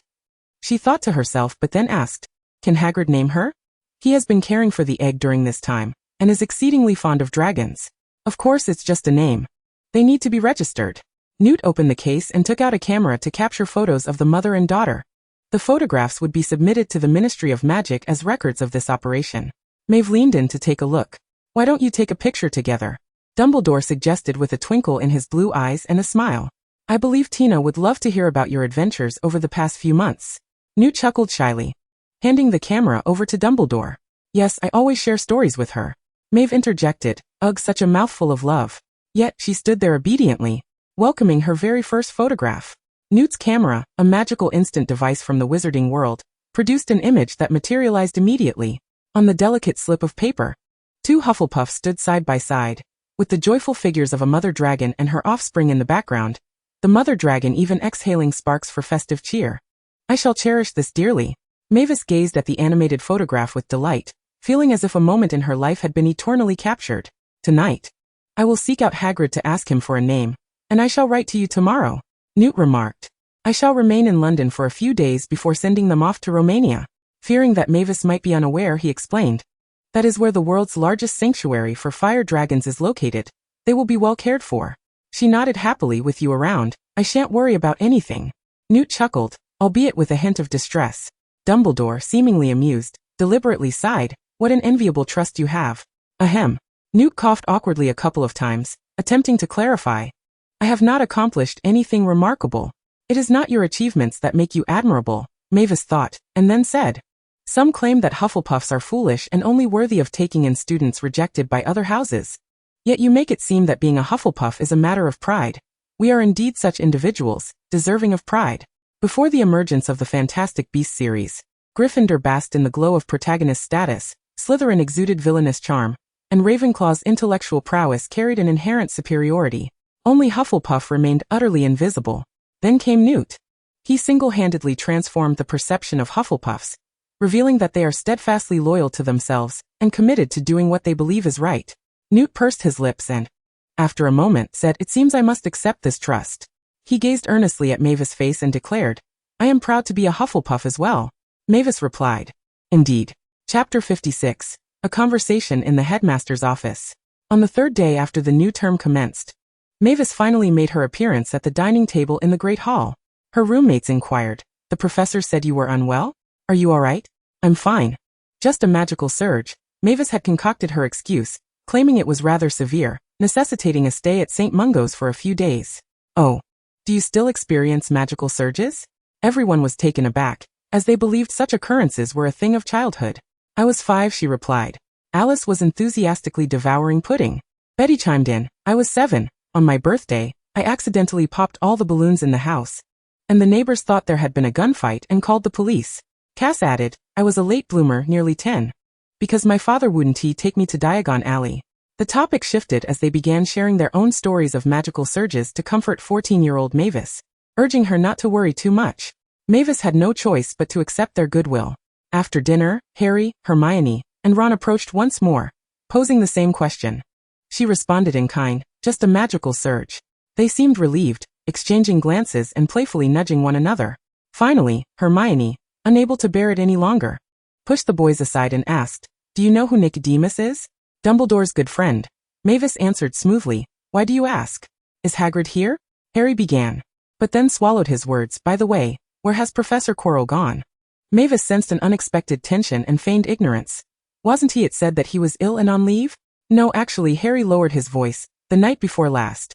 I was wearing the invisibility cloak, which was my Christmas gift, previously belonging to my father. To sum up, I was in the corridor and I saw Professor Snape. He was dragging Professor Quirrell away." Mavis gasped, "What? He abducted him and shoved him into a carriage," Harry reiterated. Quirrell pleaded for his release, but Snape said he wished he could kill him on the spot, but it was all right, as he would ensure Quirrell's suffering thereafter. Hermione interjected, "And then the next day, everyone said Professor Quirrell was ill and on leave." Mavis exclaimed, "Goodness. Are you suspecting Professor Snape? He is trying to steal something from the corridor on the 4th floor." Ron stated, "Though I don't know what that is, he has already deceived Dumbledore in taking Quirrell away. We must stop him at once." Mavis found herself in a quandary. Should she let them continue their adventure, or reveal the truth to prevent them from encountering danger? After much contemplation, she resolved to take a roundabout approach. Why not ask Snape and Sirius? They were in the same year. As for the 4th floor corridor. Hermione's eyes sparkled. "Do you know what it is?" "Yes, you've lived at the school long enough to know." Mavis replied, "With Luvius around, it's nothing to worry about." "Luvius? You do know?" Ron exclaimed, "He is quite the giant." I said nothing," she feigned regret, internally satisfied. "Yes, trying to extract information from me. Let Hagrid be. I must be going, goodbye." This tactic of feigned disinterest was executed flawlessly. During dinner, Mavis received a note from Dumbledore, requesting her presence in the headmaster's office. She arrived promptly, and to her delight, was offered dessert afterward. Sitting beside the warm fireplace, she savored the cool blueberry ice cream, utterly delighted. "Where has Quirrell gone?" she inquired curiously. "The Ministry of Magic?" Dumbledore shook his head. "News of Voldemort is presently not suitable for dissemination. He is currently in a very secure location." Crackle. The firewood popped, startling Mavis, who quickly glanced over, relieved to see nothing amiss. And then? She hesitated slightly. "What shall we do next?" "Voldemort is bound to return." Dumbledore got straight to the point, very much in the Gryffindor spirit. "We must prepare for that." Mavis nodded. "He has lost his corporeal form and exists solely as a soul. But the resurrection ritual is exceedingly complex. He must seek assistance." The elder explained meticulously. After the last war, most of the Death Eaters were imprisoned in Azkaban, yet a small faction managed to evade capture. If Voldemort requires help, He will surely seek them out. Mavis asked, can we sway them to our side? It is difficult. Yet I shall do my utmost, Dumbledore responded earnestly. One more ally is always preferable to one more enemy, wouldn't you agree? Mavis nodded vigorously. However, this alone will not suffice. We need individuals to monitor them closely and swiftly ascertain Voldemort's whereabouts. Though he is currently weak and unable to wield a wand, we must remain vigilant. He continued. Voldemort's greatest strength lies not only in his power, but also in his ability to manipulate others and his cruelty. Mavis began to wonder. Had Dumbledore perhaps confided too much to her? The Lombardons were once exceptional aurors. Dumbledore seemed to perceive her doubt, but refrained from elaborating, instead diverting to an unrelated topic. They were incredibly strong and brave. Even under the relentless torment of the Death Eaters, they never succumbed. Regrettably, I could not protect them. They now remain in St. Mungo's, bearing indelible scars from the Cruciatus curse. She nodded, awaiting further elucidation. In the last war, we lost many. He intertwined his fingers, his gaze traversing time back to the darkest of eras. War is brutal, and confronting evil is no easy task. There are sacrifices, some evade, and others yield. All is far more arduous than one might imagine. Many proclaim Dumbledore to be the greatest of wizards. He triumphed over Grindelwald, and subsequently vanquished Voldemort. Yet, only Dumbledore comprehended that the true defeat of Voldemort was not solely attributed to him or Harry, but rather to every witch and wizard who fought in the battle. It was Lily, it was James, it was the Lombardons and countless others. Mavis could not help but inquire. Why are you telling me this? Because I wish to make a request of you, Dumbledore replied. You thwarted Voldemort's plans, and no child could have done so better than you. Perhaps even surpassing many adult wizards. However, Mavis, I have no justification to involve a student in a war, no matter how exceptional she may be. He spoke slowly. I wish for you to transfer to Ilvermorny in America. Mavis responded with disbelief. Newt's grandson studies there as well. He is a kind and enthusiastic boy who can look after you, Dumbledore continued. Ilvermorny has a wonderful connection with Hogwarts, and with your abilities, you will surely adapt there swiftly. Mavis shook her head vehemently, rejecting thrice. I do not want to, I refuse, I shall not go. Voldemort's influence cannot reach across the Atlantic. For you, that is the safest place, he implored. As for Voldemort, I acknowledge that confronting him is no trivial matter. But please trust me. I will do everything within my power, even at the cost of my life. Chapter 57, The Choice. If the first refusal was impulsive, the second proved to be far more challenging. Mavis pondered that perhaps transferring to Ilvermorny was not so dreadful after all. To put it plainly, what profound connection did the war hold for her? She had no friends, her relatives perished at Voldemort's hands, and she bore no urgent thirst for vengeance. She had never even faced the horrors of the dark times. She was an utter outsider. Dumbledore was correct. There was little rationale for involving underage children in warfare. Had it not been for this, she would not have seized Hermione's arm on Halloween, fully aware that had they not endured this ordeal, they might never have forged a genuine friendship. Yet she still chose to act. Safety was paramount. Mavis understood Dumbledore's intentions, but she longed to remain. I have contemplated this deeply, Headmaster. I know what I am facing. Dumbledore gazed at her quietly. I know Tom. There is no mercy within his nature. You have thwarted his plans, and he will undoubtedly seek revenge against you. This retribution may far surpass what you can endure. The Cruciatus curse is merely the beginning. Mavis shivered at the thought. When ordinary individuals speak of the Cruciatus curse, they recognize it as an unforgivable curse. Only those who have endured it comprehend that its terror often inflicts not only wounds, but also deep psychological scars. The muscles remember the pain, the mind instinctively recoils. This horror is ineffable, yet it has left an indelible mark, like a scar etched upon the soul. I understand, she uttered, admitting that to claim she was unafraid would be a falsehood. However, her resolve was to grow stronger, to acquire enough power to defeat him, rather than flee to a place where he could not reach her. Dumbledore remarked, Mavis, there is no shame in evasion, especially when faced with the most fearsome dark wizard. After further contemplation, she shook her head once more. Evading may not be shameful, but it would burden me with guilt. I wish to do what I can, to exert my strength. Even if the outcome is dire, I shall not regret it. Dumbledore sighed gently. He made one last effort. Mavis, you are unlike Harry. He was chosen to be that child. His fate is irrevocably entwined with Voldemort's, leaving no alternative but to fight until the end. I am acutely aware of that. Mavis replied, attempting to lighten the mood by stating, Harry is the most crucial link in defeating Voldemort. Many would willingly sacrifice their lives to protect him. But I am different. Voldemort detests me, and the Death Eaters would eagerly capture me to pledge their loyalty to their master. Yet my life holds little significance. She paused, then spoke slowly. Headmaster, you see, I do not lie. I truly understand. When Harry is in danger, a complete stranger like Dobby would rush to save him. Sirius would charge forth without hesitation, and later members of the Order of the Phoenix would do the same. Even the deceased Fred would have many to save him. I do not envy this, she declared. Harry bears burdens that I have willingly chosen to take on. In truth, Mavis was uncertain why she clung to this conviction. Was it a desire to become part of the narrative? Or simply because the protagonists represented justice, and justice ought to triumph over evil? No, it was not so simplistic. She was momentarily confounded, yet swiftly dismissed the thought, articulating clearly, from now on, I will strive to protect myself, but if possible, do not rescue me. It was only at this moment that Mavis attained a certain realization. War claims lives, and this time, Lizzie had nearly perished. Next time it could be her. Lives are shattered by the ravages of conflict, and no one knows who may become a casualty. Silence enveloped the room. The portraits in the headmaster's office remained still, and the clock ticked away, as if passing judgment. Dumbledore leaned back in his chair, his thoughts akin to a scattered dandelion fluff, drifting between past wars, Harry, and his distant youth. Yet he soon snapped back to reality, removed his glasses, and smiled as if to mask his thoughts. I beg your pardon, one grows old, and one's vigor wanes. His slender fingers fidgeted with the velvet cloth, carelessly wiping the crescent-shaped lenses. Mavis smiled, nibbling on a biscuit. Then she heard the elderly man say, that said, it is still within my capacity to save my student. Mavis raised her head, astonished. Did I persuade you? Indeed, you have persuaded me, Dumbledore affirmed. You are aware of what you are doing and fully comprehend the consequences of your actions. Thus, what reason do I have to prevent you from choosing your own path? Exhaling a sigh of relief, Mavis felt a weightier burden settle upon her heart. She understood that this was a path fraught with thorns. However, we cannot sacrifice ourselves unprepared. Dumbledore donned his glasses and smiled faintly. It appears your defense against the dark arts lessons will continue. Mavis's spirit soared, and she nodded eagerly. The joy of receiving special instruction is unparalleled. I shall inform you 2 to 3 times a week. The crisis of transferring schools had quietly passed, and Mavis not only relished her special lessons, but also endured being scolded and forced to take medicine.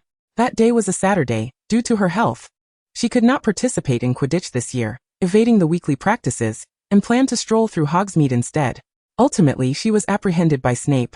Miss Lynn, accompany me to my office. Mavis lamented, the life of a working student is indeed dull. Temporarily assigned as an assistant, she was tasked with handling moonstone powder and sneezewort. Once completed, she was not permitted to leave and was ordered to observe. Watch closely. I shall demonstrate once, Snape said coldly. Pay attention to the number of times I stir, clockwise and then counterclockwise. Do you see the flames? Lower your head. Align it parallel to the flames. She quickly crouched down. It must be this blue-red flame. This indicates the temperature has reached the standard. He instructed, maintain it for 10 seconds before adding the final ingredients. A faint white mist rose from the cauldron. Snape poured the potion into a crystal vial. A small sip each time, not to exceed 3 times a day. The next dose will be 1 week later, at the same time. Do not be late. Understood? She nodded like a chick pecking at grain, suddenly feeling a profound understanding of Lupin's sentiments. The professor in black robes waved his wand, and the cellar door swung open with a bang. Shall I bid you good night? He dismissed her. Goodbye, Professor. Mavis hurried away as swiftly as she could. Chapter 58. The Younger and the Elder. As winter faded into spring, following Christmas, Mavis once again celebrated the Lunar New Year. This year's spring festival radiated with a festive ambience. Prior to dinner, everyone gathered in the hall to complete their assignments. Suddenly, Autumn Zhang from Ravenclaw approached, her cheeks flushed, and with a hint of shyness she inquired, would you like to try this? Mei Weici initially assumed she was addressing Cedric, and continued to write. It was Cedric who nudged her, saying, Autumn is calling for you. Puzzled, she looked up to find a box of dumplings preserved with a freshness charm before her. For me? Mei Weici exclaimed in astonishment. Autumn nodded, her voice somewhat awkward as she explained. I told my grandmother that there are Chinese students at school, and she insisted I bring some for you. To be honest, Autumn felt quite reluctant about being compelled to do this.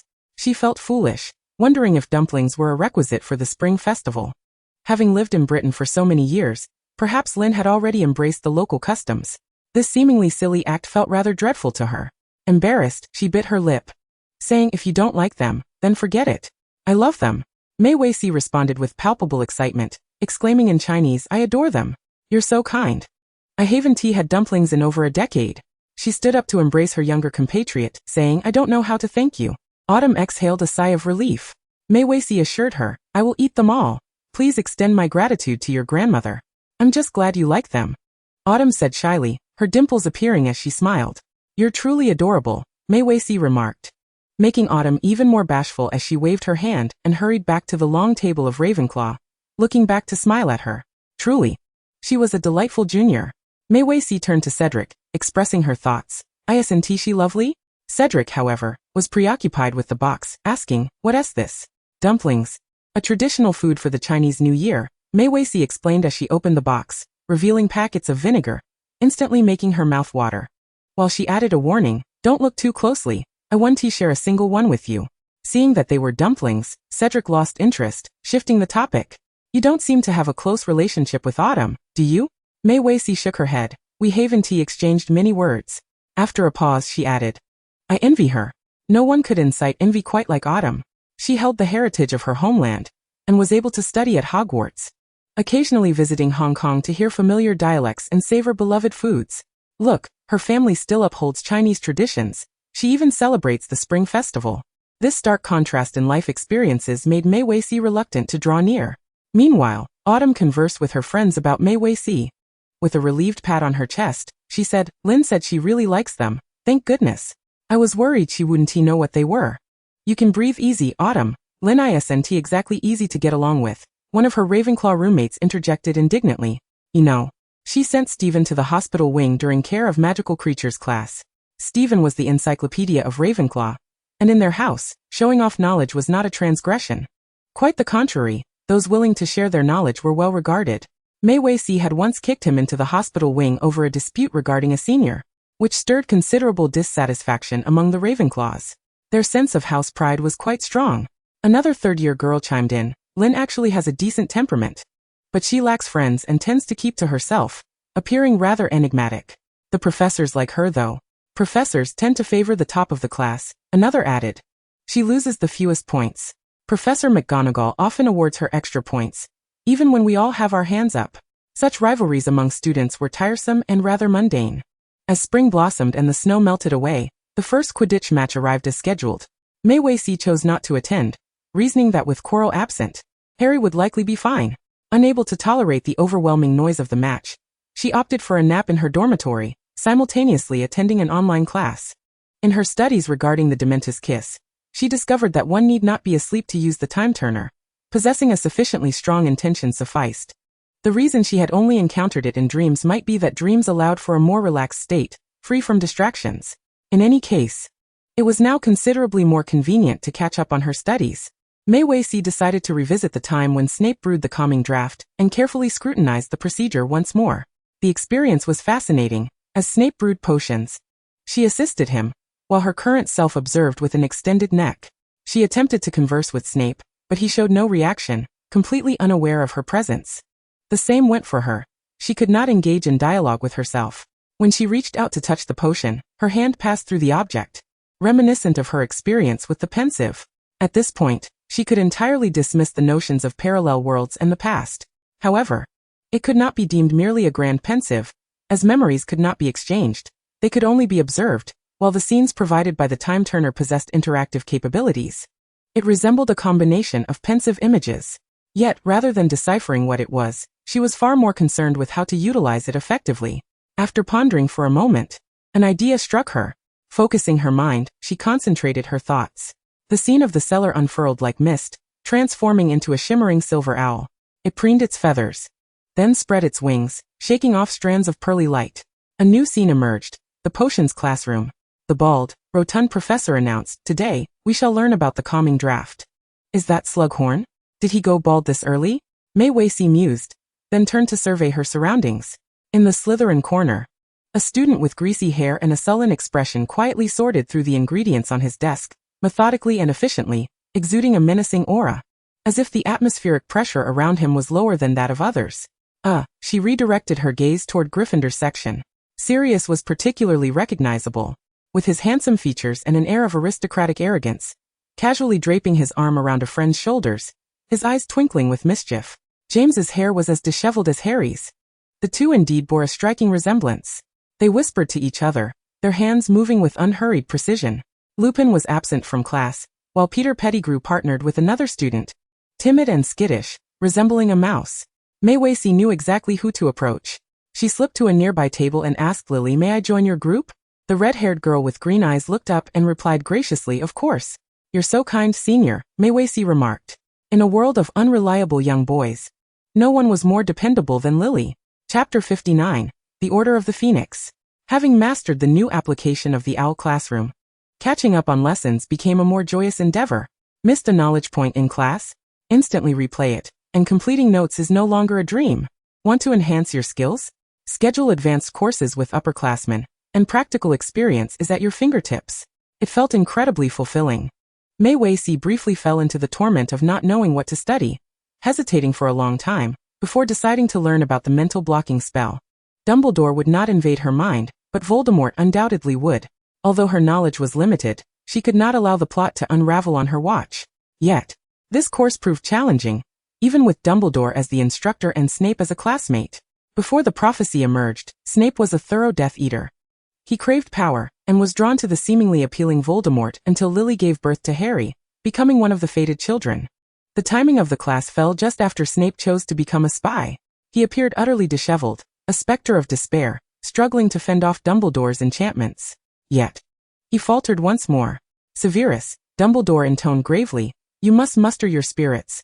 Given your current state, I fear I cannot allow you to return to his side." "Severus," his pallor evident, implored once more. Again and again he endeavored, only to fail repeatedly. Mavis found herself unable to interject into this discourse, waiting patiently for Snape's lesson to conclude before Dumbledore might acknowledge her presence and commence her tutoring. "I have intruded upon your mind, yet am unable to perceive your memories," the headmaster stated, devoid of any curiosity for exploration. "That will suffice for today. You must concentrate more intently.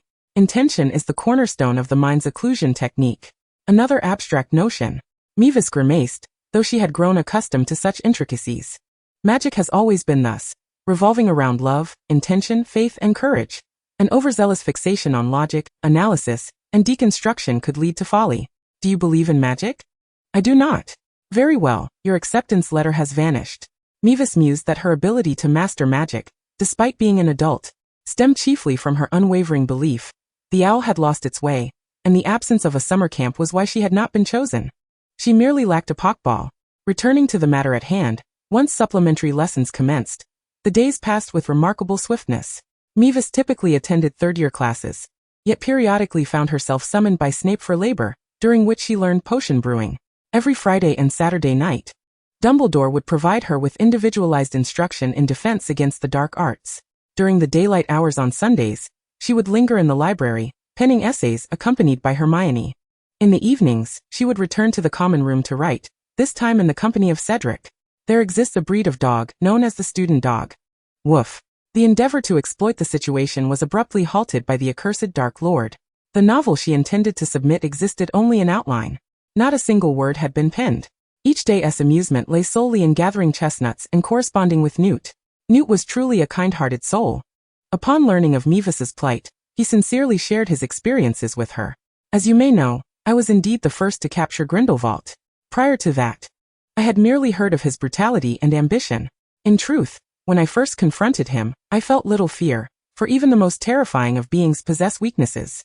As the weather gradually warmed, in May, she donned the oversized athletic pants and shirt she had purchased the previous year. The shirt still fit comfortably, though the trousers had grown quite snug. It was also in this month that the Order of the Phoenix reactivated. Mavis attended this meeting, held at number 12, Grimmauld Place. Sirius still offered his home as the headquarters for the Order. "Maggie," Sirius exclaimed upon spotting her, astonished, "what are you doing here?" Mavis, cradling a chestnut, feigned innocence. "The headmaster brought me." "You should be at school," Lupin interjected. "Remus," she continued to feign ignorance, "I specifically brought a chestnut along. Look, it now weighs over 10 pounds. The chestnut chirped, nuzzling Mavis's chin, its tail brushing against her cheek. Sirius said, "Dumbledore, how about I escort Maggie back to school?" Dumbledore, who had been exchanging pleasantries with Moody, turned and calmly replied, "She needs to participate in this meeting." The ever-watchful Mad-Eye Moody regarded Mavis with keen interest. his magical eye swiveling in its socket as if piercing through all facades. Mavis shivered, a chill coursing through her. An intriguing child, he mused, taking a sip of his drink, appearing contemplative. Once all had gathered, Dumbledore conjured several chairs, gesturing for everyone to sit, though some friends are unable to attend. I wish to clarify the situation before reaching out to others. He directed his gaze toward a middle-aged couple on his left and said, "First, let us welcome a few new members. This is the Weasley couple. As you all know, Mrs. Molly's brothers, Fabian and Gideon Pruitt, perished in the last war. They are willing to join us, and I must express my gratitude for your trust and support."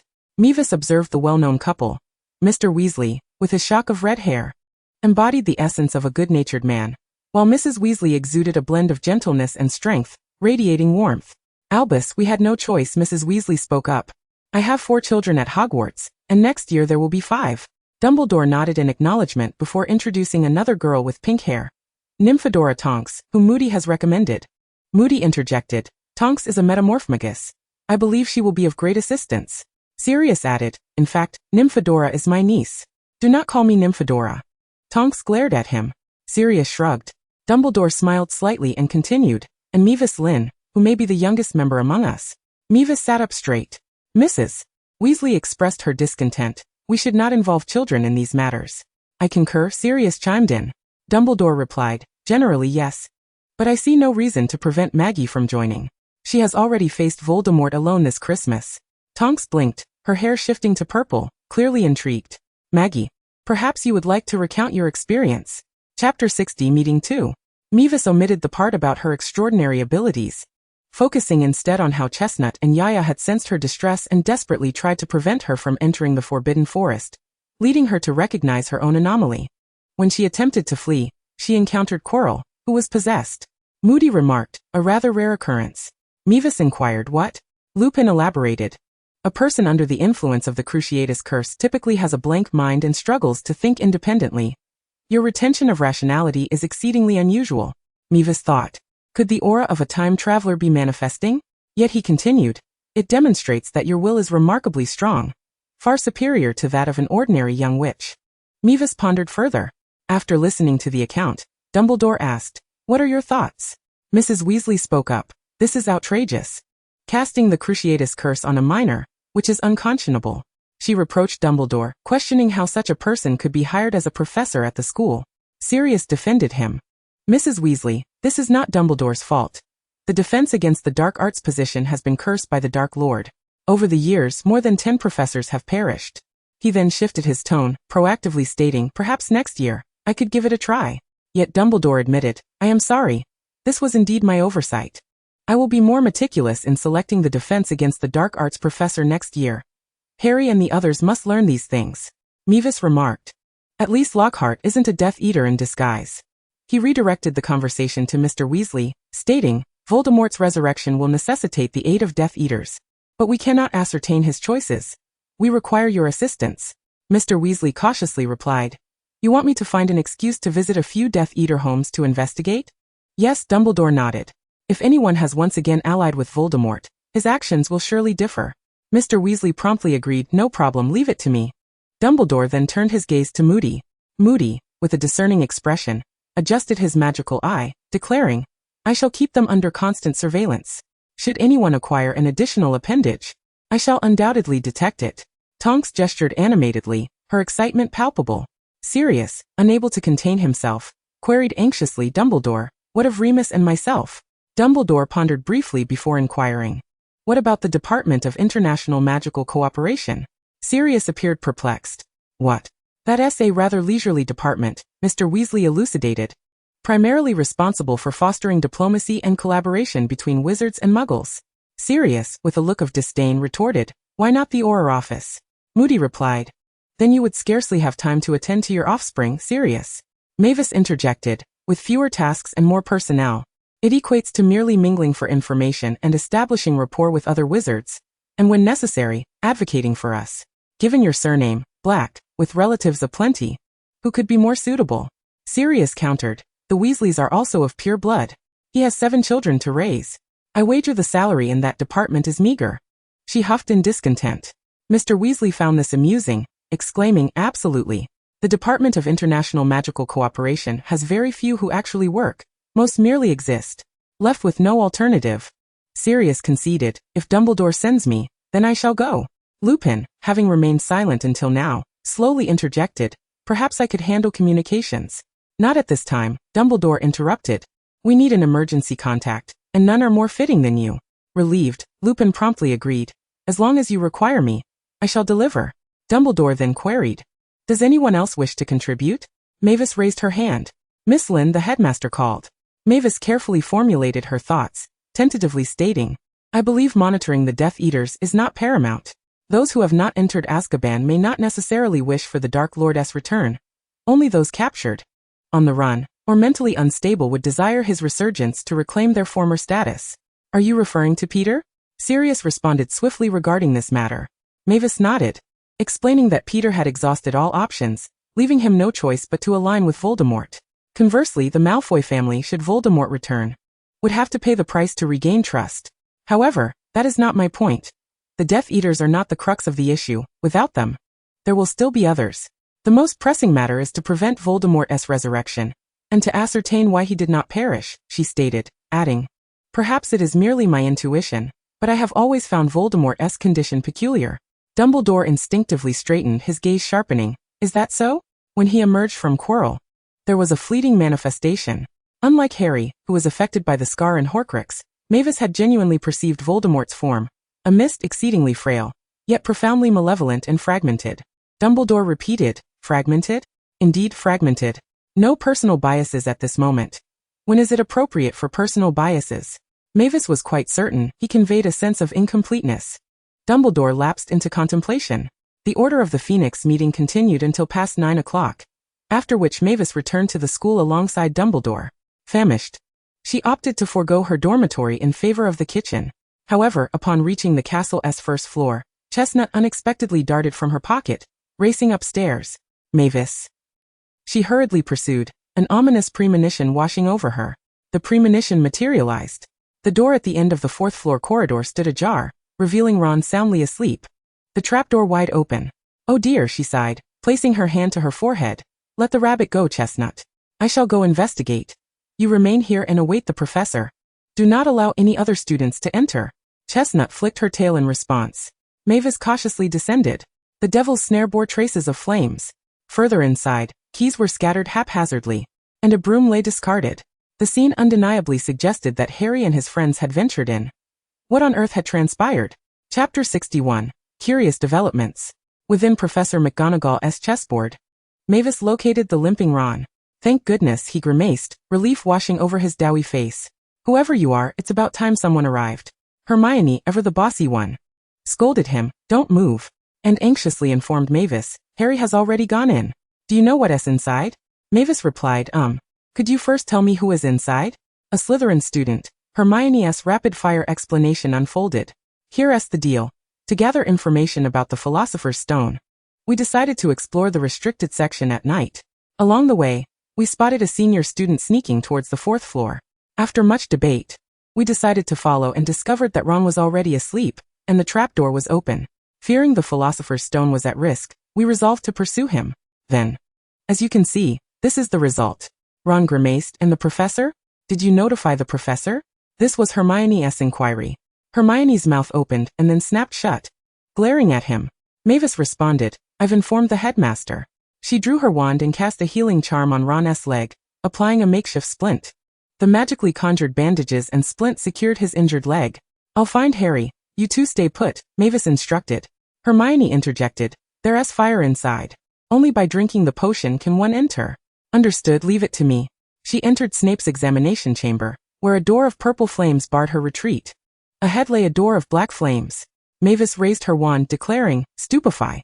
Her magical prowess paled in comparison to Snape's, yet extinguishing the flames entirely was not requisite.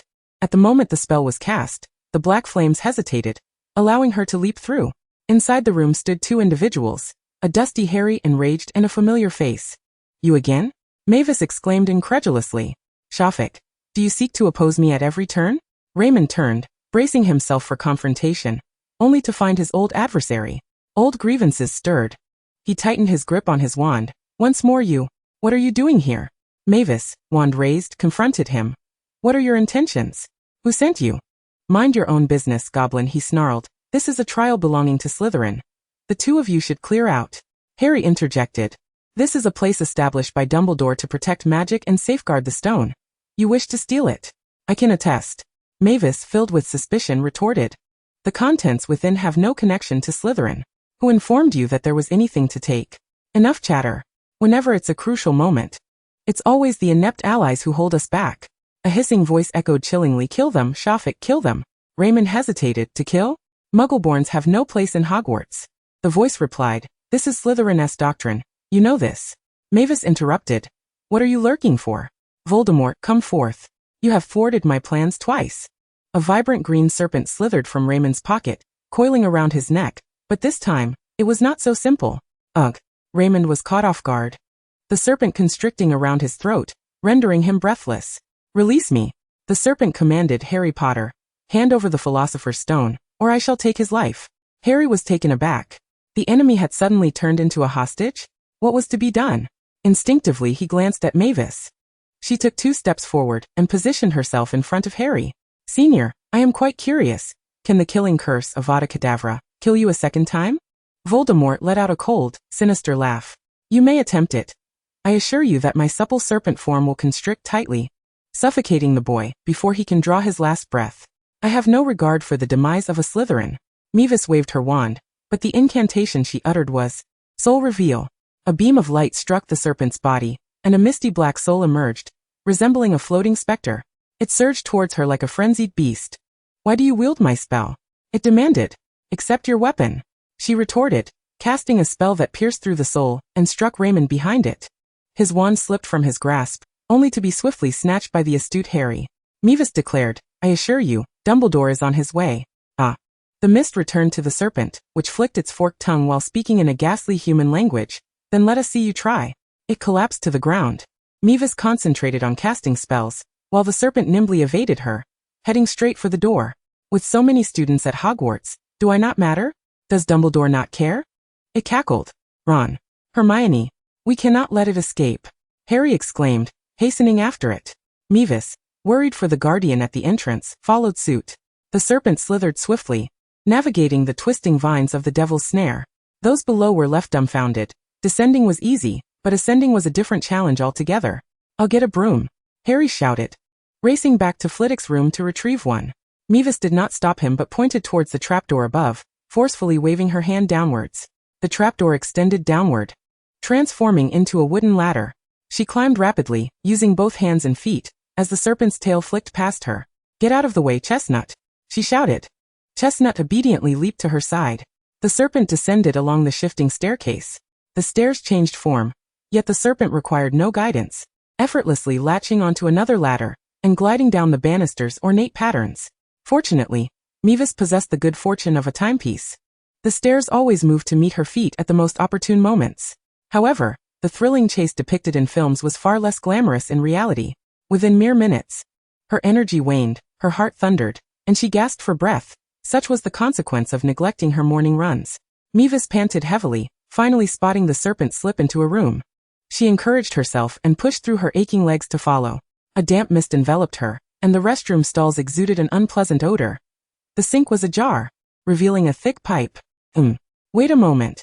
Does happiness arrive rather abruptly? She opened her mouth, then closed it, pointing her wand at the ceiling. Shatter. The ceiling exploded, showering down countless wooden and stone fragments that sealed the opening tightly. Clouds of mist, Mavis murmured. The entire room filled with dense smoke, rendering visibility nearly impossible. She listened intently for any sound, heard none, and quickly retreated to the door, shutting it firmly behind her. Thud thud. Thud. The sound of furious footsteps echoed from the other end of the corridor.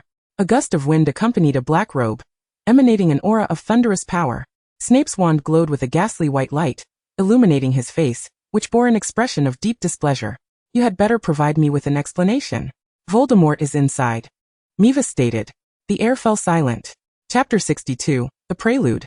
He had crawled into a pipe. I heard a terrifying voice of a great monster. There were hissing sounds, as if it were a serpent. The above was Mavis's testimony. Then came Harry, flying on his broom, who had heard commotion along the way. There are people speaking within the walls. His face was ashen as he exclaimed, "Kill Harry Potter, find the Philosopher's Stone." Snape interjected, "How could there possibly be someone within the walls?" "I clearly heard it, just like this," Harry replied, mimicking the sounds. Parseltongue emerged. Snape's expression contorted as if he had been struck. Mavis, however, was curious. "Did you pursue it, or did it escape?" "Of course it escaped." Harry, being a mere first year, was utterly oblivious to the weight he bore. As a seasoned target of bullying, upon hearing someone plotting his demise, he would certainly not be foolish enough to wait for an assault. He felt a twinge of pride. "Hey, good thing I took my broom." That drift down the corridor was quite impressive. "I do believe I have a talent for Quidditch."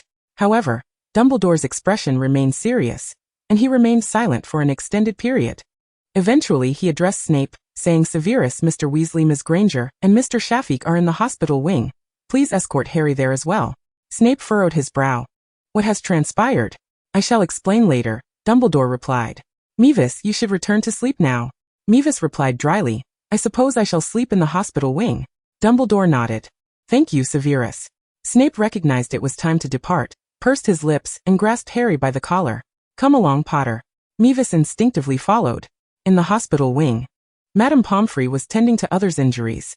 Mavis greeted Hermione and Ron, casually locating the innermost bed, kicking off her shoes and slipping under the covers, embracing Chestnut, who joined her in the warmth. "Good night." Harry had a myriad of words unspoken. "You still haven't told me." "Silence," Snape interjected coldly. "Now, get into bed and close your eyes." Harry glared at him. Ron and Hermione exchanged glances. Were they expected to sleep under Snape's watchful gaze? Mavis chuckled softly. Snape shot her a glance, and she wisely drew the curtains closed. With Snape keeping watch, she felt secure enough to drift into slumber. The following day, Saturday, Mavis awoke to find 3 heads peering at her in unison. She yawned and sluggishly sat up. "Mavis," Ron exclaimed eagerly, "Harry has told us everything." "How did you know that was the Dark Lord?" Mavis retrieved her water bottle and took a few sips of warm water before responding, "Because Quirrell was possessed." Hermione gasped sharply. "Quirrell? You truly know?" Harry asked. "Why didn't you tell us what happened to Professor Quirrell?" "I cannot articulate it clearly," Mavis replied, slightly troubled. "It involves the Dark Lord. You should consult the headmaster." Harry expressed his dissatisfaction. "That's rather dismissive. We've shared everything with you." Hermione chimed in. "You have kept many things from us." Ron nodded vigorously. "This cannot be helped," Mavis sighed, speaking earnestly. "Some matters are not appropriate to divulge. You are only first years." Harry remarked, "You sound just like Sirius and the others." She shrugged. "It's predictable. Self-assured adults who say nothing but it's for your own good, completely disregarding your feelings, despite having been children themselves." Ron nodded in agreement. This illustrates that childhood misunderstandings can be reconciled with maturity, leading one to believe that adults are indeed correct. She posed. "Isn't that the logic?" Hermione, with her keen intellect, found herself in a quandary. Harry, unable to counter her, shifted his focus to another question. Was that really the Dark Lord? He didn't seem formidable at all. "It is indeed him. He is currently quite weak, which is why he requires his minions' assistance," Mavis explained.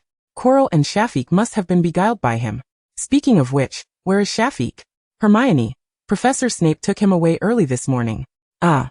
Snape entered the headmaster's office with a grim expression, having already gleaned the entirety of the situation from Raymond. The events unfolded as follows. One day after returning from the Christmas holiday, Raymond suddenly discovered that he could converse with snakes. The serpent revealed itself to be a pet of Slytherin, having slumbered in the castle until recently when someone reopened the Chamber of Secrets, awakening it. Raymond, being a qualified Slytherin and a pureblood wizard with a wealth of knowledge, found the revelation compelling. While others might have dismissed it as nonsense, he understood that Slytherin was known for Parseltongue, and recalled mentions in certain texts of a chamber left behind at Hogwarts. He accepted at least half of the serpent's words without hesitation. The snake further enticed him, claiming that Dumbledore had discovered the entrance to the chamber, but concealed it to prevent Slytherin from gaining power, hiding it at the end of the 4th-floor corridor. Raymond found this assertion somewhat credible as well. The serpent tempted him, suggesting that if he ventured there and found the key to the chamber, he could prove himself as Slytherin's heir and restore the glory that belonged to Slytherin. Raymond was intrigued. Ever since the fall of the Dark Lord, Slytherin had been misunderstood, ostracized and repressed. The house had endured much discontent. It was a struggle when, after last year's welfare professor acknowledged their perspective, he had resigned within just 6 months. A rumor circulated within the school, suggesting that the welfare professor's departure to St. Mungo's was not due to dark artifacts but rather a consequence of angering Dumbledore. Opinions were divided on this matter. Although Raymond did not fully believe it, he yearned for change. Slytherin consistently won the House Cup year after year, yet was despised by the other three houses, receiving no recognition and constantly labeled as a den of dark wizards. Why was that? He had observed the fourth-floor corridor for an extended period, confirming that the professors had indeed set up several obstacles, thus further believing the serpent's claims. The most formidable challenge was the basilisk. Raymond prepared meticulously for over a month, deciphering Hagrid's feeding schedule, and concocted a potion of live hellfire, adding it to the beef bucket Hagrid had prepared. Sure enough, the basilisk consumed the raw meat and soon fell asleep. The subsequent challenges were similar and did not pose much difficulty for him. As for Snape's potion challenge, he relied on his knowledge of potions to identify the fireproofing potion. But fearing a mistake, he only took a sip. Upon reaching the final challenge, Harry Potter arrived. Shortly thereafter, Mavis also appeared. Snape recounted the events to Dumbledore, wryly suggesting, "I should truly open his head to see if it is filled with confusion potion." "Severus, we need not be too harsh on a student," Dumbledore remarked. Having not slept the previous night and appearing somewhat fatigued, yet still affirming, "Tom knows how to manipulate others. You must admit, his proposition is indeed alluring." Snape scoffed. Even adult wizards found it challenging to discern the truth from his words. Dumbledore continued, "Especially since there is, in fact, a chamber." Snape furrowed his brow. "Yesterday's?" "Yes. I believe that is the chamber left by Slytherin." Dumbledore nodded. "Inside resides a basilisk." Snape's complexion paled. "A basilisk? There is a basilisk in the school?" Chapter 63, Final Exams. This weekend, Mavis helped Hagrid clean up in the Forbidden Forest. Also summoned for this task were Harry and his friends. They gazed at the vast expanse of desolate woods astounded. "What happened here?" "There was an incident," Hagrid mumbled. "In any case, your task today is to clear all the fallen leaves and dead branches." Ron despaired. "This is far too much." "Hagrid, this is your punishment for violating school rules." However, Mavis's attention was diverted elsewhere. "Dumbledore is a genius. What caused this mess?" "Quite simply, Voldemort controlled the basilisk, intending to seize the Philosopher's Stone, but unfortunately for him, Dumbledore cornered him in the Forbidden Forest. A fierce battle ensued, the basilisk was captured, and Voldemort fled, leaving the woods in this state. The heroes were responsible for defeating the monster, while the aftermath and reconstruction were honorably entrusted to the next generation." Mavis rolled up her sleeves and got to work, using the levitation charm to lift a pile of dead branches and leaves, guiding them to one side. She repeated this process. The trio, foolishly bending down to pick up twigs. "What spell is that?" Hermione inquired, eager to try. Mavis replied. A day later, having filled their experience bars, the three joyfully received their fifth-year spell. Ron voiced their collective sentiment. "No wonder you're so formidable." Mavis glanced at him, shaking her head. "You haven't seen true mastery." If asked to name her three most desired spells, without a doubt, they would be Voldemort's Fiendfire, Dumbledore's Water Prison, and Grindelwald's Fire Shield. Witnessing ordinary wizards question their existence, the trio of novices listened to her words, with Hermione mumbling as if reciting textbook content, Ron entirely lost, and Harry eagerly asking, "Can you do it?" Mavis, "Of course not." She wished she could. Currently, the few high-powered spells she knew were all taught to her by Tom. Speaking of which, she felt a bit nostalgic for Senior Riddle. After all, he was quite a useful tool. On Sunday, the same labor was repeated as the day before. Harry began to regret his impulsiveness, pondering why he had acted so rashly. Looking at this task, it seemed endless, a stark contrast to his aunt's yard. Ron, ever the optimist, consoled himself. "I heard that Slytherin has to go to Snape every day. He must be in far worse shape than we are." Hermione, Ronald. Professor Snape." Ron recoiled. Mavis laughed until she was breathless. Goose, goose, goose. However, the following day, she found no humor in the situation. This week marked the exam period. She had completely forgotten about it. The shocking news of the basilisk overshadowed everything else, and she had utterly neglected her studies. Forced to cram for exams while enduring sleepless nights, reliving the grim reality of university finals. Other subjects were manageable, as she was well versed in charms and transfiguration. Potions, due to frequent tutoring, went relatively smoothly despite no review afterward. Dark arts defense was a matter of closing her eyes and hoping for the best. Yet, history of magic was a different story.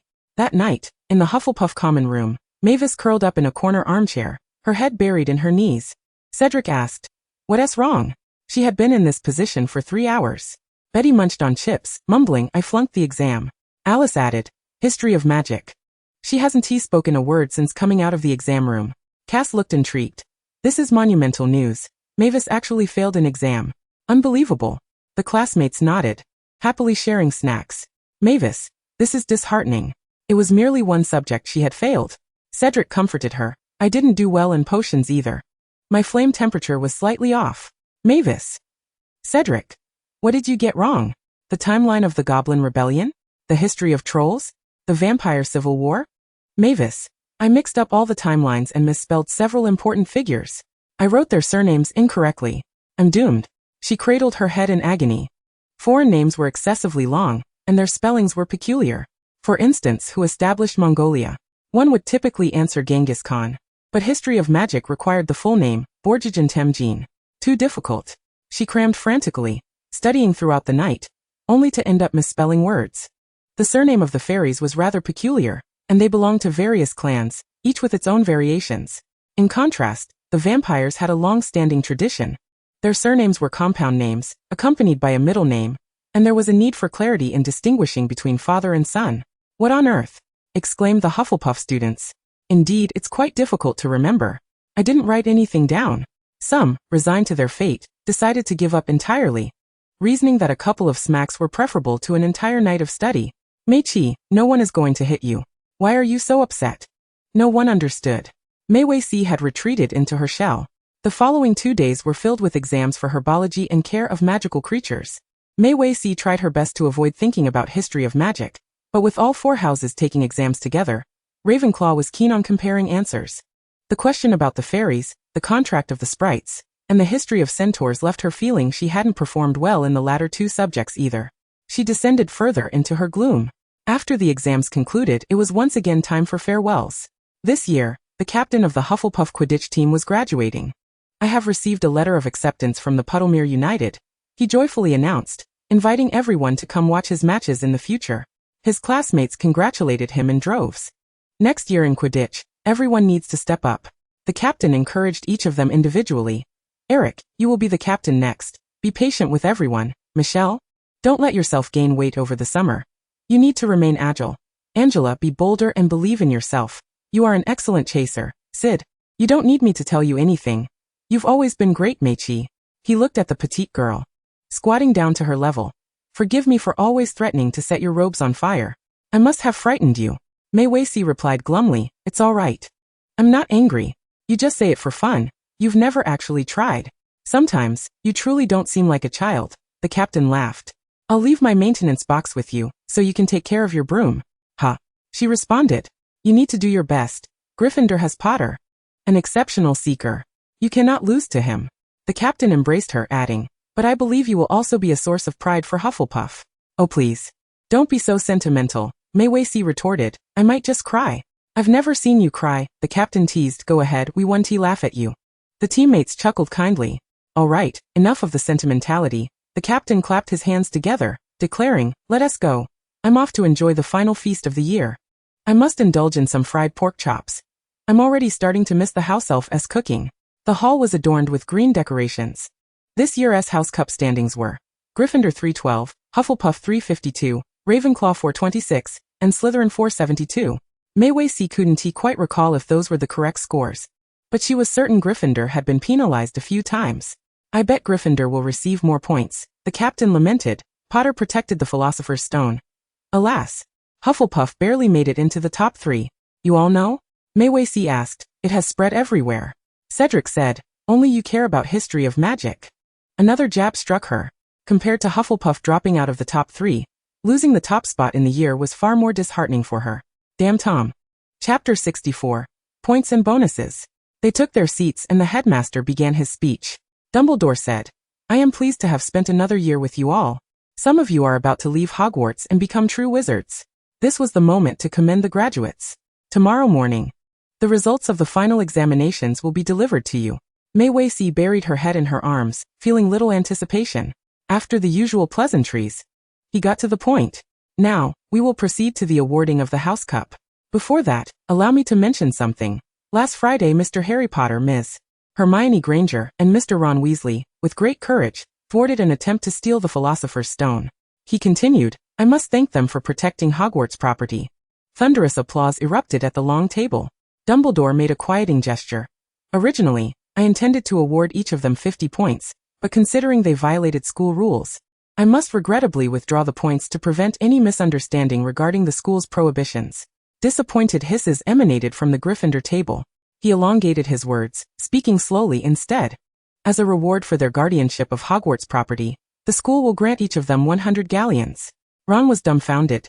What? How much? He stammered. I think I just heard galleons. The twins echoed his disbelief. Percy's cheeks flushed with excitement. However, Dumbledore quickly added, of course, since first-year students are not of age. This money will be given directly to your parents. Even so, Ron was still stunned. He nearly burst into tears. On the Slytherin side, the Malfoy-led young lords and ladies sneered derisively. Look at the Weasley family's poverty, it's truly laughable. His friends joined in the raucous laughter. Not far away, Raymond stared at his empty plate, not participating in the discussion. Dumbledore's words echoed in his ears. Mr. Shafik, I hope you understand that there are many ways to prove oneself. Results obtained through dishonest means are meaningless. He numbly asked, so what? Are you going to expel me? No, everyone makes mistakes, Dumbledore replied with complexity. Fortunately, youthful errors can be rectified, and this incident will not be made public, nor will you be expelled. However, as a consequence, you will face a year of detention, overseen by Professor Snape. He looked up in surprise, not expecting it to end so easily. Your father has done a great deal for you, Dumbledore said. You must cherish his intentions.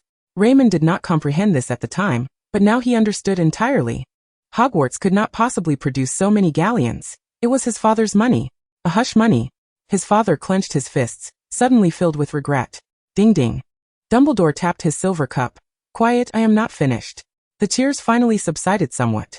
The headmaster continued, next, I wish to speak of Miss May Wacy of Hufflepuff. May Wacy was momentarily taken aback. What about me? During last Christmas, she had discovered and bravely thwarted a dark wizard attempting to invade the Forbidden Forest, thus protecting the magical creatures within.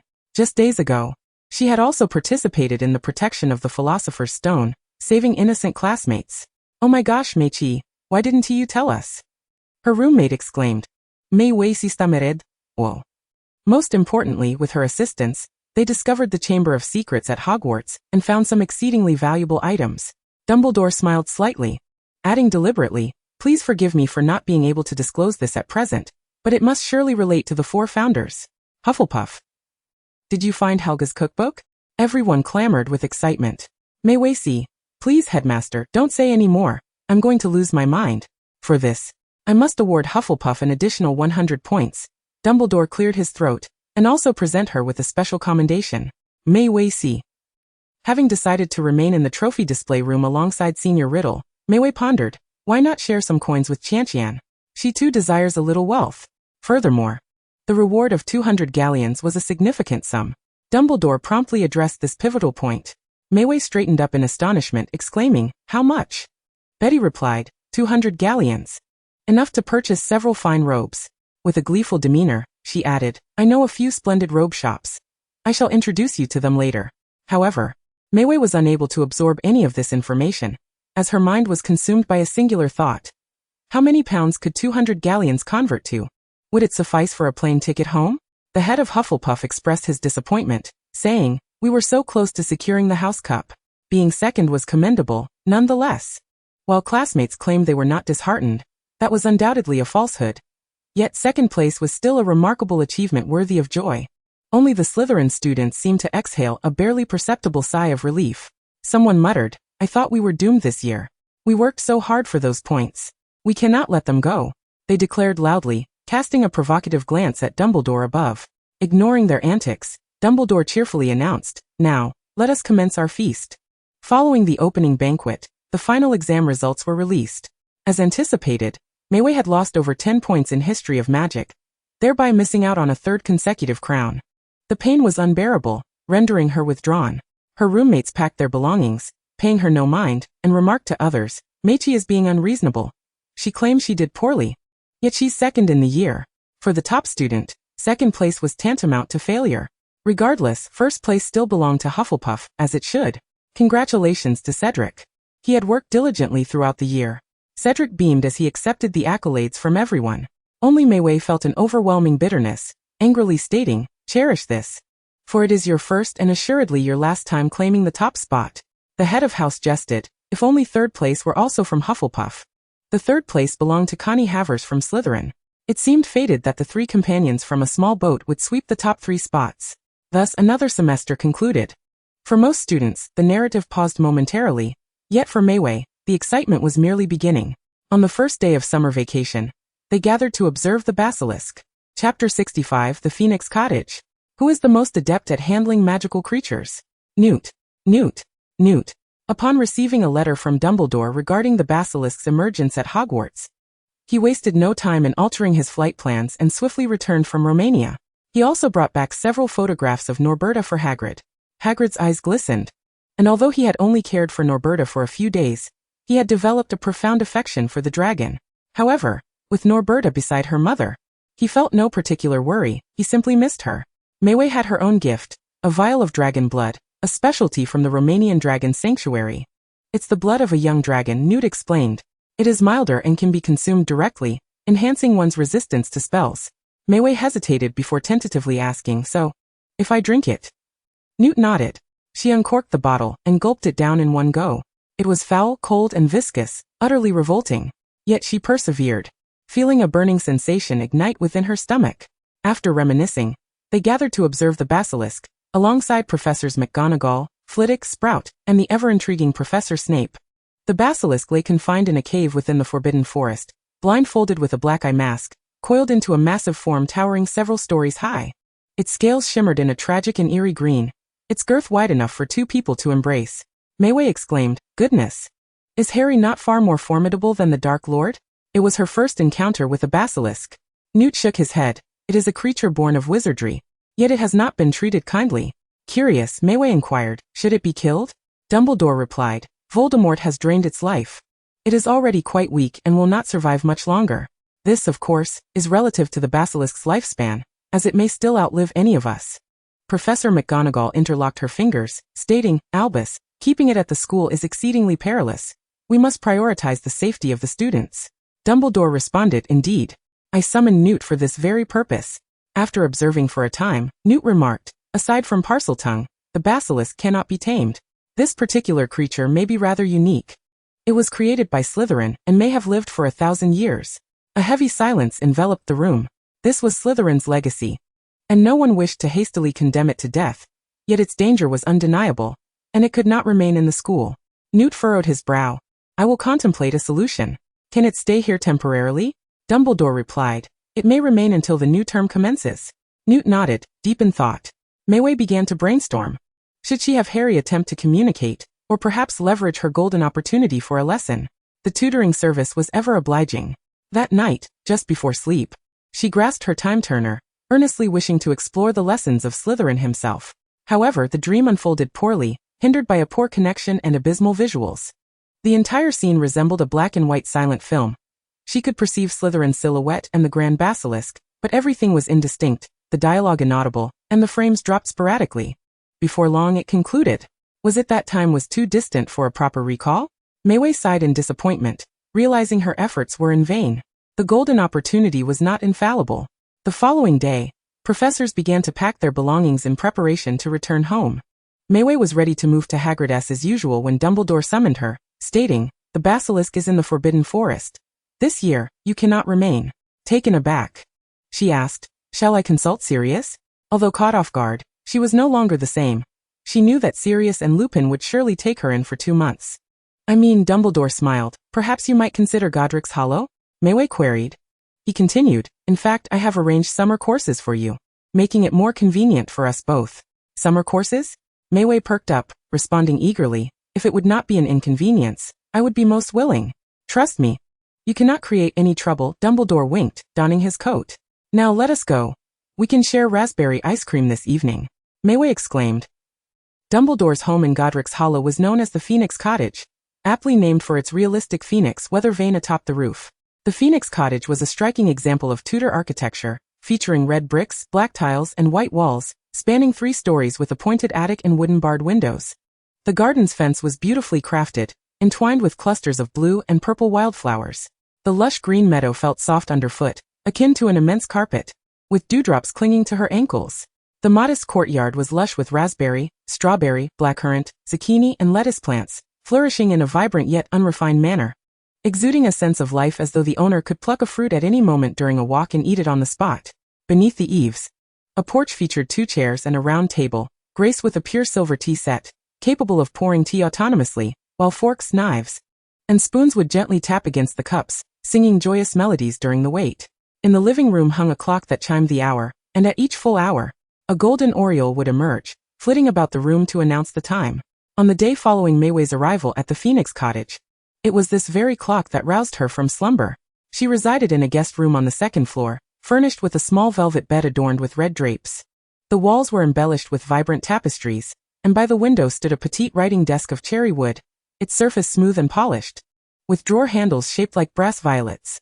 Upon opening the window, she was greeted by a winding path through the Godric's Valley, where crystal-clear streams flowed gently and majestic peaks towered above the lush, verdant landscape, dotted with quaint and ancient homes of peculiar designs.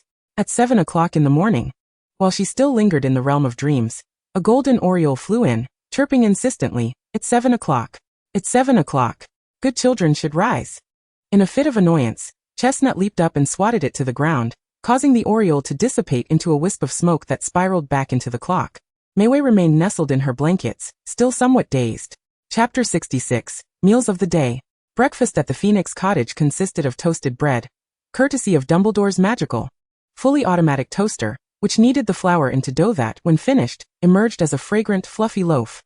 Slices could be spread with a selection of mayonnaise, blueberry jam, chocolate spread, or hawthorn jam. By the window were 2 wicker baskets, one brimming with yellow, hefty eggs, which Meiwei thought merited a medal for the heroic mother hen, and the other filled with plump ears of corn, golden in hue, beautiful and sweet. Meiwei prepared herself a fried egg, accompanied by 2 slices of bacon, nestled between pieces of bread to create a sandwich. On a high table in the kitchen sat a large wooden barrel with a brass tap. Curiously, she inquired, "Headmaster, what is that?" "You may give it a try," Dumbledore replied, sipping honey tea while perusing the day's Daily Prophet. Meiwei filled her cup, only to discover it contained milk, and sweetened at that. Ultimately, she rummaged through the pantry and found pickled cucumbers, oddly flavored peas, and some smoked sausages, enough to assemble a hearty breakfast. After satisfying her hunger, Dumbledore did not rush to commence lessons. Instead, he invited Meiwei for a stroll. She readily agreed, taking up Chestnut, who basked in the sunlight beneath the eaves. The valley was serene, almost devoid of people in the morning, as they walked along the rustic path, lush with fragrant grass and the cheerful chirping of birds. However, the conversation between the elder and the younger was less tranquil and idyllic. Dumbledore asked, "Meiwei, do you comprehend your circumstances?" "Yes," she responded. "Then let us entertain a hypothetical situation," he stated seriously. "What would you do if you encountered a Death Eater?" "Where and when?" Meiwei inquired. "Let us suppose right here, in this valley." "I would immediately run back to find you," she answered. "What if I am not at home?" He probed. "I would signal you and then hide in the mountains, ensuring they could not find me." "Very well," he replied, pleased. "You must remember, confronting Death Eaters is not your responsibility. What you need to do is protect yourself as best as you can." Meiwei nodded. Dumbledore's tone softened this summer. "I will teach you 2 spells. You must learn at least one." Meiwei nodded enthusiastically, determined to master both. Their difficulty was exceedingly high, theoretically unsuitable for a younger student. "You must exert yourself tremendously," he cautioned. "I will," she declared swiftly. Dumbledore then revealed the first spell to learn, Apparition. "Headmaster, you are truly benevolent. Apparition is incredibly practical, saving on travel expenses, yet without assistance, I wouldn't dare attempt it." Now that Dumbledore was personally overseeing her, what was there to fear? As long as she could learn, she would devote herself wholeheartedly to it.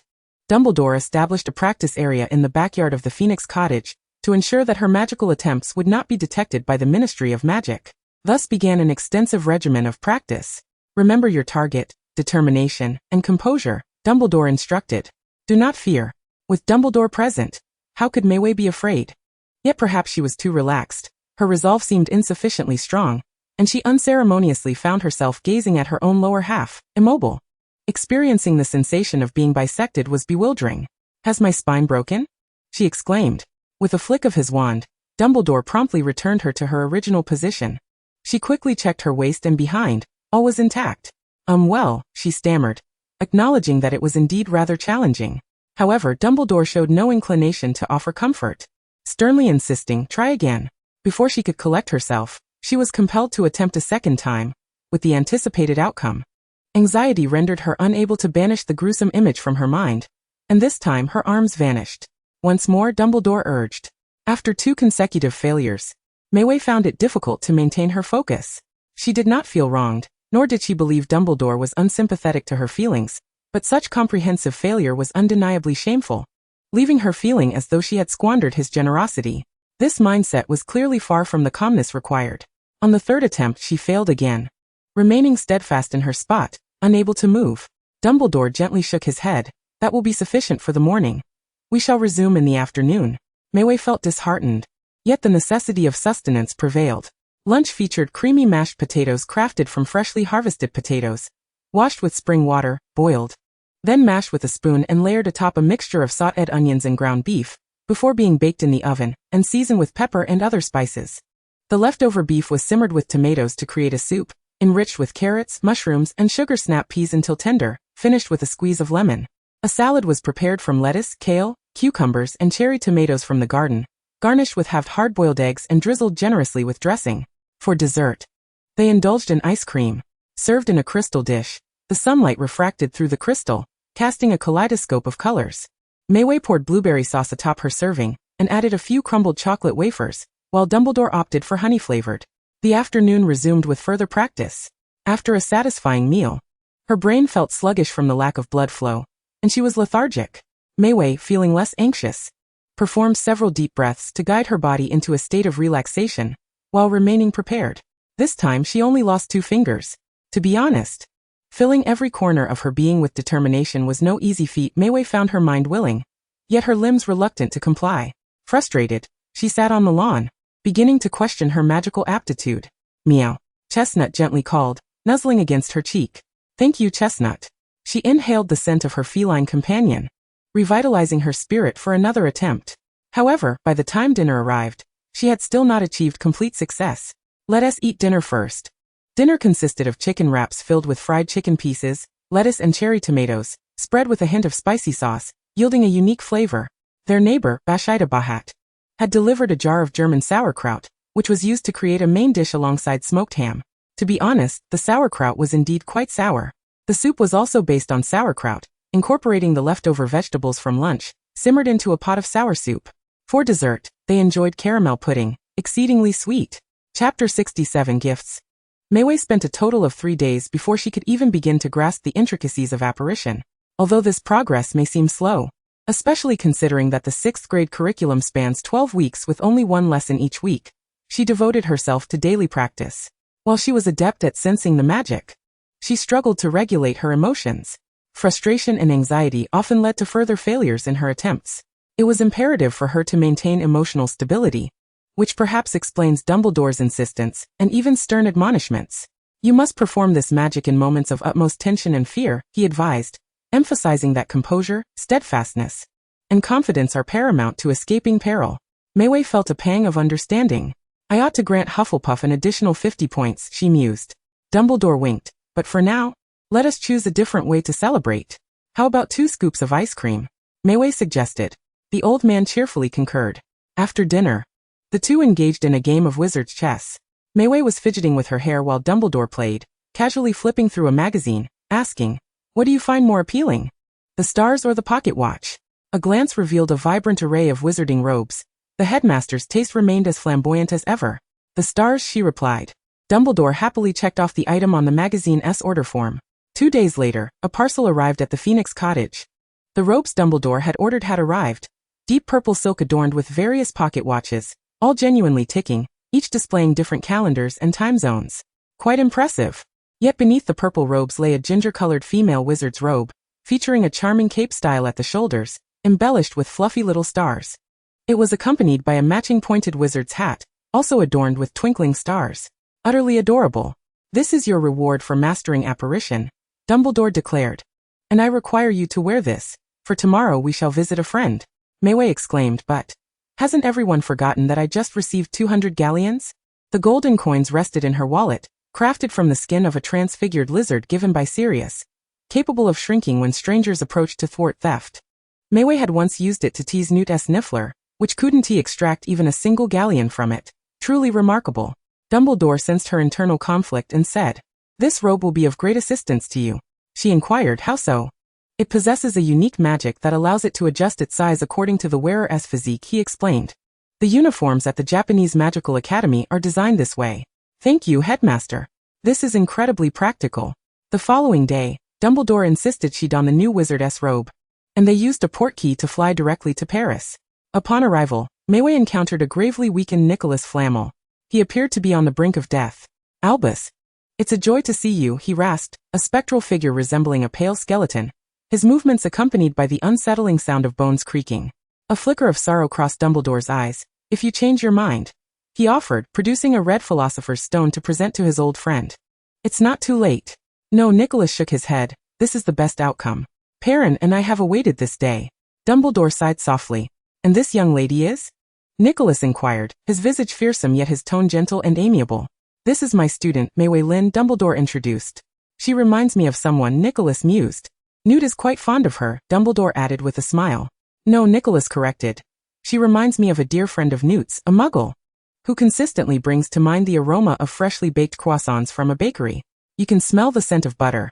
And in that moment, we were enveloped in immense happiness. Mei Wei's stomach growled audibly. "I suppose you are eager to sample the donuts made by my wife," Nicholas chuckled. "Strawberry, vanilla, or chocolate?" "Chocolate," Mei Wei responded eagerly. A quarter of an hour later, she found herself seated in an armchair, savoring donuts and sipping tea while listening to the two elderly gentlemen recount tales of basilisks. "Only a descendant of Slytherin can truly control a basilisk," Dumbledore explained. "Newt has gone to Ilvermorny, where the remnants of Slytherin's bloodline still reside." "Bloodline spells? A splendid idea," Nicholas remarked optimistically. "Albus, everything will turn out well." "One can only hope," Dumbledore replied. Nicholas invited them to stay in Paris for a few days. Mei Wei, remembering his frail condition, readily agreed and graciously offered to explore the city on her own. Neither Nicholas nor Dumbledore objected. "Take this," Nicholas presented her with a mithril ring, set with a small red stone. "It will help you evade the ministry's gaze." He shook his head, reminiscing, "In my youth, there were far fewer regulations." Dumbledore chuckled. "Of course, there was no ministry back then. As age takes hold, one begins to dwell on the past." Nicholas's voice was smooth as silk. "But was our era truly better than this one?" He turned to Mei Wei, smiled faintly, and recited the famous words. "It was the best of times. It was the worst of times." Mei Wei, baffled, could not decipher his meaning. Yet the two elders showed no inclination to elaborate. Instead, they delved into a discussion about the weather in Paris, debating the relationship between London's fog and the ethereal mists, before ultimately deciding to listen to some music. "I don't understand the old men," she muttered before stepping outside. Seizing the rare opportunity to be in Paris, she resolved to purchase gifts to bring back. Many had given her presents, directly or indirectly, and now that she had funds, it was time to reciprocate. This endeavor consumed a significant amount of her time, as she meticulously selected gifts that would suit each person's preferences, affordable yet thoughtful. In the end, she chose a large dog pendant for Sirius, a fountain pen for Lupin, some French pastries for Harry, handcrafted cat wool felt for Professor McGonagall, a flask for Hagrid, and wooden combs for Mrs. Lovett and Yaya. However, she found herself stumped when it came to selecting a gift for Dumbledore, wandering until nightfall without success. Eventually, she wandered into a quaint thrift shop along the street, hoping for a stroke of luck. It was there that she discovered a silver picture frame. What drew her in were the engraved words encircling it. "Do not weep for what has passed. Rather, smile for what you once had." She decided this would be the perfect gift for Dumbledore. Once loved deeply, everything becomes worthwhile. Chapter 68. The Funeral. During her days in France, Mei Wei experienced profound joy.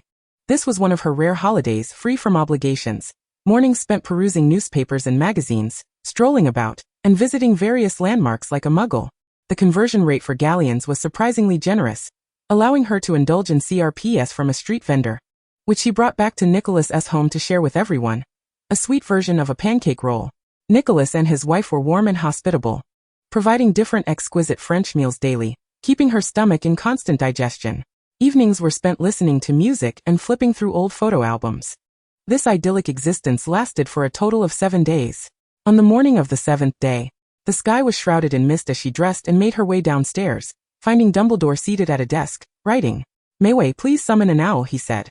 "We need to send a letter to Nicholas's friends, inviting them to his funeral." Mayway was momentarily taken aback, struggling to articulate her thoughts before finally stammering, I express my deepest regrets. This is their choice." Dumbledore let out a gentle sigh and, with a flick of his wand, transformed their robes into somber black funeral attire. It was then that Mayway comprehended the true purpose of wizarding robes. At a wizard's funeral, one must don the appropriate garb. Nicodemus had appointed Dumbledore as the executor of his will, entrusting him with the arrangements for his final rites. They needed to inform Nicodemus's friends, secure a location for the funeral, and ultimately decided upon the cemetery, where Nicodemus had chosen his resting place 3 centuries prior. Mayway's primary task was to gather all the flowers cultivated in Nicodemus's garden to adorn every corner of the funeral. This was his wish. On that day, "I desire no tears or sorrow, only ease and joy," Dumbledore remarked. "Death is merely the commencement of another journey." Mayway replied, "I am utterly convinced of this." Thus, the funeral was devoid of oppressive blackness, filled instead with a riot of colorful blooms. The attendees were few. Throughout Nicodemus's lengthy life, many dear friends had already passed, and those remaining were aged. Mayway stood out as the sole youthful visage among them, evoking curiosity from the others. Dumbledore introduced her, stating, "Mayway is my student." Consequently, Mayway was obliged to greet a host of unfamiliar faces, striving to memorize their appearances and their exceedingly lengthy names. During the funeral, Dumbledore delivered the eulogy. "A loyal friend, alongside his beloved wife, has departed from us. He wished for us to refrain from shedding tears. Over the course of 6 centuries, he had gained much and lost even more. Death is a facet of life, and he has finally completed the entirety of his journey as a human. Let us bid farewell to our friend, Nicodemus Flamel, the great alchemist and a steadfast companion." A profound silence enveloped the gathering. No one wept, but rather, they solemnly and silently honored their friend. Following the funeral, Dumbledore set about executing Nicodemus's will. Nicodemus had bequeathed his entire library to his alma mater, Beauxbatons. Items pertaining to alchemy were distributed among fellow alchemists, and his personal belongings were allocated to his close friends. Dumbledore received all of Nicodemus's tableware, much of which dated back to the Bourbon dynasty, including several sets of Chinese porcelain, and an array of collected music records. Newt was bestowed with various items related to magical creatures, dragon teeth, venom, feathers from wings, many sourced from extinct magical beings. He even left a few gleaming gold coins for his Niffler, said to be fairy currency, which sent the creature into a frenzy of delight. Mayway too received a token, a box resembling a cigarette case, crafted from pure gold and adorned with purple crystals, its interior lined with red silk, and the clasp fashioned from 2 pearls. "Do not underestimate it," Dumbledore explained. "This was once referred to as the witch's box, partitioned into several compartments to categorize potions, broomsticks, garments, and other wizarding paraphernalia. The potion compartment preserves freshness, the broomstick section maintains a constant temperature and humidity, while the clothing compartment is enchanted with a dust-repelling charm. Functionally, it bore resemblance to Newt's suitcase and Moody's box, underscoring the timeless aesthetics of wizarding artifacts." Mayway mused that she was merely lacking a pair of shoes to complete her ensemble. Otherwise, she considered, "I could purchase a pair of lizard skin boots, adjustable in size, and reasonably priced at merely 20 galleons. Stop right there. What do sneakers even cost?" She admonished herself, redirecting her focus back to the will. Nicodemus's wife, Perenelle, had also left behind a curious directive. Before departing, visit the cellar. Thus, Mayway undertook a brief errand, retrieving a box containing Perenelle's macaroons, cookies, millefeuille madeleines, and raspberry ice cream. A note atop read, "Dear friends, please indulge at your leisure." The tears that had been held at bay throughout the morning finally flowed freely. Mayway blinked back her own tears and brewed a pot of strong black tea, allowing the grieving assembly to gradually savor the couple's final hospitality. As evening approached, attendees began to depart one by one. Dumbledore approached the door, waving his wand. Mayway observed as Nicodemus's home appeared to be enveloped in an enigmatic cocoon, gradually vanishing into another realm, forever lost from the streets of Paris. She did not inquire as to the house's whereabouts, but rather speculated that perhaps it lingered in some corner, awaiting discovery by a fortunate wizard. It certainly would be an intriguing tale, reminiscent of the plots found in fantasy novels. Upon returning to England, Dumbledore vanished for 2 days. Mayway continued her studies on apparition. diligently residing in the Phoenix's lair for further training. Chestnut had grown, finding joy in a game of chase with Fox, honing their hunting skills in playful pursuit. Fox had shed numerous feathers. It was nearing the time of its rebirth. Mei-Wei-Si collected the fallen feathers, contemplating whether she could fashion them into quills. Should she succeed, she would not need to purchase pens this year. Alas, it was regrettable that once a phoenix feather fell, lacking the appropriate incantation for preservation, it would self-combust, reducing to a mere pile of ashes. Drat, she muttered as she swept the ashes into a dustpan and scattered them in the garden. Compost would suffice. Chapter 69 Animagus. In mid-July, Dumbledore informed her that her next task was to learn the art of becoming an animagus. It was a challenging and intricate form of magic. He stated, "My plan is to have you master it within a year to 3. Mei-Wei-Si inquired, "Will the Dark Lord return no later than 3 years from now?" Dumbledore replied, "I fear that may be the case." Mei-Wei-Si thought to herself, that prediction is rather precise. With newfound determination, she prepared to embark on her studies of becoming an animagus. Truth be told, this magic was not so much difficult as it was tedious. The first step was particularly peculiar. One was required to hold the leaves of a mandrake in their mouth for an entire month, without swallowing or removing them. During meals, Mei-Wei-Si had to be exceedingly cautious, positioning the leaves in an odd manner to avoid ingestion, and while brushing her teeth, she had to keep them tucked under her tongue, spitting bubbles to prevent them from spraying out. Dumbledore casually remarked, "This is an excellent opportunity to practice nonverbal spells." He elucidated, "Language is a form of power, capable of solidifying your confidence and clarifying your goals. Nonverbal spells demand an even more potent will." Mei-Wei-Si nodded in comprehension. At the moment one speaks, their focus naturally aligns with the words, and their magical essence coalesces.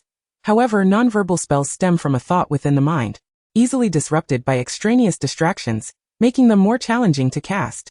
Yet, her proficiency with nonverbal spells had remained commendable, perhaps due to her linguistic habits. Throughout the years, she had grown accustomed to English, and when conversing, her default language in thought was English, organizing her expressions directly into English words and grammatical structures. However, due to her lack of foundational education, Mei-Wei-Si's English vocabulary was quite modest. When confronted with complex and nuanced issues, she preferred to think and analyze in her native language, as her Chinese vocabulary could support a higher level of logical reasoning. While casting nonverbal spells, Mei-Wei-Si would silently recite her thoughts in Chinese. Once that language became her dominant mode of expression, the distractions of English were less likely to impede her. It was akin to everyday conversation, where some spoke English and others spoke Chinese. Her instincts would compel her to attentively focus on her native tongue. Was there a connection between magic and language? She asked vaguely, "Can magic be performed in any language?" Dumbledore replied, "Indeed, mermaids, fairies, and even the serpentine parseltongue. Though the languages differ, the essence of magic remains unchanged." "Then how are spells created?" Mevis inquired. "While there are no specific rules, the intent behind a spell always remains the same, allowing wizards to clearly understand the purpose of their incantations." He set down his cup of red tea as the wind stirred the wind chime, producing a delicate tinkling sound. "So that's roughly how it is?" Mevis extrapolated. Dumbledore nodded with a twinkle in his eye. "If it were that simple, why aren't there more who can create spells?" she asked curiously. "In the history of magic, it is often examined who invented a particular spell, and the original purpose behind its creation. For instance, the entrail expelling curse, a most malevolent hex, capable of extracting a person's entrails, was initially devised to treat constipation." Dumbledore explained, "Casting a unique spell is not particularly difficult. The challenge lies in transforming that magic into an actual incantation.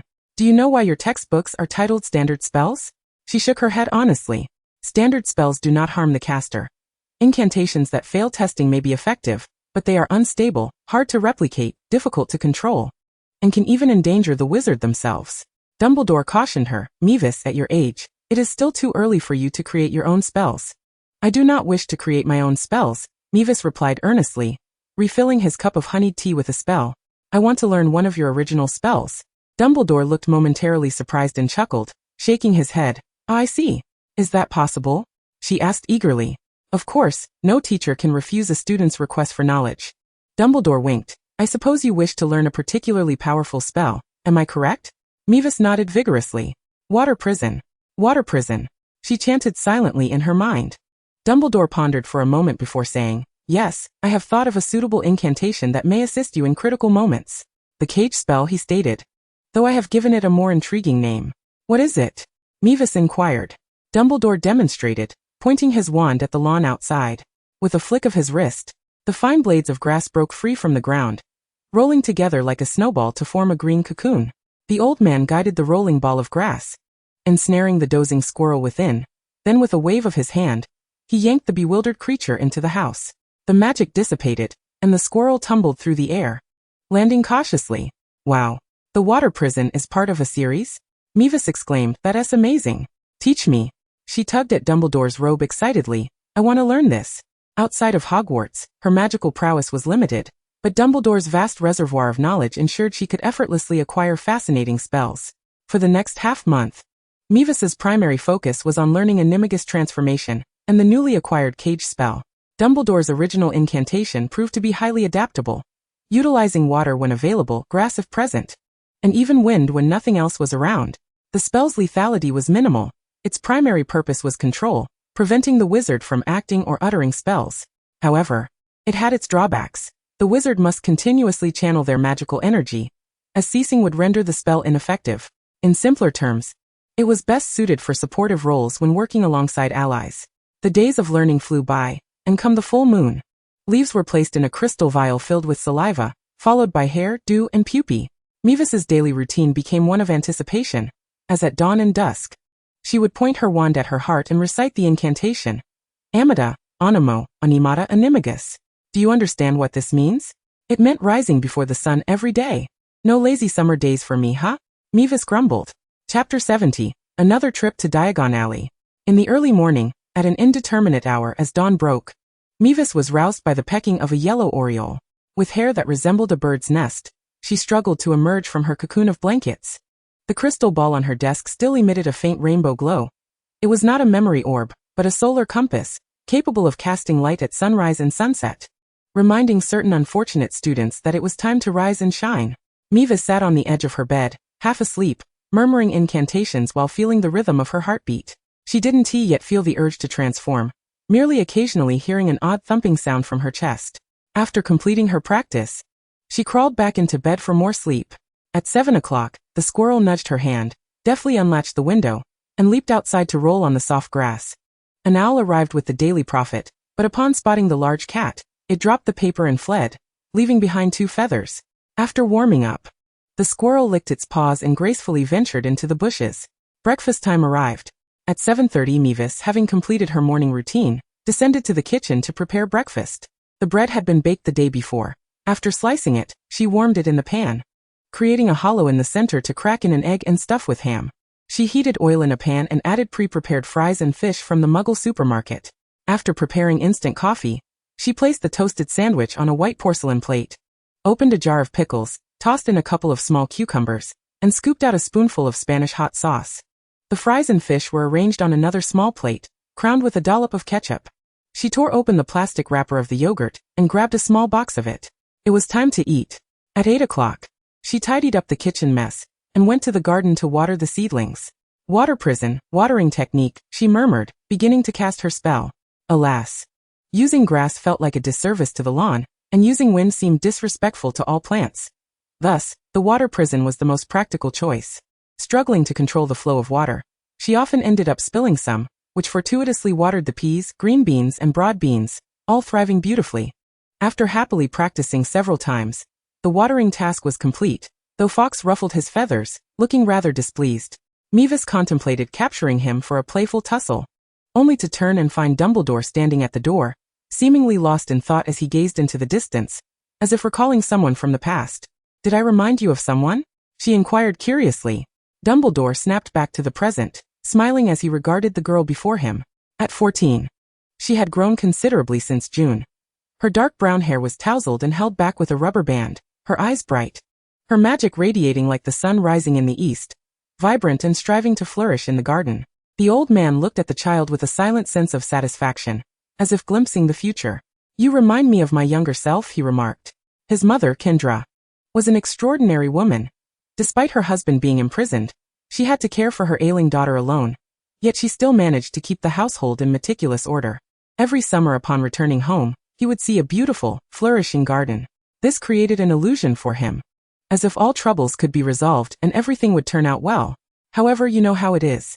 For an old man, youth is something to be envied, he said. Compared to Nicodemus, you are still quite young, Mavis replied. Dumbledore responded lightly, I fear I may not live that long. At least until the 10th year after the mysterious one's demise. She suggested seriously, the last 10 years of life should be well spent. He winked, spendthrift? Maywasi. I believe that the elderly can exhibit greater bravery than the young. The youth must ponder their future, whereas the aged, nearing the end of their days, can attempt to pursue what they desire, regardless of the limitations. She inquired, Albus, do you not harbor any regrets? Dumbledore refrained from responding to her question. Oh dear, it's 9 o'clock. She hurriedly made her way back to her quarters, for she had made plans with the Weasley family to venture into Diagon Alley today. This day was momentous. Whether or not they would encounter the elusive diary would depend on her skillful performance. Maywasi hastily donned last year's plain robes, drab and worn, grabbed her purse and tucked it into the hidden pocket, giving it a pat. With no chestnut in tow, she opted to leave it behind. Diagon Alley. She dashed into the fireplace. Harry's summer had been rather dismal this year. To uphold the bloodline magic, he was compelled to reside with the Dursleys for a month, which was utterly dreadful, particularly since Sirius was preoccupied, and Lupin had ventured far afield, unable to visit him, intensifying his sense of loneliness. Moreover, his friends had not written to him, as if he had been entirely forgotten, which was profoundly disheartening. Fortunately, this misunderstanding was soon resolved when a house elf emerged, confessing to its misdeeds, and Ron, along with the Weasley twins, arrived in a flying car to liberate him from the Dursleys' confinement. He was taken to the Burrow, which was splendid. Today he and the Weasley family were heading to Diagon Alley for shopping, and Ron mentioned that Hermione would also be joining them. Harry contemplated inviting Maywasi, only to be informed by the twins that she had previously expressed her intent to accompany them, and all he needed to do was set a time to confirm with her. Harry felt a surge of happiness, but was also tinged with a slight melancholy. He gradually recognized that as they all entered school and made more friends, they were no longer the best of friends as they once had been. He found more common ground with Ron, able to converse at length, engage in wizard's chess, share homework, and vie for chicken legs at the dinner table. Hermione would scold them, yet she would invariably join their adventurous group, and the three of them could sense their unity. In times of difficulty, they faced challenges together. In moments of trouble, they resolved issues collectively. They supported one another, advancing and retreating as one. It was now that Harry truly comprehended the friendship shared among Sirius, Remus, and his father. Maywasi was akin to an elder sister, much like the affection the Weasley brothers held for Ginny. Just yesterday, Ron had confided in him, Harry, I told Mum that this year I would buy Ginny a new robe, and it would come out of my 100 galleons. I can't let her be ridiculed. Malfoy is bound to mock her, damn it. You see, Ron would not share their adventures or secrets with Ginny, yet he loved and cared for her. With this realization, Harry's sadness dissipated. Chapter 71. The Diary. The Weasley family was quite numerous, and upon arriving at Diagon Alley, they decided to split up. Harry, Ron, and Hermione went to indulge in ice cream, while Mrs. Weasley took Ginny to purchase robes, and the twins met up with Maywasi at the second-hand shop. Maywasi was already there and announced, you should be grateful. I snagged a set of Lockhart's books for you. This set at Flourish and Blotts would sell for at least 10 galleons. The twins gasped in unison, giving her a thumbs up. May, you are indeed a splendid friend. Maywasi cheerfully patted the stack of books beneath her and said, take them. The competition this year is quite fierce. The owner of the second-hand bookstore was already familiar with her and lamented, Lockhart's books always sell well. I should have collected more. They won't be worth as much next year, Maywasi advised kindly. The owner huffed, there's no loss to be had. He glanced at the twins' books. 1 galleon for 20 sickles. The twins protested vehemently. Is it really that expensive? Fred held up a tattered page. Look at this cover. It's covered in ink, utterly illegible. George flipped through the pages, and this one is missing pages. They haggled. 1 galleon, no more. The owner replied, take it or leave it. In a seller's market, the twins found themselves at a disadvantage, and after much effort, they were only able to reduce the price by 10 sickles. This was dire. Fred exclaimed. Our startup capital is gone. What? Asked Maywasi. We had planned to create some small items over the summer, George replied. If I recall correctly, you received a prize last semester, May? Fred elongated the last syllable. Maywasi readily agreed, sure. Yay, cheered the twins, high-fiving each other. After purchasing the books and other items, they proceeded to Flourish and Blotts in high spirits. However, as soon as they entered, they witnessed Lucius Malfoy in a confrontation with Mr. Weasley. Mei Weiqi squeezed her way forward, clutching her books, and shouted, "Fight well, put in some effort. Mr. Malfoy. You're really giving it your all. I'll offer you a canute." She tossed a copper canute, which clinked as it hit the floor. Draco flushed crimson, seemingly ready to charge at her. Ron and Harry quickly stepped in to confront him, outnumbering him. "What do you intend to do, Malfoy?" Lockhart attempted to mediate, but to no avail, as the situation escalated into further chaos. Amidst the uproar, Lucius fixed his gaze firmly on Mei Weiqi's face, as if attempting to memorize her appearance. Mei Weiqi stuck out her tongue and made a grandiose face, ominously proclaiming, "I know what you're thinking, Mr. Malfoy." Lucius's expression darkened instantly. Yet, he quickly regained his composure, dusting off his crumpled silk robes, and venomously remarked, "Do not presume that hiding behind Dumbledore will shield you from consequences. You will pay for your arrogance today. If I were you, I would carefully consider your position." Mei Weiqi stood her ground. "Your son is merely 12. Lucius glanced at Draco, whose face was flushed and nearly ready to brawl with Ron, each word seemingly forced from between his teeth. "Do not threaten me with my son. With Dumbledore here, he is safe," Mei Weiqi countered. "Outside, that is not guaranteed." The two exchanged heated words, the atmosphere tense and charged. After a moment, Lucius sneered and turned to Mr. Weasley, saying, "You work for Dumbledore, but what has he provided you?" He picked up the tattered book from the floor and derided, "Arthur. If I were you, I would consider having fewer children. At least you wouldn't have to starve while purchasing this pile of rubbish for them." Mr. Weasley was incensed. "That is none of your business." Lucius smirked again, casually tossing the book into Ginny's cauldron. "Draco, we are leaving." He yanked his son away from the scene. Ginny's eyes reddened with anger, and her newly purchased robe lost its appeal. However, she held back her tears and knelt to retrieve the items from the ground. Mei Weiqi followed suit, collecting her second-hand treasures, and noticed the black notebook in the cauldron. Naturally, she picked it up and placed it alongside her purchased textbooks. Ginny had gone to buy robes today, and had not visited the second-hand shop. Upon seeing her take it, she assumed it was May's and did not give it a second thought. Mei Weiqi slipped the notebook into her pocket. Following the commotion, everyone's spirits were rather low. Mei Weiqi only exchanged a couple of words with Harry before hastily departing. Upon opening the black notebook, she found faded dates and Riddle's signature. The pages were blank. Mei Weiqi wrote with a ballpoint pen. Key points of advanced transfiguration. 1. Attention to detail. 2. Diligence. 3. Focus. 4. The pen's tip hesitated, as if unable to continue. Thus a line appeared, for determination. Mei Weiqi continued to write. The recipe for the bewitching potion. The content appeared word for word, far more precise than any search engine. Then a line of text materialized. Hello, Mei Weiqi. Did you find my diary? Mei Weiqi, who are you? I am Tom Riddle. Mei Weiqi set down her quill, tucked the diary under her arm, and hurried downstairs, knocking at the door. Albus. Dumbledore came to open the door. Are you about to transform? She replied, Merry Christmas. Dumbledore blinked, momentarily puzzled. Mei Weiqi handed him the diary. Tom Riddle. Dumbledore's expression immediately turned serious. He opened the diary, but it was entirely blank, not a single word inscribed. Mr. Malfoy discarded it into Ginny's cauldron. But today Fred, George, and I purchased this book. It is not ours. She explained. I took it back and attempted to write 2 lines, and he appeared, claiming it as his diary. Dumbledore nodded, closing the notebook, staring at it for a moment before suddenly asking, Mei-Chi, do you know what this is? Mei Weiqi replied, This is a wicked dark magic. She hesitated, confirming she did not know how to spell the word Horcrux, as none of the textbooks she had come across since her arrival had ever mentioned it. But that was of little consequence. She bypassed the moment. I have a tale to share with you. Dumbledore murmured the word tailback, exhaling gently. Well then I shall listen. Would you prefer red tea, milk or coffee? Mei Weiqi, coffee. They shifted their discourse to a small parlor by the long windows. Chestnut leapt onto Mei Weiqi's lap, curling up to doze. Mei Weiqi stroked her lovely fur for a while and then asked, Albus, do you think Hogwarts is conscious? Chapter 72, All is Improving. Mei Weiqi recounted her extraordinary adventure. A peculiar pocket watch, a classroom traversing time and space, memories that could not be retained because they had indeed occurred, thus utterly flawless. Dumbledore believed her immediately, intrigued. He probed for details, and upon hearing their first encounter, where he was clad in a waistcoat, still a transfiguration professor, a trace of nostalgic smile graced his face. That was a long time ago. Mei Weiqi praised him. Albus was quite handsome in his youth. Oh, how rare a compliment. The old man smiled, a hint of sorrow flickering in his eyes. Time flows like a river, having rushed by unknowingly over the years.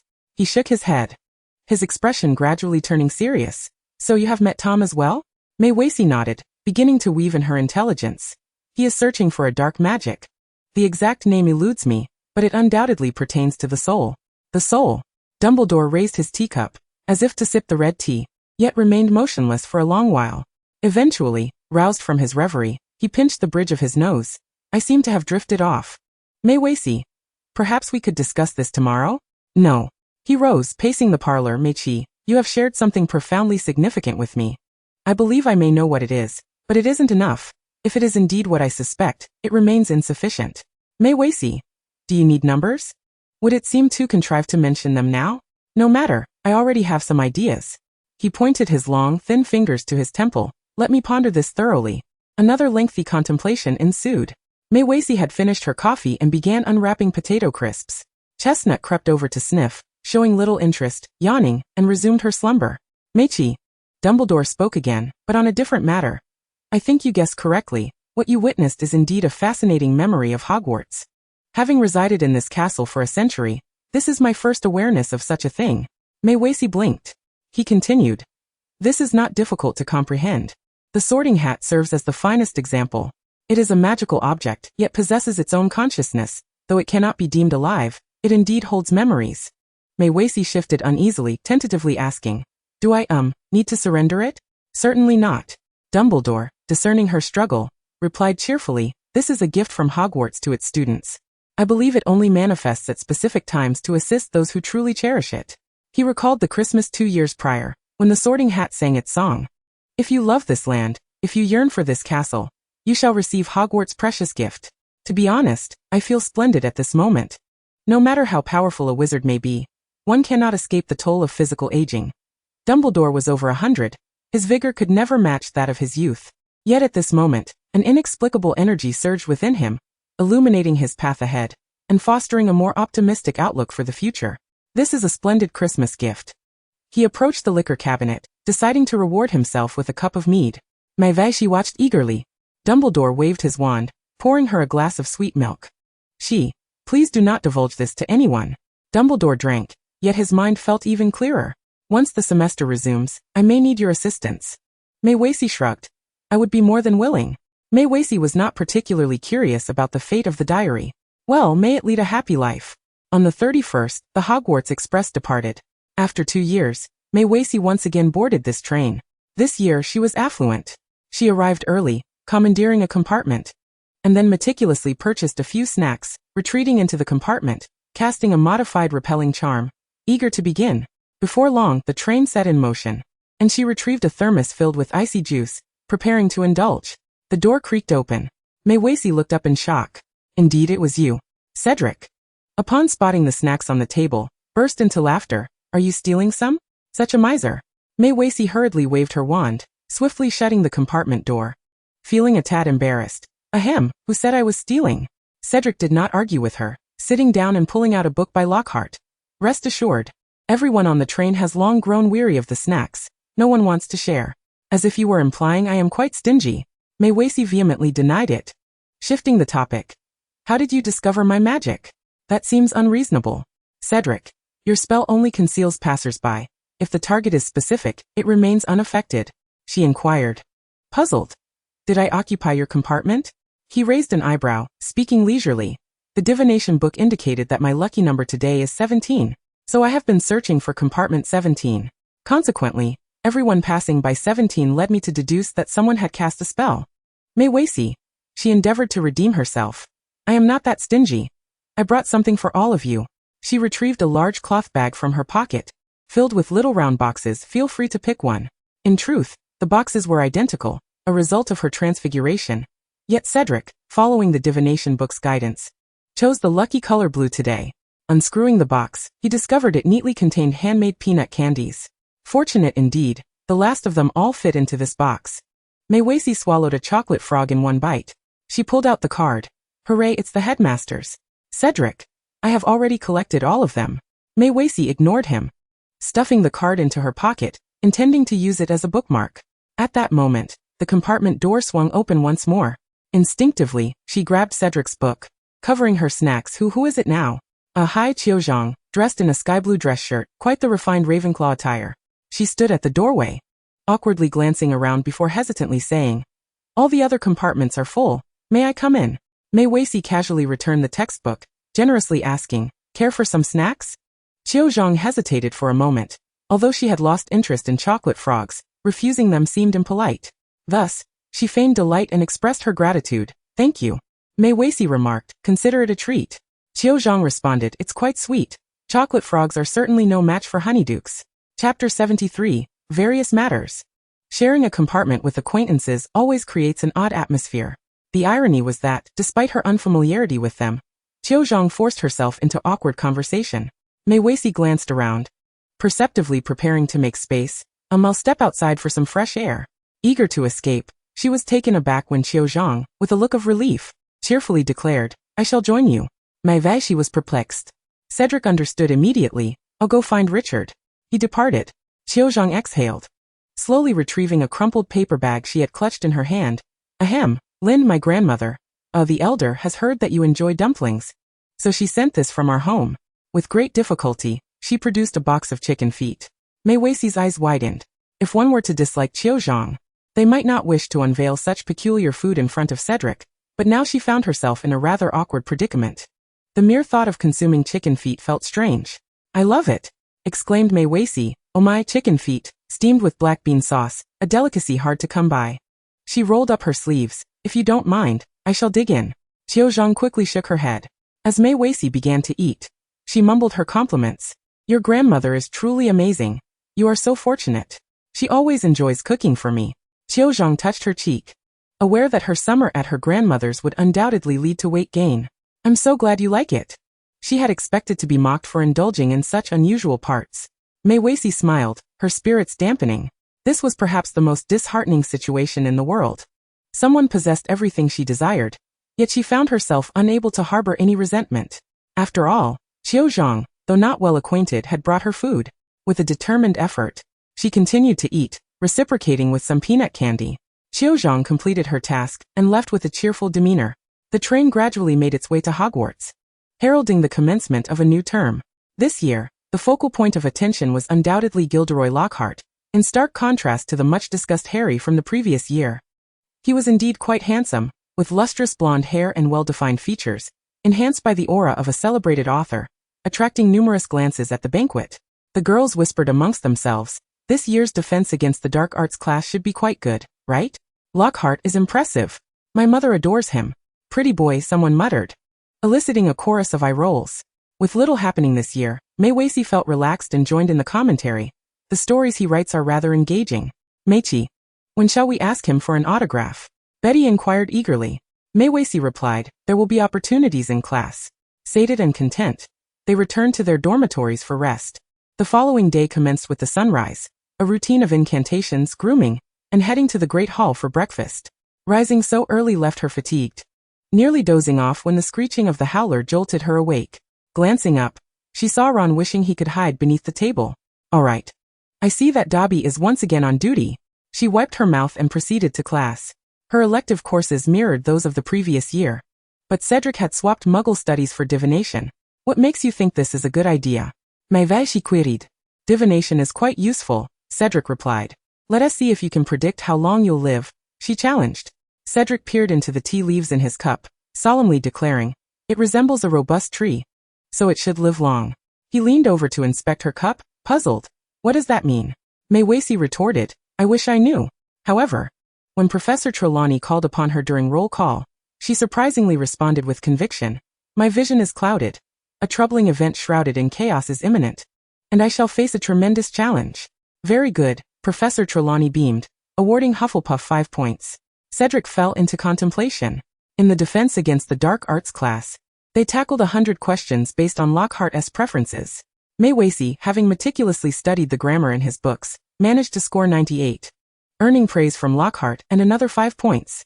This remarkable achievement seemed to intimidate her classmates, who assumed she was enamored with Lockhart. During the evening's chatter, Alice, with an air of revelation, proclaimed, "So Meichi, you fancy this type?" Mei Weiqi, having risen early and feeling fatigued by nightfall, protested, "Who said that?"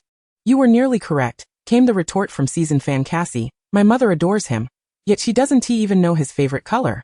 Someone will surely achieve full marks. She yawned.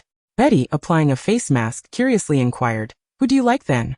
Mei Weiqi produced an aged poster gifted by the proprietor of a Chinese supermarket. Something like this. It was a poster of the actor from The Last Emperor, once quite popular, but now relegated to being a giveaway. However, next year, with Madame Butterfly debuting, the situation may change. Betty and the others examined it closely, concluding, "You seem to prefer dark-haired individuals." "Not necessarily," Mei Weiqi countered. "Once Titanic is released, she will surely switch her affections." The conversation fell silent as she felt exhausted and sleepy, drawing the curtains to sleep. The next morning, she was awakened by a mockingbird acting as her alarm clock. With great reluctance, she extricated herself from her warm cocoon and recited her incantations. Finally concluding the ritual, she felt utterly drained, yearning to return to bed for a nap, when suddenly she sensed something amiss. "Ah!" She tumbled off the bed, scrambling to rouse the slumbering Betty. "Betty dear, wake up." Betty, bewildered, responded, "Huh?" Mei Weiqi insisted. "Do you have any sanitary pads? Lend me one." What? Chapter 74, Unexpected Developments. What does the arrival of one's menstrual cycle signify? Maturity? Transitioning into womanhood? The potential for romance? It means enduring several days each month of backaches, fatigue, and irritability. It entails an additional fixed expense every month for decades to come. It prohibits contact with cold water, disallows vigorous exercise, and forbids the enjoyment of ice cream. For an entire week, Mei Weiqi wore a sour expression. Her friends consoled her. Every girl experiences this. Many have started much earlier. Of course, Mei Weiqi was aware, but after having escaped this ordeal, returning to such a nightmare was profoundly unsettling. Wait. What did you say about potions? It seemed there were no potions capable of alleviating menstrual symptoms. However, comfort potions and calming drafts could help alleviate anxiety surrounding it. Yet, unless brewed personally, Madame Pomfrey would dismiss you, saying, "Child, it is a natural occurrence. You need no potions."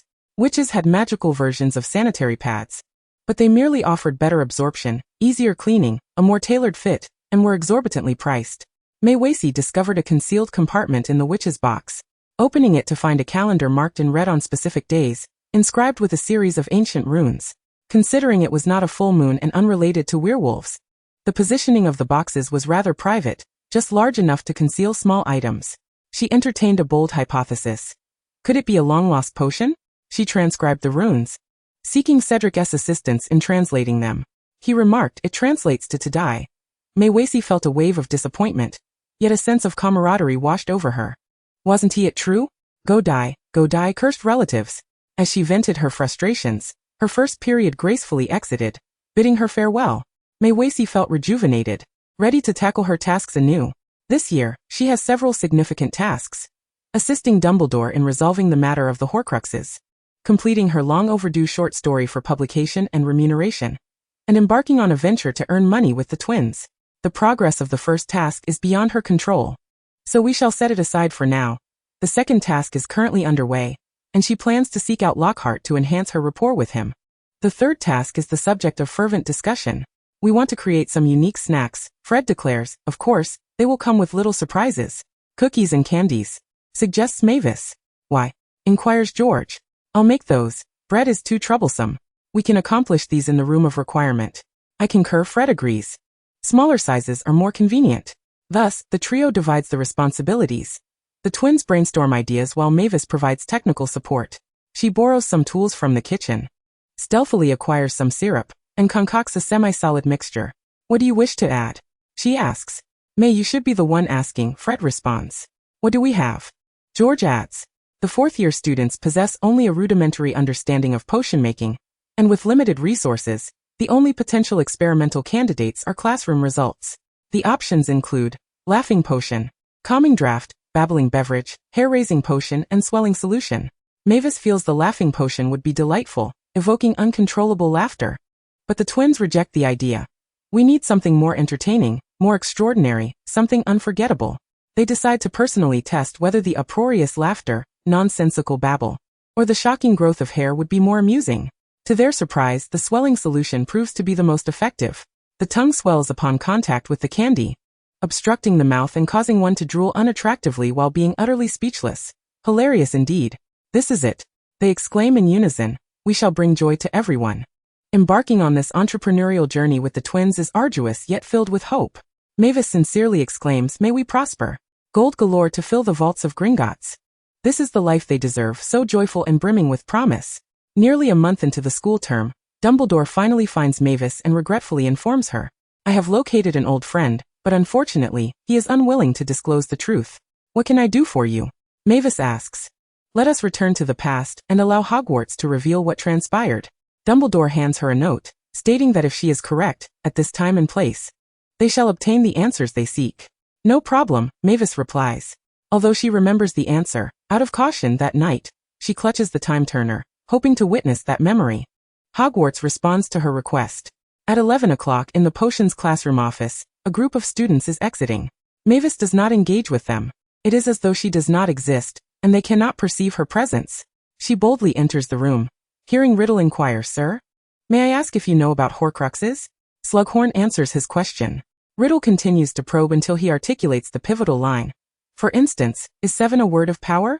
Mavis diligently memorizes each phrase until the memory concludes. The following day, she rises early, recites her incantation, and rushes to the headmaster's office before breakfast to share the answer that has weighed heavily on Dumbledore's mind. 7. Dumbledore responds, astonished to receive this information with both surprise and resignation. It is good news yet also not. Mavis feigns disappointment. What a pity he is about to leave Hogwarts. Otherwise, I could simply follow him and learn everything.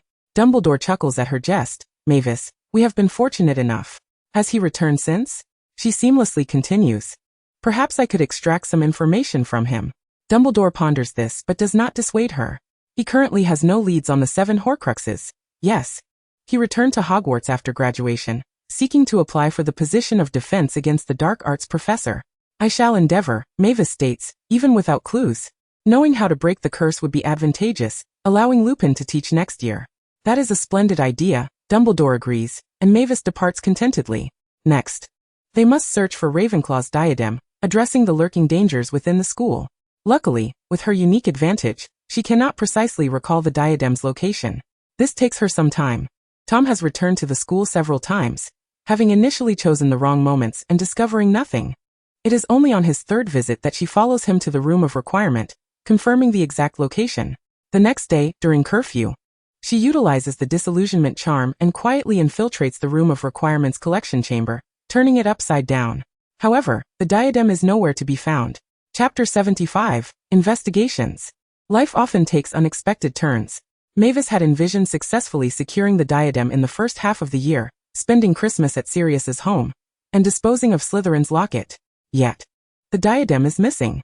Hogwarts's memories confirm that Voldemort indeed hid it within the room of requirement, which is particularly significant, leading to the conclusion that it was taken by someone later. Mavis attempts to return to the scene of the crime, hoping to catch the suspect in the act. However, this time, Hogwarts does not respond to her. "What a disaster," Mavis laments, having spent the night awake, and the following morning, she reports her findings with dark circles under her eyes. Dumbledore is taken aback. "Missing?" she exclaims in exasperation. "Yes. We were promised it would stay until 7th year. I thought it would be the most compliant one. Yet the diary crumbled, and now the diadem has vanished. That is not surprising." Dumbledore observes her agitation and offers her milk and biscuits, suggesting they analyze the situation. He reflects. Tom returned to the school and hid a special diadem. "What do you think it could be?" Mavis surmises he is a Parselmouth. He must know he is a descendant of Slytherin. Ordinary objects are unworthy to harbor his soul. The relics of the 4 founders are the most fitting. Dumbledore concurs with this notion. He continues to analyze since Tom hid it. He likely did not instruct anyone to steal it. "I know him. He trusts no one. As long as he is aware of his situation, the Horcrux will undoubtedly devise a response." Mavis composes herself, realizing he would manipulate those around him, just as Quirrell and Shafik had. Yet nothing has transpired thus far. Dumbledore nods slowly. "I believe he remains in the school. We must locate him." Mavis inquires, could he be seeking the basilisk? It resides within the labyrinth of the Forbidden Forest. Dumbledore informs her, "We have established a blood bond with the remains of the Acromantula, rendering it incapable of harming Hogwarts students, and the school will ensure its safety until the end." Mavis worries, "So what should we do?" "Do not rush. At least we now know what we are dealing with." The elder displays a steadiness born of experience, stating that once he appears, they will know. Though Hogwarts is under Dumbledore's protection, Mavis is unwilling to sit idly by. The diadem daring to escape her notice compels her to take action. Her first subject of observation is Ginny. After all, what if she possesses an aura that attracts the Dark Lord? However, Ginny appears perfectly normal. Aside from being somewhat shy around Harry, she is generally quite outgoing and maintains harmonious relationships with her classmates. Moreover, this year, Ron has gifted her a new robe, and Malfoy has found no opportunity to ridicule her. It stands to reason. The diadem is in the room of requirement, a place not likely known to a first-year student. Therefore, could it be an upperclassman? Mavis fixated on her old rival once again. However, this year, Raymond was unusually discreet. He scarcely made an appearance at the dining table, spending his days immersed in the library and retreating to Snape's quarters every weekend. Mavis mused. No wonder he hasn't been conscripted for community service this year. Snape has found a more effective free laborer. And what of the twins? Tell me, have you two stumbled upon anything peculiar? With an absence of pretense among good friends, Mavis brandished her wand, cornering Fred and George against the wall, urging them to confess and resist the urge to retaliate. Fred retorted, "What peculiar thing?" George chimed in, "What do you want that as peculiar?" Fred quipped, "A dung bomb?" George added, "A stinker ball?" The two exchanged glances, shrugging in unison. Mavis declared, "Girl-esque jewelry." Fred protested, "Maybe. How could we possibly have that?" George inquired, "What are you searching for?" After 3 years of camaraderie, they had come to understand Mavis well, augmented by snippets of information overheard from their parents. They exchanged knowing glances and draped an arm around her shoulders. "Dear Maybe, has something transpired? Is there anything we can assist you with?" Their curiosity was palpable. Mavis scrutinized them, realizing that this situation genuinely required the assistance of individuals familiar with all houses. She stated, "Hogwarts has lost something." The twins exchanged excited glances, their identical faces reflecting the same thrill. "I believe we can be of help," Fred asserted. George asked, "What was lost?" "Professor Trelawney's necklace?" Mavis slowly shook her head. "A crown? Wow," they exclaimed dramatically. "Whose treasure is it?" "It can't be Professor McGonagall's?" They chorused. Mavis replied, somewhat flustered, "It's an heirloom from former times. Extremely significant. I suspect a student discovered it, mistaking it for something unwanted and took it. Is it really that simple?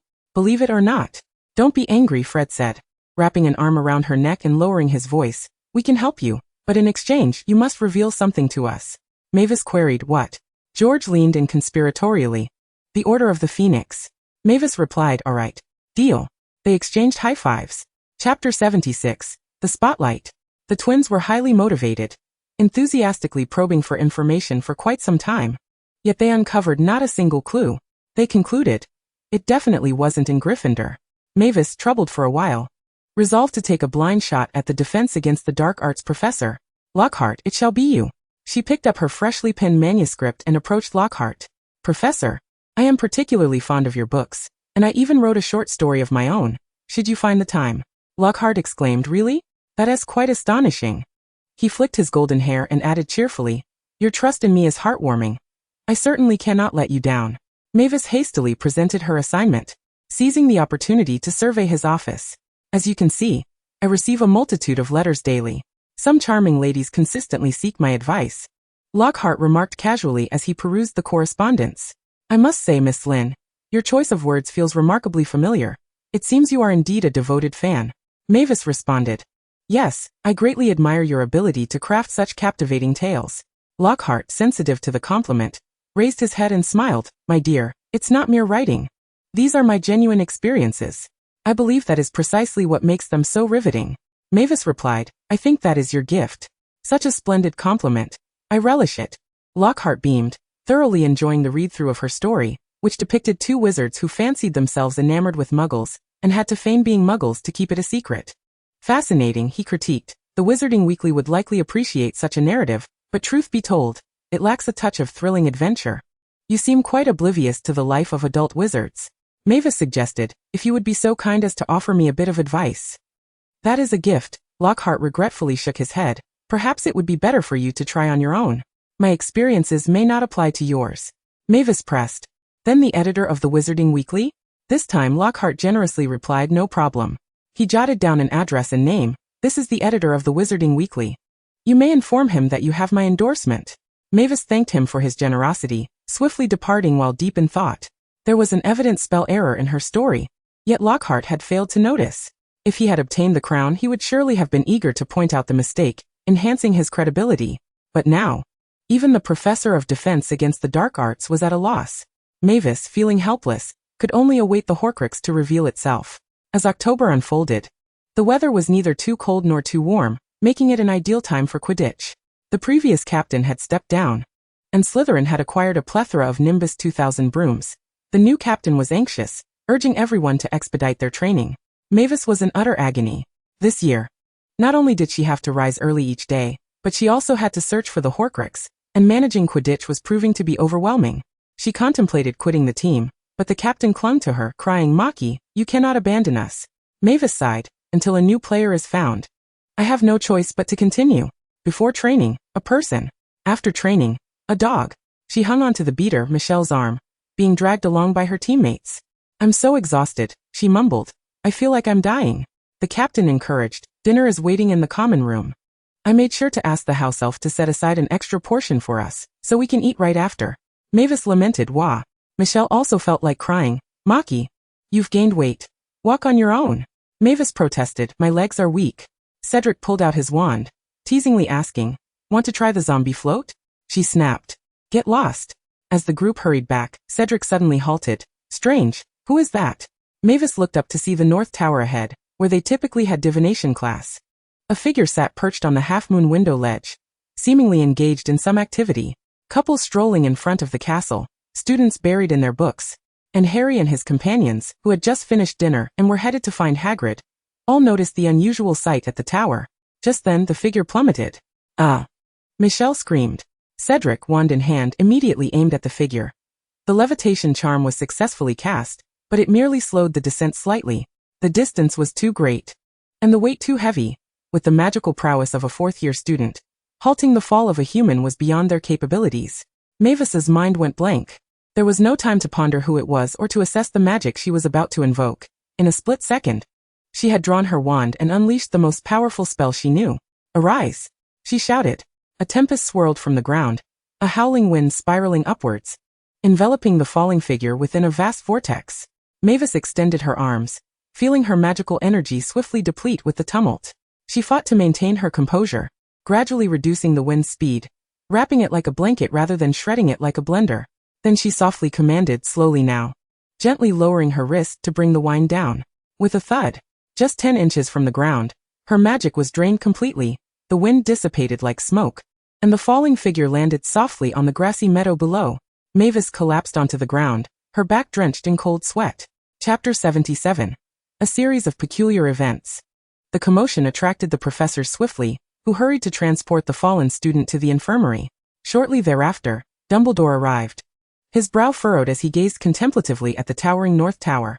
Professor McGonagall admonished the gathered students. "This does not concern you. Return to your common rooms." "We saw it," Harry exclaimed. "Someone pushed her." Professor McGonagall gasped. "What?" She turned to Ron and Hermione. "Did you see it too?" "No, we didn't," Hermione replied. "But I believe Harry is correct. She certainly did not jump of her own accord. Her head was facing downward, indicating someone must have pushed her." McGonagall pressed her lips together, her demeanor growing increasingly grave. "We will investigate this matter thoroughly." Dumbledore's voice was calm and reassuring, evoking an instinctive trust. "Do not worry." He glanced at the lawn where Mavis was regaining her strength and cast a spell, Rejuvenation. Mavis felt a warm surge coursing through her body, restoring her vitality. "I hope you won't hold this chaos against me," she said meekly. "No one can blame you for anything," Dumbledore replied with a twinkle in his eye. "In fact, I hope you realize how proud I am to have a student like you." Mavis. "Oh, that's rather embarrassing. I didn't do much." She turned her gaze to the disheveled lawn, stifling a sigh, fearing Filch might be furious with her. After exchanging a few words with Professor McGonagall, Dumbledore turned to Mavis, who was still contemplating the state of the lawn, and advised, "Mavis, perhaps you should also rest in the infirmary for a while." Mavis snapped back to reality, suddenly standing up, realizing this was not the time for pondering the lawn. "Yes, I also need to go to the infirmary. I feel a bit dizzy," she admitted, clutching her head. Her stomach grumbled in agreement, prompting a soft rumble. "I'll fetch you something to eat." "You need a cup of hot chocolate," Michelle suggested immediately. "Perhaps I should bring chestnuts to the infirmary?" "Yes, I need chestnuts." Mavis nodded gratefully and placed her order. as the captain announced that fried chicken legs were on the menu today. All right. The captain commanded, Cedric, you take her to the infirmary. I'll go get the food. Michelle, you head to the girls' dormitory to find the cat. He looked at Mavis with pride. Leave it to us. You take care of yourself. The Badgers could hardly contain their excitement as they scurried off, their exuberance giving Mavis an unsettling premonition. Cedric stayed behind, crouching down. Come on, I'll carry you. Mavis hesitated for a moment, ultimately finding the thought of floating like a zombie more terrifying, and obediently climbed onto her classmate's back. Since they wore Quidditch training gear, everyone assumed she had been injured during practice, and no one inquired further. Mavis, did you see anyone push her? Cedric asked. It was too far away. But the way she fell looked strange, Cedric replied. Upon arriving at the infirmary, Madame Pomfrey was examining the fallen student. Mavis climbed onto her usual bed and asked Madame, is she all right? I believe she will be fine. It's merely a petrification curse, Madame Pomfrey responded. Mavis craned her neck for a better look, finding the girl somewhat familiar. She must be from Ravenclaw, right? Marietta Edgecombe. Cedric surprisingly recognized her, a friend of Cho's. Don't you know her? Mavis replied, Cho of course. But I wouldn't he know her friends? How do you know her? She scrutinized her companion, wary of any implications. Cedric shrugged, I know many people at school. Mavis stroked her chin, examining the unconscious Marietta. Just then Cho approached, rushing to her friend's side. Madam, is Marietta all right? Yes, she is fine, Madame Pomfrey retorted. Annoyed by their commotion, quiet down children, the patient needs rest. Mavis interjected, I just need a sip of the restorative potion. I've drained my magic. You child. Madame Pomfrey huffed as she rummaged through her potions. Mavis quickly sat up. Cho, what on earth happened? I don't know, Cho admitted, bewildered. We were in divination class. And Marietta had a dreadful reading. The professor said she saw ominous signs, shadows of death closing in on her. Although we heard the professor make such predictions every year, Marietta was extremely distressed, expressing a desire to be alone for a while. We went to get something to eat. And then we heard someone say she fell from the tower. It's horrific. Looking at Mavis, she anxiously asked, is this divination true? They say you're good at it. Perhaps you know what is happening? Mavis hesitated, organizing her thoughts, and tentatively probed. I think the professor meant she might be affected by a curse. Has she exhibited any strange behavior recently? Anything unusual? Cho pondered, not that I can think of. Could dark magic influence someone? Has she become irritable, secretive, frequently disappearing, or unusually brilliant? Mavis inquired. Cho shook her head. Marietta is a very quiet person. She never speaks loudly and prefers reading in the library. She doesn't even play Quidditch. Mavis frowned. After listening for some time, Cedric interjected. Has she had any conflicts with anyone? I don't think so. We're always together. Cho hesitated. What are you trying to say? Mavis pressed. Is it truly a curse? Professor Trelawney has predicted this multiple times. Cho spoke nervously. What if, could it be, she stammered. You're overthinking it. It was just an accident. Perhaps she was too heartbroken and accidentally fell? Mavis suddenly had a revelation. Heartbroken? Did she experience a breakup? I'm not sure, Cho replied, suddenly bashful. I'm just speculating. That's a common trope in movies. That's all right. You've already helped us a great deal, Mavis said, catching a glimpse of Chestnut's tail. She quickly called, Chestnut, over here. Mew. Chestnut leaped onto the bed, nuzzling her hand. Mavis petted him and glanced at Cho. This is my cat, Chestnut. Would you like to pet him? Chapter 78. The Invisible Assailant. Cho extended her fingertip, aiming to stroke Chestnut's head. The cat regarded her coolly, turning away. Mavis sighed in relief. All right, Chestnut's radar confirms there's no malice here. However, it was clear he was not fond of Cho. That's just how Chestnut is.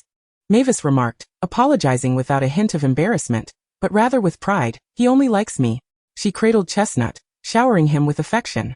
The cat remained docile in her hands, allowing her to fuss over him without protest.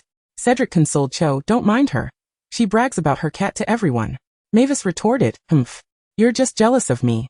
Cho looked on enviously, but didn't press for a chance to pet the cat again.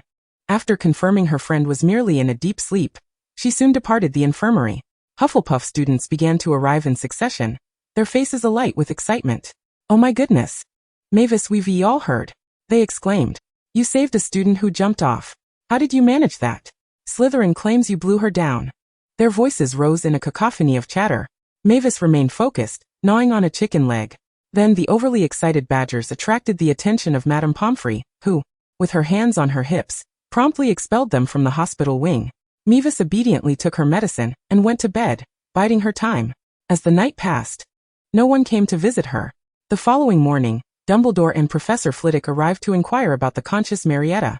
Mavis, hiding behind the hospital curtains, eavesdropped.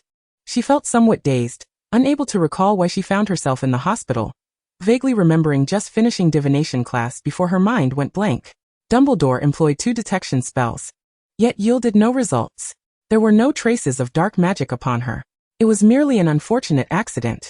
He reassured the student that, fortunately, nothing regrettable had occurred, and that Madame Eichmoff would arrive in the afternoon, allowing her to rest well. Marietta replied, "Thank you, headmaster." She appeared entirely untroubled. Dumbledore and Professor Flitwick conversed at the door. Professor Flitwick, uneasily, asked, "Is this truly just an accident?" Phileas. No one wishes for there to be students in this school who would harm their peers. However, Harry would not lie. "This matter requires thorough investigation," Dumbledore replied. "You should be aware that a relic has gone missing from the school." Professor Flitwick responded, "A dark magical artifact." Dumbledore confirmed, "Indeed." With a sigh, Professor Flitwick stated, "I will do my utmost." He left, visibly troubled. Dumbledore turned back. "Your disillusionment charm is commendable." As Mavis's figure gradually emerged from the wall, she stuck out her tongue, remarking, "It's fine as long as I remain still. Once I move, I expose myself." Dumbledore inquired, "How was yesterday?" Mavis shook her head. "No one came." He nodded, "We need not be overly anxious. If it truly is him, he will be more concerned than we are." Mavis asserted, "I will find another way." "Be cautious," Dumbledore warned her. "Tom in his youth was exceedingly powerful. He is not someone you can easily confront." Mavis, with lingering trepidation, replied, "Rest assured, I am fully aware. The excruciating pain has not yet faded from my memory." After a day's rest, Mavis decided to skip Quidditch practice to utilize her golden finger to return to the scene of the incident and catch him red-handed. She confidently entered her memories. The North Tower, divination class. Autumn and Marietta, accompanied by a group of Ravenclaw students, descended. Unlike the lively atmosphere that accompanied the Hufflepuff class, the Ravenclaw girls maintained a more aloof demeanor. They either looked down upon Trelawney, deeming her inept and deceitful, or immersed themselves in their own worlds, reading books and magazines, oblivious to their surroundings. A gentle and good-natured girl like Autumn quietly comforted her friend, presenting evidence. Professor Trelawney makes predictions like this every year. I doubt she is truly that prophetic, don't you think? Marietta shook her head, stating, "I want to be alone for a while." This was very Ravenclaw-like. And Autumn nodded before departing with her other friends. Mavis rubbed her hands together. "Let me see who has hidden your crown. I shall catch you in the act." Marietta moved to the window, gazing outside with a conflicted expression. Then she was petrified. A curse shot from the corner. The girl froze instantly. A figure approached and quickly shoved her. Mavis widened her eyes. What on earth? She had never witnessed such a bizarre scene. A shadow. A vague, indistincte apparition. A figure obscured in her memory, resembling a little shadow that had wandered into the wrong filming set next door. The figure succeeded and swiftly made its escape. Mavis pursued, but the shadow twisted and turned, vanishing in an instant, eluding her grasp. The memory ended. Mavis was utterly unprepared for such a result. Left speechless and fuming as she got out of bed, intending to head to the kitchen for a cup of hot chocolate to calm her nerves. In the common room, the seats were packed tightly, yet today, surprisingly, no one was playing wizardess chess or exploding snap. Instead, they were gathered around a table, fixated on a crystal ball. "What are you all doing?" she asked, perplexed. "Mavis, come quickly," Betty called. "We're divining." Mavis queried, "Divining what?" Betty replied, "How to avoid death." Mavis exclaimed, "Huh?" Alice added, "This morning, someone encountered Professor Trelawney and spoke to her about Eichmoff. She mentioned that an evil force is hidden within the school, and that we must be cautious." Mavis responded. Katie, a younger student, directly mimicked Trelawney's voice, rasping, I see ominous signs. Darkness looms, an elusive evil is lurking, terrifying, very terrifying. The shadow of death is descending upon you. You must be cautious. Someone will be harmed. Avoid it. You must evade evil." Mavis thought, this doesn't sound like a genuine prophecy. Yet it doesn't seem entirely wrong either. Betty began flipping through an owl-ordering catalog. "How about we buy some crystal balls? I want tea leaves. Are there any protective charms? I think we could try some luck potions." After an enthusiastic discussion, they turned to Mavis. "Since your divinations are so accurate, we should follow you every day." She replied, "That is not necessary." "It is necessary," Betty insisted. "You saved that Ravenclaw girl. Evil fears you. You must protect us." "Exactly." Alice nodded. From now on, we'll attend classes with you every day, Mavis replied. Chapter 79 Trends. Thus, divination became the talk of the town at Hogwarts. Even though many students knew that Trelawney could not really predict, it did not dampen their enthusiasm. The fault lay not with the divination but with the professor. Students eagerly bought crystal balls, tea leaves, and arithmetic lists, pretending to divine their daily fortunes. Mavis remarked, "Wouldn't it be better to just buy a calendar? Today my lucky color is orange." Betty declared, "I want to wear a complete Hermes outfit." Mavis replied, "My lucky number is 3. Does that mean I should eat 3 pieces of cake?" Alice, who was on a diet, felt utterly defeated. Cass, the most unfortunate, lamented, "My luck today will be terrible. I might encounter danger." Then, as she crawled out of the common room, she stepped on some spilled vinegar and slipped. Everyone felt it was remarkably prophetic. Mavis, recently surrounded by them, found it impossible to investigate the case alone. So she resorted to a different approach, attending classes, meals, and gossiping with everyone. "Does Moth have a boyfriend?" she inquired of her friends. The classmates showed great interest in this gossip. "Is she troubled by love? Did someone steal her boyfriend? Was she dumped?" After a lively discussion, no one answered the question, instead sharing various tales of romantic entanglements. A boy likes a girl. The girl rejects him. The boy feels humiliated and spreads rumors about the girl. In a fit of anger, the girl hooks up with the boy's friend. And now they're at odds. Mavis thought, what on earth? Or perhaps, a Slytherin likes a Ravenclaw, but also likes a Gryffindor, leading to a fight. And they all end up in detention. Of course, Hufflepuff had the most stories. Mavis had just learned that a Ravenclaw had confessed to Betty. But a girl from their year liked that Ravenclaw. Betty felt awkward and rejected him. And then the Ravenclaw ended up with the girl. Is this how it works? She completely did not understand. Are you all so casual about relationships? Alice replied, Yeah, what else? Mavis asked, Do you have a boyfriend? I do. Alice pointed at the boy across the table, Aaron. The round-faced lad looked up, smiled at them, and handed a piece of chocolate to Alice. Are we still going to Hogsmeade this week? Alice replied, Of course. Maeve questioned whether she had enrolled in a legitimate school. When did this happen? A week ago. Betty chimed in, Darling, who do you suggest I date? My sister has had 2 boyfriends at her muggle school, and I have yet to have one. Maeve, exasperated, retorted, Sweetheart, we are only 15. What can you do in a relationship? Hold hands, share kisses. What's the fun in that? Betty responded, You need to date more to know what you truly like. What type do you fancy? Maeve quickly switched her stance. Well, someone like Cedric wouldn't be so bad. Ugh. I've been led astray by you lot. So no one has told me whom Ikmo fancies? Everyone shrugged. Well, he's not from our house, otherwise if you asked, we would definitely tell you. Maeve sighed, Forget it, since I can't find out the answer. With the popularity of divination, many believe what the books say, that one day is destined for romance, and they will meet their true love. On that day, if someone confesses, even if they are not well acquainted, they would likely say yes. Maeve was surrounded by classmates for a week, witnessing countless declarations of love, watching couples form one after another, leaving her feeling choked by the sweetness. She decided to seek out Lockhart for a chat. 2 days later, the dueling club was established. A student informed me that recent events at the school were unsettling, and I, Lockhart, who has faced werewolves, trolls, banshees, and ghoulies, must assume the responsibility of teaching you how to confront evil. In class, Lockhart spoke eloquently, announcing, on Tuesday at 7 o'clock, I will hold a dueling club in the auditorium, and anyone can join. Maeve clapped enthusiastically, nodding with a smile. Indeed, this was the proper unfolding of the plot. Enough with the romantic fluff. Let us duel, young men. It must be said that, aside from those infatuated with romance, for the majority of students, the dueling club held far more allure than dating. Although the boys dismissed Lockhart, the girls, like Hermione, recognized his ineptitude. Yet everyone still attended punctually. The auditorium was adorned with a splendid arena, with representatives from all 4 houses standing in place, peering curiously as the flamboyant Lockhart introduced his assistant, Professor Snape.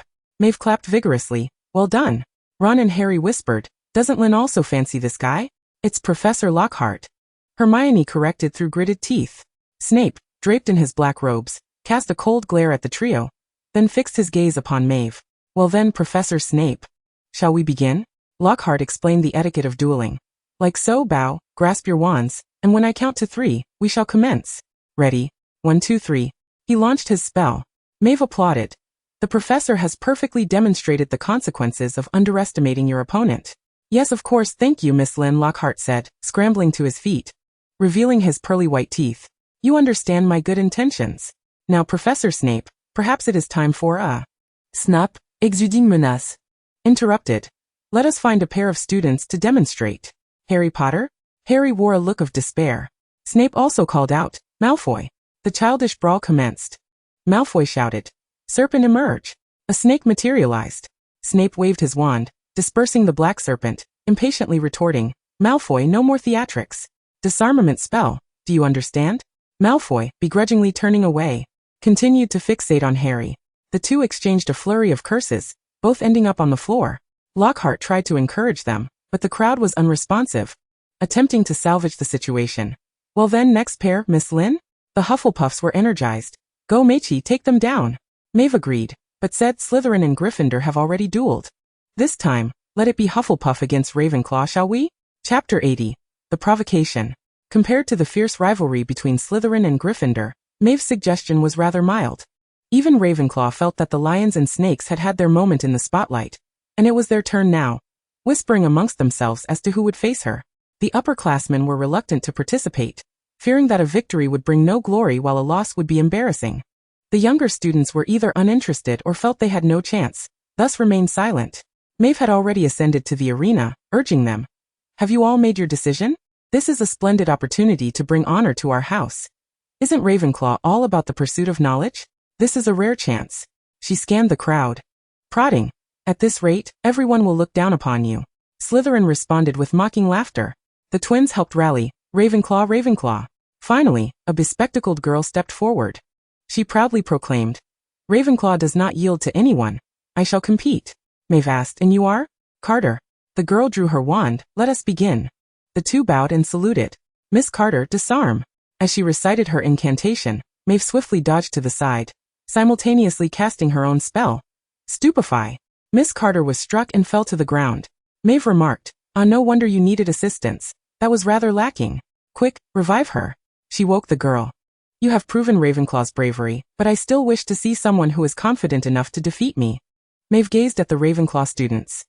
Utilize the wisdom you pride yourselves upon to best me. If I lose, I shall perform a feat of consuming a whole chicken leg. The twins chimed in.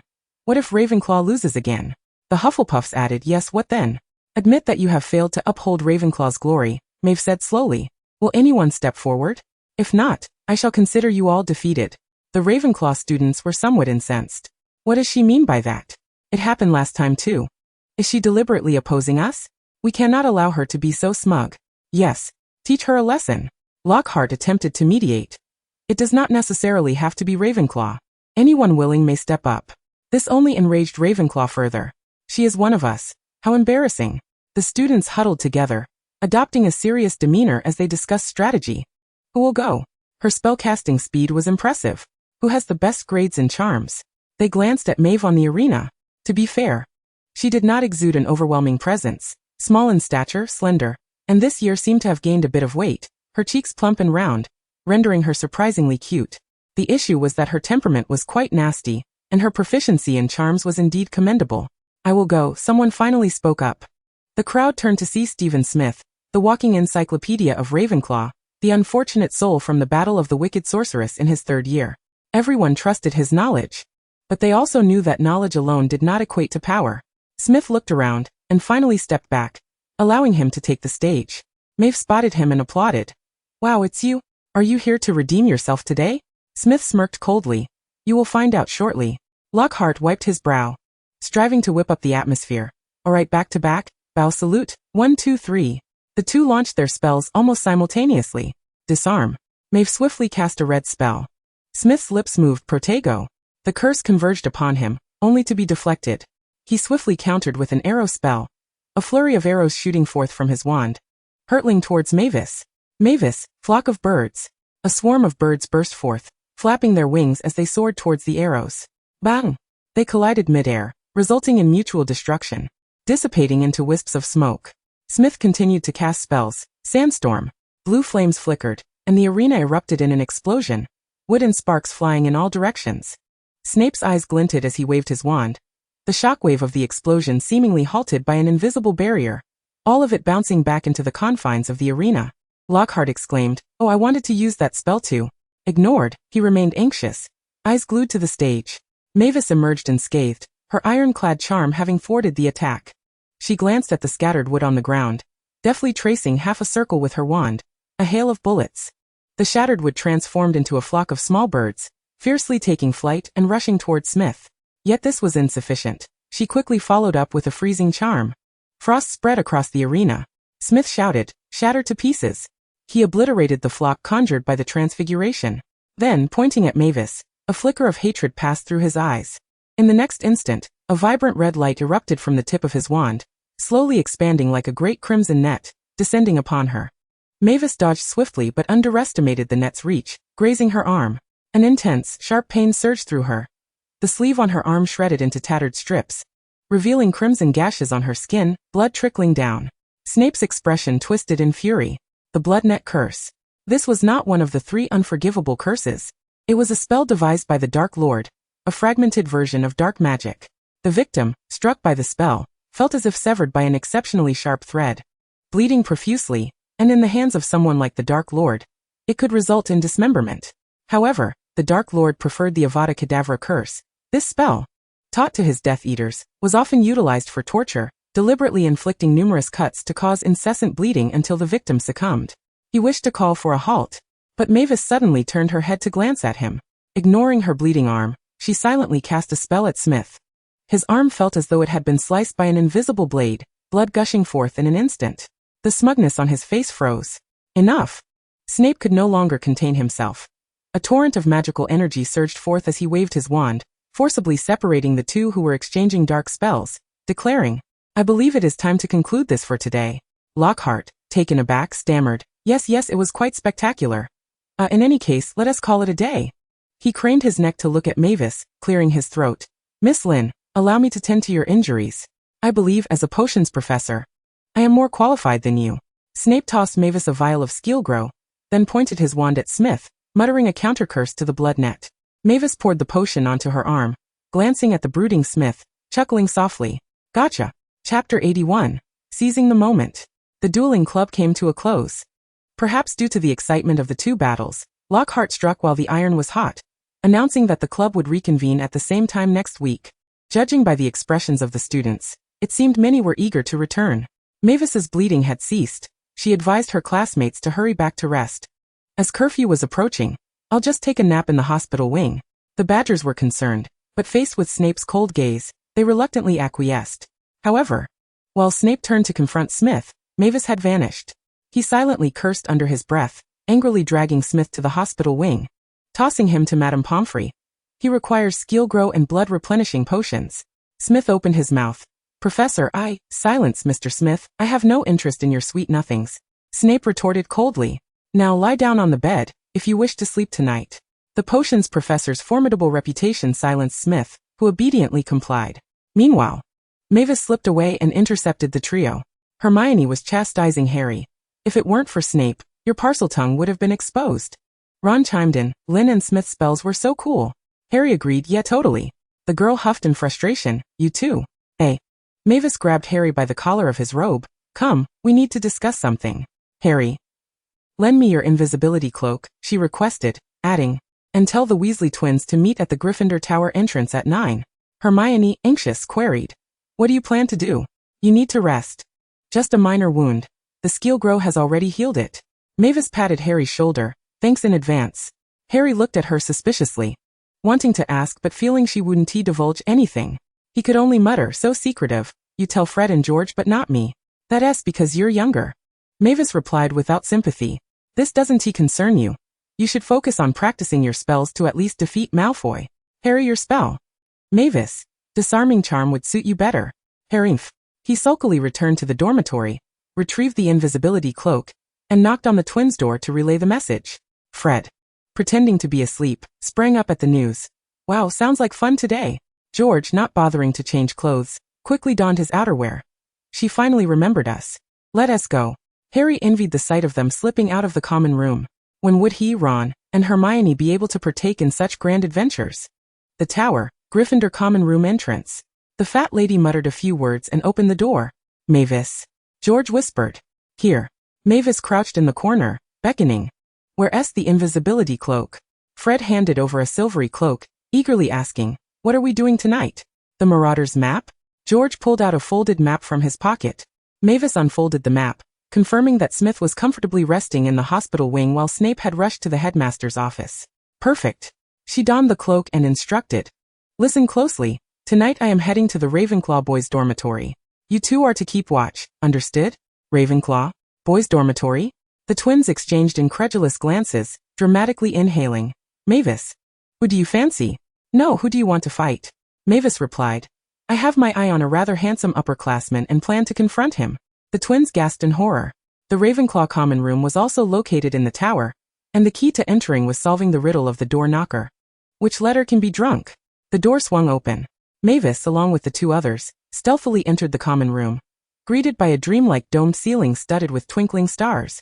While the statue of Ravenclaw stood silently observing them, Mavis signaled for one of them to stay behind while the other accompanied her to the boys' dormitory. The dormitory door was sky blue, each one bearing the name of its resident. She located Smith's dormitory and silently cast the unlocking charm. The door opened. She quickly revealed herself.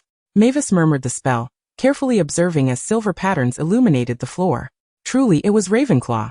The memory charm. Fred, draped in his cloak, whispered an explanation. It was customary for wizards to employ this method. Should a stranger intrude, their footprints would reveal their identity. Mavis nodded, tapping her wand to the ground. Spell. Halt. The silver dark patterns gradually dimmed. She gestured for Fred to remain at the threshold while she stealthily slipped inside. The bed in the center lay vacant. The bedside table cluttered with thick tomes, and although the bed appeared somewhat disheveled, it was evident that no crown was present. The crown suddenly soared into view. She cast a spell, yet it remained utterly still. I knew you wouldn't be so compliant, Mavis mused, grasping her pocket watch, her desire to glimpse last night's memories intensifying. Hogwarts responded to her request, and silvery memories surged forth, transporting her back to the previous evening. 3 minutes later her consciousness returned. Mavis stroked her chin, somewhat taken aback. The events of last night should have been vividly etched in her memory, yet they resembled a poorly filmed clandestine movie, blurry to a ridiculous extent. Among the 4 Ravenclaws, she could scarcely recognize 3 faces, their voices too muffled to discern, and the scenes occasionally stuttered. Such occurrences had happened before. No, to be precise, they had always been this way. In class, Dumbledore's figure was distinctly clear, resembling his real self, while the students' faces remained hazy. During her studies with Riddle, he and his close-knit group appeared sharp, yet bystanders were indistinct. She had initially believed this to correlate with her focus. Whoever she concentrated on would emerge clearly. Upon reflection, that notion seemed flawed. Nevertheless, this was of little consequence. She could now confirm that Smith was indeed the elusive Black. He was entirely obscured, as if Hogwarts were shielding him. Yet, when he lay upon the bed, the scene transformed into a muddled mess. Thus he was indeed in bed? Chapter 82. The net closes. Smith was quite adept at concealing things. One wondered if he had a history of such endeavors. Mavis cast a shielding charm and turned the bed upside down, even unearthing several dissonant tomes from the wizarding world. Yet the crown remained elusive. However, it was often the bumbling allies who proved to be the hindrance. Just as Mavis was eager to dismantle the bed into fragments, a soft glow illuminated the space, akin to a beacon in the night, a matchstick ignited by the little match girl, or a Thanksgiving turkey too vibrant to ignore. She lifted the bedboard and discovered the solitary crown nestled within the hidden compartment. Ah! She brandished her wand, levitating it as if inquiring of the magical mirror-s queen. You will lead me to the pinnacle of my existence, will you not? The crown's radiance enveloped her. A voice within urged her. Wear me, and you shall acquire boundless knowledge. Don me, and you shall become a paragon of wisdom. Adorn me, and you will possess everything. Accompanying the whispers was an overwhelming yearning. Mavis found it challenging to articulate this sensation. It felt akin to finishing a Quidditch match in the summer, hot and parched, only to be presented with a glass of icy cola. It was also reminiscent of braving the biting winter winds, stepping into a warm room, and spotting a steaming cup of hot milk tea. More poignantly, it echoed the experience of her orphan self receiving a windfall inheritance. If she accepted, she could leave the orphanage, return home, savor milk tea, relish hot pot, devour fried chicken, and become the happiest person in the world. This was not mere verbal temptation. It was a magic that awakened her innermost desires. Plugging her ears would be futile. Human desire has never stemmed from external seductions, but rather from an inner resolve unsteady. I can grant you success. But what is success? Success is the freedom to pursue your desires without obstruction. Mavis declared, I wish to go home. The crown responded, I can assist you. Truly? Of course. Mavis remained silent. Opening the witch's box. Before we proceed, I must conceal you. It would be disastrous if Smith discovered you. The crown hovered in midair as she waved her wand, sealing it within the box. Task accomplished. Mavis donned her cloak and retreated. Upon reuniting with the twins, they inquired, Did you succeed? Mavis replied, What did you steal? Fred asked, Is it related to Smith? Did he take the relic? Mavis confirmed, Yes, I am heading to the headmaster's office. Would you like to join? George unfolded the map. Snape is still in the headmaster's office. They exclaimed, now? Though they were out on a nighttime adventure, sneaking into another's dormitory. They were good kids who had merely found lost items. At most, they would receive a deduction of 50 points and a scolding letter. Mavis blinked, so what now? The two exchanged glances and simultaneously declared, We believe it more fitting to be unsung heroes. Mavis retorted, TSK. Don't forget the promise you made to us. Fred reminded, The Order of the Phoenix. Mavis replied, I will inform you tomorrow. George exclaimed. The brothers quickly retreated. Mavis yawned as she made her way to the headmaster's office. The nighttime escapade was trivial, but the Horcrux must not be kept close. Upon entering, Snape had yet to depart and was in the midst of a tirade. I expect you to converse appropriately with Miss Lynn and refrain from experimenting with unidentified magic. Dumbledore interjected, Mavis, you arrived just in time. Severus wishes me to convey that you ought to exercise caution. I only dare to use magic in the presence of a professor, Mavis acknowledged. Her tone contrite as she bowed in apology. I am sorry, Professor Snape. I should not have recklessly employed dark magic, and I am willing to accept punishment. Snape scoffed. I did not realize Miss Lynn possessed such awareness. Mavis produced the witch's box. Aren't you anxious? Without sending Smith to the hospital wing, the plan may falter. Dumbledore's gaze fixated on the box. Mavis, could it be? It's all sorted, she cheerfully replied. Everything went exceedingly well. The elder inhaled deeply, opening the witch's box. The crown lay within. Snape, seemingly recalling something, stepped back with a pallid countenance. Dumbledore closed the lid, his lips moving as golden light erupted from his wand, entwining around the witch's box. I fear the box may not be returned to you for several days, he announced, rising and pacing with slight excitement. This is truly an unpredictable development. Dumbledore, Snape retorted, his hands clasped behind his back, fingers clenched into fists. His smooth voice took on a peculiar tone. You truly, indeed. I am quite certain of it, Severus. Dumbledore maintained his composure. Mavis, you've worked hard. Please return and rest. Mavis gestured affirmatively, hastily departing before she could be reminded of point deductions. With the crown secured, the next manageable target was the locket box.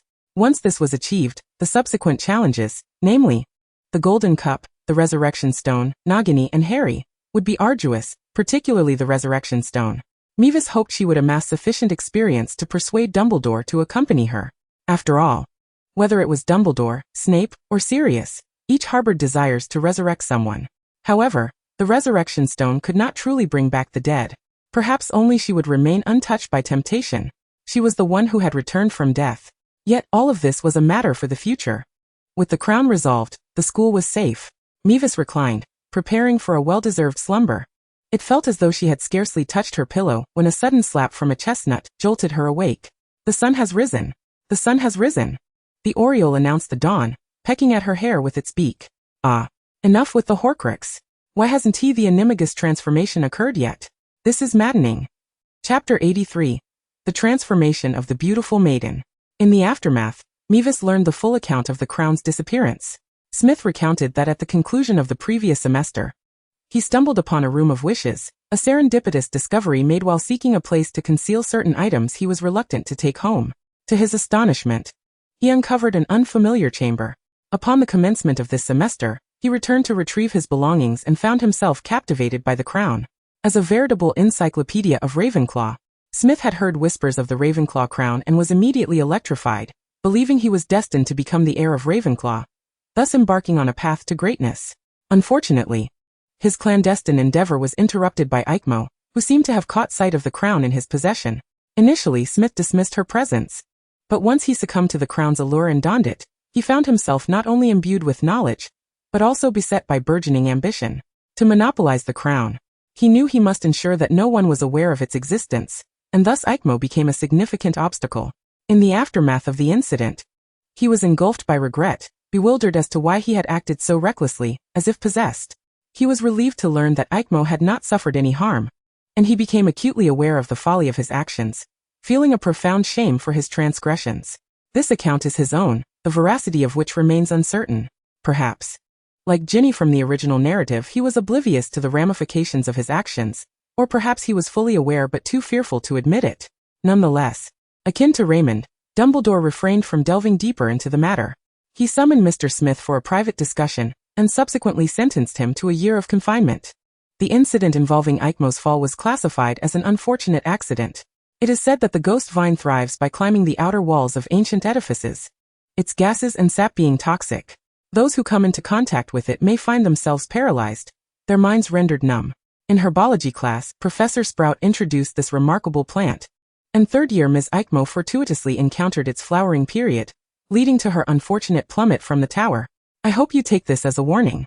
Never underestimate the power of plants. Professor Sprout admonished. The students replied in unison, yes. Today we will be propagating the vine's branches, pairing up in twos. And please remember to don your masks and gloves, Professor Sprout instructed. First, we must cover the flowers with bags to prevent the gas from escaping. The students set to work. Mavis grasped a small bag, and as she lifted her left arm, tears streamed down her face. It hurts, she exclaimed. While the white willow can heal wounds, the bloodbond curse, being a spell of the Dark Lord, would cause the wound to reopen after initial bleeding, inflicting torment through its relentless recurrence. Give it to me, Cedric said, taking the bag, blowing into it to envelop the bud before tying it securely. Did Madame Pomfrey not heal you? Mavis replied, stifling her tears. She did, but it still splits open. He expressed sympathy. Don't worry about it, I'll handle it. She retreated to a corner to tend to the mushrooms. Professor Sprout feigned ignorance of her slacking off during the lesson. As expected, our head of house is quite lenient, Mavis mused. However, one could not afford to be lax in potions class, where Snape's vigilant gaze was ever present. Cedric stepped in to partner with her, only to be reprimanded. Mr. Diggory, I do not believe my classroom is a venue for your gallantry. Miss Lynn, I implore you to attend to your own tasks. Mavis bore a grim expression. At the conclusion of the class, she was docked 20 points. Snape relished the opportunity to take his revenge, delightfully marking her with a grand flourish. It seems that of all my tutors, you are the most miserly, Mavis retorted. The wound inflicted by the bloodbond curse did not heal until the weather turned cold. Dumbledore returned the witch's box, generously providing a hefty interest. The latest confections from the Honey Duke, several vials of healing potions, and 2 handwritten spell notebooks. The signatures were unmistakable. However, Mavis keenly observed that the handwriting belonged to 2 different individuals. Curious, she mused. As November drew to a close, the weather deteriorated. A storm was imminent. During dinner, Mavis received a note from Dumbledore that read, "Prepare yourself." With fervent hope, Mavis prayed, "Lightning, I beseech you, come forth swiftly. The child is about to lose their mind." Around 9 o'clock, the winds howled and torrential rain fell. Mavis stood at the window, anxiously awaiting the tempest. The winds intensified, and the sheets of rain obscured her view, rendering the world outside the castle a mere abyss. After what felt like an eternity of anticipation, a sharp bolt of lightning cleaved the night sky. The moment had arrived. Mavis promptly opened the witch's box, adjusted it to the compartment for preserving potions, and discovered a vial of blood-red elixir within the original crystal container. At last, she exclaimed as she seized the vial and dashed from her dormitory to an empty classroom on the first floor. Along the way, she conjured a Patronus, and upon reaching the classroom, she took a deep breath, aiming the tip of her wand at her heart. After reciting the incantation, she swallowed the potion in one gulp.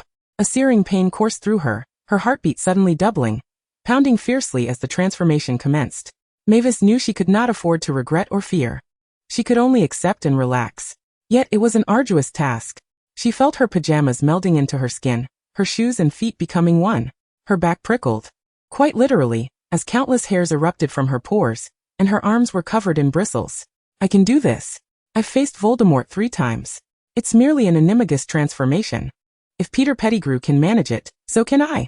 Mavis endured the terror of her metamorphosis, oblivious to the fact that she was trembling all over. Maggie, trust me. Trust yourself, she heard Dumbledore's voice echo in her mind. Mavis suppressed her tears, gritting her teeth as she withstood the horror of her body contorting. Her heart raced, alternately contracting and then slowing, her vision expanding rapidly, but no, she was shrinking at an alarming rate. It seemed she was becoming a small creature. Oh no, am I turning into a mouse? As she watched herself grow smaller, the classroom loomed larger, and Mavis's panic escalated. After what felt like an eternity, the transformation ceased. Trembling, she lifted her head and compared her size to that of her wand, realizing her body was now nearly the same length as the wand. So small. She whimpered. What an extraordinary form. Dumbledore had remarked, a remarkably rare type. Mavis retorted. Even the headmaster's words cannot console me. She attempted to move, suddenly sensing something amiss. Her perspective shifted abruptly, soaring high before plummeting, akin to a roller coaster.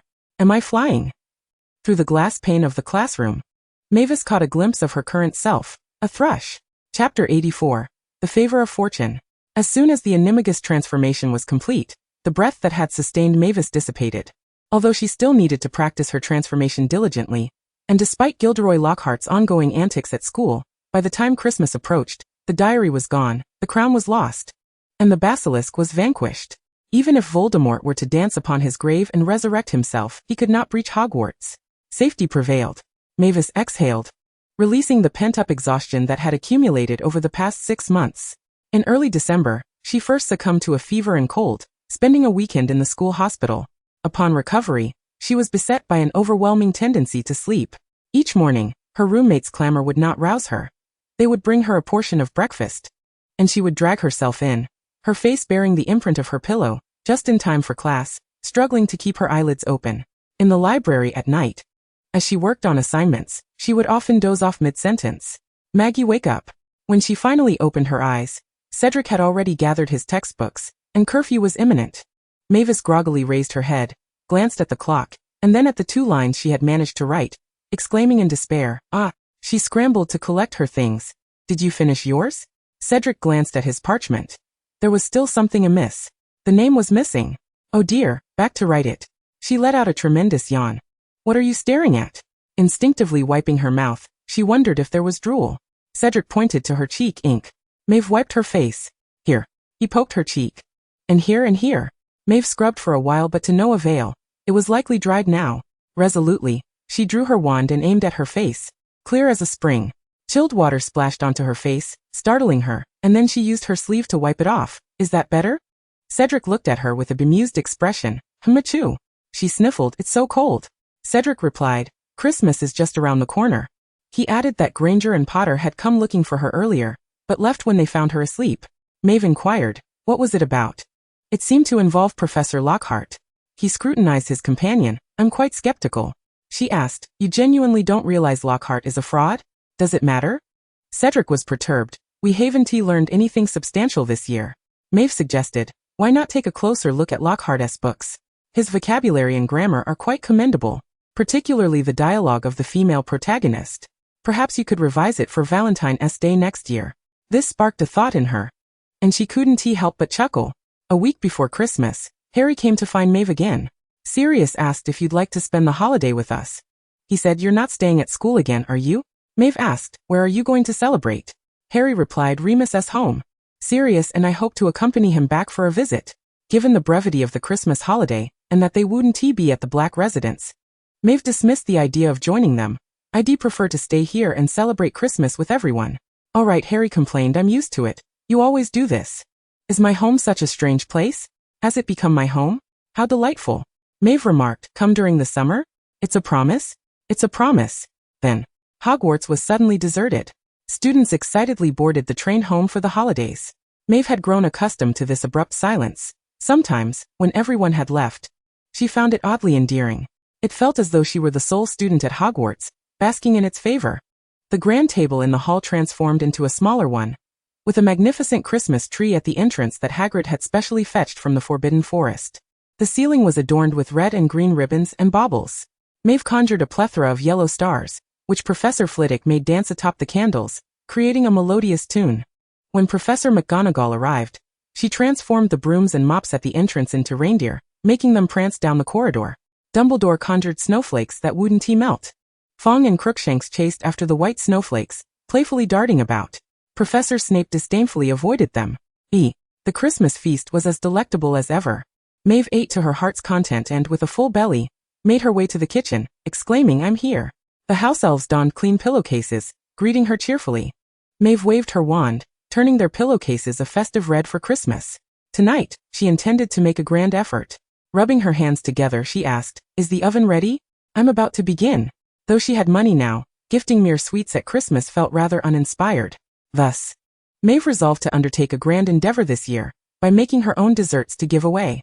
After all, her culinary magic was already quite remarkable, so there would be no issue. The colors of Christmas are simply red, green, and white. Red for cranberries, green for spinach, and white for cream and white chocolate. Maeve chose the most visually appealing macarons as her main offering, adorned in red and green, with white chocolate smiles drawn upon them. Don't inquire about taste. They're simply pleasing to the eye. Working until the early hours, she began to box them up, tying satin ribbons. The house elves assisted her with the packaging while she sat on the kitchen bench, sipping hot chocolate and writing addresses on the wrapping paper, including greeting cards. She also included the gifts she had bought in Paris, which of course, she hadn't distributed yet. They were too expensive and would wait until Christmas. Maeve was meticulous in her budgeting, adamantly avoiding extravagance where possible. In a rush, the little owls in the Olery were growing impatient. As she approached with her bundles, a flurry of them swooped down, playfully pecking at her hair. So slow, they chirped in complaint. "I'm sorry," Maeve said, cradling her head, "don't peck, or I'll go bald." One little owl nudged her cheek, small in stature, claiming the largest package with a fierce demeanor, only to be swatted away by its mother. The owls divided the packages and soared into the sky. Snowflakes drifted down. At that moment, Maeve felt a profound sense of happiness. Chapter 85: The Festivities. Maeve slept until noon before rising to unwrap her gifts. This year, she received knitted gloves, a hat, and a scarf, forming a cozy knit ensemble. Professor McGonagall gifted her the annual Transfiguration Journal. Professor Flitwick presented her with chocolate, and Professor Sprout bestowed a small bottle of essential oil labeled Venomous Tentacula. Hagrid gifted her several beautiful feathers, suggesting they could be attached to a hat to ward off minor curses.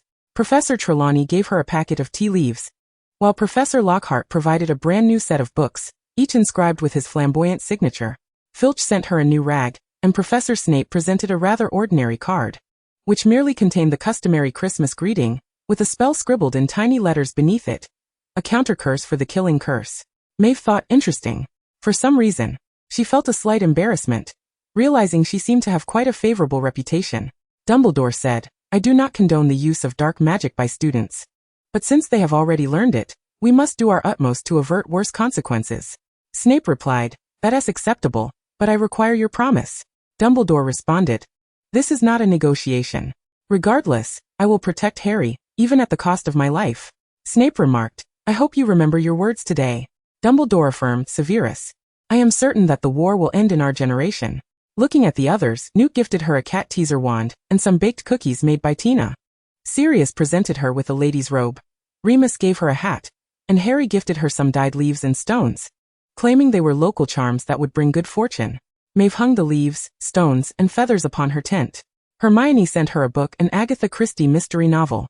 She reasonably suspected this clever girl was testing something. The Weasley twins sent her a bag of cookies, but Maeve would absolutely not indulge in them herself. Her roommates sent candies, chocolates, and cookies, but only Betty truly understood her intentions, arriving with several tubes of potato chips. Cedric presented her with a bottle of purple ink. Quite the coincidence, as she had given him a Muggle notebook, which inexplicably instilled a sense of pressure regarding the upcoming finals. Xiaozhang sent a little piggy bank filled with homemade blueberry jam for her grandmother. Maeve promptly ate it for breakfast. It's quite delicious. If only I were a boy or Chio were a boy. I do want to fall in love right now. After unwrapping the gifts, it was time to organize everything. Ever since the acquisition of the witch's box, the fear of an overwhelming amount of belongings when moving had dissipated. With the box tucked away, there was no place I could not venture. However, upon unwrapping all the parcels, I discovered yet another one. A sample issue from the Wizarding Weekly had arrived. Her melodramatic novel had been accepted, and it would be published in the next issue, serialized over 3 installments. The editorial office had sent her a payment of 10 galleons. My Weiss exclaimed, "How? Gilderoy Lockhart truly has some merit after all." Christmas vanished in a blink, and the flurry of festivities at Hogwarts was replaced by bustling crowds. Yet, the new topic of conversation was no longer Christmas, but rather Valentine's Day. Lockhart seemed aware that his true nature was becoming increasingly difficult to conceal. The girls regarded him with skepticism, and he felt compelled to take action. "I hope you all are prepared for the surprise I have in store for you," he declared during language arts class, eloquently waxing lyrical about Valentine's Day. A splendid occasion, yet one that often finds some individuals rather shy and reluctant to declare their affections publicly. I genuinely understand. Let me assist you. He unveiled his Cupid plan. There would be a Cupid to convey your sentiments, provided you prepared a sufficiently heartfelt love letter. May Weiss raised her hand. Miss Lin, Lockhart beamed at her. May Weiss joyfully suggested, Professor, your writing is so beautifully captivating. Why not teach us the art of poetry? What a splendid idea. Lockhart seized the opportunity to salvage his reputation, earnestly responding, Miss Lin has astutely discerned the crux of the matter. I shall teach you how to become the stars of Valentine's Day. Hufflepuff gains 10 points. Thus, the class embarked on a lesson in poetry writing. Lockhart proclaimed, I shall not assign any homework, but if I receive greeting cards, they will serve as a reference for your final grades. Shameless. The students muttered behind his back. I won't write one. Neither will I. I'm not writing to a man. Classmates inquired of May Weiss, will you write? May Weiss replied, of course. This is for my final grade. All right, but I won't. The Badgers adopted a laid-back approach to school, rejecting competition. Disappointed, she resolved to head to the library to toil away.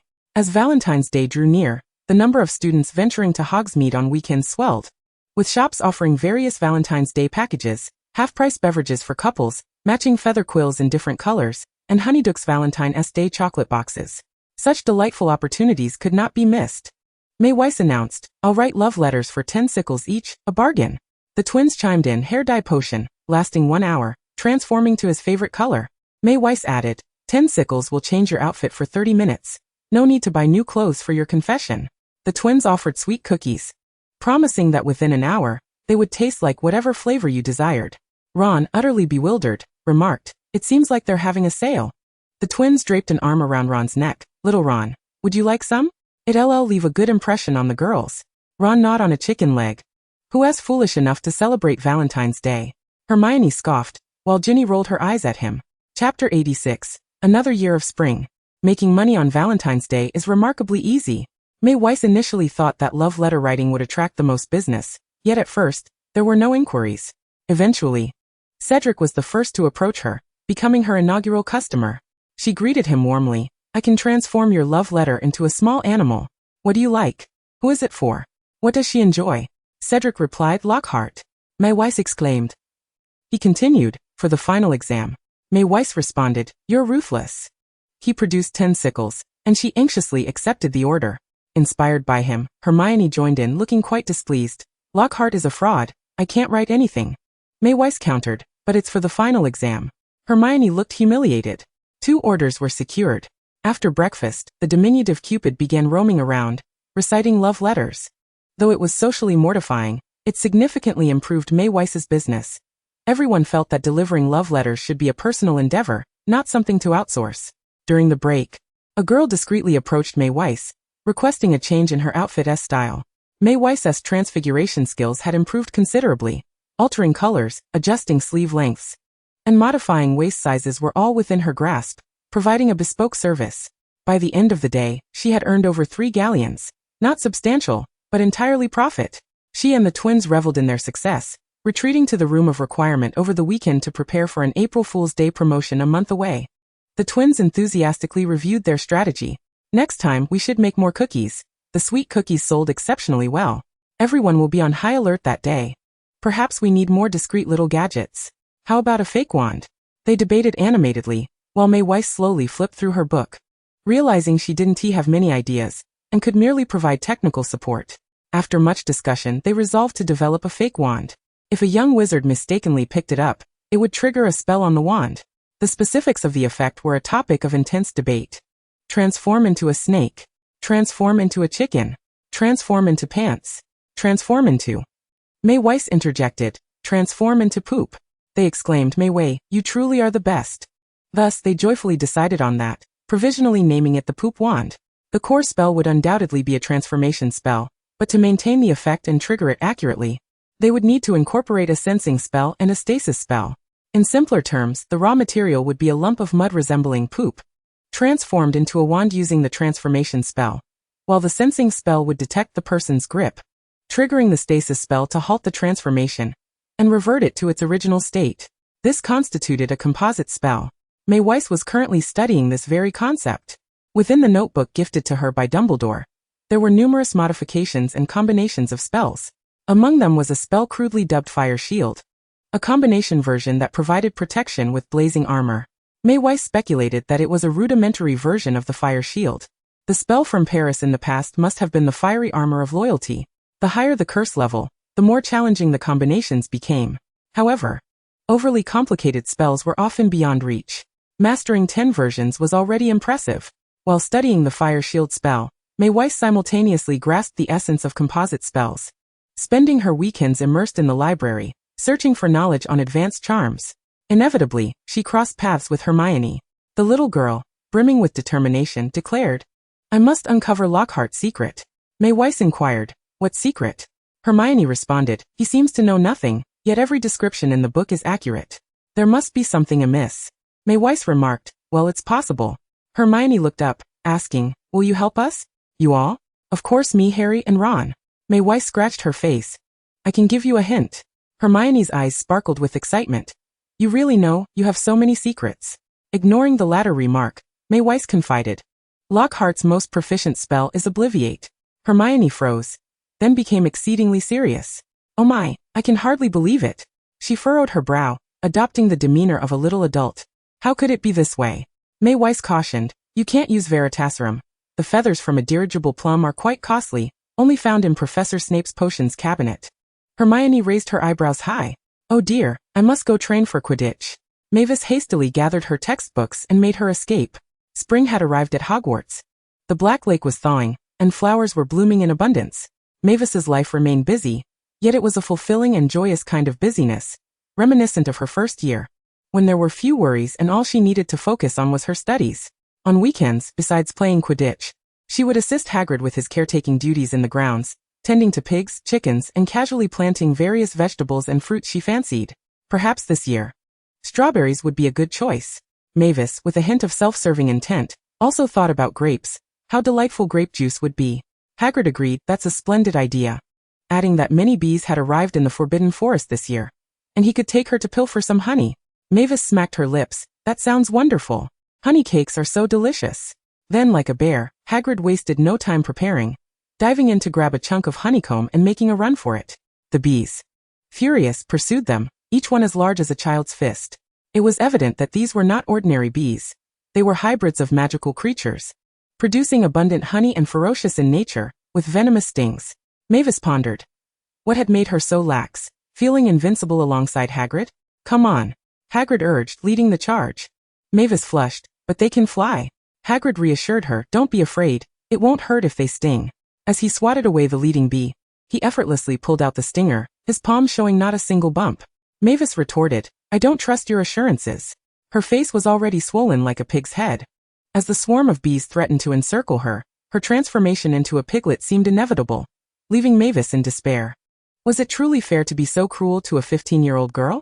With no other options, she brandished her wand, tracing a circle on the ground. Flames erupted fiercely, encircling her tightly, the flickering flames above her head converging like a burning cocoon. The charging bees met the flames and fell, charred. The remaining bees circled the fiery cocoon twice, hesitatingly retreating. The flames gradually extinguished. "Oh my, that was terrifying." Mavis exhaled in relief, but then she sensed something amiss. Did this fire shield resemble a water prison a bit too closely? Chapter 87. Time flies. The makeshift one ultimately produced a rudimentary version. It could not transform unless held firmly, only channeling magic, activating the spell contained within just before casting, halting the transformation. Even so, April Fool's Day proved to be quite disastrous. The recipe for the mud was the twins' handiwork. Not only did it look strikingly similar, but it also smelled remarkably authentic. That day's class was nothing short of calamity. Can one imagine Professor McGonagall calling the roll, as a student attempted a spell only for their desk to remain unchanged while their wand morphed into an odorous, unidentifiable object? The psychological trauma was immense. Demand surged, and stock sold out before noon. The twins lamented, "Watching our galleons slip away feels worse than a heartbreak." Mavis quipped, "Have you two even experienced a heartbreak?" It was akin to finishing last in your final exams. Mavis's face reflected sheer horror. As April passed, the weather grew warmer by the day. It was time to prepare for finals. Mavis spent long hours in the library, reviewing history of magic while also delving into the study of combination spells. Her notebook clearly articulated the principles. Not experimenting seemed unthinkable for a mischievous child. Creating a new combination spell was easier than inventing an entirely new one. With 3 key points: coordination, fusion, and synchronization. Coordination meant that the 2 spells had to complement each other well. For instance, the unlocking charm did not pair well with the Lumos charm, as illuminating while opening a door would be quite absurd. Mavis contemplated crafting an offensive spell, settling on the freezing charm, though she was still determining her partner in this endeavor. Hermione had been spending less time in the library. One day, Mavis saw her exiting the girls' restroom, where Myrtle was present. The plot thickened with a stubborn inertia. Mavis was curious, eager to discover when Hermione would take action. Days passed, and even as finals approached, no sign of her initiative emerged. Finally, Harry and Ron appeared in the library, but by then, finding a seat had become quite the challenge. Hermione reserved spots for them daily, even lending them her notes for review. The 2 boys wore expressions of utter confusion, as if questioning whether they had ever been taught the material. Hermione, exasperated yet patient, endured it all. Perhaps this is what friendship entails. Mavis felt a twinge of envy. The twins needed only to pass their classes to participate in Quidditch practice each week, while Cedric was even more intense, a true perfectionist. His notes on history of magic were exceptionally thorough, with names memorized flawlessly, including various obscure tribe names. Mavis lamented, "I can't even recall Albus's name." Cedric shrugged. "That's unfortunate. You better watch out." Mavis, fueled by determination, resolved to salvage her astronomy class. After curfew, she stealthily slipped outside to the astronomy tower, attempting to memorize the constellations. What is this one again? Sagittarius? She bit her quill, deep in thought. The twins crept up behind her. Fred peeked at her book, gasping. "George, she's studying astronomy." George dramatically clutched his chest. "Goodness, the purpose of her midnight escapade is to review." Mavis, bewildered by the stars, clutched her head in despair. "I feel like all the constellations look the same." "If it's too difficult, then don't stress about it," Fred said, patting her shoulder. Mavis declared, "I want to be first." George replied, "Who would spank you if you don't come in first?" Mavis fell silent. "Mavis?" They exchanged worried glances. She replied, "There's no particular reason. One must have some goals in life, right? Besides defeating the Dark Lord, I must find my own value in life. Whether I place first or not isn't that important. Yet achieving it would serve as a testament." A flicker of disinterest crossed her mind. "Never mind. I'll just go back to sleep." "Aren't you 2 going to bed?" "Our adventure has concluded," the twins chimed, pulling her along. "The Weasley Knight will escort the young witch back to her common room." Mavis laughed heartily, feeling considerably lighter. As she climbed into Hufflepuff's common room, Cedric was still awake, fiddling with the radio. She tiptoed over, suddenly exclaiming, "What midnight show is this? Ghost stories? Late night radio?" Cedric replied, "This station plays Muggle songs at night." "Really?" Mavis squatted down, intrigued, and listened for a while. The host announced, "This is the most popular song among Muggles this year," as a female singer began to croon. Mavis remarked, "I've never heard this before." Her English was first inspired by "My Heart Will Go On." "Time for bed." She waved her hand, bidding farewell. Cedric waved back. The exam week arrived, and soon it was over. Having prepared well in advance this year, Mavis managed to navigate her history of magic exam with relative ease. As for whether she made any spelling errors, that would be left to fate. On the very day of the defense against the dark arts exam, Gilderoy Lockhart had a spectacular meltdown. During dinner, he began uncontrollably revealing the truth before all the students and faculty, confessing that he had never experienced the grand adventures he claimed.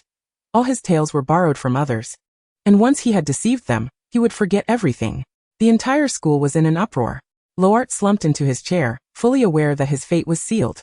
Mayway thoughtfully gnawed on a fried chicken wing. Regardless of the circumstances, Lockhart, as the defense against the dark arts teacher, was undeniably handsome. Soon after, the year-end feast commenced. This year, Hufflepuff secured second place in the House Cup. Mayway exclaimed, "We have risen." Due to Snape's relentless deductions of points from Gryffindor, they found themselves at the bottom. Meanwhile, Ravenclaw, convinced they had seen through Lockhart's ineptitude, refrained from boosting their rapport, resulting in Lockhart awarding points to Mayway in the latter half of the term. Coupled with the generosity of other professors in granting her points, and with Snape being somewhat restrained in his deductions, Hufflepuff astonishingly amassed 382 points. Of course, Slytherin, under Snape's dominion, still held the highest score of 435. Ahem, silence. Once all the students were seated, Dumbledore commenced his address. "Before we embark on the summer holidays, we must reflect on the past year. The scores for the House Cup are as follows. Slytherin displayed a composed smile. Malfoy provocatively gestured towards Harry, who glared back. He continued, however, there is one matter I believe requires clarification. Last autumn Miss Eckmer, due to the venomous tentacula, accidentally fell from the tower. Thanks to Miss Lynn's quick wit and bravery, a young life was saved. I believe such actions are undoubtedly worthy of commendation.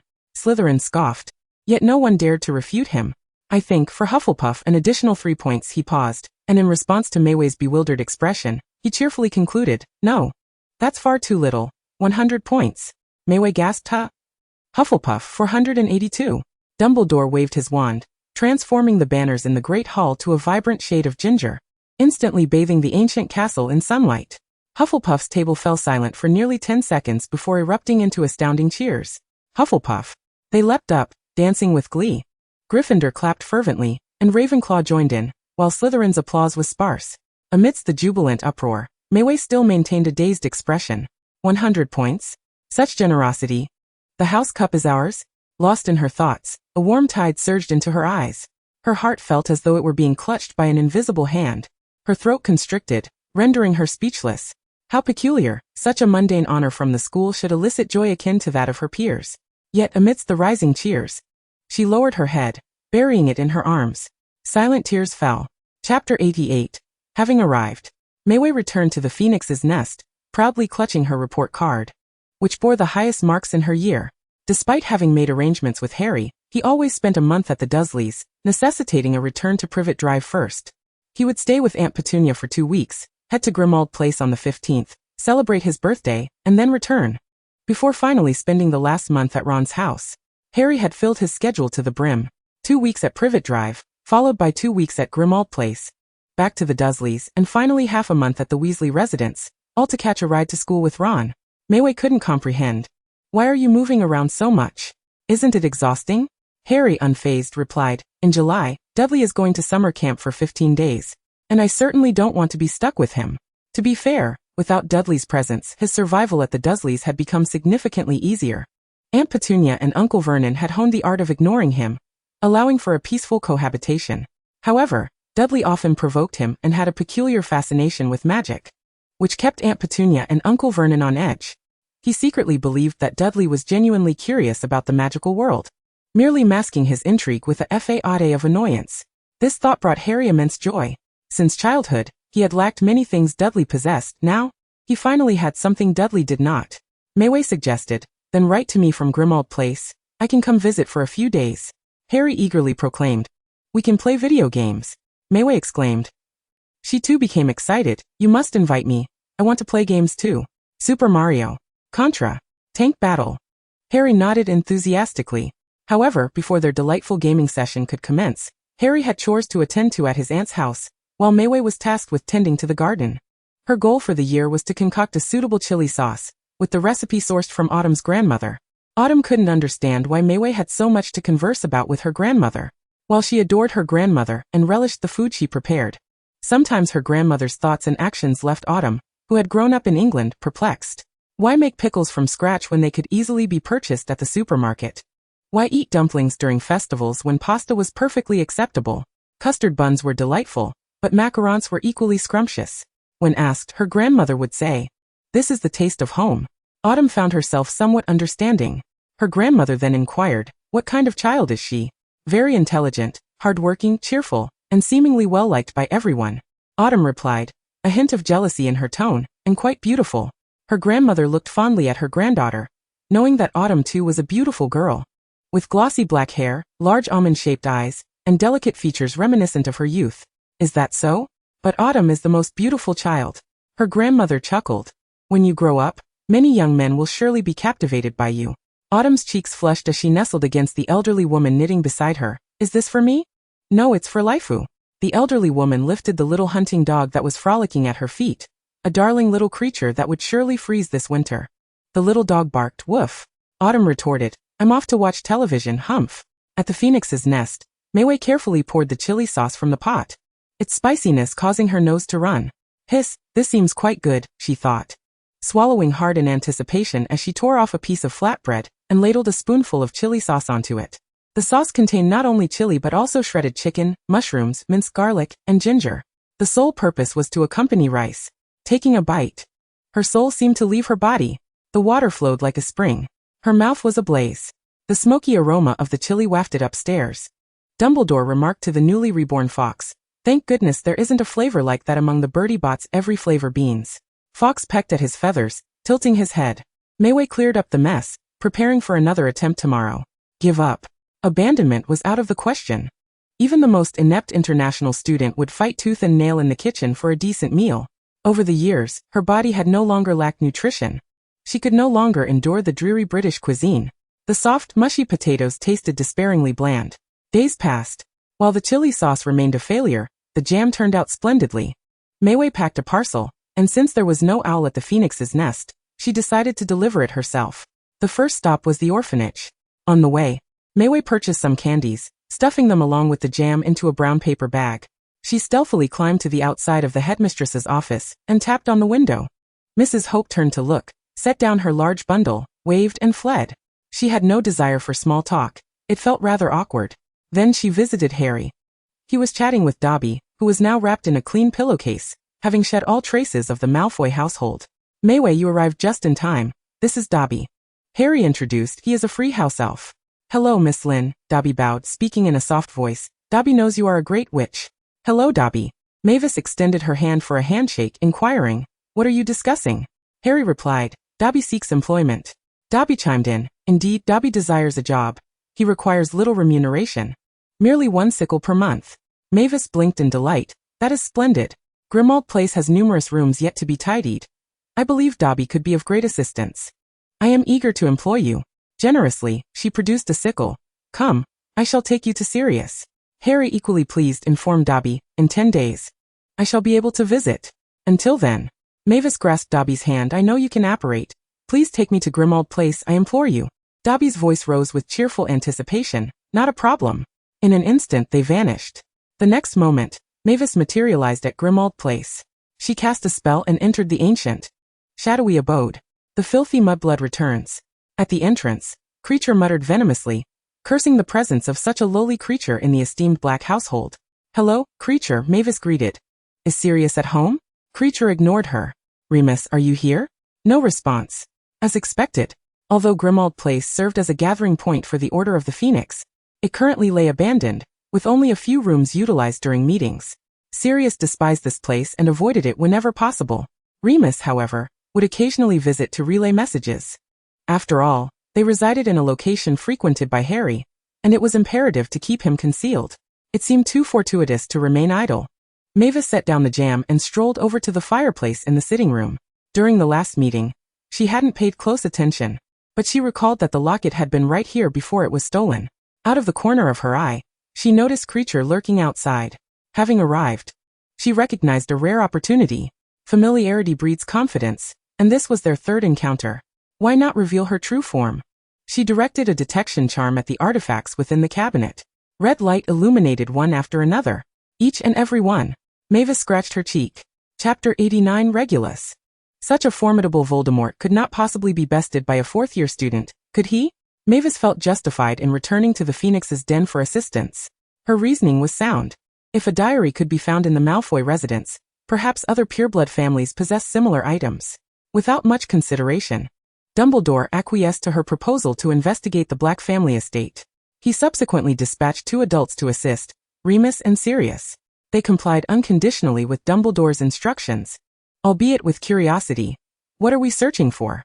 "A dark magical artifact," Mavis explained, "possibly inscribed with letters that are ornate and ancient, not originally belonging to the Blacks, and having arrived only shortly before Voldemort's disappearance. Most importantly, it cannot be destroyed." However, Sirius had not returned home in quite some time. He was at a loss, and naturally sought Creature's counsel, demanding answers. Creature trembled, muttering obscenities. "The wretched mudblood brings calamity. The esteemed mistress shall surely reprimand Creature for allowing such a lowly creature into the noble black home." Sirius was furious. "Answer my question. Is there such an object?" "I command you." Creature banged his head against the floor. "Creature cannot defy the master's command." "Damn it, Creature knows, yes. Creature knows why the master has returned." Mavis interjected.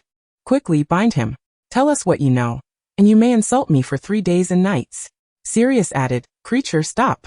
Tell me where that object is." With resentment, Creature slowly raised a bony arm, pointing to a locket on the sitting room cabinet. Mavis inquired, "Who gave it to you?" Creature's eyes welled with large tears. "Regulus. Master Regulus." Sirius sneered, "He has done quite well for himself. The master commanded Creature to destroy it, but Creature tried every means and failed." The aged house elf crumpled on the floor, painfully banging his head, tears pooling into small puddles. Creature could not fulfill the master's command. Sirius was rendered speechless. Remus placed a comforting hand on his shoulder, gently saying, "Creature, please tell us the whole story." Creature began to sob as he recounted. Voldemort required a house elf, and the Black family offered one. The elf ingested a dreadful potion, yet, out of loyalty to his master, returned home. Then, Regulus ventured into the cave, replacing Voldemort's locket. He drank the potion and was dragged into the pool. Silence engulfed the room. Sirius sat on the sofa, his hands covering his face, tears seeping through his fingers. "I truly have never comprehended him, Remus." Remus embraced him. "Do not blame yourself, my friend." "Dobby," Mavis called for the sobbing house elf. "Could you prepare some cups of hot chocolate?" Dobby, still sniffling, complied, wiping away his tears as he began to brew the chocolate. Mavis ignited the Black family's fireplace, her head poking into the flames. "Albus." At the Phoenix's den, Dumbledore set down his honeyed tea. "What has transpired?" "It is difficult to explain. You must come quickly." She withdrew her head, her face covered in soot, coughing violently. Dumbledore arrived promptly, and after hearing the entire tale, he fell silent. After a long pause, he remarked, "There are more unsung heroes than we can fathom."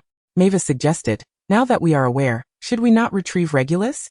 "You are right," Sirius rubbed his face. "I shall go bring him back." "Creature, do you remember the location?" Creature screamed. Old Creature would never forget, even if turned to ash. Yet Dumbledore interjected, "It is too late.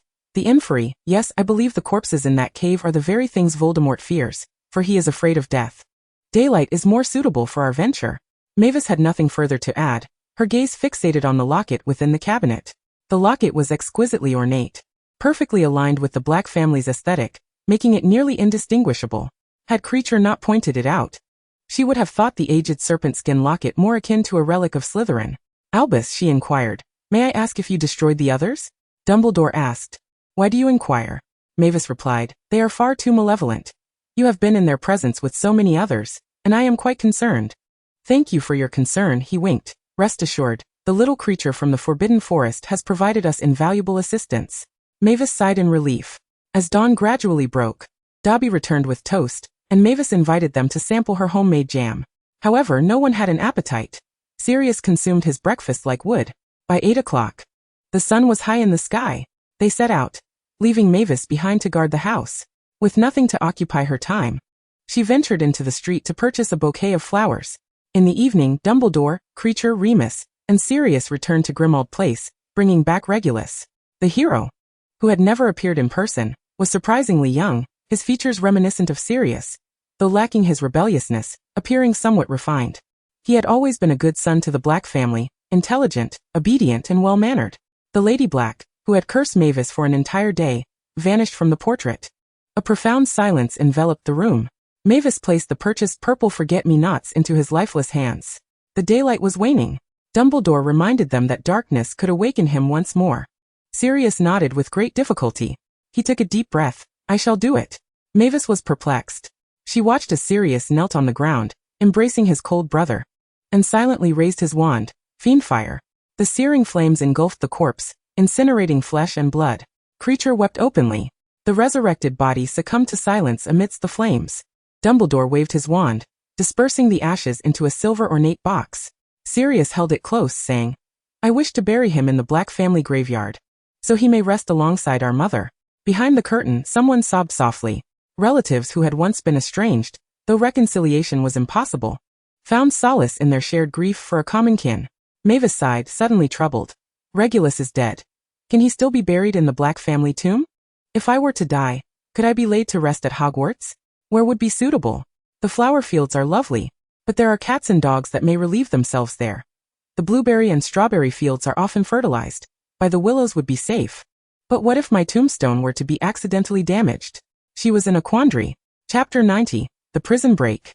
As the summer vacation commenced, the locket was destroyed. and Mavis had hoped for a tranquil holiday. Little did she know that fate had other plans, as a shocking piece of news left her utterly bewildered. That morning, after a leisurely sleep, she picked up her almond milk only to find the prophet left on the dining table. Azkaban prisoner escapes. Suspect possibly Peter Pettigrew? What? Mavis was utterly confounded. Upon reading the report closely, she realized the gravity of the situation. The escape from Azkaban had indeed transpired, but this time, the protagonists were not Sirius but the Death Eaters. The Ministry of Magic suspected that the one who facilitated their escape was the cowardly Peter Pettigrew, and they had issued a warrant for his capture. This was dire trouble. Her first thought was that Harry's vacation would be entirely ruined, and she herself would likely be relocated to Grimmauld Place. The reality proved her fears to be true. At noon, Dumbledore returned, noticing that she had harvested the broad beans, peas, and tomatoes from the garden, filling 2 large baskets, along with a small bottle of hot sauce she had painstakingly made over the past fortnight. Such a thoughtful child always tugs at one's heartstrings. Dumbledore reassured her. I promise you shall not be bored. Mavis optimistically replied. Indeed, Grimmauld Place has so many rooms. I can take my time learning how to combat dark magic. The old man chuckled, extending his arm. Mavis linked her arm through his, laden with bags. As they moved to Grimmauld Place, Lupin had already moved in, and Sirius had transformed into a black dog, keeping Harry company at the Dursleys, leaving the headquarters almost deserted save for the two of them. To make matters worse, just after the full moon, Lupin appeared exceedingly weak, hiding away in his room. Mavis had no choice but to keep Kreacher and Dobby company. Since Regulus's burial, Kreacher had ceased to utter insults towards her. He wandered silently through the house, as if searching for the shadows of his former master. Mavis felt a pang of sympathy for him, but also had to remain cautious to prevent him from being swayed by Bellatrix. In light of this, staying at Grimmauld Place indeed proved more convenient. A few days later, when Lupin had recovered, he brought more news. It was confirmed that Peter had played a role in the escape, as an ordinary wizard could not slip away from the Dementor's watchful eyes. However, given Peter's cowardly nature, he was certainly not the mastermind. Another Death Eater must have orchestrated the event. Mr. Weasley conducted a surprise inspection of the Malfoy household, but found no trace of Voldemort there, nor had Snape received a summons from the Dark Lord. As for others who had once been close to Voldemort and had not been caught, such as the Shafik family, they too had been investigated by the Order of the Phoenix with no findings. Undoubtedly, there was a hidden, deranged, and loyal Death Eater at large. Mavis pondered whether it could be little Barty, but quickly dismissed the thought. There were too many Death Eaters, and countless names glossed over in stories were living, breathing individuals in reality. Overlooking them could be fatal. She resolved not to mislead others, but to observe the unfolding events. By August, after a month had passed, Harry eagerly returned with Sirius. Did you know? Peter caused my father's death. Although Harry had met Sirius in his first year, Lupin and the others believed that at just 11 years old, Harry was too young to bear such a heavy burden of hatred, and thus they had not revealed the truth. Now, with the newspapers flying, the truth could no longer be concealed, and it all came to light. Mavis said, I heard. Harry was seething with rage. If I find him, I will kill him. Soon after, Hermione and Ron arrived. It was their first visit, and everything was new to them. Ron complained, originally, our family planned to travel to Egypt, as my dad won a bonus, but this summer, he has been exceptionally busy, and we couldn't go anywhere. Mavis replied, you bought new robes. Oh yes, that was Mum's idea. Since we can't travel, she bought us each a gift, Ron admitted, somewhat sheepishly. With 3 new helping hands, the house cleaning endeavor progressed swiftly. Mavis assigned them the tasks of sweeping, dusting, and clearing spider webs, while she dealt with the incessant influx of dark magical items. The Black household resembled a vast dungeon, ideal for accruing experience. In just a few days, the newspapers reported on the escaped Death Eaters murdering innocent muggles. Mrs. Weasley, along with the Weasleys, moved into Grimmauld Place. Your father has far too much to do. Do not trouble him, she sternly warned the children, declaring that anyone who dared cause trouble would face severe consequences. The plump matron waved her wand, fixing her gaze on the twins. I will ensure they learn a lesson they will never forget. All right, Mum, the twins replied, retracting their necks and pretending to be obedient. Mavis, however, was different. She approached Mrs. Weasley with utmost enthusiasm. Madam, could you teach me how to make shepherdess pie? Mrs. Weasley's expression softened as she gently replied. Dear, you needn't worry about such things. Go play with Fred and George. It will be perfect to keep an eye on them. The twins made faces at her. Thus, Mavis was shooed out of the kitchen, reduced to a child who simply opened her mouth to wait for meals. How fortunate it was to have a mother. She mused, suddenly recalling her original plan. Harry, where's your game console? Let me play with it. Harry replied, I'll show you how. I've already reached level 50. See, many plots may not have changed, but the sentiments of those involved were no longer the same. Despite the presence of enemies, Death Eaters, and the rising Dark Lord, Harry's life was not engulfed by anger and hatred. Sirius and Lupin were by his side, and Ron and Hermione were with him. Each day began with breakfast prepared by Mrs. Weasley. He relished buttered toast, while Mavis slathered hot sauce on her toast. Hermione warned that too many sweets would lead to cavities, yet Ron still devoured the sugar-coated donuts. All day long, they immersed themselves in the game, with Mavis excelling and breaking Harry's record. Harry, willing to accept defeat, offered to buy everyone pizza. This posed quite the conundrum.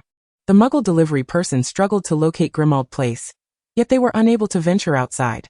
Ultimately, Hedwig was dispatched to deliver the takeaway to the neighboring house, with the owl bringing back the package.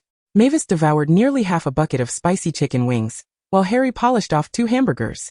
Hermione criticized the flavor of the mashed potatoes, declaring her preference for crispy fries, and Ron became enamored with the accompanying Muggle toy, a miniature car model. The twins devised a new prank, vigorously shaking a bottle of cola before handing it to Percy, delighting in the sight of him drenched in the fizzy beverage. Chapter 91. On the train. Days spent gaming flew by in a blur. Mavis felt as if she had completed several games, and summer slipped away unnoticed. An owl delivered a new book list, but they were unable to leave the house, entrusting Mrs. Weasley to procure everything. As the new year began, Mavis had grown a few inches. She measured her height daily, eagerly hoping to reach 160 centimeters, though she anticipated that any additional height would be difficult to surpass. This was the consequence of childhood malnutrition and a lack of physical activity at school. It was disheartening, especially as her companions seemed to have feasted on something substantial, with the trio all taller than her. The sole silver lining was that she no longer needed to buy clothes in larger sizes. A regular small would suffice, although finding well-fitting garments proved challenging, as not every store stocked extra small sizes. Throughout the summer, Mavis's attire consisted of t-shirts and shorts, with a new pair of sneakers that fit her better. Hermione and Ginny debated whether to wear their hair down or up, comparing bows with one another. Mavis thought both styles looked lovely but was too lazy to braid her hair. It was fine and soft, often disheveled from sleep, naturally possessing a slight wave that allowed her to pretend she had curls. The twins remarked, Mavis doesn't resemble a girl at all. Mavis brandished her wand. Fools. Shall we duel? They quickly amended their statements. You are the most adorable girl. Yet Ron, oblivious, blurted out the truth. Then why has no one written her a love letter for Valentine's Day? Mavis retorted, you're only 14.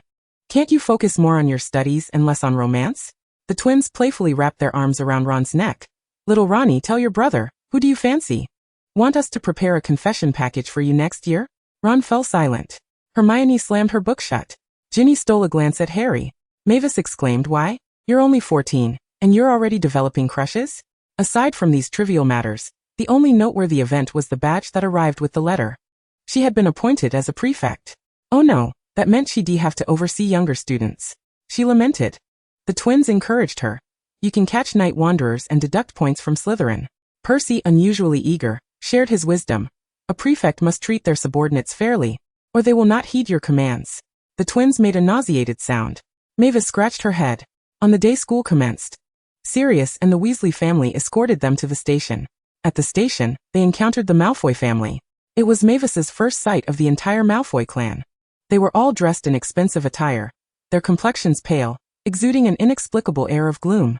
Mrs. Malfoy adjusted Draco's collar, her pale cheeks betraying a mother's affection. Lucius, I haven't thanked you yet, Sirius taunted. We welcomed a new house elf who has been quite helpful. Lucius maintained a stern expression. Narcissa suddenly remarked. You went to the graveyard. Sirius replied impassively, that's none of your concern. Their exchange ended on an unpleasant note. Mavis boarded the train, and Lupin followed suit. Harry gazed at him in astonishment, and he feigned surprise. Did I forget to mention? This year, I'll be joining you at school. Harry's eyes sparkled with joy. Oh my goodness, you're the new Defense Against the Dark Arts professor. Hermione exclaimed. Lupin nodded with a smile. Mavis thought to herself that adults could sometimes be rather dull and said, I'm going to find my friends. The weather was overcast and foggy. If Dementors were about, Harry would be fine with Lupin's protection, but her friends would be in danger. Goodbye. She intended to seek out Betty and the others, only to realize she had never attended school with them, and had no idea where her familiar faces were. Mavis found herself alone in the Badger compartment. What are you doing standing here? A familiar voice asked as someone patted her shoulder. Who are you looking for? Mavis quickly grasped his arm. Where is everyone? Cedric shrugged. How would I know? I just got on the train. Mavis inquired. Don't you have a designated compartment? After a moment's thought, he said, follow me. They walked toward the central dining car, where they indeed found familiar faces in the nearest compartment. Mavis jumped up in excitement. How did I not know there was ice cream on the train? 5 sickles a scoop. Then it's all good. Betty cheerfully grabbed a new spoon and scooped a portion. Sweetheart, open wide. Mavis complied. She savored the flavor. It's white chocolate. Alice asked. Aren't you staying at school this year? I went to Harry's house. Mavis squinted, wiping the fog from the window. Oh, it's raining outside. Kay's pulled out the Witch Weekly. Is this umbrella nice? Mavis rested her head in her hands. What are you looking for? Cedric inquired. Mavis replied.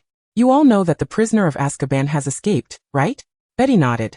My dad even asked me if I wanted a bodyguard at school. Goodness, Hogwarts has Dumbledore. I can hardly believe it. Kay's, who prided herself on her appearance, suddenly turned serious. That S.A. Death Eater. My dad says the ministry is becoming increasingly useless. Alice remarked. They shouldn't dare show their faces.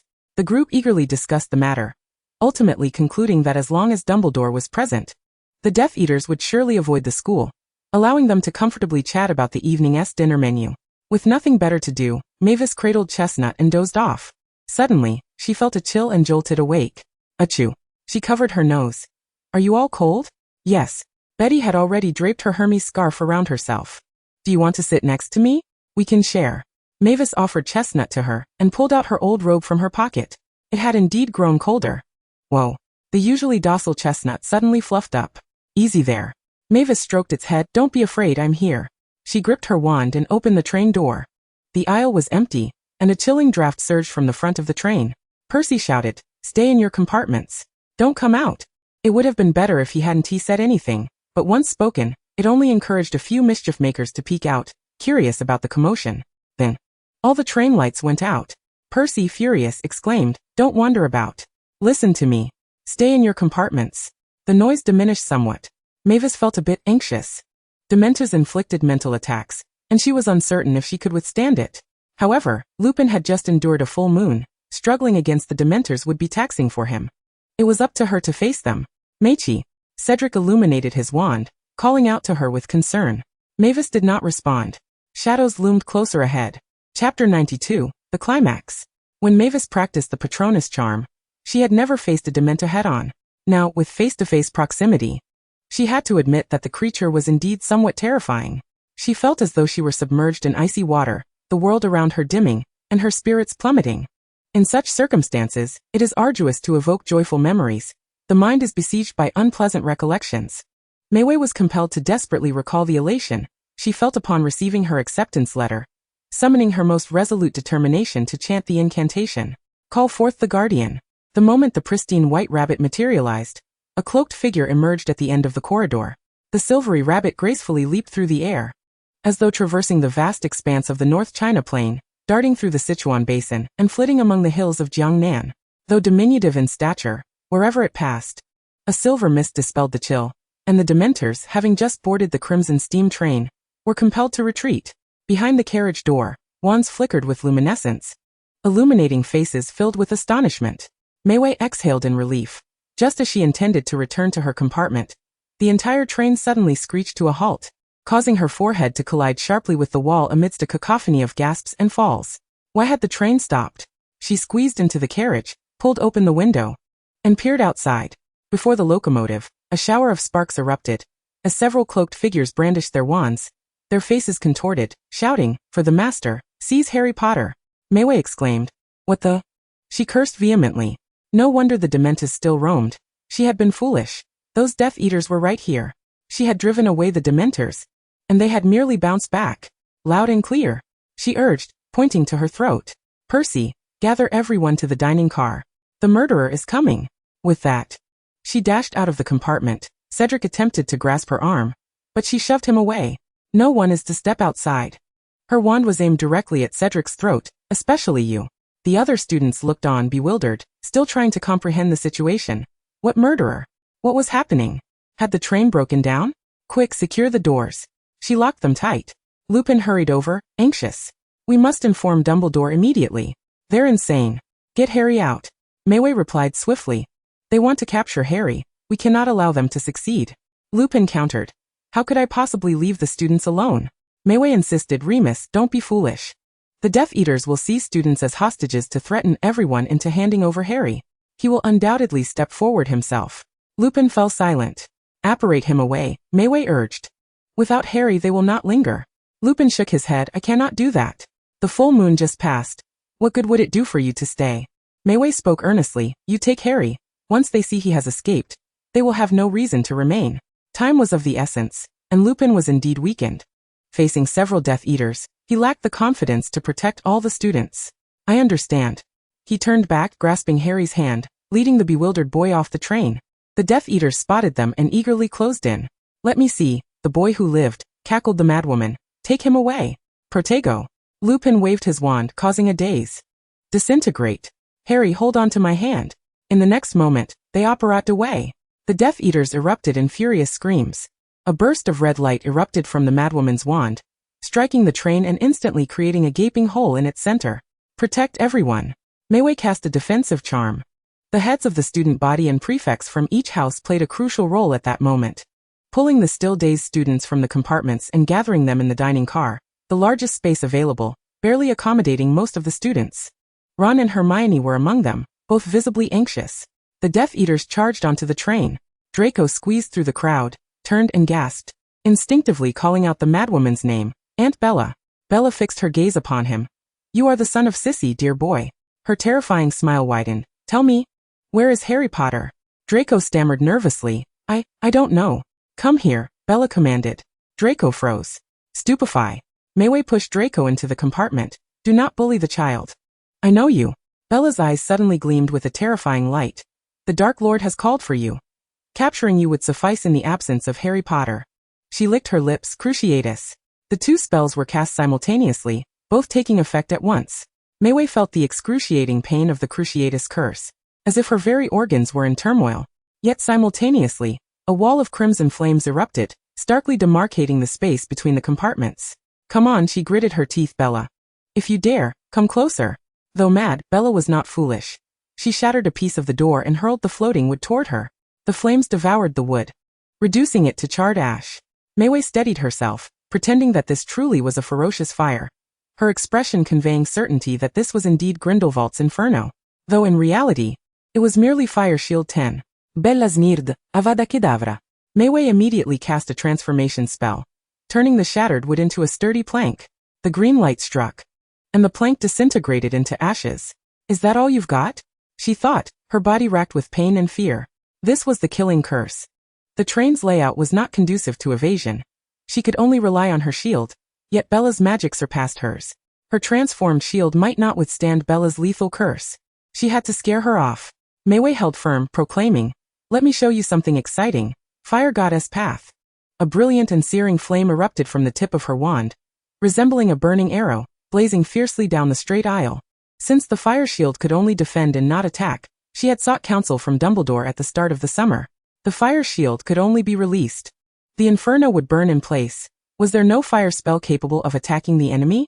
You surely know how to use that protective fire shield. Do teach me? She had asked. Dumbledore had replied, Fire Goddess Path. However, this incantation demanded immense magical power, and only someone as powerful as Dumbledore could utilize it to dispel the inferi. For a minor wizard like Mayway, this fiery path was her limit. If Bella did not flee soon, Mayway planned to escape. Suddenly, figures began to apparate outside the train. Mayway breathed a sigh of relief. The Aurors had arrived. Help. Moody rushed forward. Chapter 93. Rest after the work is done. Before entering Hogwarts, Mayway remained resilient, reassuring her classmates that she was fine. Yet, not a single soul believed her. No sooner had she spoken than blood began to trickle down her face, oozing from her nose, ears, and mouth. She felt lightheaded, as if her ears were filled with water.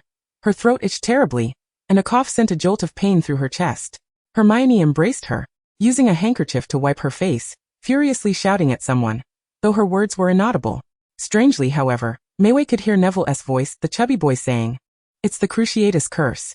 Fortunately, it wasn't long before she was transported to Hogwarts.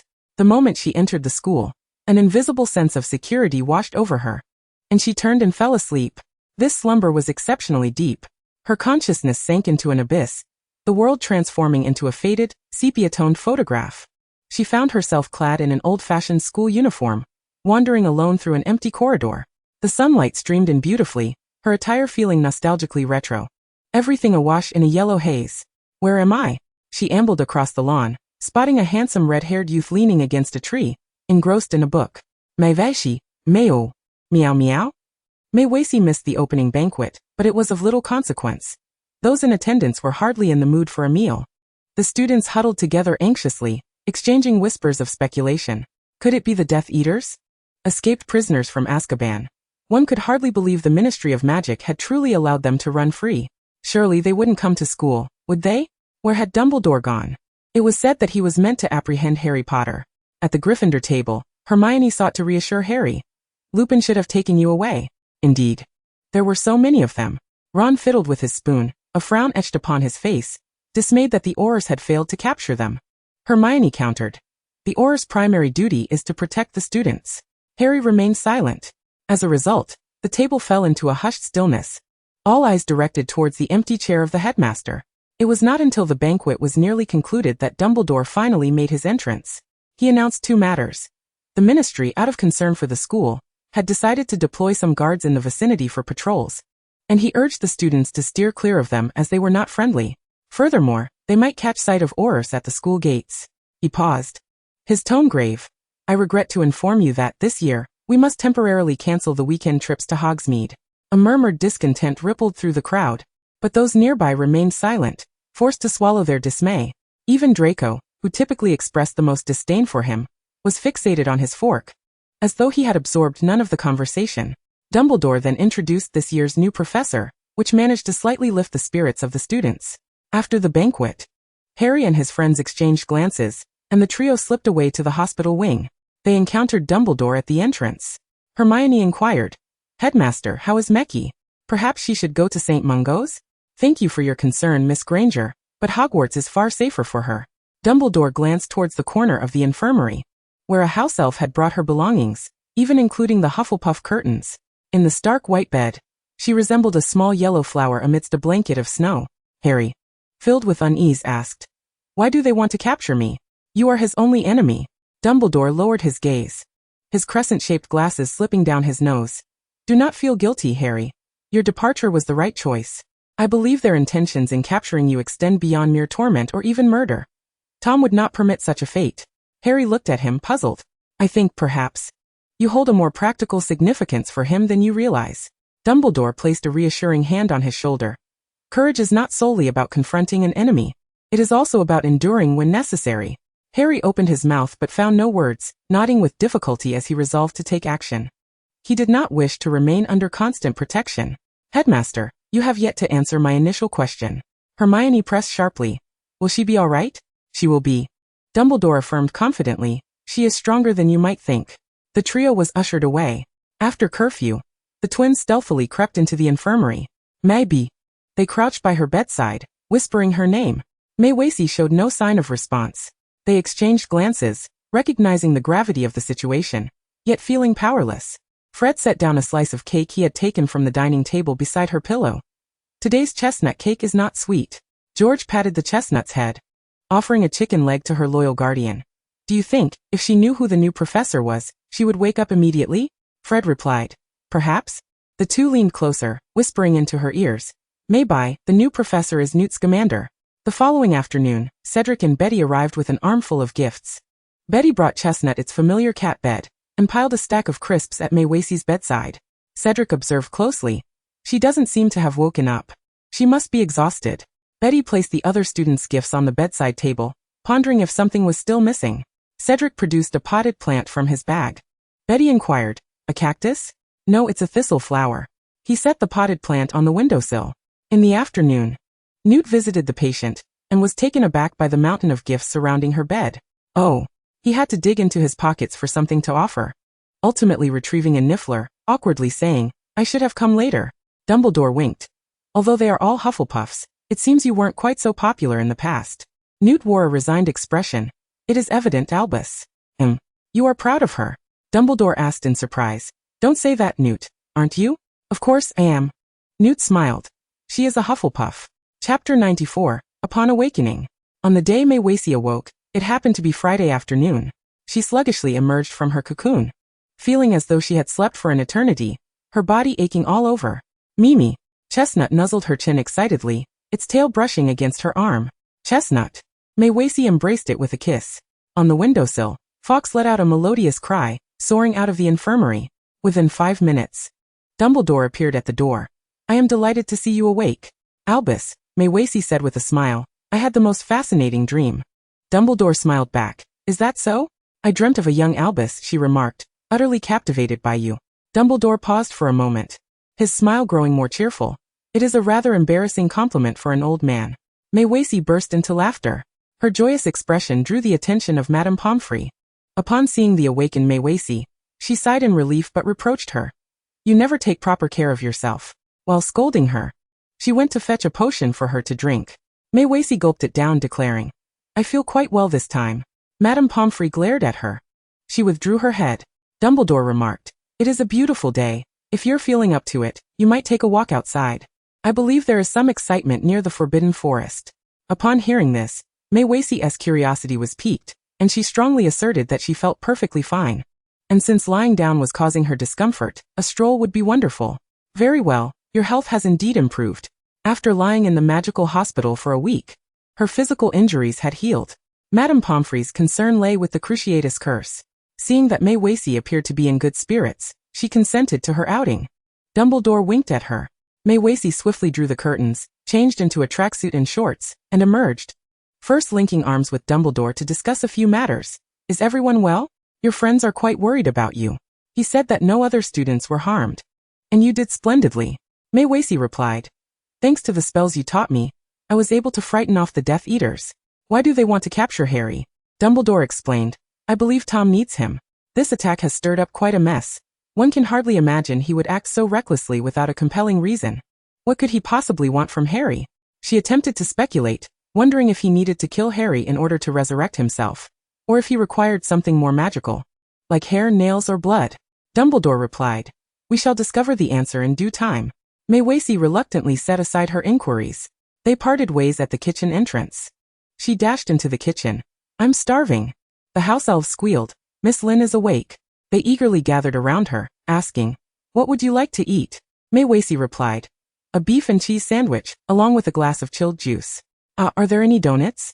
10 minutes later, she held a warm, greasy sandwich in one hand and a glass of juice in the other, with 2 chocolate-covered donuts tucked under her arm. She meandered her way to the entrance of the Forbidden Forest. At first glance, the crowd was substantial. A bustling mass that seemed to encompass all 4 houses and students of various years. Had Lupin commandeered the dueling club? Standing at the back were several tall Ravenclaw Quidditch players, their imposing figures blocking her view entirely. Maeve puffed her cheeks and stood on tiptoe. Excuse me. Let me have a look. Upon hearing her, a few players turned to see her and, after a moment's hesitation, stepped aside. Further ahead, she spotted 2 familiar red-haired heads. The twins, noticing her effort to jump up, burst into laughter. Maeve, look how short you are. They chuckled while crouching down to her level. The 2 of them offered their hands to support her as she climbed up. Finally, she could see over the crowd. A monstrous creature loomed before her, a griffin, with the head of an eagle and the body of a lion. Its fierce gaze was unrestrained and there were no reins in sight. Wasn't he Hagrid-esque creature the winged horse with the body of a lion? Did Buckbeak undergo some sort of transformation? Maeve was filled with questions. This is a griffin. Native to Greece, a nearby person spoke softly, their tone gentle. Yet, both Slytherin and Gryffindor fell silent, not daring to interrupt. He stroked the giant beast and continued his introduction. It is known for its ferocity, and young wizards should maintain a safe distance as it can be quite dangerous. However, adept wizards can befriend them, and they are excellent guardians of treasures, aren't they, Finley? Although, I have no gold galleons to protect. Maeve thought. Why did no one tell her that Newt was the new professor for the Care of Magical Creatures class? Who would have thought that Newt would raise his head and spot a girl bursting through the crowd? Maeve webbed frantically, shouting, Me. Newt, I want to. The twins nearly dropped her from laughing so hard. Maeve, you sound like you're making a declaration in church. Ignoring them, Maeve jumped down and squeezed to the front. Raising her face in a cute manner, Me? Are you ready? Newt extended his hand, ruffling her messy hair. All right, Miss Lynn, come closer to me. You need your wand. She immediately pressed against Newt. Do not move, just look at it, do not be afraid. Newt slowly stepped back. Come on, Finley. Meet our new friend. The massive beast rose, towering over Maeve like a small mountain. Its shadow enveloped the sky above her. Maeve strained her neck to gaze up at the griffin, which began to approach slowly, as if on a leisurely stroll. Yet its sharp claws, powerful body, and beak capable of piercing flesh instilled a sense of intimidation. A slight commotion arose among the students. Some stepped back, accidentally stepping on others' feet, while others were so frightened they stumbled to the ground. But Maeve stood her ground, maintaining eye contact with the creature, refusing to avert her gaze. As time ticked by, the griffin drew nearer, then lifted one of its eagle-like front legs. Thud. It landed heavily, sending dust flying. Maeve looked down at the sandwich now covered in dirt. Well, that is not great. The griffin ignored her, snatching the sandwich from her hand and skillfully discarding the bread, consuming only the meat. Maeve. After a few chews, it displayed an expression of disdain. Newt remarked, it prefers raw meat. Go ahead, you can feed it now. Maeve rolled up her sleeves. Feeding magical creatures was second nature to her. She picked up a piece of raw meat and offered it to Finley, who gobbled it down as she attempted to groom its fur. After a while, it showed no reaction, prompting her to apply more pressure. Since she had lost her lunch, she aimed to reclaim something. You are already an outstanding witch, Newt praised her, pulling her aside.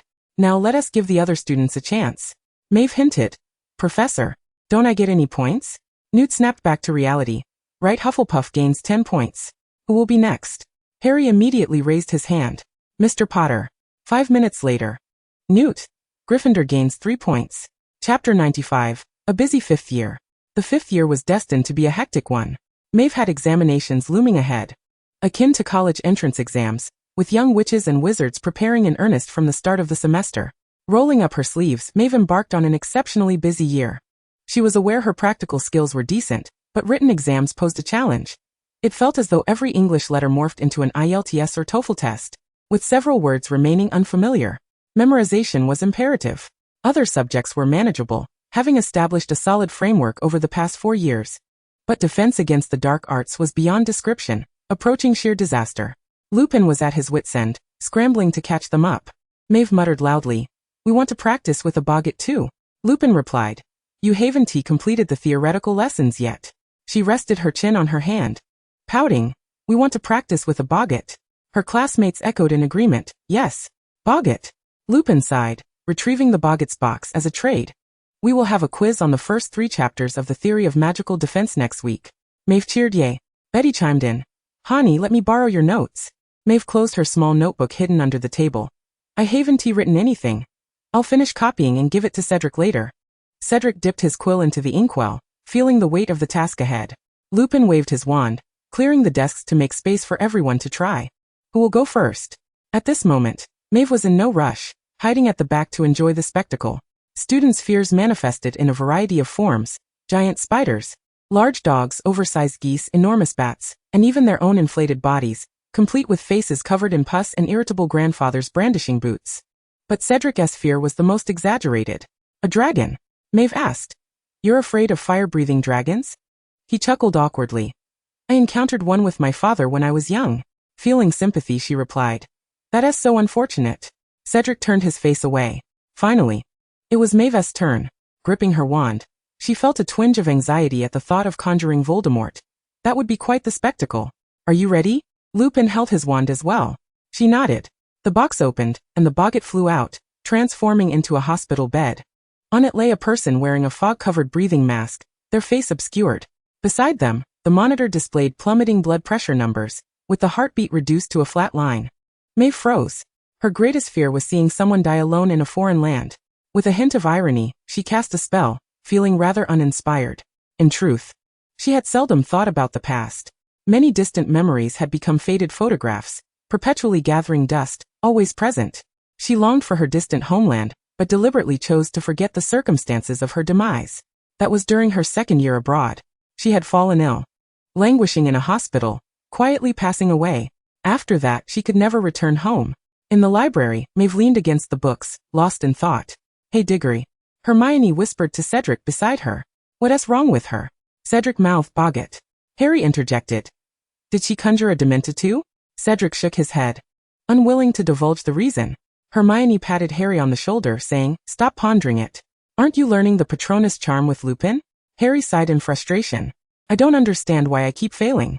I possess so many joyful memories. Merely having joy is insufficient. It was unclear when Maeve regained her composure, propping her chin on her hand as she remarked, Everyone has happiness, but to conjure a Patronus, one must have unwavering and distinct conviction. Harry furrowed his brow. Cedric inquired. What conviction? Did you fail as well? She shrugged. Those who lead contented lives find it challenging to summon a Patronus, Maeve explained.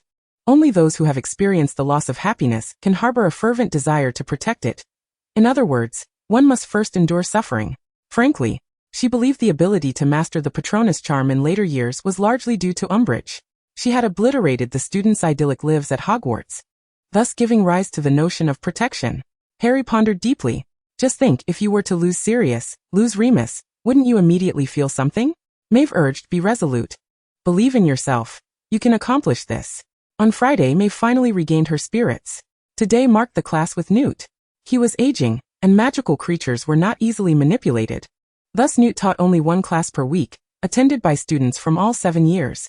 This was undoubtedly the most anticipated lesson for all students. Despite Draco's provocations towards Lupin and his previous slanders against Hagrid, the Slytherins behaved like docile kittens in Newt's class. There was no choice. The lesson was genuinely captivating. And it was challenging for other professors to find such extraordinary magical creatures that would obediently comply. Moreover, no one wished to provoke someone who had once captured the first Dark Lord. The Care of Magical Creatures class was scheduled for the afternoon, but Maeve hastily consumed her lunch, preparing to be a shadow. Before class, she tidied the lawn for the professor, calmed the magical creatures, and prepared a few snacks for feeding.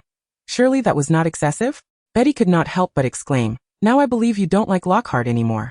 The superficial adoration, assigning tasks to the professor, finding an escape route for him, bulk ordering greeting cards for him. The genuine admiration, shadowing. Indeed, Maeve leaped up, exclaiming, How could one compare Newt with Lockhart? Lockhart has tried hard too. It saddens me that he doesn't measure up. So, is Professor Scamander your favorite? Alice sipped her pineapple juice. I thought you preferred Professor Dumbledore. Maeve hesitated, honestly conflicted. Is it not acceptable to like both? The classmates, reveling in the drama, pressed on. Which one do you like best? They're both old men. She exaggeratedly dabbed at the corners of her eyes. If I had been born a century earlier, I might have had enough time to choose. Her classmates chimed in, Indeed. Why do you always prefer old men? Betty asked eagerly. Is there not anyone younger? Maeve replied. There is. Who? They chorused. Maeve exclaimed, I watched Death in Venice over the summer. Burr Anderson was breathtaking. Tadzio, the most beautiful youth in the world. Betty momentarily succumbed to the charm, but quickly retorted coldly, You fell in love too late. He has been married for 10 years. Maeve slumped back onto the bench, feeling the world was excessively cruel.